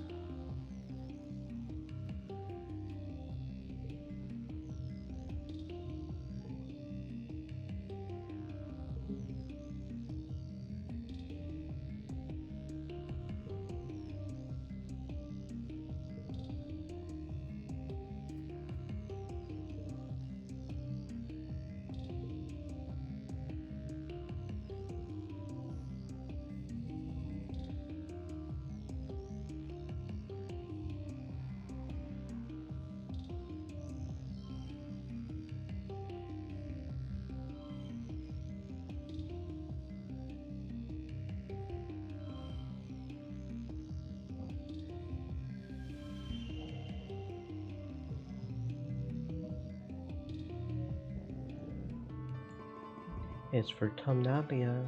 In the midst of the colony decorating and setting out the food for the feast, you have trouble finding your festive spirit. Your dad's only been dead for a few weeks. How could anyone celebrate at a time like this? You gather in the colony square for the usual speeches. Lum takes the stage to fanfare and applause. Hello, people of Vertumna. Happy Vertumnalia. He raises his hands to call for silence. Before we celebrate, I want to recognize those we lost this year. Head of Geoponics Geranium and Surveyor Imbroglio. The crowd goes silent for a minute. Your vision blurs with tears. How is this supposed to make you feel better that he's gone? This year has taught us that the aliens are more dangerous than we ever knew. It's not just the attacks during Glow, they're weaponizing the very air we breathe. But they won't win. Already, we've discovered how to beat them at their own game. With everyone inoculated against the Shimmer, we're one step closer to total dominion over this planet. After the council members each give their annual reports, everyone starts clearing the square to set up for the Vertumnalia Games. You feel the pulse of a new holo message in your palm and open it to read. Happy Vertumnalia. There's a present for you on the table, your secret admirer. You rush over to the feast table and spot a wrapped present and among the roasted vegetables. I have a secret admirer. You unwrap your present. It's a data band. You snap it on your wrist and boot it up on your holopalm. It's full of all your favorite songs, videos, shows, and games, a collection curated by someone who must really know you. Now you'll always have your media with you, even if the net goes down, including all your favorite episodes of The Rise and Fall of Sanctuary Moon. Nice. You search the holopalm for any hint as to who could have made it, but you can't find anything. You'll have to ask around, but later. The games are about to begin. You assemble the other kids for the annual games. See no wrangling, of course. Can't be any harder than wrestling you, Base says, and Nim goes red and punches him in the arm. People are watching gasp as the animal is brought out from the pens. It's a unisaur, and a starving one from the looks of it. It growls and snaps its teeth at its handlers. Full unisaurs are docile creatures. Hungry unisaurs are mindless rage machines. They eat like snakes, swallowing a large prey whole and using their inner mouths to rip it up. This one is hungry enough to swallow you whole if it catches you.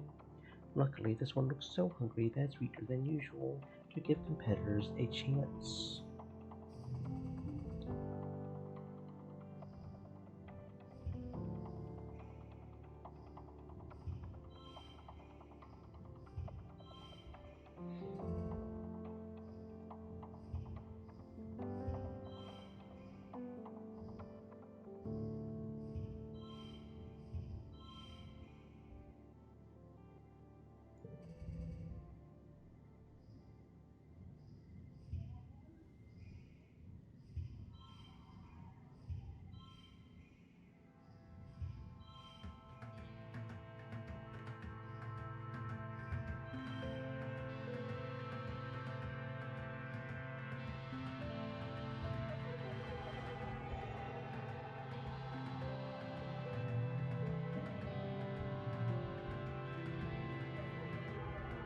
Lassoing the Unisaur is relatively easy, but you end up running around forever, trying not to get skewered by its horn. You have to yank hard on the rope to wear it down before you can even try to ride it. There are a few moments where you realize your life is in actual danger. This Unisaur is no joke. You end up wounding the Unisaur with your clumsy attempts to wrestle it, but you didn't want to die. What were you supposed to do? After the festivities, everyone descends on the feast. You heap your plate with more food than you could eat in 3 sittings. Everyone around you is so happy, MR but you can't generic help name, but notice the empty said. space. That's a little cousin of yours, same horny. Yep, we're all unicorns in here. That's a unicorn dinosaur. He's got the D for dinosaur.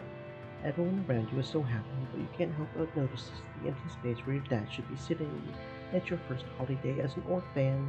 The other colonists try to make room for you, and your conversations is not the same.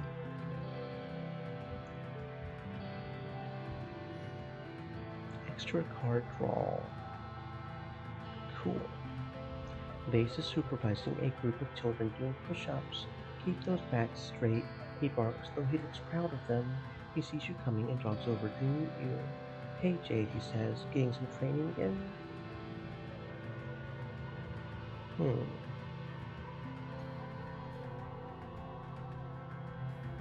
You catch Nim between drills, leaning her elbows against the garrison fence. She takes a swig of her canteen, then pours it over herself to cool down. Hey Jade, she says, shaking out her hair. What's going on? Are you my secret admirer? Nim goes red as her hair. I mean, would it be weird if I was? No, I like you too. Nim looks surprised. Wait, really?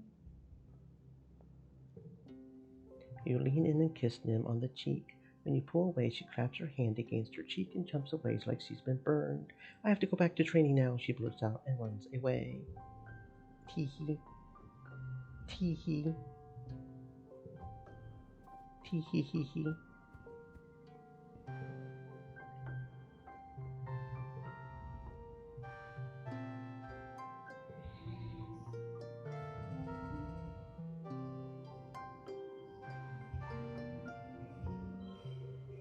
MR generic name, said.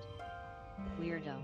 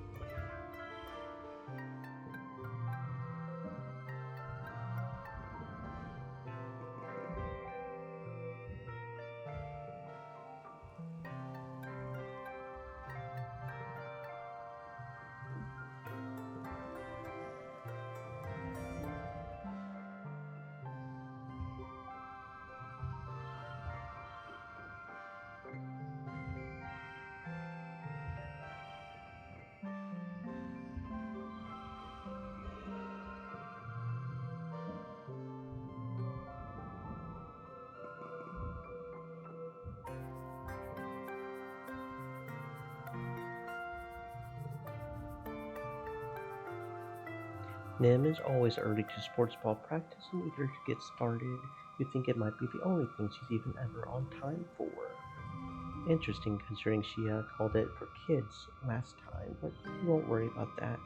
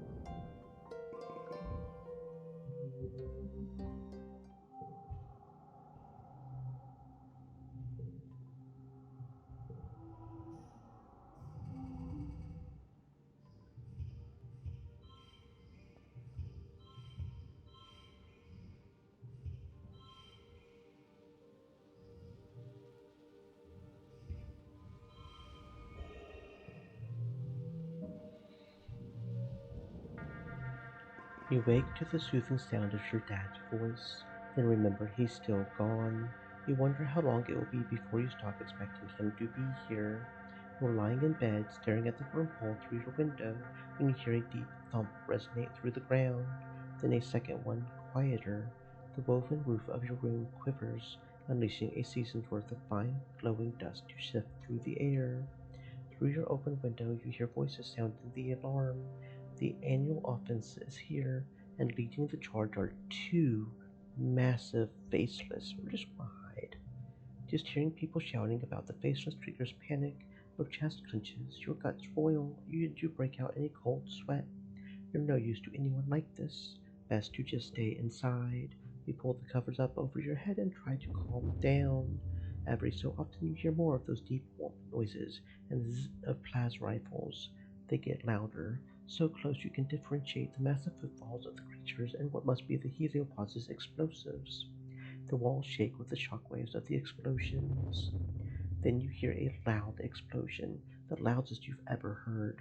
Your entire room shakes, the floor and walls vibrating with a massive shockwave that rips through your quarters.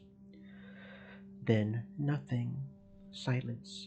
A few minutes later, your hollow palm chimes an all clear message. You creep out to your balcony to survey the damage. People filter out of their hiding places, shielding their faces from the heat coming off the bonfire in the middle of the square. On the horizon, the first watery rays of quiet sunrise are struggling to make a dent in the hot orange glare. The colony's fire suppression system is turned on the square, revealing the charred corpses of two faceless. Utopia walks by with a reclamation team, hauling an industrial glass cutter on a hover lift. Did he use the mining explosives? Utopia says in awe. Mighty bold of him. Those things will blow a hole in a mountain. Or a creature, I suppose. Wish he could have saved them from mining. That must have been the last of them, and we sure can't make more. Then she and her crew are out of earshot as they pick their way down the blast crater to carve up the faces for recycling. Fortunately, Fortunately, the colony was well defended. You and the other colonists have been fortifying the defenses, putting security above all else. Tonight's defense was still a resounding, if messy, success. But if Utopia's right, we don't have any more of those explosives now. You can't just nanoprint unstable molecules like that. What are you going to do during the next attack?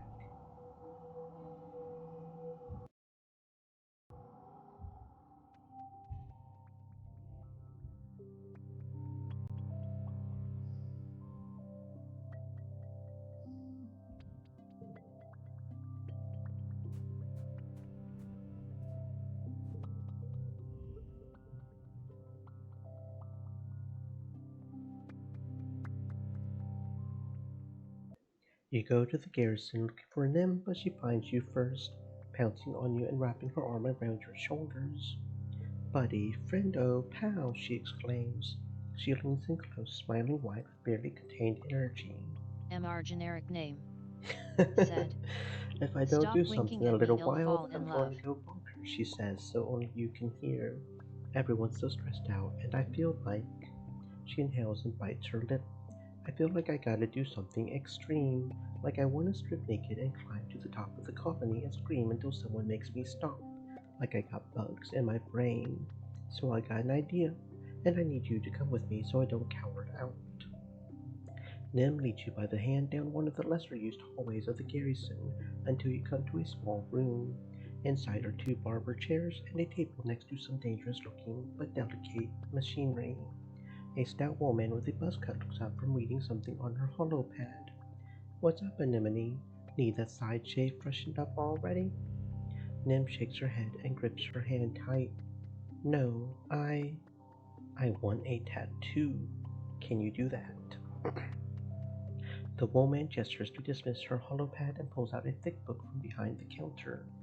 You and Nim crowd around it, marveling at the sight of real paper as it falls open to display a selection of tattoo designs. Used to be the only thing I would do here is buzz cuts and military tattoos and hair dye for that Nobi kid. But since we landed here, you haven't been the only person who's come looking for something a little more artistic. Take a look through this and see what I can do. You and Nim flip through the pages reverently. I was thinking, she says quietly, running her fingers over a circlet of thorns. I want something to remind me that Vertumna is my home, and everyone here is my people. To remind me why I fight. She shoots you a smile uncharacteristically shy. I want something to link me to you, she says, looking away as her cheeks turn red. Out of everyone here, you're the person who means the most to me. Her eyes go wide. Wait, we should get matching tattoos, she exclaims. Come on, what do you think? Yep, we're getting matching tattoos. Hell yeah, what should we get? The book of tattoos designs lays before you. What do you want to get? Sons to represent the twin sons of Vertumna. Nim slams her hands down on the book of designs. Yeah, hell yeah, that's perfect. Let's do it. Oh, we got Anemone's loyalty. Unlock Anemone on the main menu, whatever that means. All cards under 5 become 5. You sit down in the tattoo chair and bare your right arm. The tattoo artist slash barber transfers the design onto your skin and fires up the machine, which buzzes alarmingly. You and Nim look at it wide-eyed. I guess you kids have never seen Earth tech. Tattooing's one of the oldest human arts, so there's not too much holograms and replicators can improve on it. The stuff I do MR here, generic it name, reminds us said. Oh no, my immersion. that even when we're out here among the stars, we're still just meat with thoughts. Tough your way through it. Smart's a bit when the tattoo artist presses the needle to your skin and begins her work, but you're pretty tough. Nim looks a little green as blood wells up around the needle and grabs your hand. This is so cool, she breathes, as the design begins to MR bloom generic on your name, skin. said. She got scales, is it your sibling? Nope, she's our lover, at least in this playthrough. She's got scales because that's her genetic modification. I guess everybody here has at least one. Whenever she gets cut or bruised, or I guess the scales replace her skin, so I don't know how the tattoo is going to work specifically, but I guess it doesn't trigger the scale reaction. Takes about an hour for the tattoo artist to get down the full first strokes of your tattoo. Nim holds your hand the whole time. When the artist steps away to stretch, Nim leans and gasps. It looks so awesome. This is the coolest thing we've ever done. This is galactic. She looks up at you. I meant what I said. You're my best friend on this whole rock. You've always been here for me, and I'll always be here for you, no matter what. Thick and thin. Man, it's dusty in here. The tattoo artist returns and finishes up her tattoo and moves on to Nim. She takes it bravely, though she sometimes squeezes your hand so hard it almost hurts. Afterwards, you go back to your room to decompress and admire your bravery. Nim flops onto your bed and you climb on after her, careful of your aching arm and your newly grabbed tattoos. I can't believe we did that, she crows, kicking her legs in the air. That was so awesome. She turns to you and pushes her unruly hair over her shoulder. Thank you for coming with me, she says seriously. I probably wouldn't have done it if you weren't there, and then I probably would have done something reckless. She laughs, fresh and unashamed. MR Well, generic name, even more reckless. said. Smooching time. Apparently, yes. I would do anything for you. Nim blushes and hides her face in her hands. Jade, she exclaims, don't make it weird. Ara. Anyway, back to sports ball.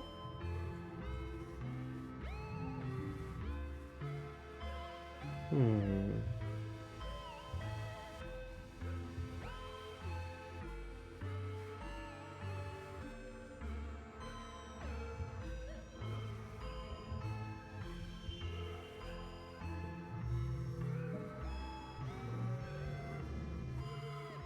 It's your 17th birthday. It's not just your birthday. Quiet is a time of new growth, a celebration of life and hope, not just for this year, but for humanity's presence on Fortuna for years to come. You and your friends are the symbol of that hope. Quite literally, you are the future of humanity. As you're all beginning to take your places as adults in the colony, the council has decided to throw a party in your MR honor. generic name, said. Just one more year. The Vertumnan Youth Ball. Mars is organizing it, of course. You get an embossed invitation on real paper slipped under your door. Party, party, party all night long. You slip into some party clothes and head over to the lounge to celebrate. Well, yourselves, and yourself specifically. It is your birthday after all. The lounge is all decked out. The decorations look expensive. Must have taken a lot of nano printer creds. Your friends are transformed too. Everyone has dressed up and looking like the young adults you're becoming. You can hardly recognize some of them. Mars catches your eye and waves, her bangles jingling joyfully. She looks like a model from her holomags, every inch of her primped, painted, and perfumed. Jade, happy birthday. I'm glad you could make it, she says, over the steady thrum of the music. Drinks are over there. Make your song request to congruence, and take off your shoes. You look down at your boots, then back up at Mars skeptically.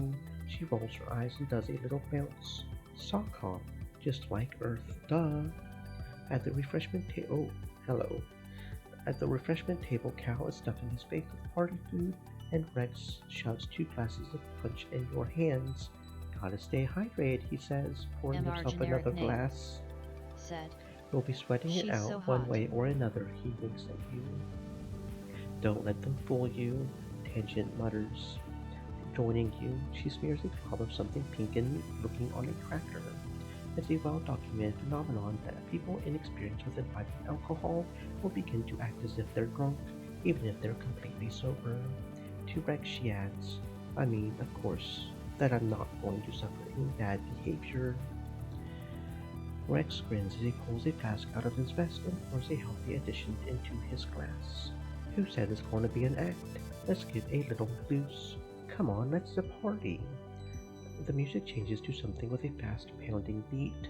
Rex throws his head back and howls. It's time to dance.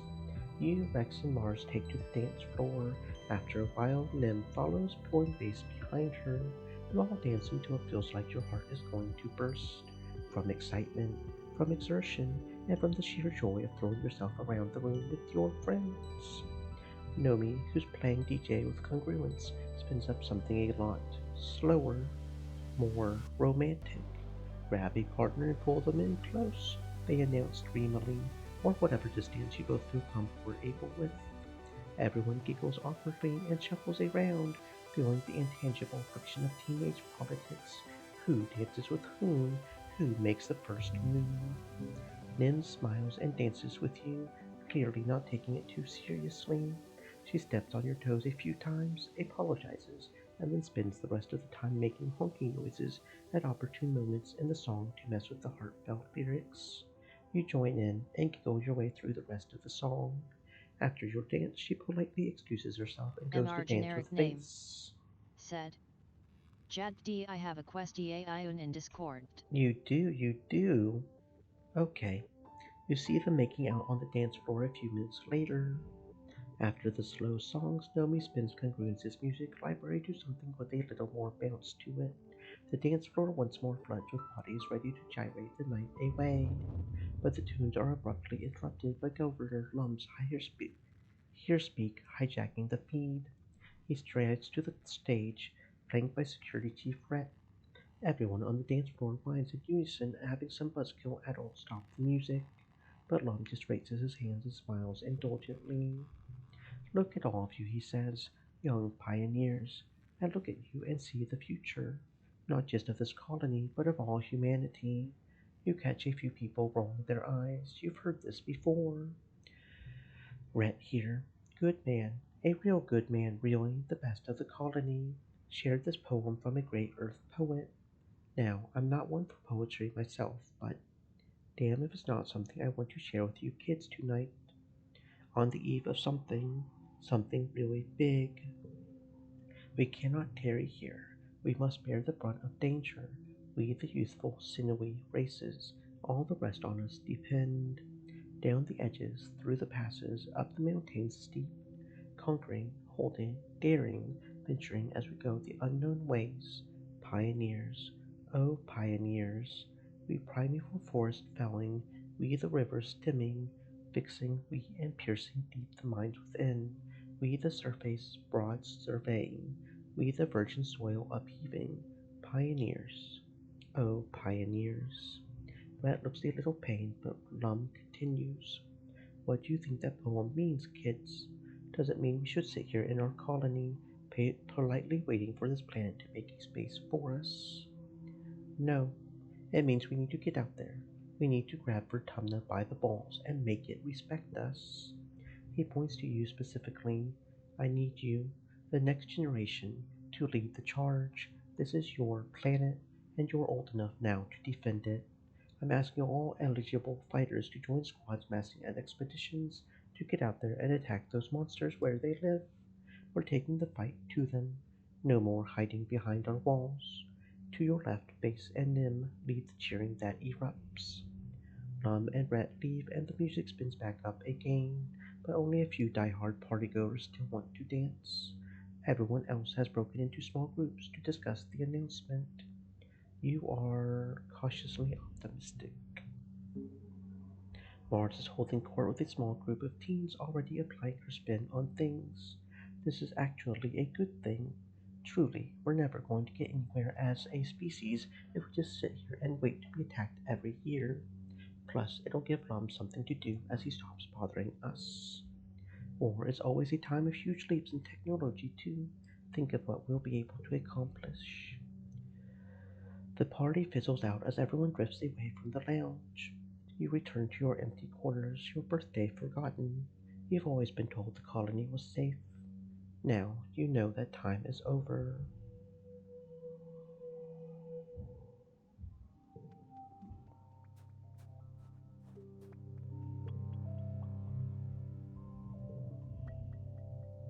You're practicing on gold, Rex, and Nougat when you're distracted by a crowd forming over by the sidelines. You trot over to see what's up and find them recruiting for colony defense. It's a natural fit for your skills. It's just like doing drills, but instead of playing with balls, you get to play with guns and explosives. It's awesome. And if you're not old enough yet, you can still help out on Lookout. That's how I started, but now I get to protect the colony and the people I love. I'm just gonna play sports ball, bro. Fine, Nim says, turning away to talk to the others. Jade wants to stay and kick around a ball all day. She's able to do that because of people like us. If you want to protect the colony, come with me. She leads a small group of players into the garrison and you get back to your game. I feel bad, Rex says. On the Helio, it was just kind of assumed we would all be soldiers. But man, I don't want to go do drills. I just want to have fun. Nougat is happy she gets to keep playing. We're kind of glad she's still naive enough to like something silly like sports ball, even with everything going on. You keep playing sports ball, but you can't shake the idea that everything you've been practicing has basically been priming you for the defense force. Running, working on your aim, even learning how to work as on a team. That's all soldier stuff, right? You can't help but wonder if this is the whole reason the colony even has sports ball. It does seem a little frivolous to have a sports team in a time of war. It doesn't sit well with you.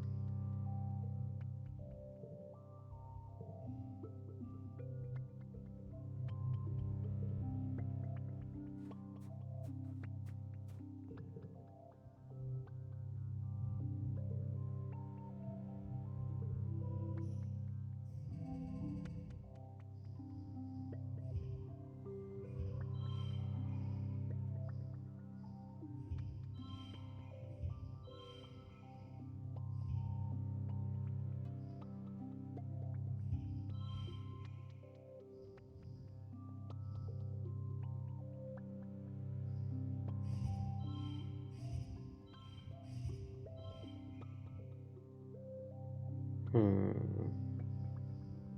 Hmm. Hmm.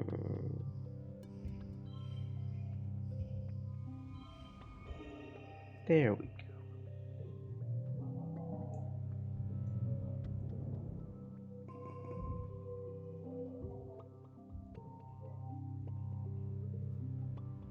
You're catching up with Nim between her grills when she looks over your shoulder and frowns. Newton's bloody apple, she curses, seeming to shrink behind you. She's here again. You turn, and at the other end of the garrison, you see a small crowd of young soldiers forming around Chief Steward Antecedent. She's handing out lunch tiffins and doling out hugs to anyone who comes within melee range, which is quite a few of them. You've not iced just from hanging around the garrison. Even some of the transplant Helio soldiers have started calling her auntie. This must be why. She comes by every couple of days, like we're still kids in the creche playing in her skirts. It's so disruptive. Eventually, the crowd around Antecedent thins and she makes it over to you and Nim. She greets you with a warm hug. She smells nice, like flour and yeast. Hello, Jade. Have you eaten? Not yet, Auntie. She smiles fondly and hands you a tiffin, still warm. It's important to keep your strength up, my love, she says and pats you on the cheek. Antecedent turns to Nim.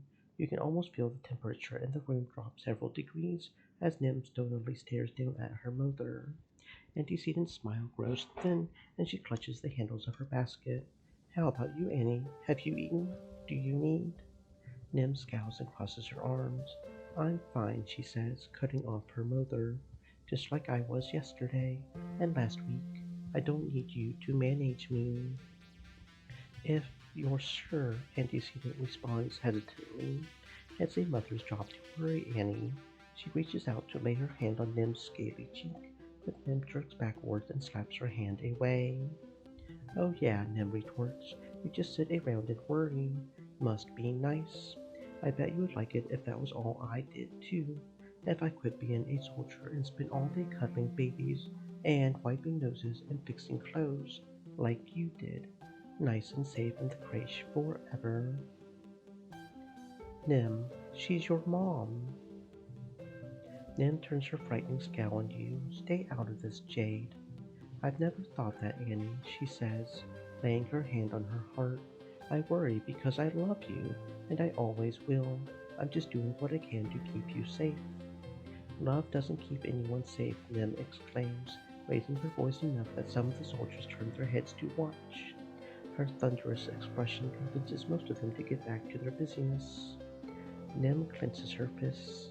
The love didn't keep calm safe, did it? She says, her voice breaking.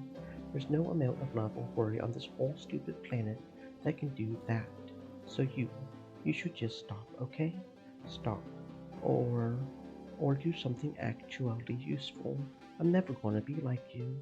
I'm gonna fight. Base peels off from his unit and jogs over to stand beside Nim. You okay, babe? He asks, putting his hand on Anemone's shoulder. She covers it with her own and angles her body to him. Yeah, everything's just galactic. My mom was just about to tell me again how much she wishes I could give up being a soldier so I can pop out babies and be safe. Antecedent sputters, trying to explain herself, but Face beats her to it. Anemone is an exemplary soldier, Chief Steward, he says calmly. I know it's hard for a Milker to accept, but we're all much safer for her service to the colony. He puts one finger under Nim's chin, talking directly to her. And remember, Nemi, that we exist to protect people like your mother, to preserve the bond between parents and their children. Face gives Antecedent a stiff smile.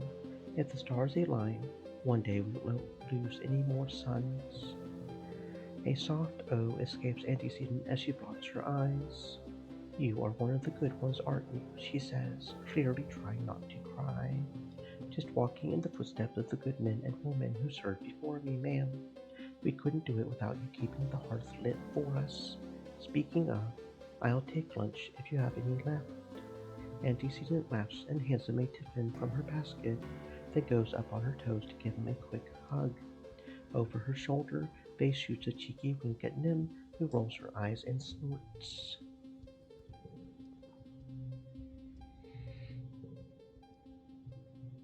Nim's absence from practice is like a gaping wound in the team's morale. The younger players had really come to rely on her guidance. You try to fill her shoes, but it's hard to match her enthusiasm for the game. Even though she's only gone next door to the garrison, it feels like she's light years away.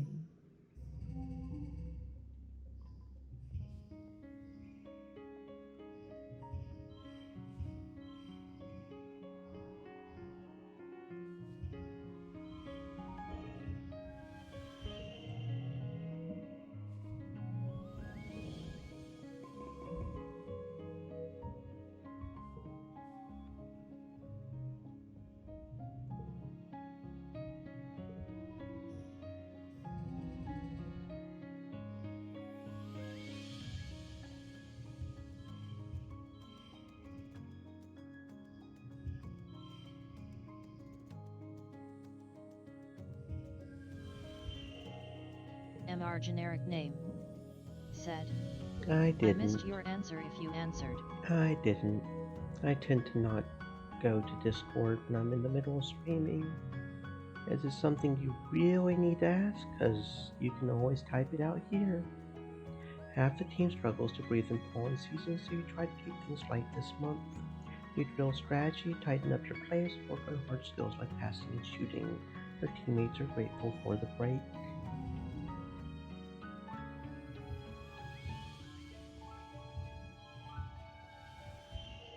MR generic name. Said. Coco ill we it till off stream.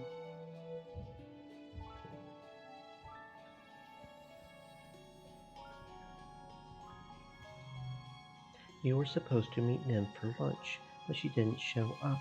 You head to the garrison to see if you can find her. You spot Nim's shock of red hair over by the close-range fighting ring. As you approach, she finishes a flurry of blows with a roundhouse kick that almost knocks the training dummy's head clear off. Nim roars, echoing off the vaulted ceiling of the garrison. Nim steps back from the ring and pulls up the bottom of her shirt to wipe her face, flashing you a glimpse of her muscular tummy and the blue-green scaling that dances over her ribcage and down her hips. Her skin shines with sweat under the harsh lights. You catch her eye, and she shoots you a smile as quick and bright as the sun glinting off a metal roof before it disappears behind her usual bleak expression. She jogs over to you. What are you doing here, Jade? She brings up the time on her hollow palm, and her eyes go wide. Oh shit, were we supposed to eat lunch together today? I'm sorry. You look incredible today. You gulp and give her a long, teasing gaze. Nim goes red and puts her hand over your mouth. Don't say stuff like that. I didn't know you were watching. You're going to get me in trouble with Face. Nim grabs her water bottle and drinks from it, then pours the rest over her head and flicks the water through her shaved side. We can still go get some chow if you want. Just give me a sec. Nim pulls an oversized sports ball sweater over her workout clothes, her thumbs popping through the holes worn into the cuffs. The lettering on the back reads kombucha. As you exit the garrison, you're stopped by a few of the other soldiers who all seem to want to give Nim a high five or tell her about their days. Even though she's clearly exhausted, she musters up a few heartening words for each of them. They all know I'm dating Base, she says, apologetically, when you finally emerge into the sunlight. It's weird. All of a sudden, I'm like a hero to them too, and I haven't even done anything yet. I train every day, though. Probably like 6 or 8 hours, she says, rubbing at her shoulder and stretching it out as she walks. It feels good to work hard, like it just wipes all the bad thoughts. Anything that's bothering me. She makes an exploding motion with one hand. It just goes away. Poof. I can't afford to lose my focus, Nim says solemnly. I can't let myself get distracted. If I do that, and someone dies because of it. No, it, man, she says, shaking her head. The thought of it keeps me up at night. Sometimes I just get up and run around the colony until I'm too tired to stand. No one else is going to die on my watch. You understand, right? She asks, turning to you. You work harder than anyone. How do you do it? What are you fighting for, Jade? Being the best is all I care about. Nim stops in her tracks considering this. I guess. It sounds selfish, but isn't everyone's motivation that kind of selfish? We just want good things, she says, after a while. At least you're honest about it, unlike some people. Hmm.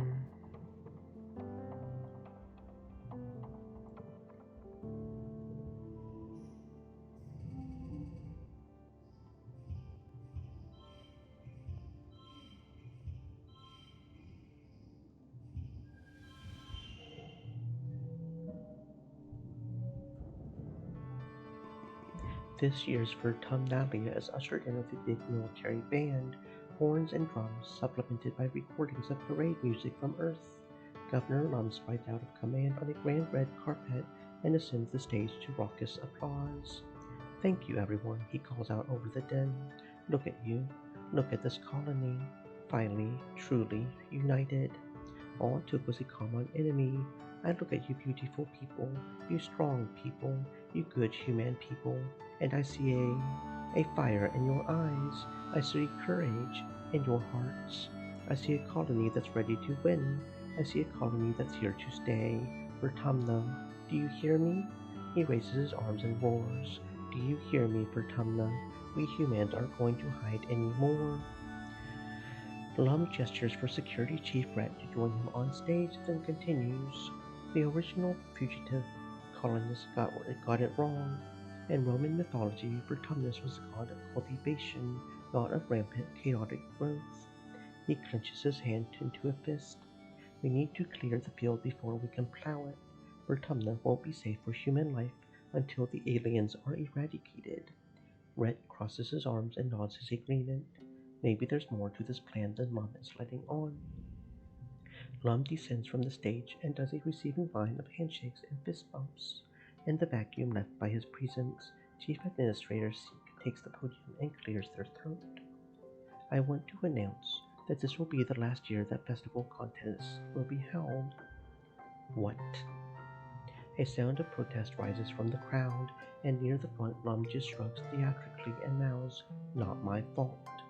Seek looks down at him pointedly, then continues, "This war will use our colony resources at a tremendous rate, including the most valuable time." Lum takes the stage again and soothes the crowd. "I do have some good news," he declares. "Starting today, the colony is going to be granting requests from people who want to have children." A happy murmur burbles through the crowd. Yes, that's right. It's time to start on the next generation of Vertumnians and secure a future for our children. Lum pumps his fist in the air. Humans, humans, humans, humans, humans. I think a stupid cow says immediately. I know survival is important, but we don't have to kill things to survive here. Mars rolls her eyes. Duh, of course you would think that, she mutters. Personally, I think Lum is a total nullhead. He's not that much older than me. What is he, like 24? And everyone listens to him. She flips her hair over her shoulder. They should listen to me instead. Finally, you're all called to participate in the games. The last ones, maybe forever. If this war on nature ever ends, you'll probably be an adult. As your friends all separate into their usual games, you'll realize that this may be the last time that you just get to be kids. Xeno wrangling. Dangerous ant. The You want us to wrestle a manticore? Their description in the bestiary says they're the baddest asses in this planet, and you want us to wrestle one? It roared. Oh, look at that thing. You want us to wrestle that. You want us to wrestle that. It roars and thrashes its mane, stalking round a circle on the lead hammered into the ground. It's got a muzzle on, Base complains. I'll bet its claws are filed down. Chief Rat, this isn't a challenge. On the sidelines, Red shrugs and spreads his hands. Base and Nim go before you. Base is an accomplished wrangler and manages to wrestle it to the ground easily by mounting it and looping rope around the joints of its claws, pulling them behind the manticore's back. Nim manages to do the same, but they struggle. She limps out the ring and over his shoulder as the wranglers free the manticore again. It snaps its claws and grins hungrily. So we're wrestling a manticore now. That's nice. So, yeah, okay, we'll do that. And then that. Yeah, that'll be a good first round, I guess. Okay, yeah, so that needs to become red. We'll do this one. We can do bonus to pairs, and that's a paired there. And we'll just do this one. Yeah. Okay, we'll do this here.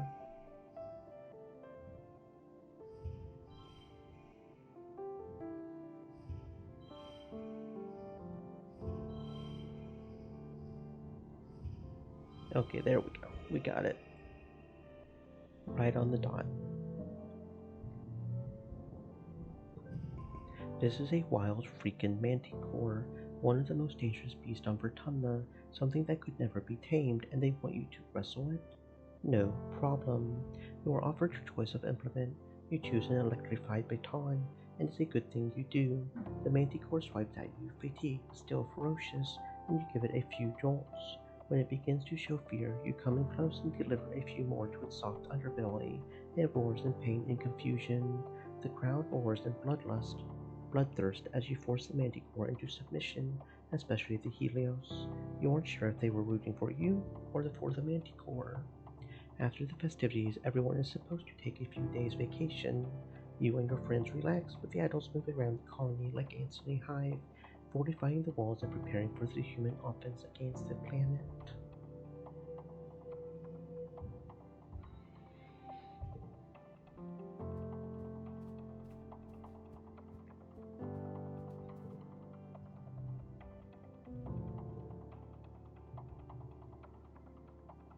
Red's not at practice most of the time. You hear that he's too busy training with the soldiers. You organize a game amongst yourselves instead.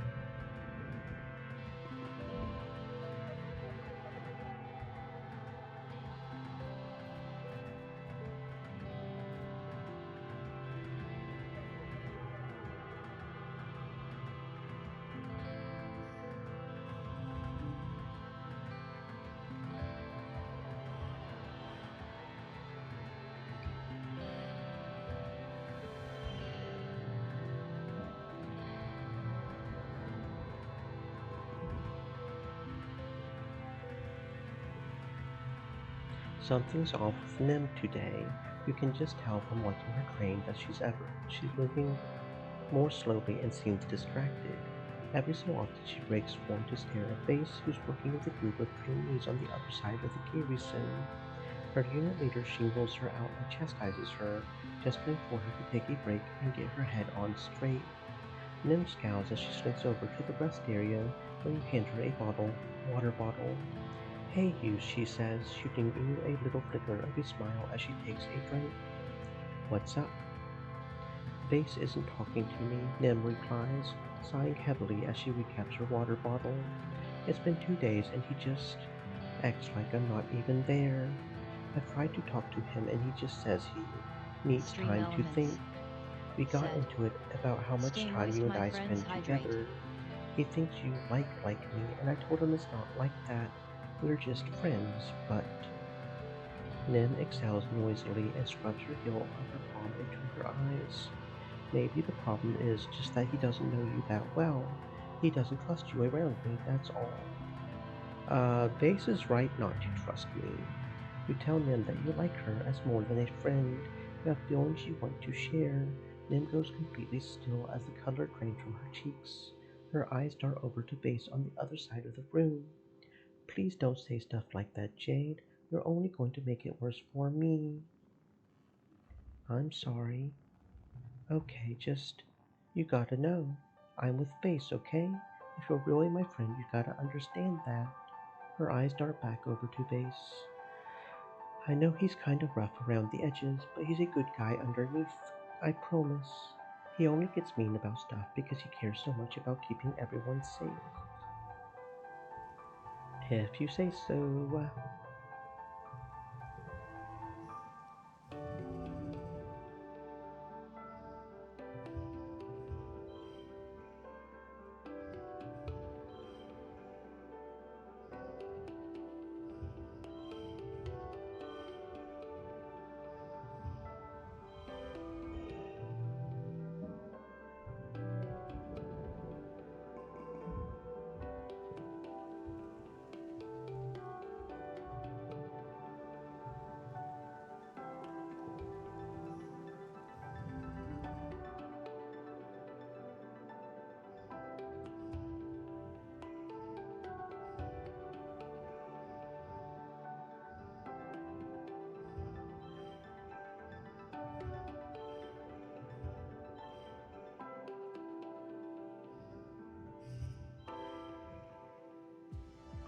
Hmm.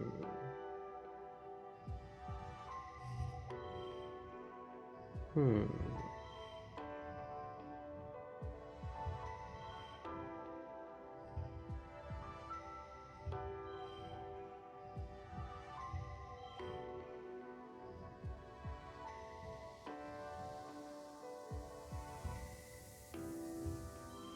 Hmm.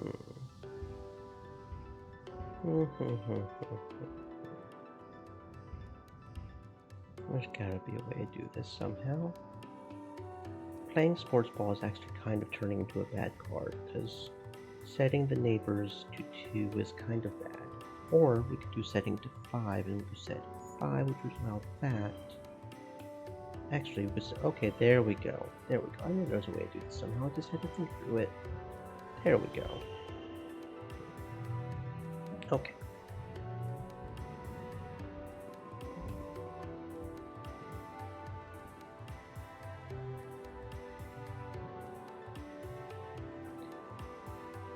Playing sports ball is miserable in the rain. Everyone complains at first, but after a while you almost begin to feel one with the rain, and it ceases to bother you. Having weather at all is still kind of a novelty after all, and the rain keeps you from overheating, which is nice.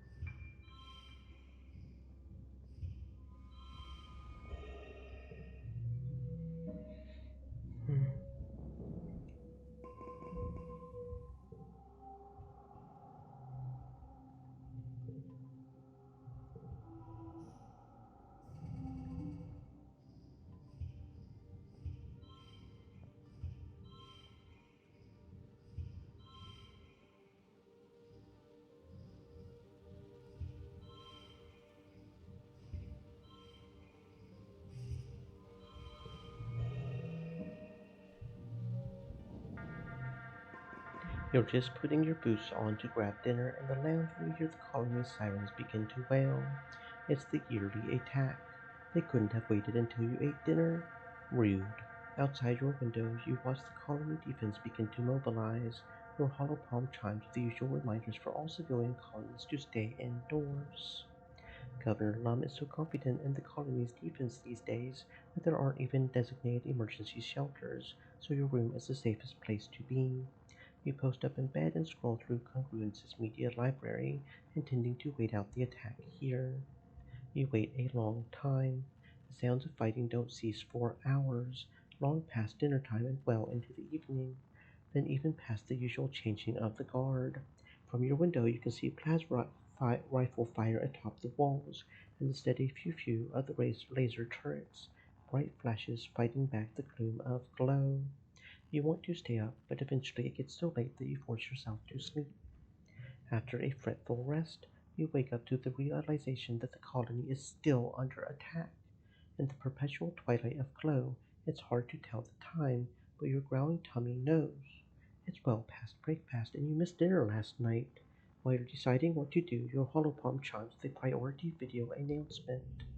Governor Lum appears on your hollow palm, looking surprisingly well groomed. "Good morning, Vertumna," he says with a calm smile. "As you may know, the colony is still engaged in battle against the alien threat. The walls are holding strong, and our soldiers keep mowing those Xenos down, but there's no sign of stopping yet. All non-combat personnel are to continue to shelter in place while our brave soldiers defend the colony. Non-essential work is suspended. Meals and other supplies will be brought door to door." He clenches his fist. "Stay strong, Vertumna. We'll weather the siege together." As he signs off, the colony's social media lights up with conversation. Mars and Nomi are excited to skip work and watch holovids. Tangent is frustrated she can't go to the lab and concerned for her experiments. Cal's worried about the fields. Only Base and Nim are silent, probably because they're still out there fighting. In the permanent dusk of glow, the day seems to drag on forever. Again, you have to force yourself to sleep with the sound of gunfire drifting through your windows. When you wake up the next morning, you realize you can't tummy another day of being cooped up in your room. Your anxiety has congealed into boredom. Nim and Vance are either fighting or sleeping, and you haven't heard from Dis in days. You bet your other friends would appreciate a visit, though. It has been a minute since we talked to Cal. Let's go check on Cal. Cal and his family are sheltering together in their quarters. He peers out the window. "I can't believe it's still going on. What's gone into them all?" He sighs and rubs his face in frustration. "This wouldn't be happening if we just tried to understand them. I know there's a way we could live in harmony with the planet. I know it. I've seen it. Eventually you manage to coax him into playing a hollow game to pass the time, but he doesn't really feel like talking. 4 more days pass. You and your friends remain trapped indoors, forced to listen to the constant sounds of laser fire and rattling turrets from all around the colony. The Xenos never manage to breach the walls, but they just keep coming. Exhausted guards cycle on and off the walls in shifts, dead-eyed and listless. You catch a glimpse of them mechanically shoveling soy porridge into her mouth before seeming to fall asleep sitting up. Finally, after the 6th day of the siege, you hear a curious sound. Silence.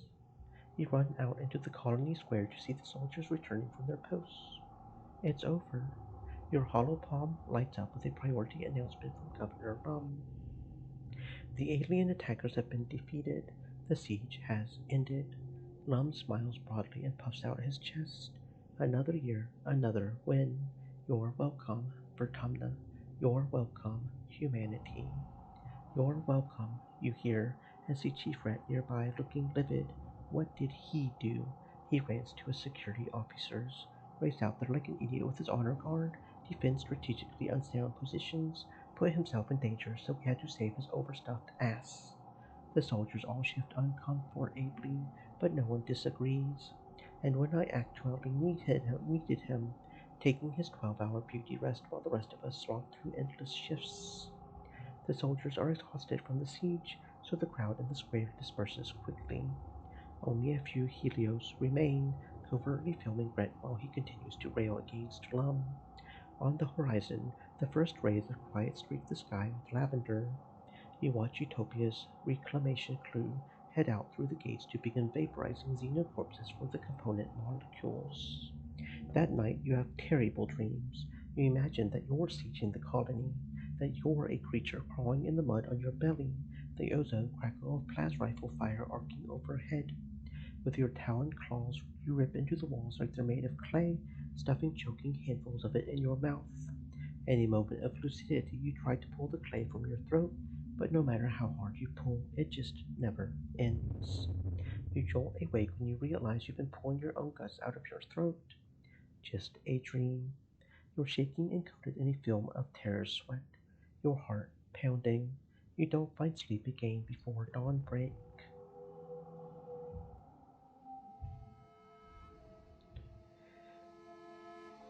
Next to last age, age 18.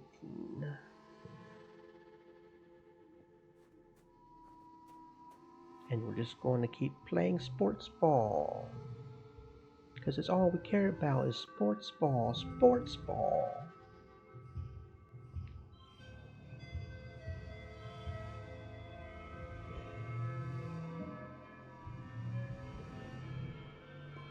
You roll out of bed at noon because you're allowed to, because it's your birthday, but also because you're exhausted. You barely slept at all last night. You've been having these nightmares since the siege, more and more every night, like they're trying to tell you something urgent. You can't make any sense of it. All the imagery is jumbled together, all these possibilities and timelines and things that might happen. Some nights you wake up in a cold sweat, a scream already in your throat. You sit on the edge of your bed, run a hand through your hair, and check your hollow palm. A few people wished you happy birthday, but that's all. You guess you're getting older. Birthdays aren't as important as they used to be. Right, and Mars wants to meet you for lunch in the lounge today. You'll have to practice your smile.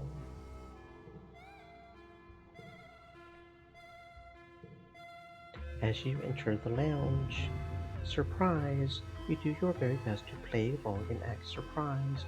Streamers, balloons, great surprise party. All of your friends are standing around wearing goofy hats and clapping. Nomi is holding a bunch of balloons larger than they are, and Rex is wearing a cute little waiter's outfit with a bow tie. You accept their hugs and birthday wishes, trying to hide your exhaustion and demurring with a few pointed, "All this for me. You shouldn't have." No, really. Rex wanders around with a tray full of little snacks, offering them to everyone with a vampy accent and a silly, air-headed giggle. The goofball act chips away at the natural awkwardness of a surprise party. That is, the first 5 minutes after everyone shouts surprise, and soon everyone is laughing and enjoying themselves. Despite your exhaustion, you start to smile too. Your friends are so amazing, and they're all here because they care about you. Then you get some unexpected guests. The lounge begins to fill with Helio kids, mostly ones you don't know, the ones who usually keep to themselves and, well, don't much like you original stratospheric kids. Base and Nim are with them, his arm draped over her shoulders. Nim gives you a little wave of acknowledgement for your birthday, which earns a weird look from Base. "Hey, who invited you guys?" Cal says, stepping forward with his hands clenched. "This is a private party." "It's a public lounge," Base replies. "We can sit wherever we want." Cal stomps right into the midst of the Helios. You guys think that just because you fell out of the sky, you're the wormhole's gift to Vertumna. We don't need you. We never needed you. All you do is make things worse, like this party. You've rarely seen Cal so ready for a fight. He doesn't seem to care that the body language of the Helio kids has changed from cocky to dangerous. "You're just a bunch of fascists," Cal continues. "You and Lum." The lounge erupts, chairs screeching across the floor as the Helios jump to their feet, yelling at Cal, calling the colony illegal and a Cal a fugitive. They jostle him around, but Cal plants his feet and stands his ground. You hear a bottle breaking and see someone advancing on Cal. He's not backing down. "Nim, make them stop." "Hey, come on, guys. Cut it out," Nim says tiredly. "It's Jade's birthday. Don't make it a big thing. They seemed to respect her, so they backed down, but not before few parting libellous shots at Cal's parent age and alleged actions with animals. She turns to Cal and pokes her finger at his chest. You provoked them on purpose, she says angrily. I'm not your friend anymore. Don't ask me to stick up for you if you're being an asshole. Well, Mars exclaims, clapping her hands. That was enough excitement, I think. Let's move on to the important part, cake and presents. Under Mars's skillful party hosting hand, the mood shifts back to festive. You enjoy your presents and your cake, but tensions boiling over like that is a bad omen for the rest of the year.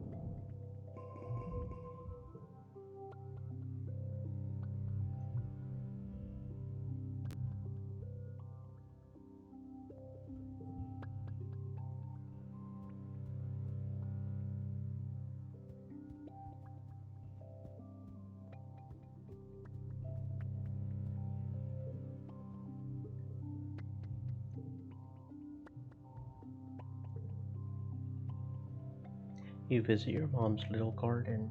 There's a small shrine set up in memory of her and your father, her favorite flowers, his old boots. On Earth, they used to put whole bodies into boxes and bury them underground.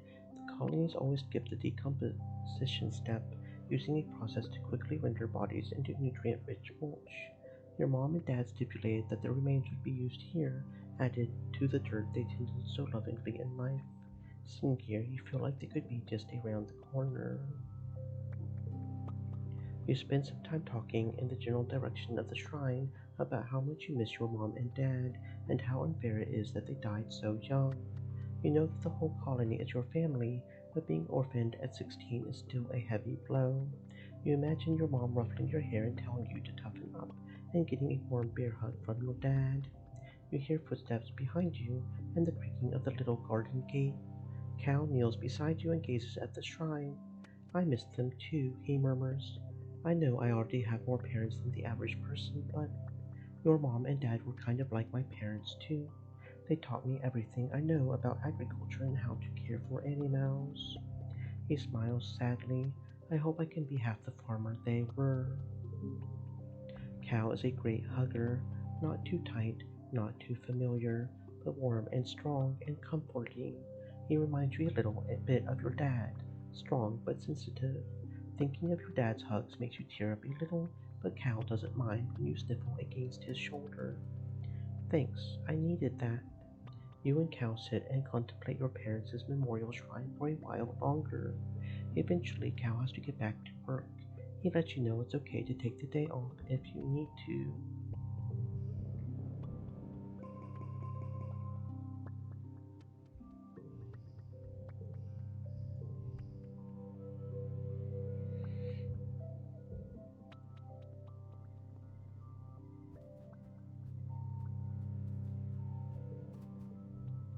You had plans to hang out with Cal today, but when you arrive at the geoponics dome, it's worryingly dark inside. You fumble around in the red emergency lighting until all the lights come back on with a heavy ka-chunk of a breaker being flipped. You blink into the sudden blinding light until the figures of Cal and Chief Engineer Instance resolve themselves in your vision. Absolutely no more of that, young man, Instance scolds Cal as he cradles his hoverboard in his arms. The power grid is not your plaything. I understand, Auntie, Cal says. I'm sorry. Instance mutters to herself as she passes you. Honestly, all this over a toy. Hey, Dudette, Cal greets you. Sorry, I meant to meet you outside after work, but he looks down at his hoverboard. My board wouldn't start, and I figured it was maybe out of juice. But when I plugged it in, it threw off all these sparks, and then the whole power grid shut down. Cal's shoulders slump. I was going to ask Dr. Instance to take a look at it, but she told me she doesn't have time to fix a dumb toy. I'm sorry, Cal, that sucks. Yeah, Cal sighs. It's just. Cal rubs his eyes. We've only got a few things left from when we were kids, you know? Everything else is broken, or gone, or dead. It's always kind of sad when a piece of old technology needs to be retired, but Cal seems to take this one harder than most. He hugs the hoverboard to his chest and excuses himself, not waiting to hear your goodbye.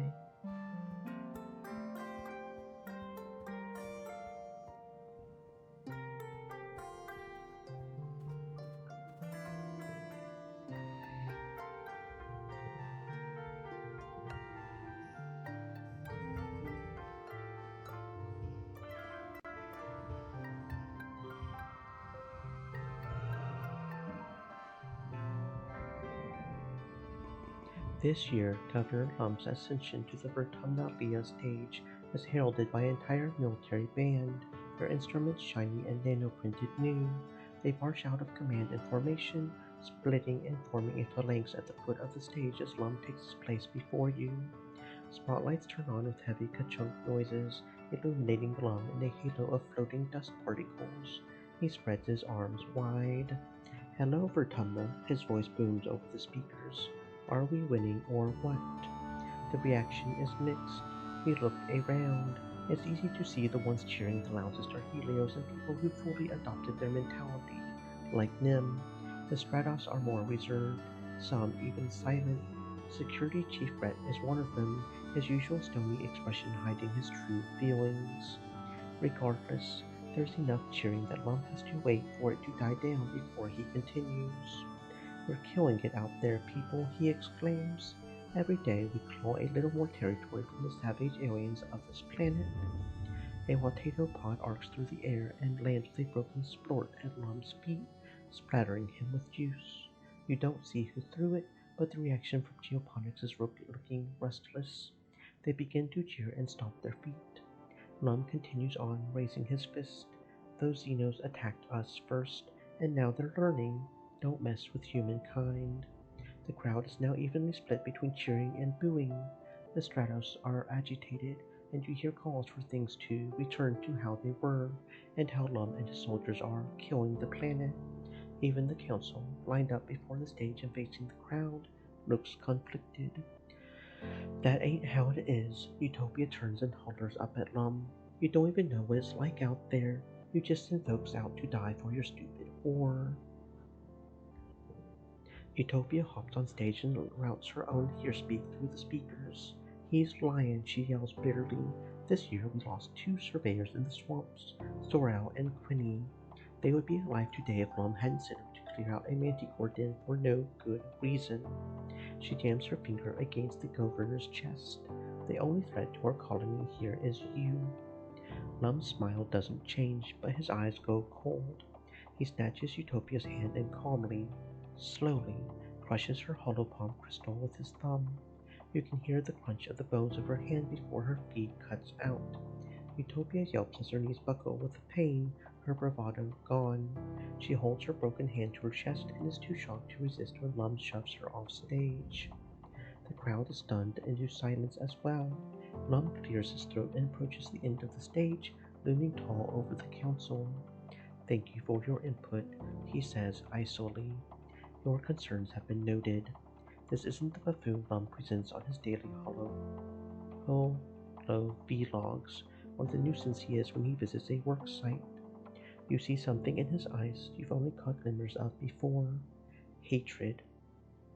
You Stratos are lucky we didn't crush you under our boots and take your colony by force," he sneers. "Before we got here, this colony was doomed. You're only alive because I was merciful. Just a bunch of burned out hippie fugitives. What was your plan for surviving out here? Wishful thinking, singing songs and talking to animals." Laughter ripples through the Helios. He gestures to the council and jerks his thumb at his chest. "Need us, not the other way around. I'm done pretending I need to listen to your opinions. If you want to live, you'll do what I say." He stares at Dr. Instance, who glares up at him with hate in her eyes as she tends to Utopia's hand. "Maybe it's time to clean house," he threatens. "We need team players here, ones who share our one vision for the future of Vertumna." After a few tense moments, Seek clears their throat. "Sir, shall I continue with the traditional formalities now?" Lum scowls down at Seek and throws his hands in the air. "Whatever. Do it if it makes you feel better. You're all cowards." He turns and stalks off the stage, his marching band scrambling to follow him with his exit song. As promised, there are no contests this year, but there's plenty of food and alcohol. As the sun begins to set, the Helios, including Vance and Nim, head straight for it and look ready to party into the night. The other teams seem a little less at ease. This, quite predictably, has already left. "No, I totally get it," Rex says to Cal as you approach. "They didn't used to be this mean. Sure, we all joked about how, like, we would find you guys rubbing sticks together in the dirt after your nanotech broke down, but it wasn't like this."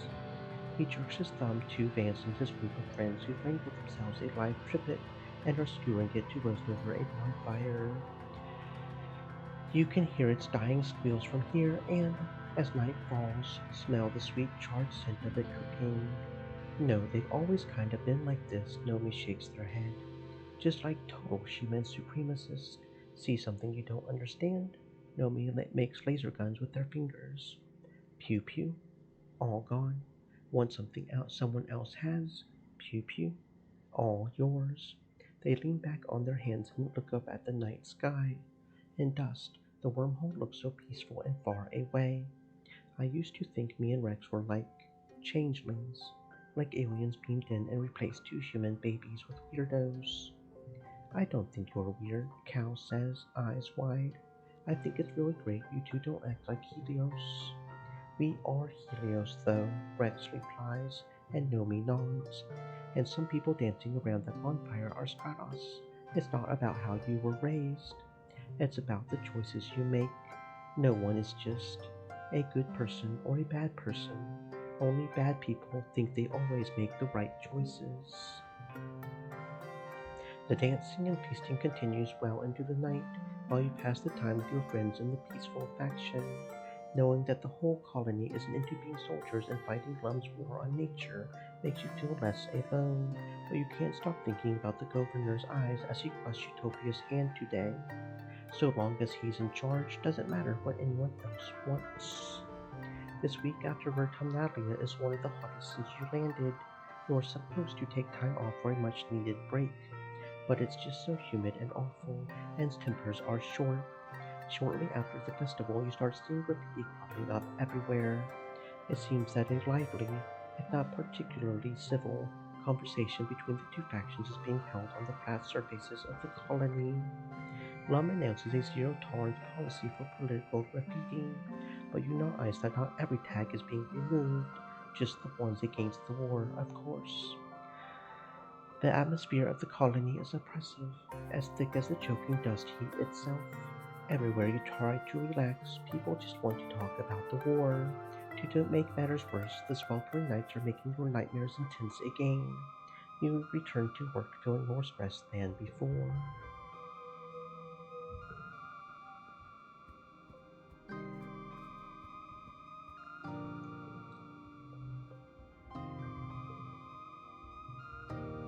Rhett's in a real mood this month.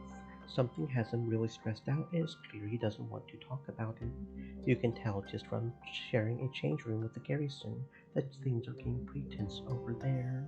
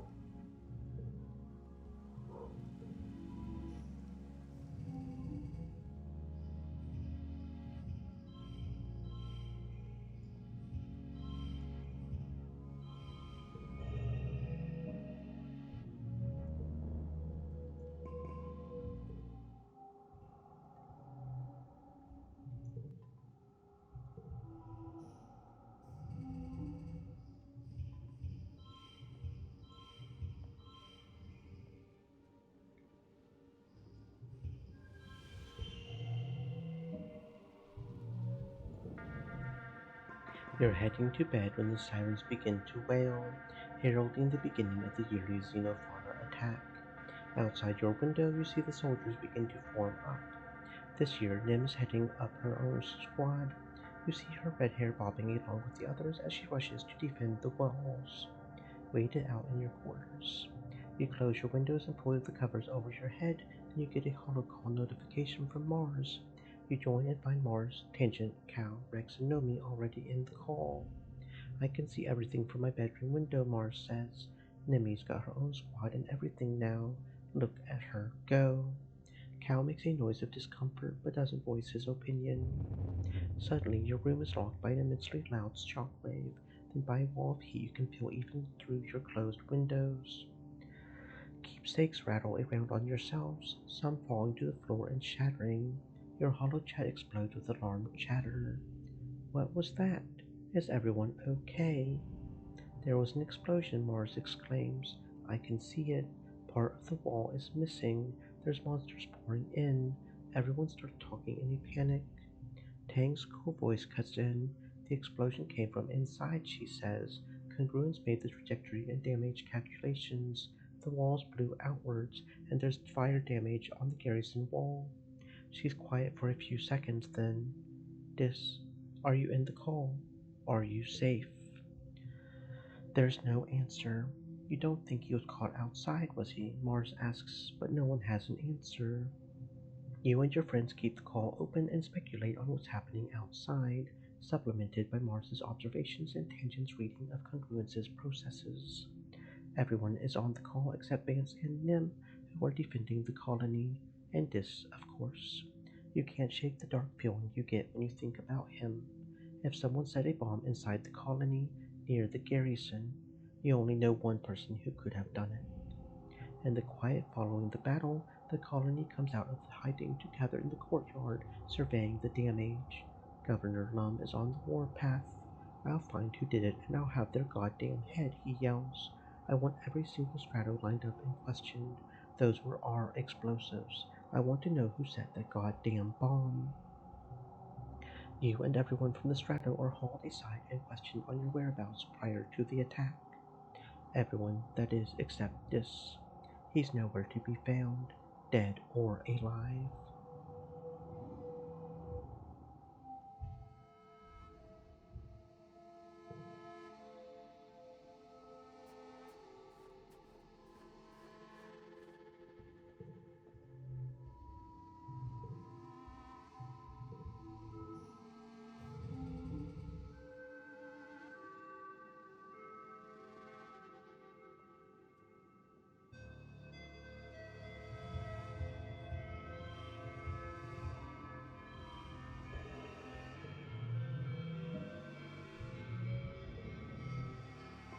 The investigation into the bombing during the Glow attack continues all month. Governor Lum and his goons can't find a way to pin it on any of the Stratos, and over time people come to accept that this was probably the culprit. The rumor doesn't make anyone feel better, but it does take the heat off the others, including yourself. As usual for this time of year, your dreams have been more vibrant and invasive. You have trouble distinguishing dream from reality during the day, and you dread falling asleep at night. How did that hot get into your bedroom? You chase it out your balcony door and find yourself on a thickly wooded path. The mushwood pressing is in close on every side. The light is weird here, pink and glittering, casting teal shadows. The hot disappears down a hole in the ground, and without thinking, you dive after it, squeezing your shoulders to fit through. You tumble into a cave, beautiful and surreal, shimmering with a light that seems to come from within. When you take a step forward, granules of pink sand plunge underfoot. The cave opens out to a forest that seems lifted from a fairy tale. The sunlight beams through breaks in the trees, illuminating a path of mushroom-ringed stepping stones that lead you to a small cottage. You spot the hopeye herding further down the path. Dis is here. It's his home, you think. He's hunched over a woodworking bench and looks up as if you had called his name. You realize with alarm that he's working on himself, as if he's part tree. He waves at you with a hand that ends in small, blossoming branches, as, unsettled, you hurry onwards through a door at the rear of the cabin. Too late, you realize the door opens into empty air and you tumble. You land hard on solid ground, your breath whooshing from you. It's hot here, impossibly hot. The twin suns beat down on you, burning your skin on contact, and the air is almost painful to breathe. In all directions stretches a barren wasteland of dead trees, like bones puncturing the dry skin of the planet. You rise from the dusty, cracked earth and begin to walk, stumbling over the bones of unknown creatures. You don't know where you're walking, only that the horizon doesn't change. The red sky just stretches overhead, like a great bowl of heat pressing down on you. A great roar shakes you, and you turn to see a chimeric nightmare, a manticore, but with Governor Lum's face. He towers over you from a podium, his claws clacking and his tail thrashing as he proselytizes. We primeval forests felling, we the rivers stemming, piercing deep the mines within, we the surface broad surveying, we the virgin soil upheaving. Overhead the sky is streaked with smoke, you hear a rumbling in the distance. You plant your legs and refuse to look away from the beast. With a yell from behind you, Mars appears and swings a sword made of light at the Lum abomination. Its head rolls across the dirt, but it continues to speak. You turn from the scene and walk away, feeling the memory of it cling to you as you push and claw your way through to another reality. You stumble forwards into a dark, glowing forest. Blessedly cool air brushes your cheeks, thick with moisture and making your face wet as if you've been crying. The path winds upwards, flanked by humanoid figures carrying candles. Some are wearing robes, some armor, some lab coats and envirosuits and formal wear. Some are elderly and some are barely 10 years old. All turn to look at you and you realize with a jolt. They're you. Every single one of them is you. You see yourself reflected in their eyes as they gaze upon you dispassionately, a line of possibilities stretching out as far as you can see. The hop-by crouches between the ranks and gazes solemnly out as you pass. You walk steadily upward, feeling their unflinching gaze follow you. Overhead, the wormhole hangs in the sky like an overripe fruit, bending the heavy branch of space and time to you. It's so close you feel as if you could touch it. You stretch your hand out, seeking. You wake up. Milky, quiet sunlight pours through your window, flakes of bromide snow piling up against the glass. You feel as tired as when you went to bed. It's your birthday. You're 19 years old, only one more year as a teenager.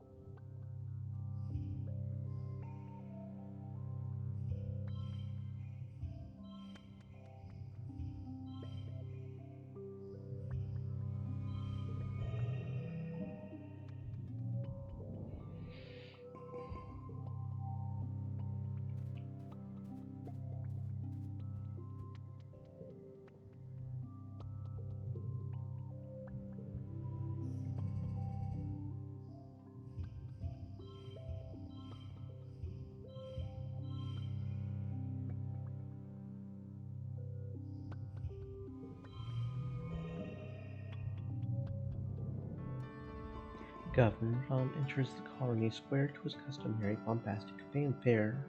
Brass band, red carpet, banners with the Heliopause logo snapping in the hot dust breeze. It's inspiring. The governor gets his usual tithe of applause from die-hard soldiers. It's obvious how tired and fearful everyone has become in service to his war. You catch Marge's attention as she rolls her eyes and makes a gagging motion. Cal looks sullen and withdrawn, refusing along with the rest of the geoponics to give Lum any applause. The governor raises his hands in silence, though it's largely unnecessary. Pioneers of Vertumna, he begins. We stand here today not shivering and quaking in fear, but with our hands around the neck. He makes a ringing gesture of the planet herself. Before he can continue, Mars leaps from her seat and runs to the front of the stage. A ripple of fear goes through the crowd. You all remember what happened to Utopia last year. It doesn't have to be like this, she cries, speaking to the crowd. We don't have to listen to him. He's just a boy with a gun, like the ones we left behind on Earth. She turns to the council. Why are you just sitting there? Come on, aren't you going to do anything? The council look at each other. Red seems unmoved, and Utopia shrinks into herself, holding her hand to her chest. Aunt Anne looks concerned, but fearful of Lum, and stands as grim, and Zeke just waits to see what happens. Only Cal looks enthusiastic, but as the youngest member on the council, he's outmatched. Lum gestures sharply to his guards, and Mars is seized and taken out of sight. In the uncomfortable silence that follows, the governor strides to the front of the stage and looks down on the crowd. As I was saying, you can trust me to lead this colony and humanity into a new era, he says. An era of peace and prosperity where we no longer need to fear the creatures that come out in the night. He raises his fist to the sky. This planet is rich, he cries. It's the earth we were promised, unscarred by the mistakes of our forefathers. Here we will become what humanity has always strived to become, caretakers of a new garden, children of a new earth. People cheer, spurred on by Lum's display of dominance. Lum looks upon the crowd with pride. Pioneers, we're so close, he says. Soon this planet will be ours, and all her riches and wonders with it. But first, he continues, we need to adapt to the harsh realities of our current world. He gestures at the council. I know you all love your council, but it's time we thought about the future. We need to guard the colony leadership, he says this with some disdain, against sudden upheavals, deaths, imprisonments, and the like. I've decided to instate a second position for each seat on the council, he announces. Lum explains that every council member will take an official second in command. Seconds will be trained in the running of the department and will be ready to take over the department should the worst happen during an attack. The council looks concerned. Is this how Lum begins to cycle out the colonial government with a veneer of legitimacy? Applicants must have spent a minimum amount of time in that department and will be judged by the council based on their relevant skills. Though Lum will likely argue hard for his Helio appointees, you scribble on your name on the ballot for. When the voting is concluded, Seek announces the names of those newly appointed seconds. You don't recognize the Helio appointed to second administrator, must be one of Lum's people. Vance is appointed as second security officer under Rhett. He gives a little speech essentially congratulating himself and promising to single-handedly win this war. Tangent stands proudly in her rightful place as chief engineer and stands aside as her second. One of the Helio-born agriculturists is chosen as second cultivator. At least there's someone with actual geoponics experience, not someone Lum's installed in the position. The steward of the Heliopause joins Aunt Anne as her much-needed second steward. There's a lot of babies in the colony now, and someone has to help take care of them. A Helio soldier you don't recognize is appointed as Utopia's second, much to her dismay. After the politicking is over, the crowd returns to the feast tables and, eventually, the dance floor. The sun set on the long day, the heat breaks, and the party continues well into the night. After the festivities, it's usually back to work as usual. Everyone complains. You usually get at least a few days off after Vertumnalia, but Lum reminds the colony that's only a few short months before the next attack. Your dreams begin to increase in intensity as the wormhole draws closer to the planet, filled with terrifying and confusing visions. A feeling of urgency dogs your steps, like you're running out of time.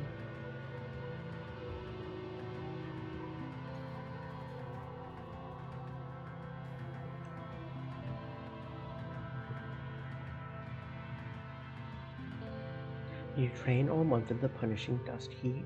It's hard to stay hydrated. Chief Steward Anne stops by every day to bring you fresh water, sometimes flavoring it with pleasant herbs that she says will help keep you cool. Whatever it is, it's refreshing and you look forward to it every day.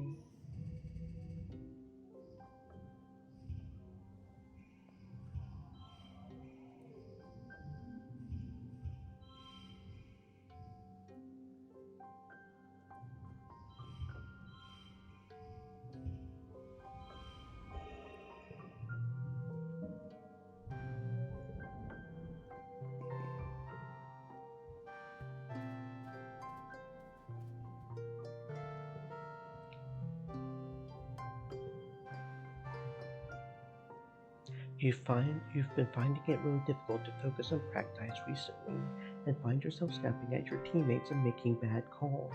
You're probably taking on too much. It would be a good it would be good to take some time off until you feel a little less stressed out.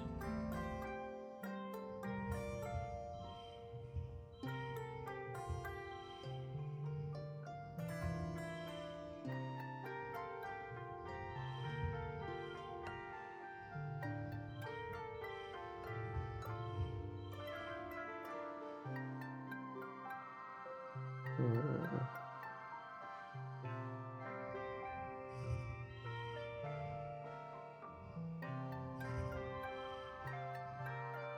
Hmm.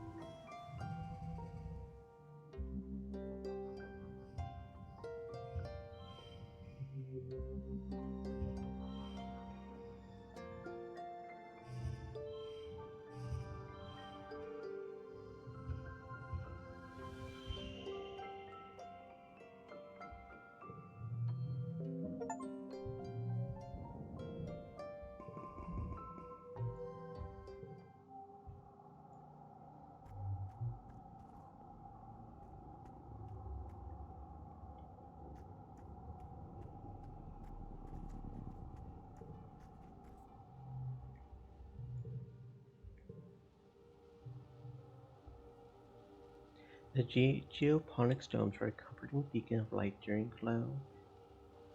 Yeah, I think we've read that one before, I think. Knowing the attack is coming, as it always comes in glow, does nothing to calm your nerves. There's only so long you can handle doing nothing, pretending like everything is going to be fine. As the month draws longer, you find yourself almost compulsively walking the walls, scanning the tree line for the first signs of trouble. You're there when you see them, dark on dark shapes coming out of the forest, perfectly silent. You watch with the lookouts as more and more figures amass at the forest's edge. Minutes pass as the horde pushes into the fire break, numbering at least. It must be in the thousands, more animals than you've ever seen in one place. The ground is choked with a teeming carpet of smaller creatures darting in and among the legs of. Oh no. The forest bends as a faceless emerges from its depths, followed by two more. The mood on the walls is discouraged. One faceless destroyed your colony. Two faceless required an irresponsible number of explosives to take it down. How are you supposed to be able to handle three? Survival is your only goal. It's what humans, it's what all living creatures do. The wave of attackers rolls over the firebreak, crashing against the walls. Flying creatures scream overhead, and the sound of class rifle fire fills the air. You rush to the garrison to join the squads. As you run, you not ice. The colony defenses are mediocre. As you run, you not ice that the colony seems to be holding its own. Nothing has breached the walls yet, and it seems that the tide of monsters emerging from the trees has slowed. The colony looks evenly matched. The battle's not in the bag, but so long as the defenses hold, things look hopeful. You're descending from the walls when you're thrown to the ground by a tremendous rumble. A few meters in front of you, something tunnels to you through the mud. You have the impression of something long and dark that cuts through the ground like a shark through water. You scramble to your feet, but it cuts off your path, forcing you to a geoponics outbuilding. It's a storage shed, mostly empty besides bales of hay used as float cow feed. It's dimly lit, but you think you see another door at the far end.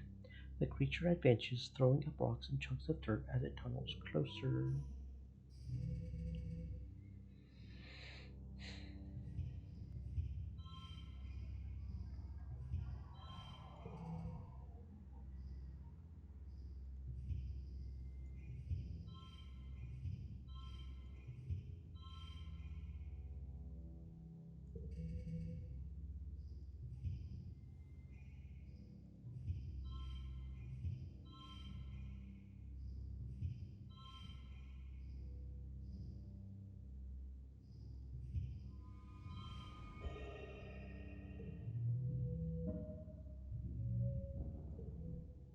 You grab a rake and back into the doorway to wait for the monster to emerge.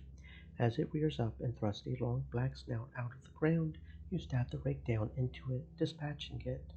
Before you even have time to be relieved, you spot a second one tunneling to you. You take another step back into the storehouse and feel heat. The building is on fire. The dry thatch roof quickly ignites and rains flaming debris down on your head, filling the room with toxic smoke. The ashy heat is intense. You can feel it ripping the moisture from your lungs with every breath. You rush for the rear door, but the fire moves so fast.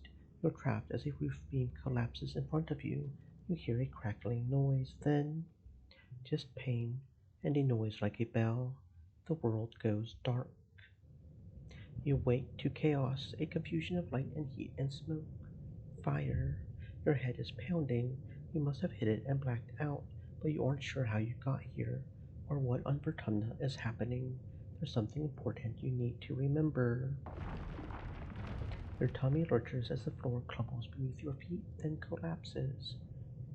Your body aches and your eyes burn from the smoke. A figure appears through the flames. Your friend.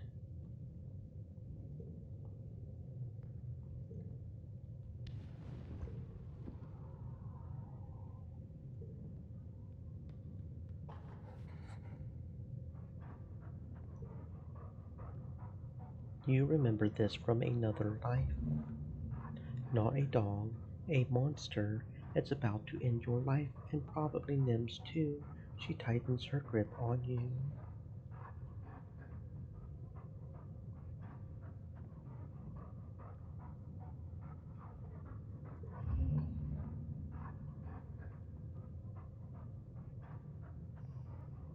You heroically push Nim out of the way, putting yourself between her and the creature's jaws as it transforms into a towering horror.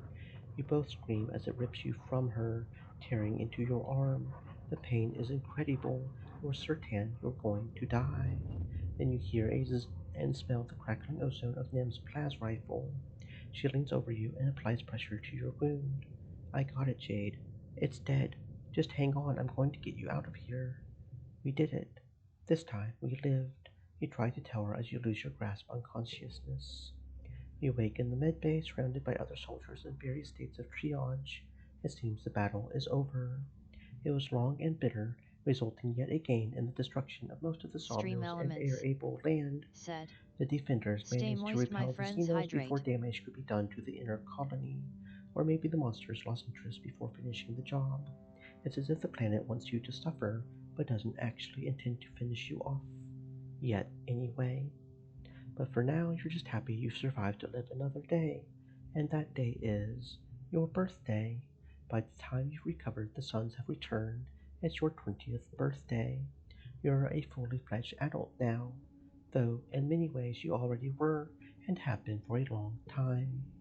You and your friends step out to greet the new day and start the rest of your life in Vertumna.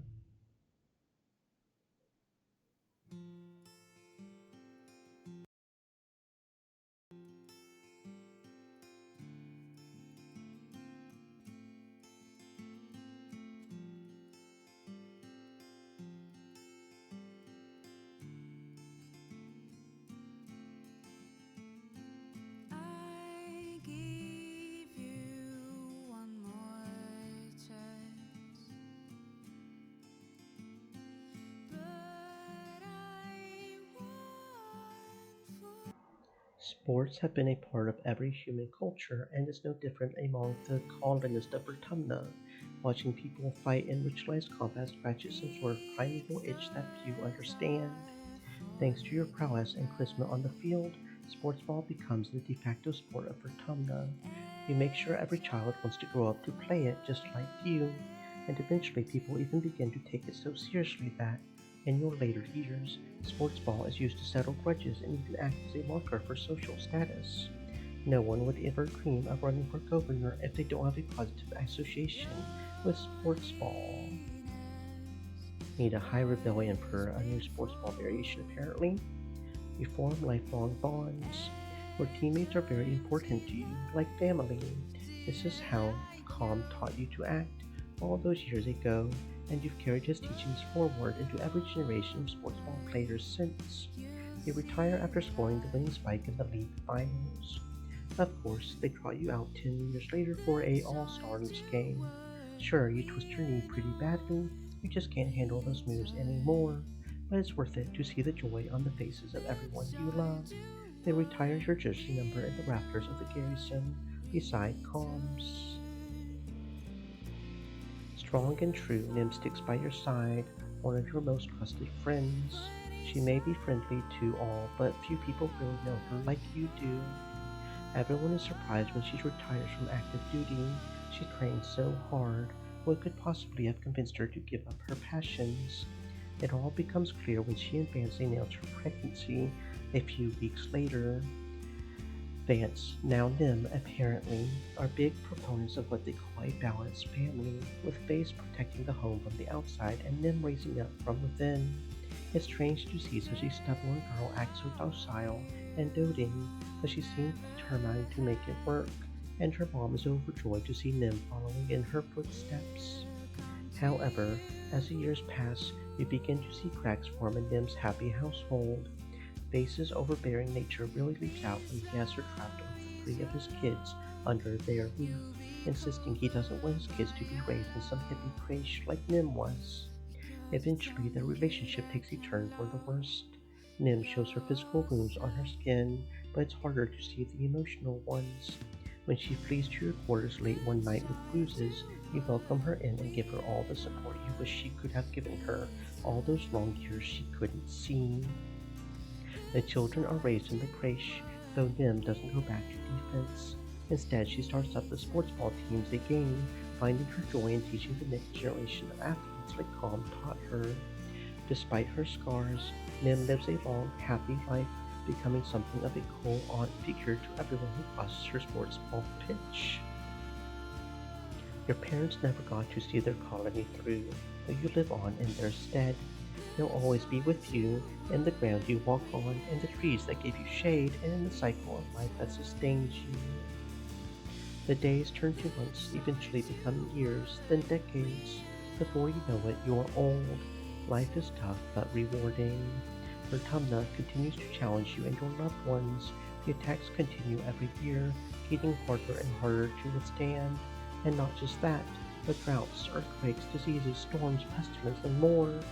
Some years you worry that the colony and humanity will be wiped off the map for good, but humans are good at surviving. The adversity strengthens you, your resolve. You mourn your dead, celebrate your birth, and keep adapting to whatever the planet throws at you. This is your home, for better or worse. You do what you can to make it a good one. Eventually death comes to you as it does to everyone. In the moment of your death, as your brain cells fizzle out one by one and shut down forever, a vision swims in your mind's eye. Is that a person? They seem so familiar. You feel like you know them so well. Oh, it's you, only ancient. Her arms are covered with so many data bands, so many lifetimes of knowledge. The ancient you speaks without moving her mouth, not in words, but in something like pictures. Still, you understand. We had a good life, don't you think? But there were so many possibilities, and this was only one of them. I could have done better. There was a girl. We were young together. Tammy with the cotton candy hair. Such MR a generic name, shame to see a life said. snuffed out so You young. grandma. She gives you a look as if to say you were somehow responsible for this. Wait, were you? Could you have saved her? We have a chance to take another path to change the way our life turned out. Come with me.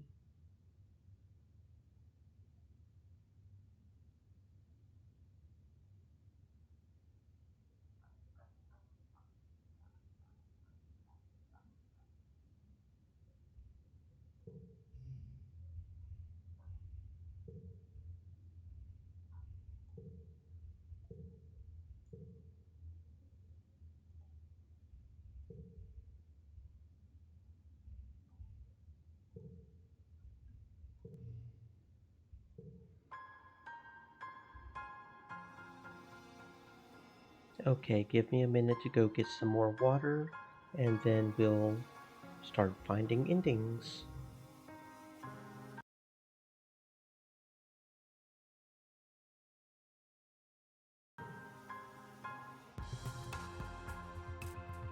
MR generic name, said.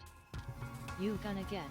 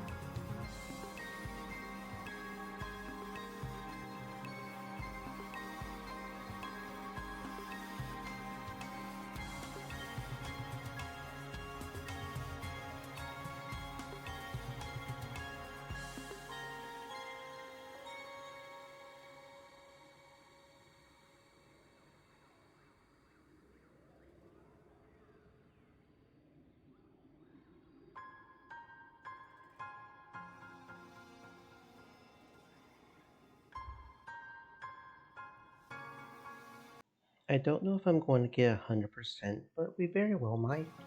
I have no idea. We will do what we do. I've been enjoying the game so far, though. It's very cute, very cool little game. Okay, let's load here. Doot doot doot doot doot doot doot doot doot. Doot doot doot doot. Yeah. Okay. Don't know how to do that, but that's okay. We can probably figure it out. Okay. Here we are, here we are, here we are. Okay. Let's do defense training. Red has set up a sort of final battle for those of you who are ready to prove that you've learned everything you need to know about self-defense. It's a gauntlet that tests a combination of skills: physical fitness, perception, weapon skills, and hand-to-hand combat.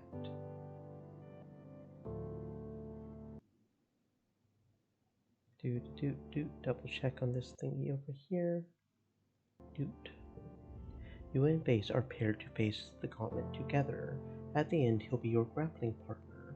You'll gain a certain number of points to passing the class for each skill you demonstrate correctly, and a larger chunk for winning the combat portion. Accrue enough points and you pass. It's possible to pass the class while losing the final combat, but it'll be hard. Base smirks at you as you take your places.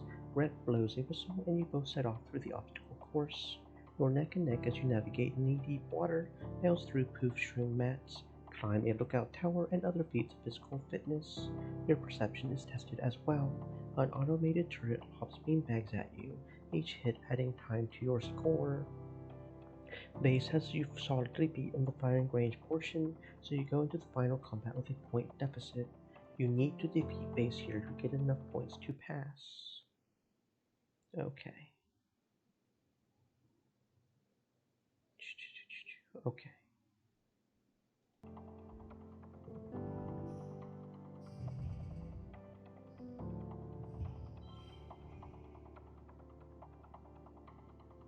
It's a little awkward having that right there, but I think we can make it work, probably. Maybe. Let's see.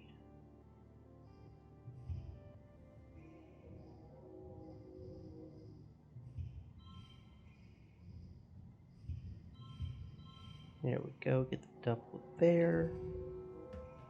Okay.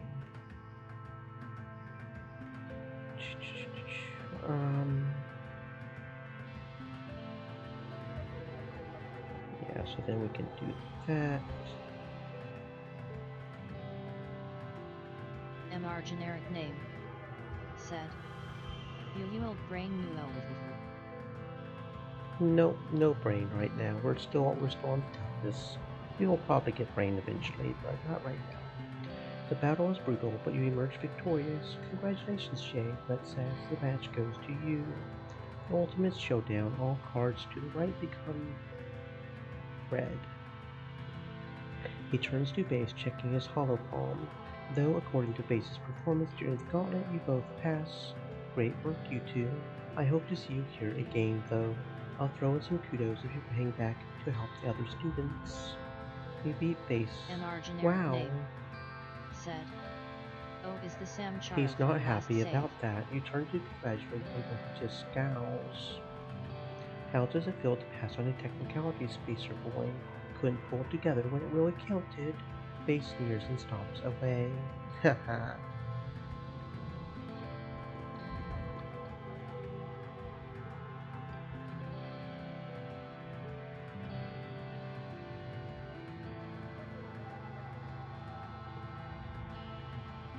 You and them are practicing judo moves, chucking each other into semi-deflated push rooms, which have been set up like mats.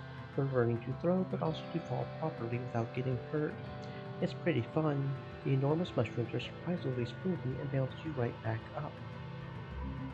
You time your throw just right to have your arm around her waist just a little bit longer than necessary, and give her a wink as you toss her gently into the bouncing mat. She blushes and scrambles to her feet, looking away.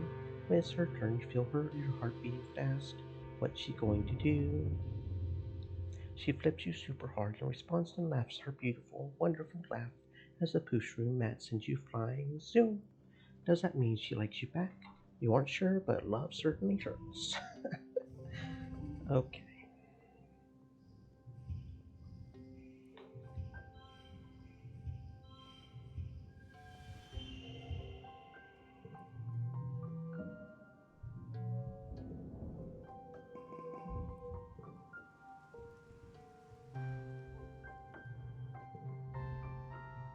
Security Chief Red interrupts. Okay, it's the defense squad. Yep.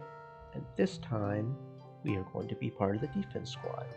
When Rhett smiles, it's not a happy smile. But do you have what? Yes, I do. I'm ready to serve. Okay, you're in. See you at dawn, recruit. Let's go. We're going to be defenders now. Doot doot doot. Doot doot doot. Doot and doot. Yeah, something like that.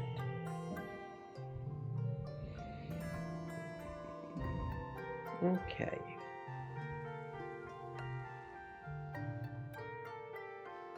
Guard duty. Guard duty. Guard duty. Yeah.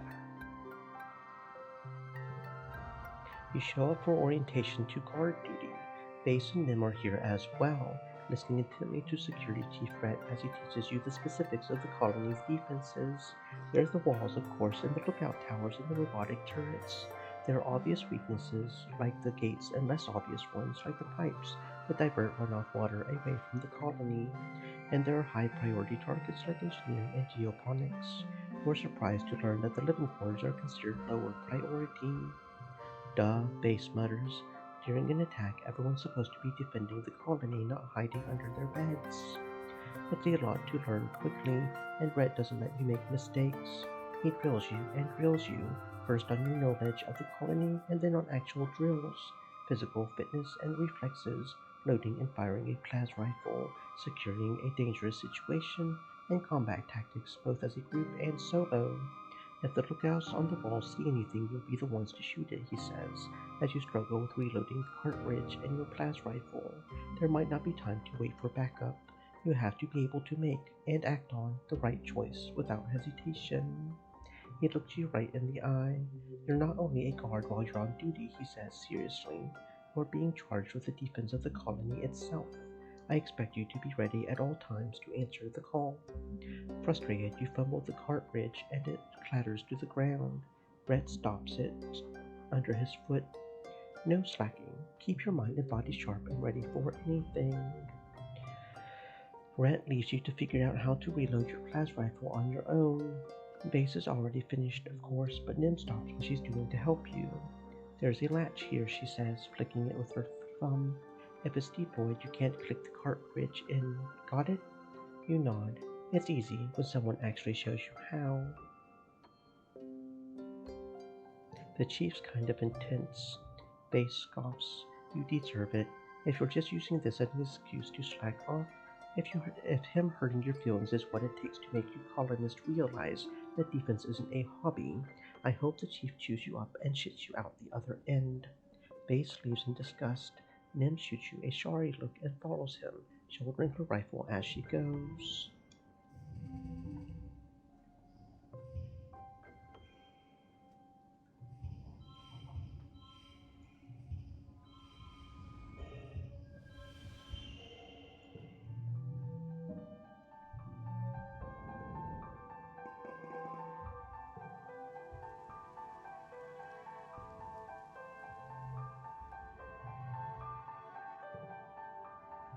You spend some time this month stationed at the gate, watching people come and go. Sometimes you feel more like a colony greeter than a guard. There's just not a lot to worry about this time of year. It's a nice break, though a little mind-numbing after a month.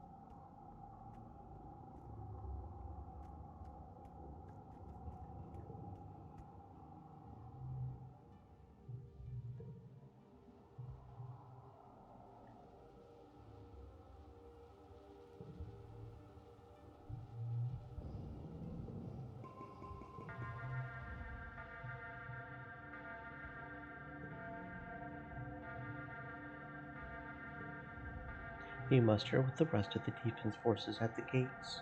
Rhett and Lum are arguing about what tactics to employ.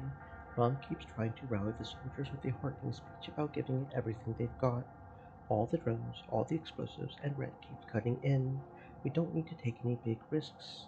It's a smaller attack, and we have more than enough class rifles and turrets. We should save our other resources for when we do need them. Why do things halfway? We need to get in there and kick their asses back to the goo they came from. We need to show people that we have everything under control for morale. Red tries one more time to wrest control of the forces back from Lum, but Lum cuts him off. Fire the explosive rounds, he orders. Arm the charges. Shells scream through the permanent night, followed by explosions you feel vibrate up through your boots. The Helios are unfazed, but you and the other Spider Guards exchange nervous looks. You hear yelling, then another boom as a secondary explosive detonates. The baying of bloodthirsty animals reach your ears. Then, Lum holds his finger to his ear speaker. Great work. Just the stragglers incoming. Open the gates.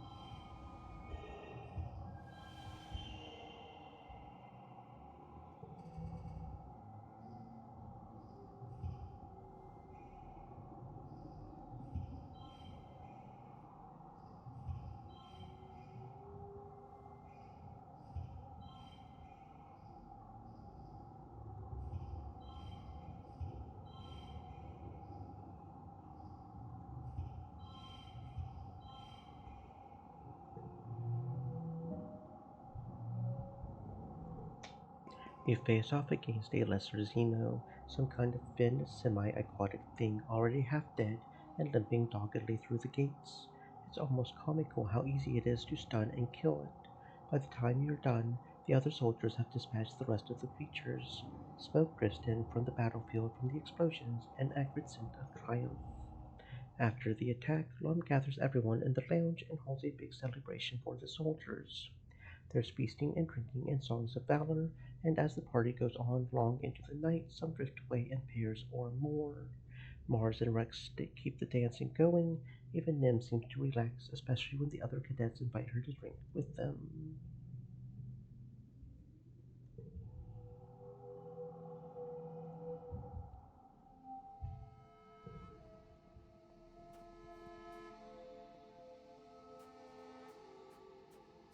Hmm.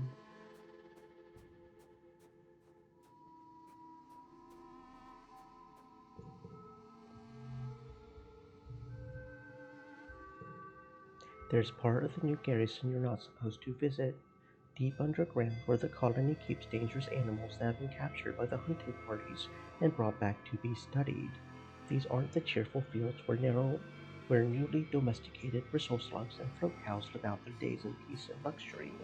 It's a grim place filled with wild, furious creatures pacing in circles, lashing at the reinforced glass, shooting acid from their wherevers. You know this because Security Chief Red has brought you here today, past many secured doors, so he can show you what you're up against.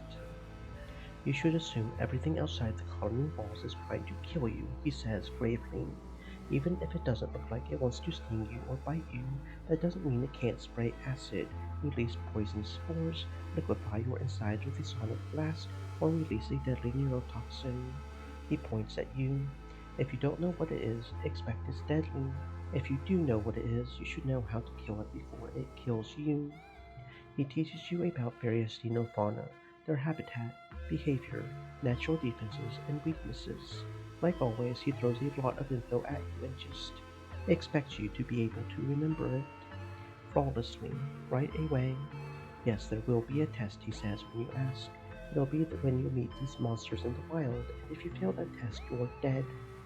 In fact, Rhett says, studying you ominously, you should be tested. Pop quiz Jade, which animal has venom sacs and can camouflage itself so well you're likely to step on it. Don't worry, you won't die if you get this wrong. Today. Hmm. A muckwalker. Incorrect. They do get underfoot, but they aren't poisonous to humans. Try again. A snap ladder. Correct, Red says with a smile. They're like leg hold traps. They catch their prey by waiting for it to walk right on top of them. Then they snap shut and hold their prey until it gives in. Adult snap bladders can move slowly, but it makes them ornery, especially when they're heavy with eggs. The young are too small to hunt like this, but they have venom sacs. Not too dangerous to humans unless you fall into a whole nest of them. He raises his eyebrow. I don't suggest you to do that.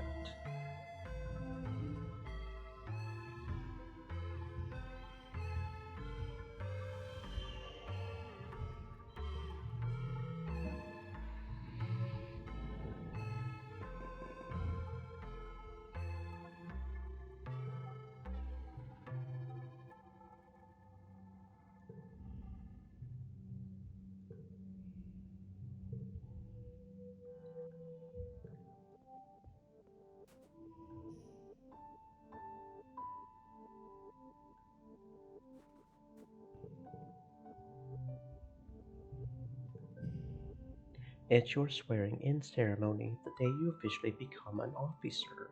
Security Chief Red doesn't usually give these titles to kids, but these are exceptional times. Nim shoots you a subtle thumbs up as you swear your oath to serve the colony. She's being sworn in today as well, and though she's trying to keep a serious face, you can tell she's grinning inside. After the officer ceremony, Vance is sworn in as a lieutenant, the next rank up. He's only a little older than you, but they started training much younger in the Heliopause. And, as Face tells everyone, he's just very good. Nim doesn't need any convincing. When the ceremony is over, she posts up at Face's side and accompanies him for the rest of the party, laughing at all of his jokes and generally making eyes at him. You accept congratulations from the other colonists? It's weird. Before the Helios arrived, garrison members were called security personnel. Now everyone calls you a soldier, even the people you grew up with.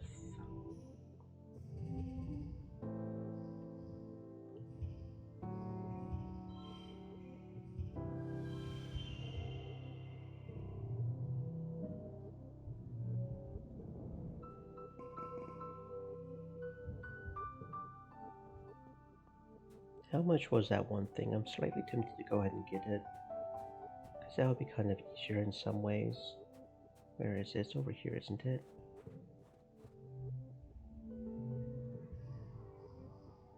200. Okay, so we don't have enough. Understood.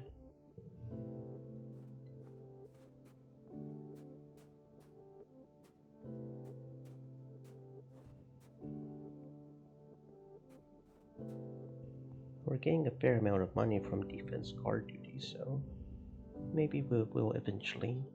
You, Base, and them are all posted on guard duty together. It's pretty peaceful this time of year, so you're killing time at the firing range. Base, though, will take any reason to show off. I was the best sharpshooter on the Heliopause, he boasts, lining up his next shot. Even against the adults, no one could lay a finger on me. Nim stares at him with open admiration. Wow, she says, how did you get so good, Base? Base fires his plas rifle, filling the air with a zap of ozone and obliterating the hollow target at the end of the range. Nothing special, he says. Some people are just naturally talented. He sidles closer to her, his head tilted proudly. Nim goes red and clutches her plas rifle to her chest. I could show you some of my other skills if you want. What do you see in this dingus? Base shoots you an acidic look, and Nim laughs awkwardly and grabs him by the arm before tensions can escalate. Don't worry about her, Nim tells Base, pulling him away. She has this disease where she has to say whatever goes through her head.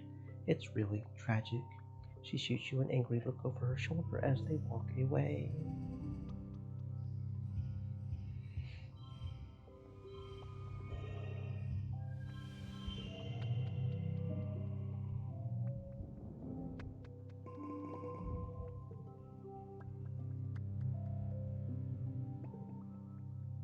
Red's a total hard ass when he's got his security chief hat on, but gradually you're stealing glimpses of the fuller picture of who he is as a man. He seems sad sometimes that he's got to deploy a bunch of kids to help guard the colony. He believes in the importance of a good defense, but he would much rather have you safe, inside, going to school and learning a trade. He's always telling you not to be heroes and get yourselves killed. All he wants you to do is come back safe.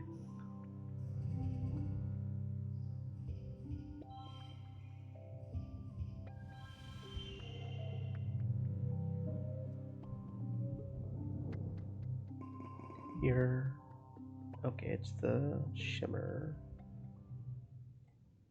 Hmm. You don your environmental mask and make your way out to geoponics where your dad is working. The air is so thick it's hard to see anything at all, and your footsteps are strangely muffled. Other people moving through the fog appear like spirits, flicking shadows through the murky sunlight. No one speaks except to urge you back to your quarters. You make it into one of the greenhouses, but you can't find your dad anywhere. You keep checking your holopalm, but he won't respond to your messages. You start to panic. Then you get a message from Dr. Instance telling you to come to medbay. Okay, so even if we try to go to there, he still collapses like that. So we can't go there and hope to find him.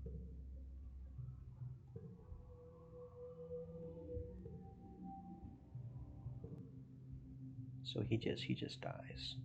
Unless we can somehow find a cure for that before it happens, I guess.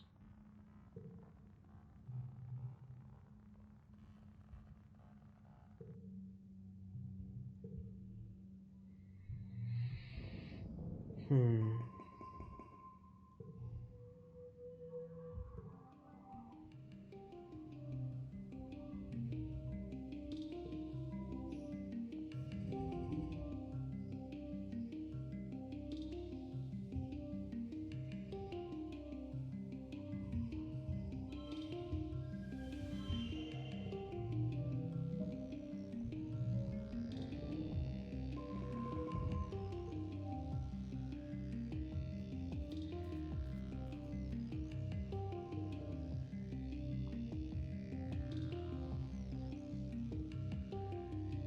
It's a quiet month. You scuttle a nest of bat-like creatures roosting in the broken open hull of the ship, but that's about it. It feels silly to complain about nothing happening while you're on guard duty, but it is boring.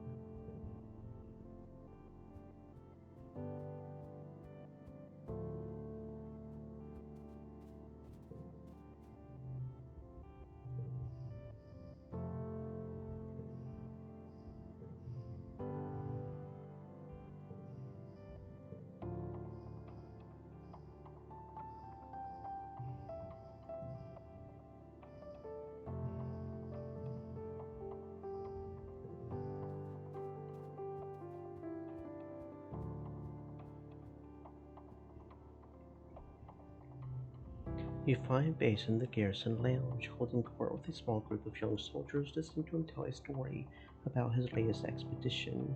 He's gesturing animatedly with his arms and snarling like a beast.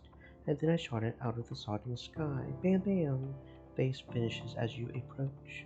The gathered crowd hoots and hollers for him, which he accepts magnanimously. Looking around, you see that's mostly his Helio crew. You can tell from the uniformly close-cropped hair and perfect posture, but there are some faces you recognize from the colony. Anemone is here, and she shoots you a little wave. You loudly boast that Face's story is nothing and walk right into the crowd of listeners. All eyes turn to you, including Faces, who is regarding with a curious mixture of annoyance and interest. You could tell them about the time you fought during the fall of the Strato. You tell the story of the attack that destroyed the original colony when you were 14, and how you charged bravely into the battle instead of hiding with the other kids.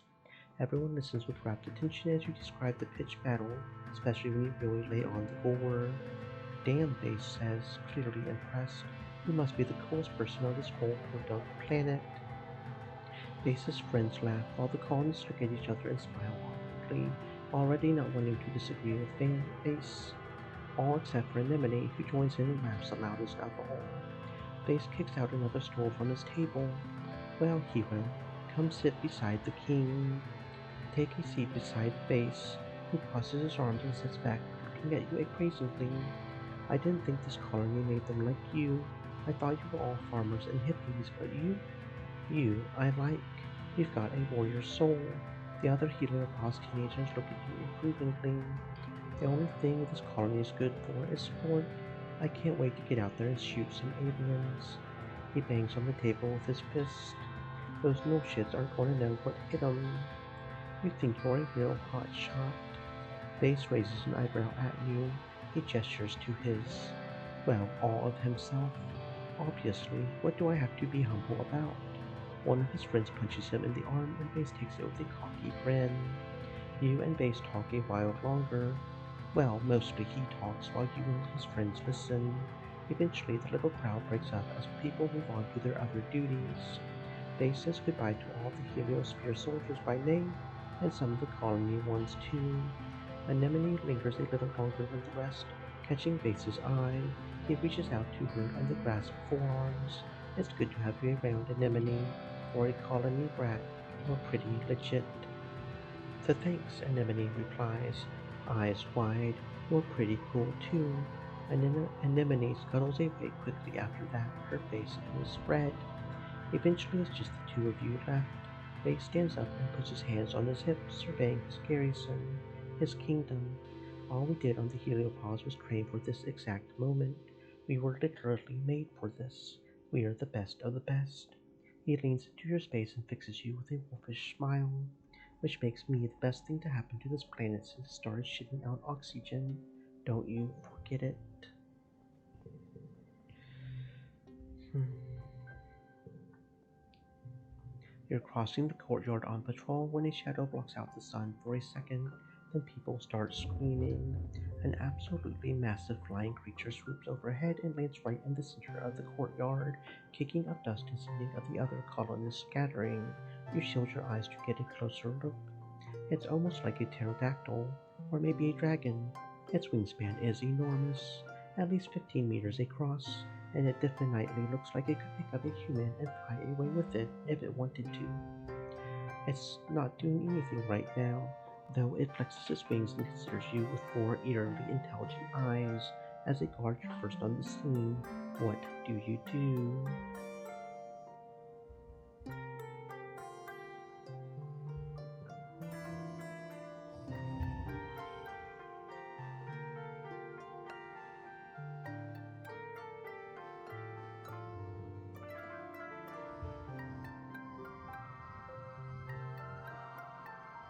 Oh, I see.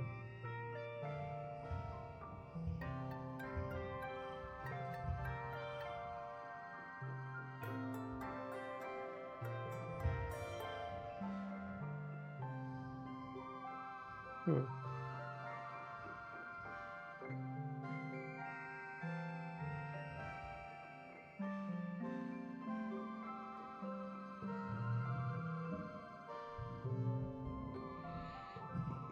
You are victorious. Well, you didn't actually kill it.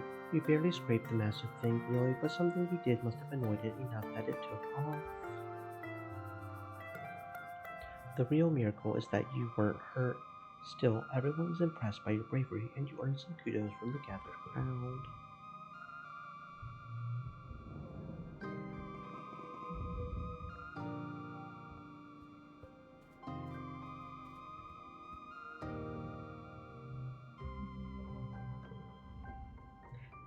Nim won't shut up about Base. He's so smart, he's so cool, he's so much more mature than all the other boys in the colony. If she weren't your friend, you would stuff her into the recycler. You're not sure how much more hero worship you can take, but you are her friend, so you just smile and bear it. It's nice that she cares so much about someone. After calm,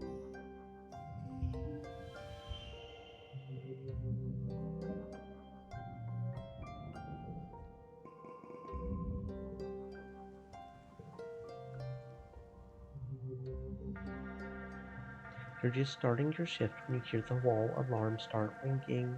Your holopalm lights up on its own, projecting Chief Red's face in an emergency announcement to all soldiers. Attention all squads, prepare for assault from the swamps. Battle stations everybody. He deploys teams to weak points on the wall. As a veteran guard, you're assigned to the east wall and take control of the forces there. This is your first command in an emergency. Nim slams into your shoulder as she runs past you to her post. Hey, she says, helping you right yourself. It's go time. You got this, Jade. Let's do this.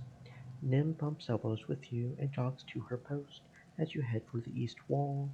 The east wall is a small area near the burned out wreckage of the Stratosphere's command module. Seeing it always makes you uncomfortable. Other soldiers, most just kids like you, mill around waiting for their orders. Let's kick some ass.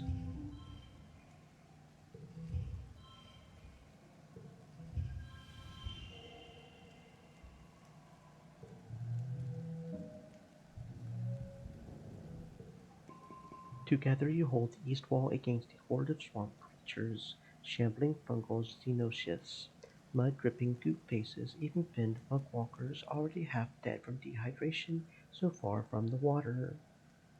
They surround the colony and seem desperate to get inside the walls, slipping over and crushing each other in their attempts to scale them. It's horrifying, but not all that dangerous. In their frenzy, the creatures are doing more damage to themselves than the walls. The toughest part is keeping your team from panicking. You make a game of it, commenting and calling scores like you're playing sports ball. Many of you started out playing sports ball together, so it's kind of like old times. One of the younger Helio boys, only 13, breaks composure and fires wildly into the goopy mess of dead and dying creatures below. You get him back under control. It's not his fault. He shouldn't even be out here in the first place. In the end, you're proud of how you and your team handled it. This isn't a day you're going to forget soon.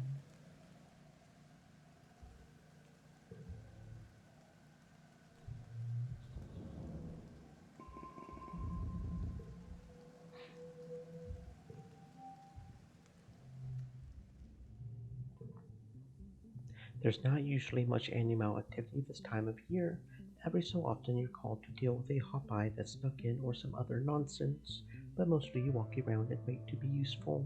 You fill the time by listening to audiobooks, especially ones for school. There are a lot of ways to get school credit, and you're lucky you can do a bit of studying while at work.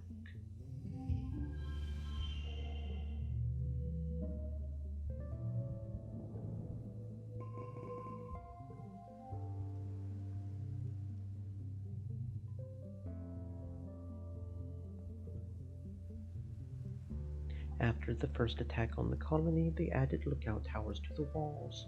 Now you have a place to hang out if you don't feel like working. And, because it's all the way up here, no adults are going to come ask you to run any errands for them. On rainy days, you take shelter under the pavilions and listen to the pitter patter of warm raindrops on the grass roof. You can do whatever you want. This is the life. It's nice to help keep watch. Sometimes you could offer to fill in lookout duty so someone can grab a meal. Hey Jade, just pops up his head up a nearby ladder and looks surprised to see someone else here. Do you mind if I sit here too? Sure, there's plenty of room. The two of you dangle your feet off the side and watch the valley below. Dis shuffles a little uncomfortably and doesn't say much. You wonder if this was his private spot to be alone before you discovered it.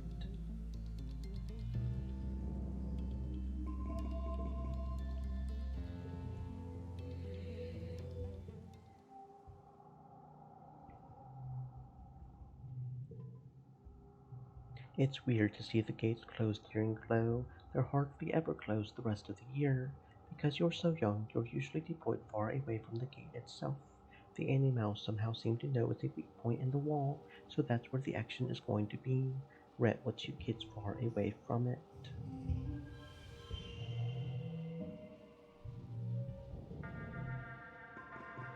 You're on duty when you hear the colony siren begin to sound the alarm. The attack is here. You report to the front and join the line of defenders. Breaking through the tree line is a dark shape lumbering out of the forest and across the fire break. No, not one shape. Two. Two faceless creatures. The colony prepares to defend itself against the two buildings scale faceless, as well as a teeming swarm of small Xenos that sees to you. Hold steady, orders Security Chief Rhett. Keep the line. No, Governor Lum yells, running from the front gates to the front of the defense line. He elbows Rhett out of the way and waves his arm wildly. Bring them closer, draw them in. Rhett stops himself from shoving Lum back, but just barely, you can tell. Are you serious? He retorts. We can't let them any further into the colony. We're going to fight them on our territory, Lum cries, raising his plas rifle over his head with one hand. We have the walls, let's use them. We'll let them come inside and pick them off one by one. We can't pick off a faceless, Rhett sputters from the sidelines. Lum smiles maniacally. You can see the gleam of his teeth from here. I have a plan, he roars. Just follow my lead. And with that, he turns and begins to run to the approaching animals, roaring taunts and firing wildly into the fray to draw them close. At a loss, Rhett motions you all to fall back and let the animals approach. The area just inside the gates becomes a swirling melee of small Xenos and plasma fire rifle, the two faceless slumbering slowly behind.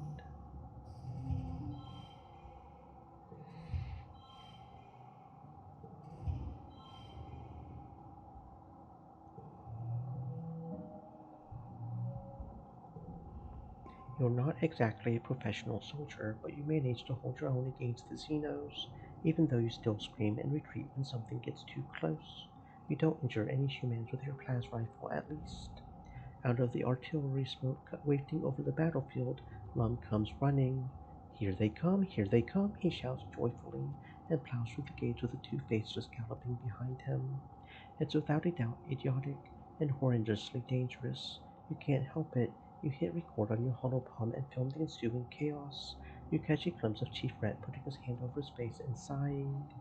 A squad of Helio soldiers takes up the charge and helps shepherd the faceless into the open area in the middle of the colony. You have horrible flashbacks to the first time you saw a faceless inside these walls. From the looks on the faces of the other Stratos, you're not the only one. Then you're all thrown to the ground by a tremendous explosion. Fire engulfs the center square, roasting the two faceless in an inferno that blasts the sweat from your pores. Rocks and chunks of dirt patter all around you, with the occasional thunk of burning mushwood. The soldiers nears the blaze, all recoil in surprise. Clearly, no one but Lum knew that the square had been linked with explosives. You don't think anyone was caught in the blast, but it was close. Lum stands before the blaze, laughing and firing at the two tortured faceless as they roast to death. You raise your hollow palm to capture the image, his silhouette dark against the column of flame and smoke. It was ridiculously dangerous and stupid, but it does look pretty cool in your recorded footage. People filter out of their hiding places, shielding their faces from the heat coming off the bonfire in the middle of the square. On the horizon, the first watery rays of quiet sunrise are struggling to make a dent in the hot orange glare. The colony's fire suppression system is turned on the square, revealing the charred corpses of the two faceless.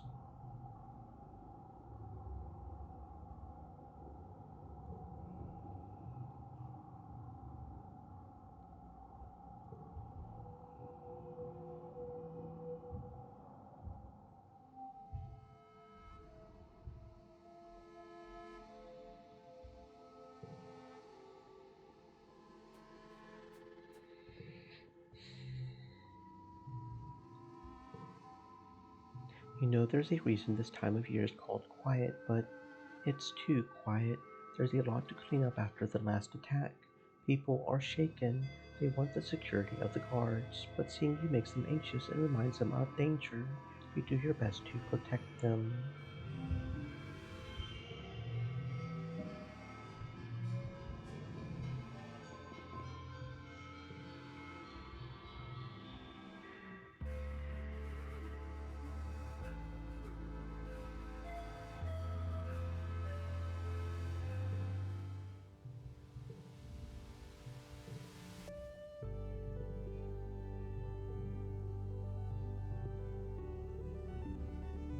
Rex and Mars take to the dance floor, joined by Nim and a reluctant-looking Vase, who stay behind with the others to watch, still marveling at how mature your friends seem tonight. They've transformed, like rotty little grubs, into beautiful dwarf moths.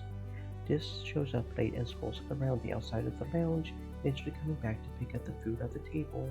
He keeps his distance from Tangent. Cal eventually heeds the siren's call on the dance floor and saunters over to join the others, left making somewhat awkward small talk about the food with the two siblings. Nomi, who's playing DJ.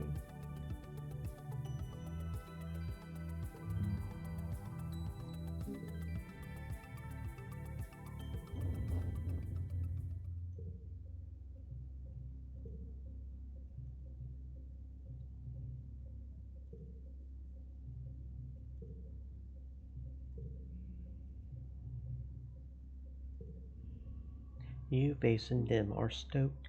It's about time the colony stuck up for itself. Base is going to report to expeditions first thing tomorrow. I'm going to go too, adds Nim, but Base squeezes his arm around her shoulders. You've only been training for a couple years, but don't worry, babe. We need people like you to stay and defend the colony. Nim grumbles, but she promises to keep the colony safe.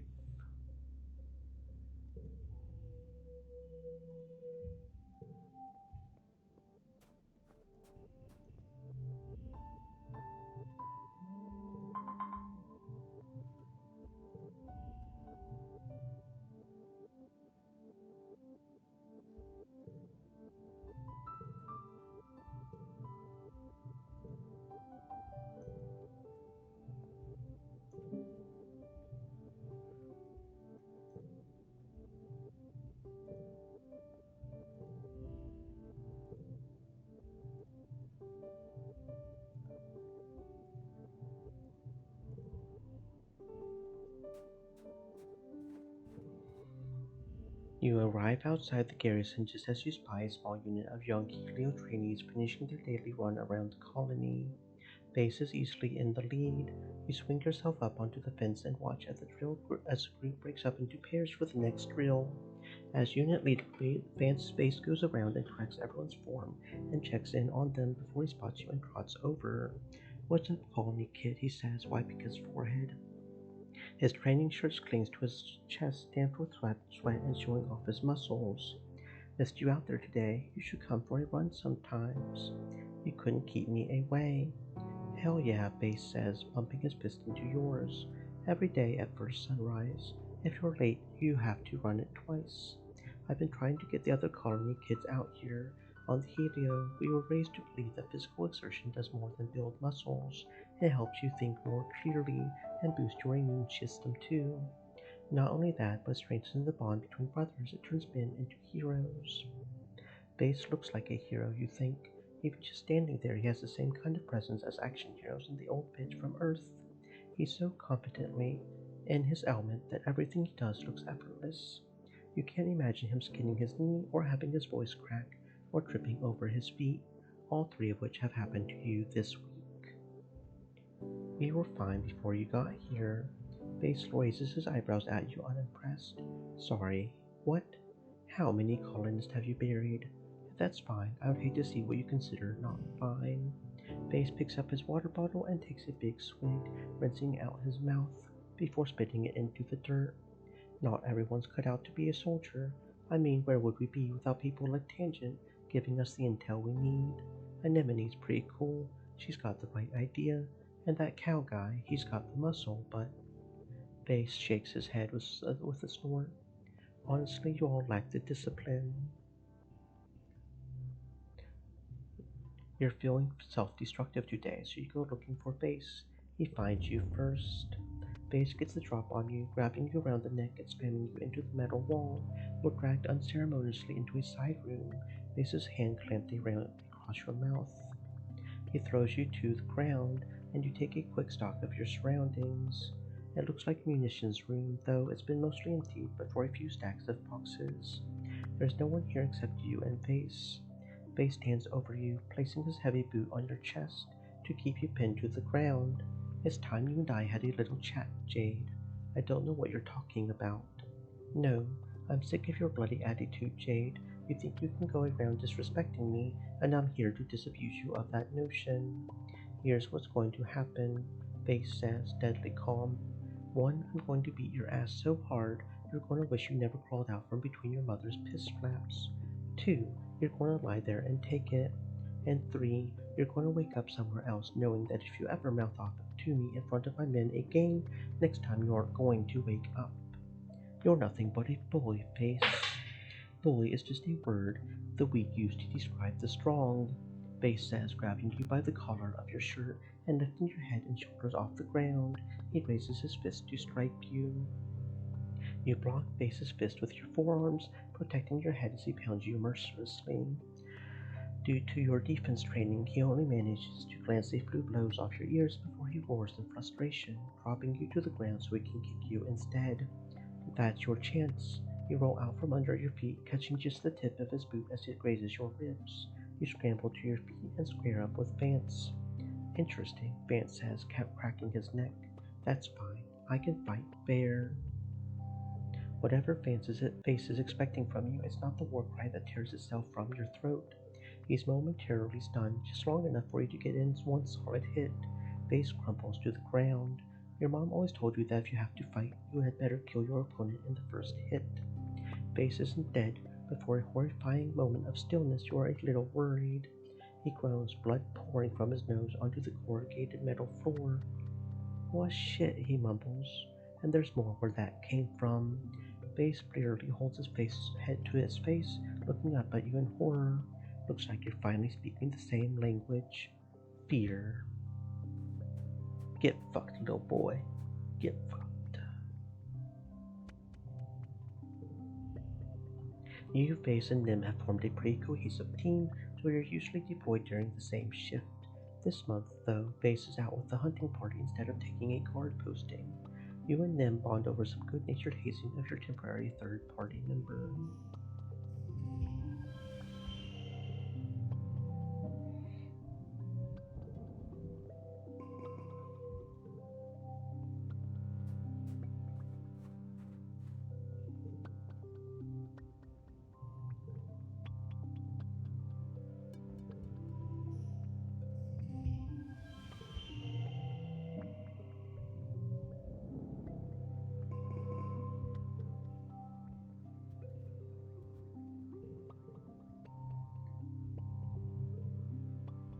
You're chewing on the wall when you hear the sounds of an argument floating up from the ground level.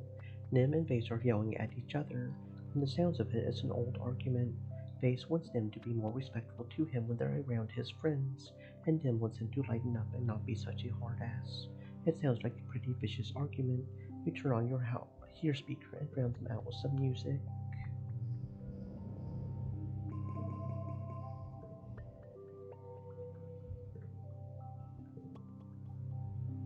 You were supposed to meet Nim for lunch.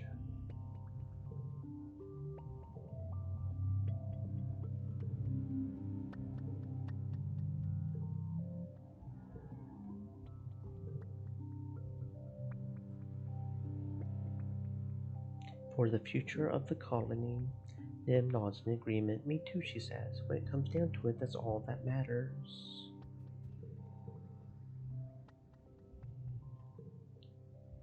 Sometimes burrowing animals get under the walls.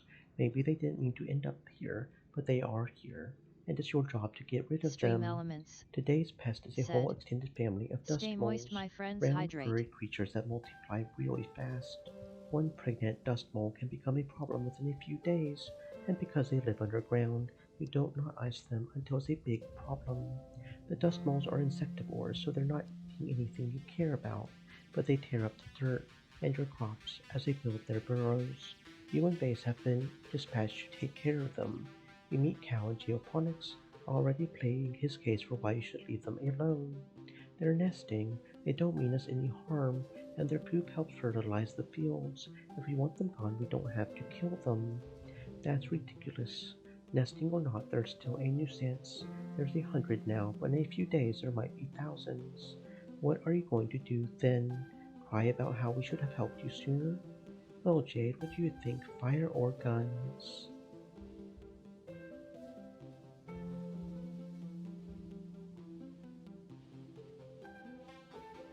Pour burning death down their holes. You and Vase pour flammable liquid down the burrows and light it on fire. Within seconds, the fields are covered in previously fuzzy round little moles, screeching and bouncing around. Some of them are still on fire. Cal groans in dismay, but Vase jumps in there and kicks whatever moles are on their way to dying fast enough. You wade into the hordes of tiny, furious dust moles, kicking and punching and applying more fire when necessary. When you're done, the fields are littered with corpses and any survivors have fled the colony. Cal looks on with disgust as you and Base fist pump in triumph. Another win for the colony's super soldiers.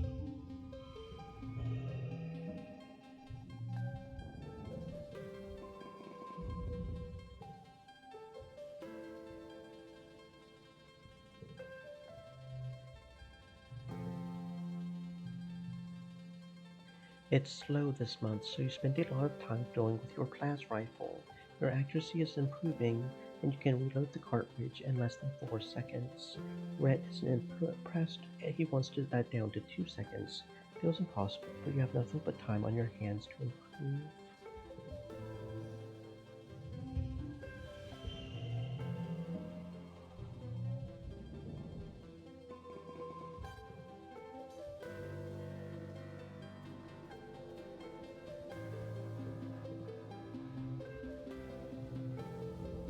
Guards usually take their meals on the wall instead of in the canteen with the other colonists, so you and them get used to having a picnic during your midday meal.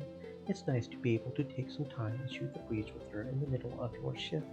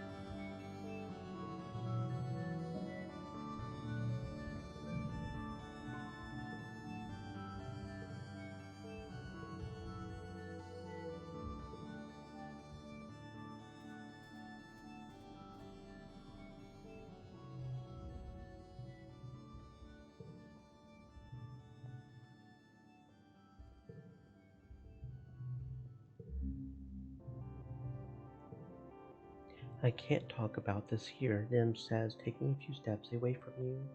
Please don't do this to me. I'm with Base J. That's just the way it is.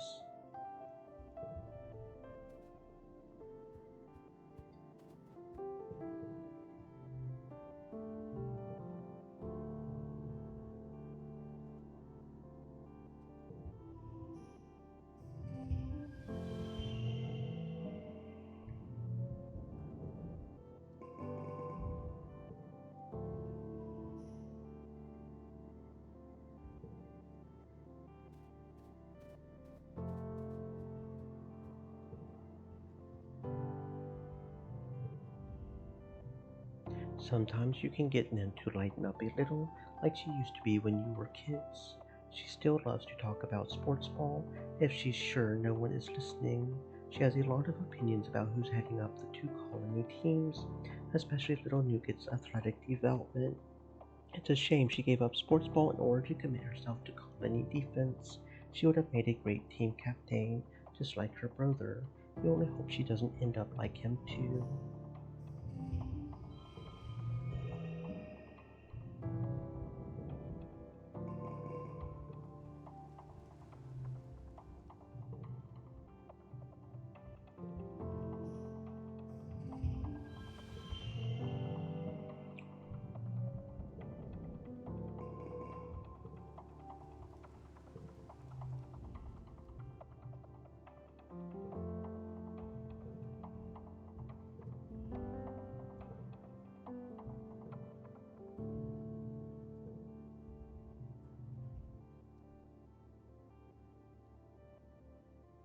What would Vase think about that?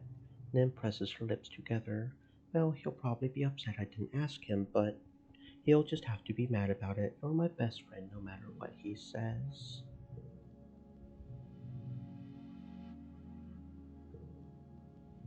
That's hardcore. I mean, yeah, shit, yeah. Obviously, I want to go into battle with your name on me.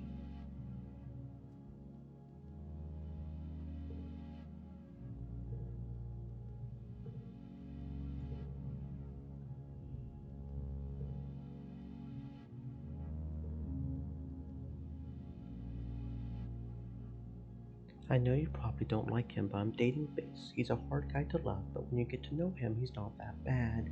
I wish you'd stop saying things to make him mad at me.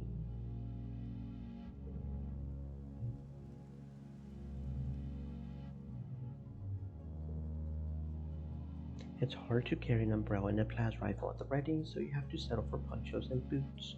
It's still miserable with rain all month, with only a few breaks to really enjoy how the rain has made your entire patrol route one huge mud puddle.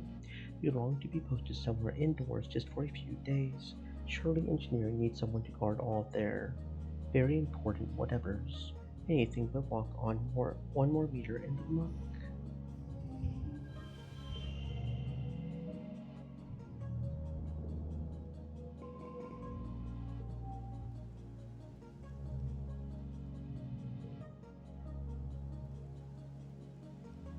The view from on top of the towers is stunning.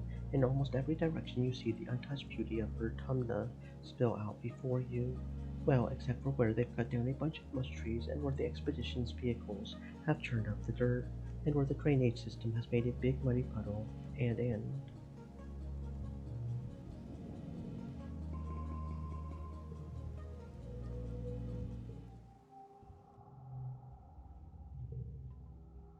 Glow is the most dangerous time of year to be on guard duty. The wormhole is at its peak, hanging fat and low in the sky like an overripe bobber flute, and the animals are restless. Almost every attack on the colony has happened during Glow. You keep your plas rifle close, aware that the next one could come at any time.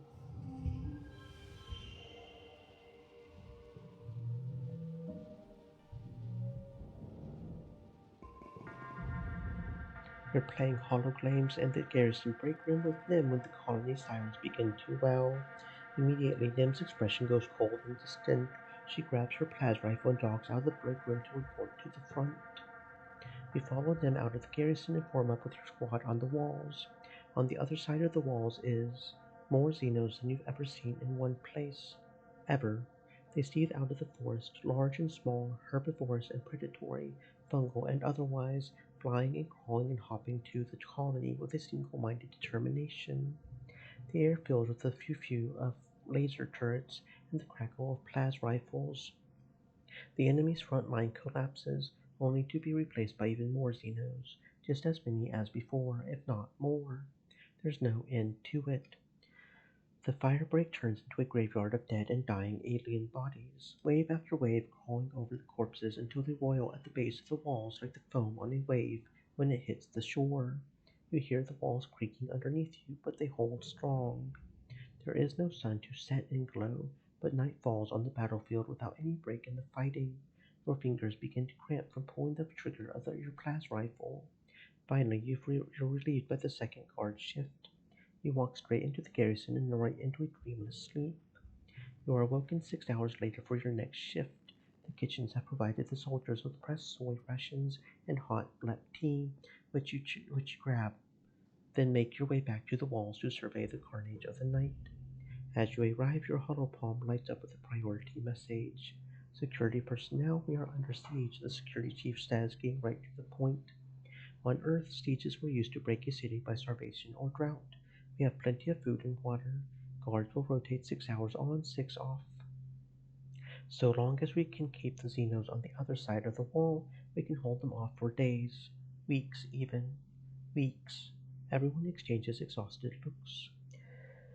He pauses, then adds, we can do this. We're stronger than them, and we're not going anywhere. You and the other soldiers fall into a fitful rhythm, alternating shifts on the wall with brief snippets of sleep. Gunfire becomes the soundtrack of your days, which begin to smear together like paste.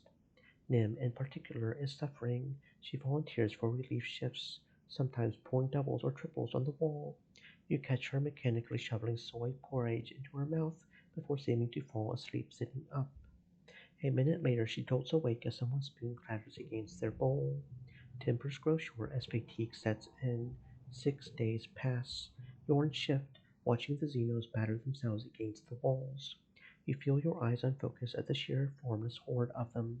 And all these days they still haven't breached the colony. Sometimes they even seem to retreat, ebbing backwards and reforming somewhere else. It's behavior you've never seen before.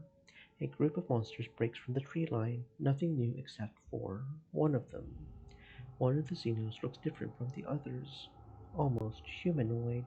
What is that thing? The creature looks suspiciously like a person, at least from the waist up. Down below is a lumbering chimera, vaguely reminiscent of a faceless, wrapped in tattered bits of flesh and bony protrusions. Something like hair flutters behind it as it turns and looks right at you with an unnerving, malevolent intelligence. You rub your eyes. Yeah, it's still there. It approaches at the base wall of the wall, and the other monsters surge forward on to pound against the gates. Your shot thuds into the flesh of the creature's shoulder, and its unnervingly human gaze pierces you in return. It slinks back into the horde of attackers and disappears into the trees. Nim joins you. What the hell was that? She demands, then covers her eyes with her hand. Never mind. I don't even want to know. The siege better end soon. I'm starting to see shit, Jade. I swear that thing had a face. Finally, after the 6th day of the siege, you look down the sights of your plas rifle and see a curious thing. The monsters are retreating. As you gather with the other soldiers in the colony square, your hollow palm lights up with a priority announcement from Governor Lum.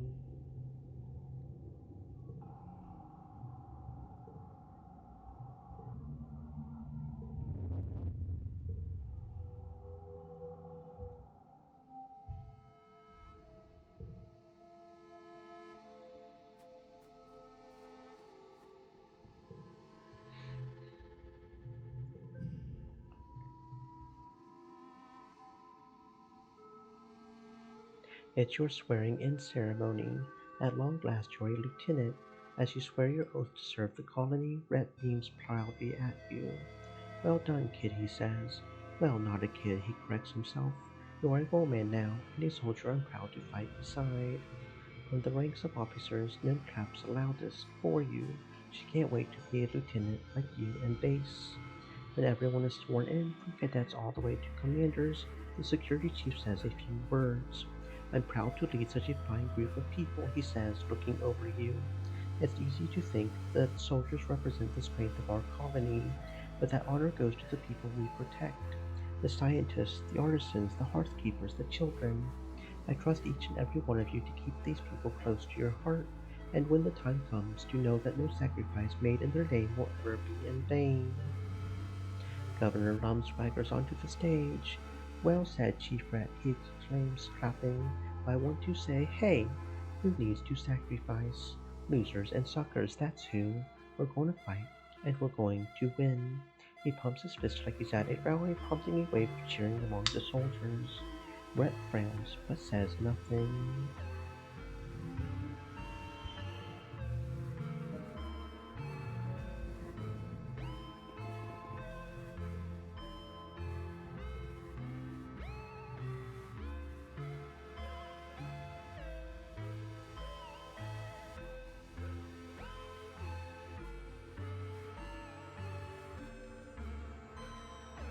You sit on the edge of your bed, run a hand through your hair, and check your hollow palm. A few people wished you happy birthday, but that's all. You guess they're getting older. Birthdays are as important as they used to be. Oh, man, right. There's going to be a surprise birthday party waiting for you in the lounge. It was in one of your dreams. You remember it because it was one of the few ones that didn't involve people dying or the colony being destroyed. But you're so tired. Do you really have to do this?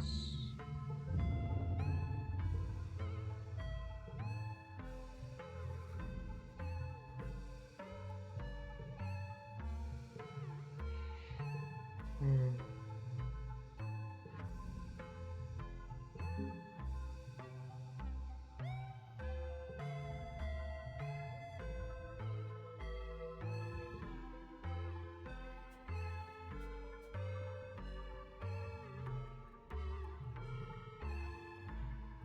Almost all the cards are recent arrivals from the heliopause, so it feels like you meet new people every day. After only knowing 100 people your whole life, it feels like it takes an extraordinary amount of effort to just remember everyone's names. Plus, they're all already friends. The only people who really reach out to you are Rex and Nomi, who are already the Helios oddballs, and Base, who will talk about himself to anyone. It feels too weird to try to break into the social cliques of all the other kids.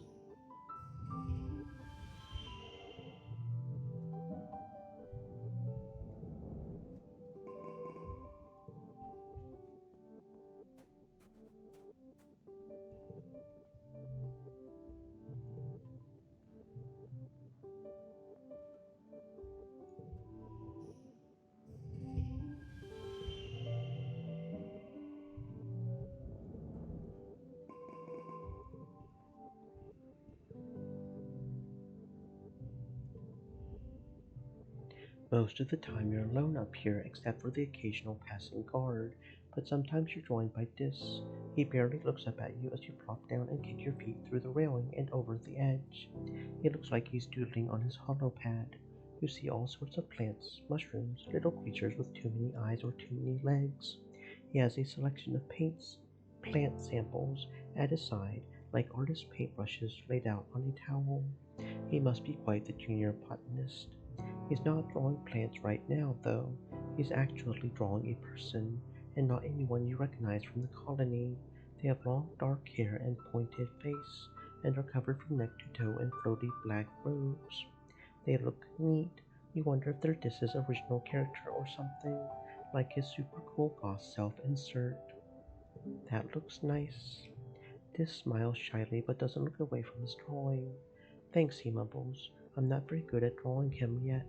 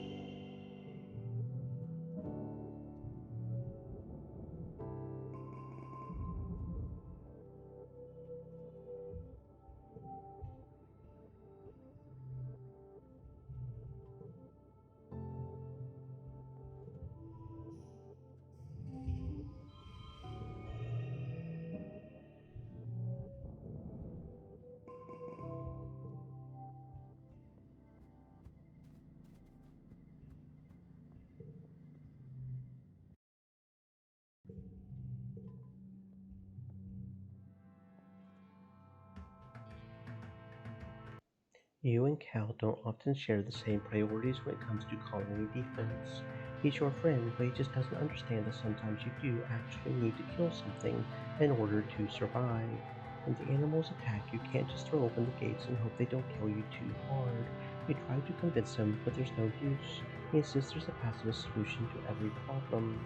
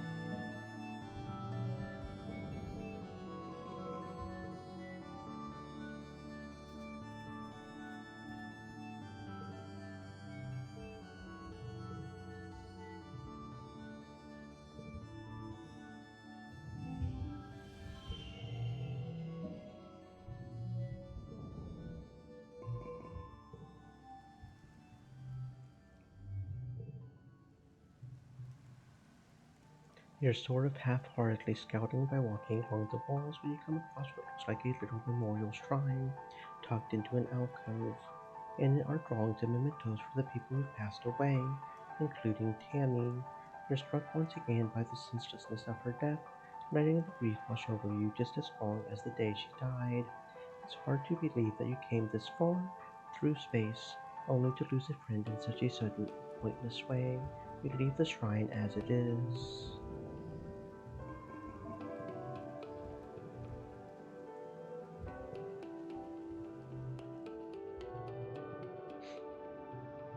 You overhear some of the kids on lookout gossiping about the guards. They love Nim, especially the ones who used to play sports ball with her, and they think Vance is vain and kinda mean. They thought adults are supposed to be nice. Face an adult. No, he just acts like one all the time. You purposefully make a noise as you approach, and they jump apart guiltily. You put on your tough soldier voice and tell them they should have heard you coming, and that they should pay more attention to their job.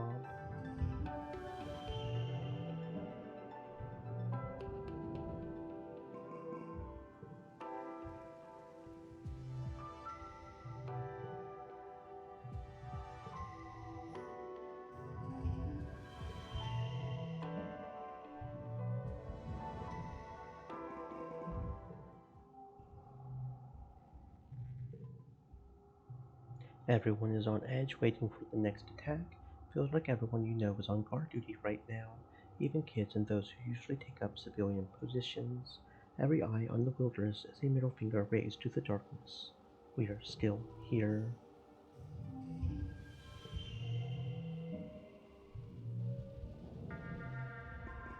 Nim is leading her own defense squad this year, 5 soldiers including you.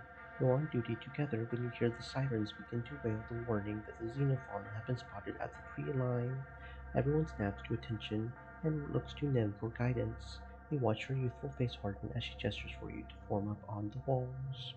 You stand shoulder to shoulder with Nim and watch the Xenos mass on the far side of the fire break. Look at them all. They just keep coming, more and more every year.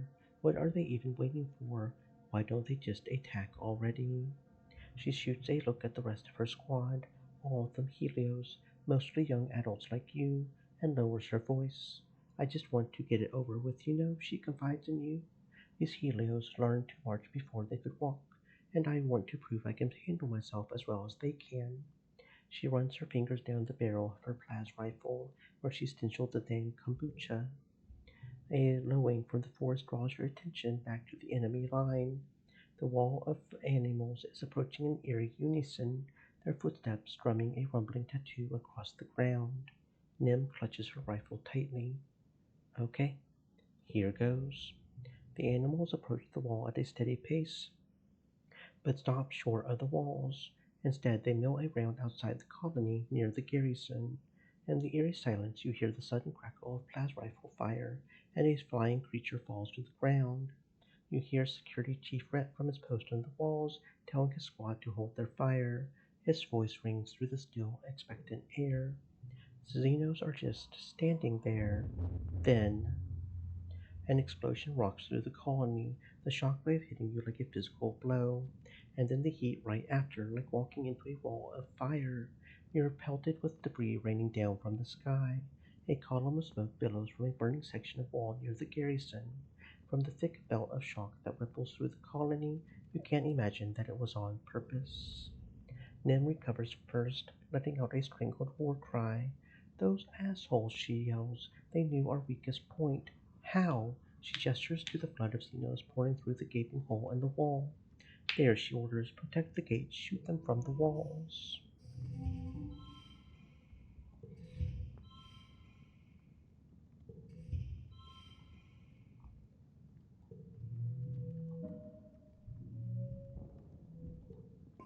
The Xenos pour through the smoking hole in the wall, wave after wave of creatures of all sizes, fist-sized insects, all the way up to megafauna like bush bubs and muckwalkers, great lumbering beasts the likes of which you've never seen. The largest ones soak up the gunfire and smash through the defenders on the ground, while the smaller, faster creatures make for the ship and the geoponics domes. As your squad is getting in the rhythm of defense, Governor Lum storms up the steps. You can see the whites all around his furious eyes as he grabs both you and Nim by your shirt fronts, almost hauling you off your feet. Which one of you did it? He growls. Which one of you set the bomb? What? It wasn't us, Nim exclaims, clutching Lim's forearm. Lum releases you with a snarl. It had to be an inside job. Someone with access to the garrison. One of you Exocolonist, he spits. You're all traitors to humanity. He looks burned, possibly badly. Parts of his uniform are still smoldering. You wonder if he and his squad were near the explosion. If people are dead because of it. He rounds on Nim. Give me command of your squad, he orders. I'm taking them down to the courtyard to engage the enemy directly. I took a chance on you, Anemone, but you can't be trusted, just like the rest of them. But my squad, Nim stammers. She looks conflicted. Lum is the governor and outranks her as a soldier, but he's Lum. His plan is bound to be dangerous or even suicidal. The rest of the squad are Helioborn, yes, but they're also just teenagers like you. Don't you need us up here supporting defenders from the walls? Let's ask the security chief. Nim looks relieved. Yeah, let me just check with Rhett, okay? He might need us. Now let me just check. Lum nods her forward, and Nim steps away to confer with Rhett over here speak. When she returns, she looks unsure. He says you can't order a bunch of kids into the worst part of the fighting just because you think it'll look cool. She repeats, he wants us to stay on the walls. Lum throws his hands in the air in disgust. He's in on it too, he exclaims. If you plan this mutiny together, you're all getting put on a firing squad when this is over. This spurs your Helio squad mates into action. They abandon Nim and follow the governor down into the courtyard below. You and Nim remain on the wall, providing range support for those fighting below. The air is thick with smoke and chaos, but when it clears you can tell that, against all odds, the defenders have regained the upper hand. The courtyard is littered with bodies, human and Xeno both, and in the distance you can see that Geoponic's domes are shattered and part of command is on fire.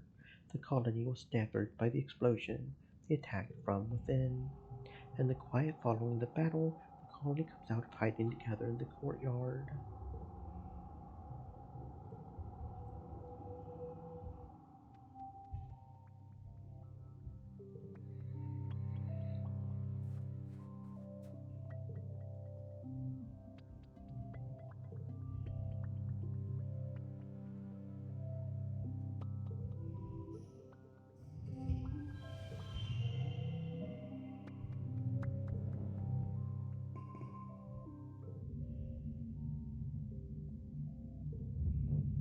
You resist the temptation to chase the little hawk by and instead lay back down in bed, telling yourself to wake up.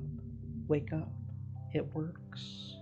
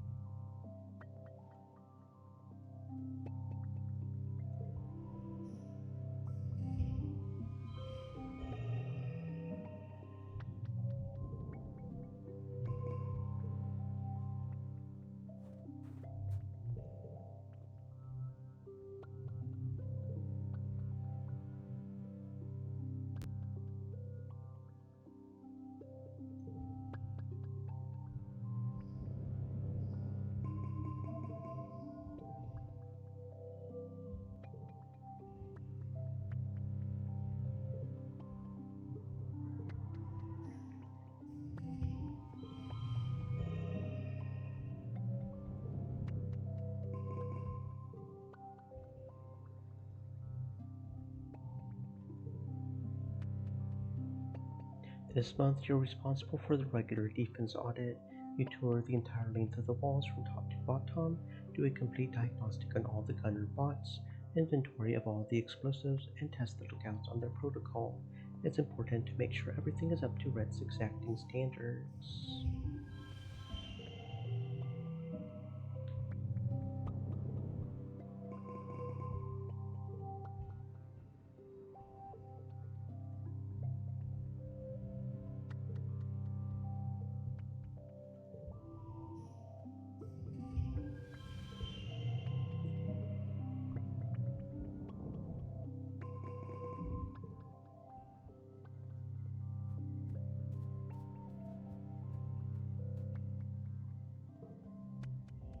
Base is in the garrison lounge, taking up a whole table with his schoolwork. The way he acts like he emerged from the womb armed to the teeth, it's a little jarring to see him doing something as pedestrian as homework. He sees you and waves you over. Oh, Jade, I care about all this Xeno shit. Can you help me with this? Do your own damn homework, Base. Base goes red in the face and explodes out of his chair, sending it flipping into the ground. The clatter draws the attention of the handful of people trying to eat or study in peace. You watch your goddamn mouth, you colony piece of shit. Base spits, getting all up in your face. I was just trying to be nice, show some respect. Nothing you've done is worth respect. Base grabs you by the front of your shirt, practically lifting you off the ground. I'll settle for your fear, he whispers. His expression is dangerously flat. One of the older soldiers stands up, clearly meaning to get between you two before violence erupts, and Base lets you go. Get the hell out of here, he grits out. You look around for support, but everyone's too stunned to react. You figure it's best to leave before Vance starts swinging.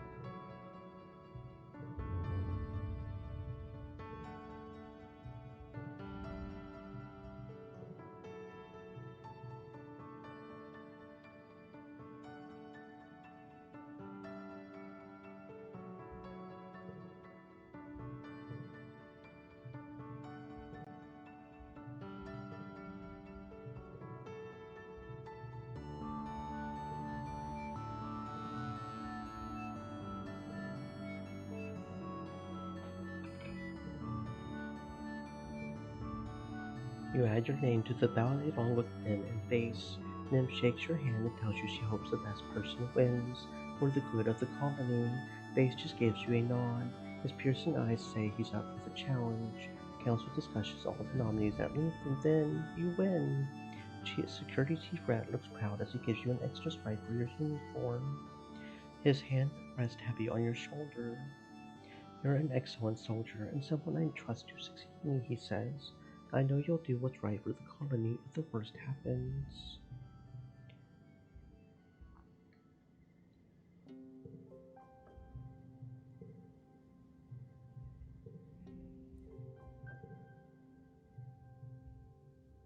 After the festivities.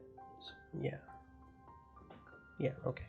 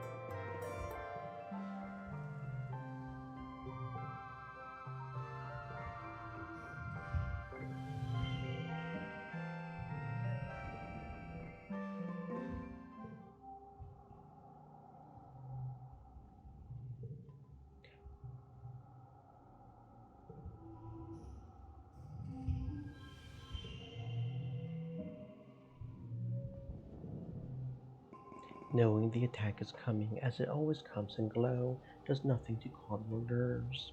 You and the other defenders are well prepared, but tensions are high. The attacks have been getting worse every year. How many of these brave people at your side will survive until tomorrow? You're there when you see them. dark on dark shapes coming out of the forest, perfectly silent. You watch with the lookouts as more and more figures amass at the forest's edge. Minutes pass as the horde pushes into the firebreak, numbering at least, it must be in the thousands, more animals than you've ever seen in one place. The ground is choked with a teeming carpet of smaller creatures darting in and among the legs of. Oh no. The forest bends as a faceless emerges from its death, followed by two more. Two faceless. Let's fight. Survival is our only goal. Colony defenses are mediocre. You're descending from the walls when you're thrown to the ground by a tremendous rumble.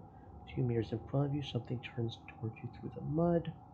Okay, so we still have the thingy that comes. Okay, so yeah, this is still the same.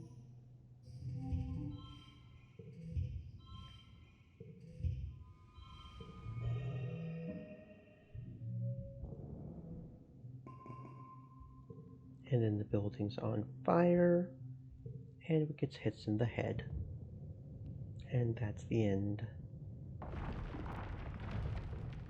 Doot doot doot doot. I wonder if the friend changes if we start doing the one friend. Okay, let's go ahead and dodge and fight it this time. Shout of warning and push him to one side as you dive to the other. The beast roars and transforms into a towering horror, a thing that has haunted your dreams for years, but you're ready for it. You realize you've been ready for it your whole life. You distract the creature by hurling a piece of debris, which it catches in mid-air and grinds into bits with its powerful jaws. This gives Nim time to get close and zap it with her stun gloves. While the creature is immobilized, you jump in and finish it off with your blast cutter. You emerge from the inferno of the shed, burned and concussed, but alive. Anemone smiles. It's good to be alive.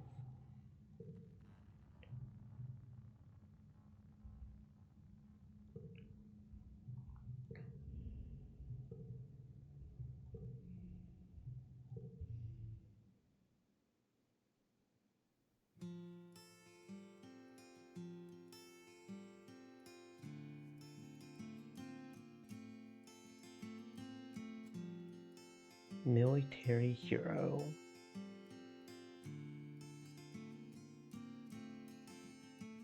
Okay, so whether or not I become the security manager probably doesn't matter as long as we become military hero. So that's good. Okay. Humanity is locked in a forever war against the planet, but at least they have you on their side. You never stop defending your people from the planet's xenofauna, the monsters which threaten year after year to destroy your colony. It's a hard life, not just for you, but for the whole colony. After many, many close calls and weeks of your life lost to recovering in the medbay, you're finally killed in your early 30s during an attack during Glow. At least you'll be remembered as a hero for years to come, primarily for. Okay, so there's gotta be. Okay, this is out. Okay.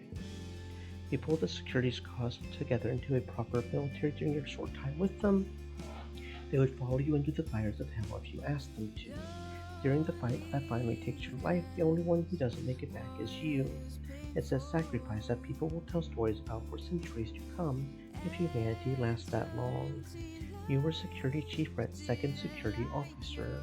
Red had openly said you would be the next security chief and had been getting ready to retire when you were suddenly killed. He never thought he would outlive one of his best students. The entire colony mourns as your body is returned to the soil, and a statue is built to remember your sacrifice.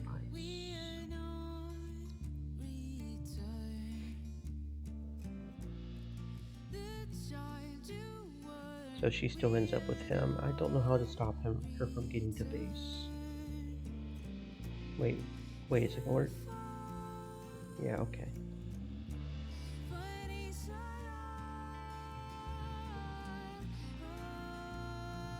Sadly, you don't make it to your later years.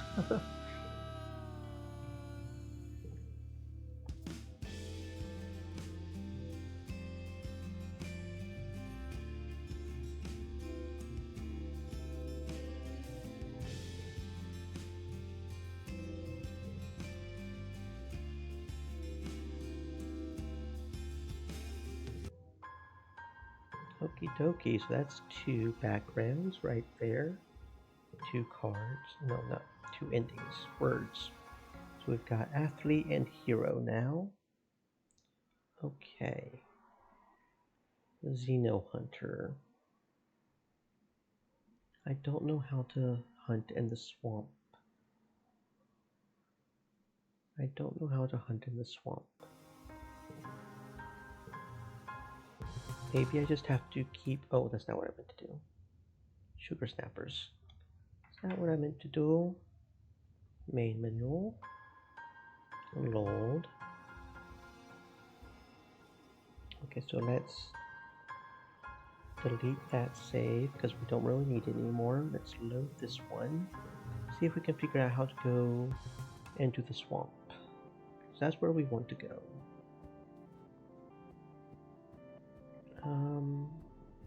Probably mostly doing this thing over here, right?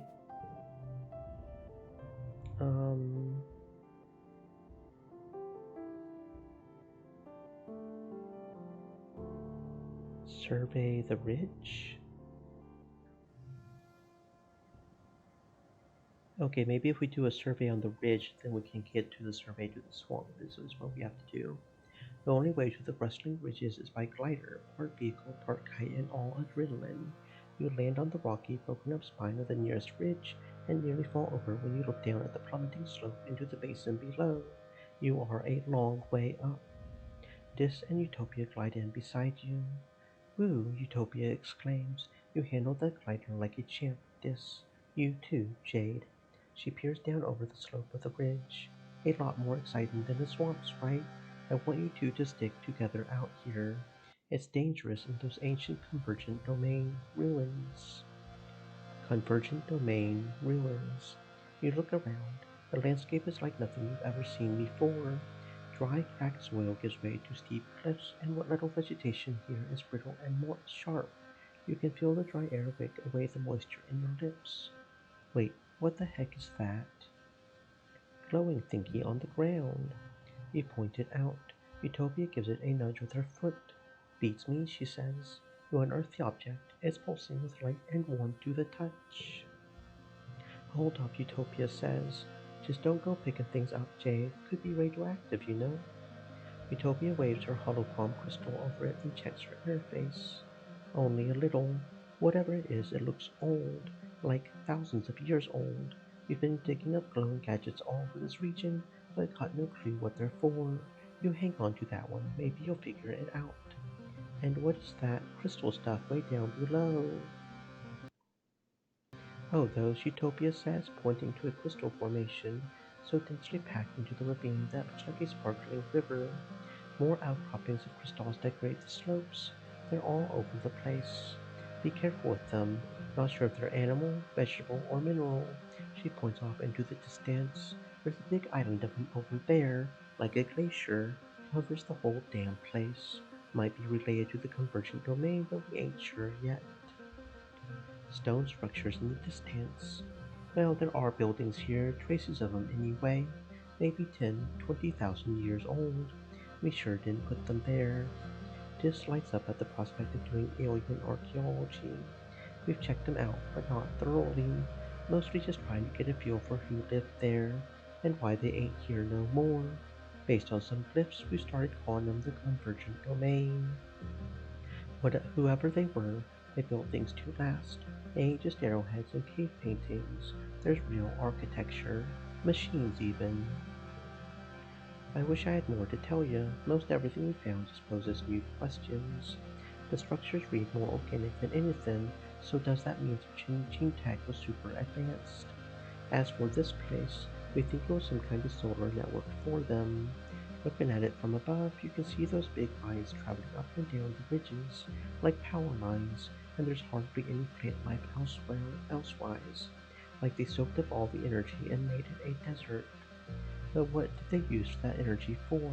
And if there was a civilization so big and so advanced on Vertumna, why can't we find more traces of it?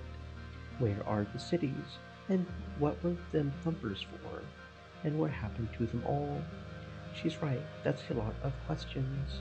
Maybe you can help find some answers. So, anyway, those ruins are the main thing we need you to survey while you're out here. But keep an eye out for anything else weird. Utopia claps the dust off her hands. Well, my job here is done. You're all set, kid. Try not to fall off a cliff. Fisk jumps back on his glider too.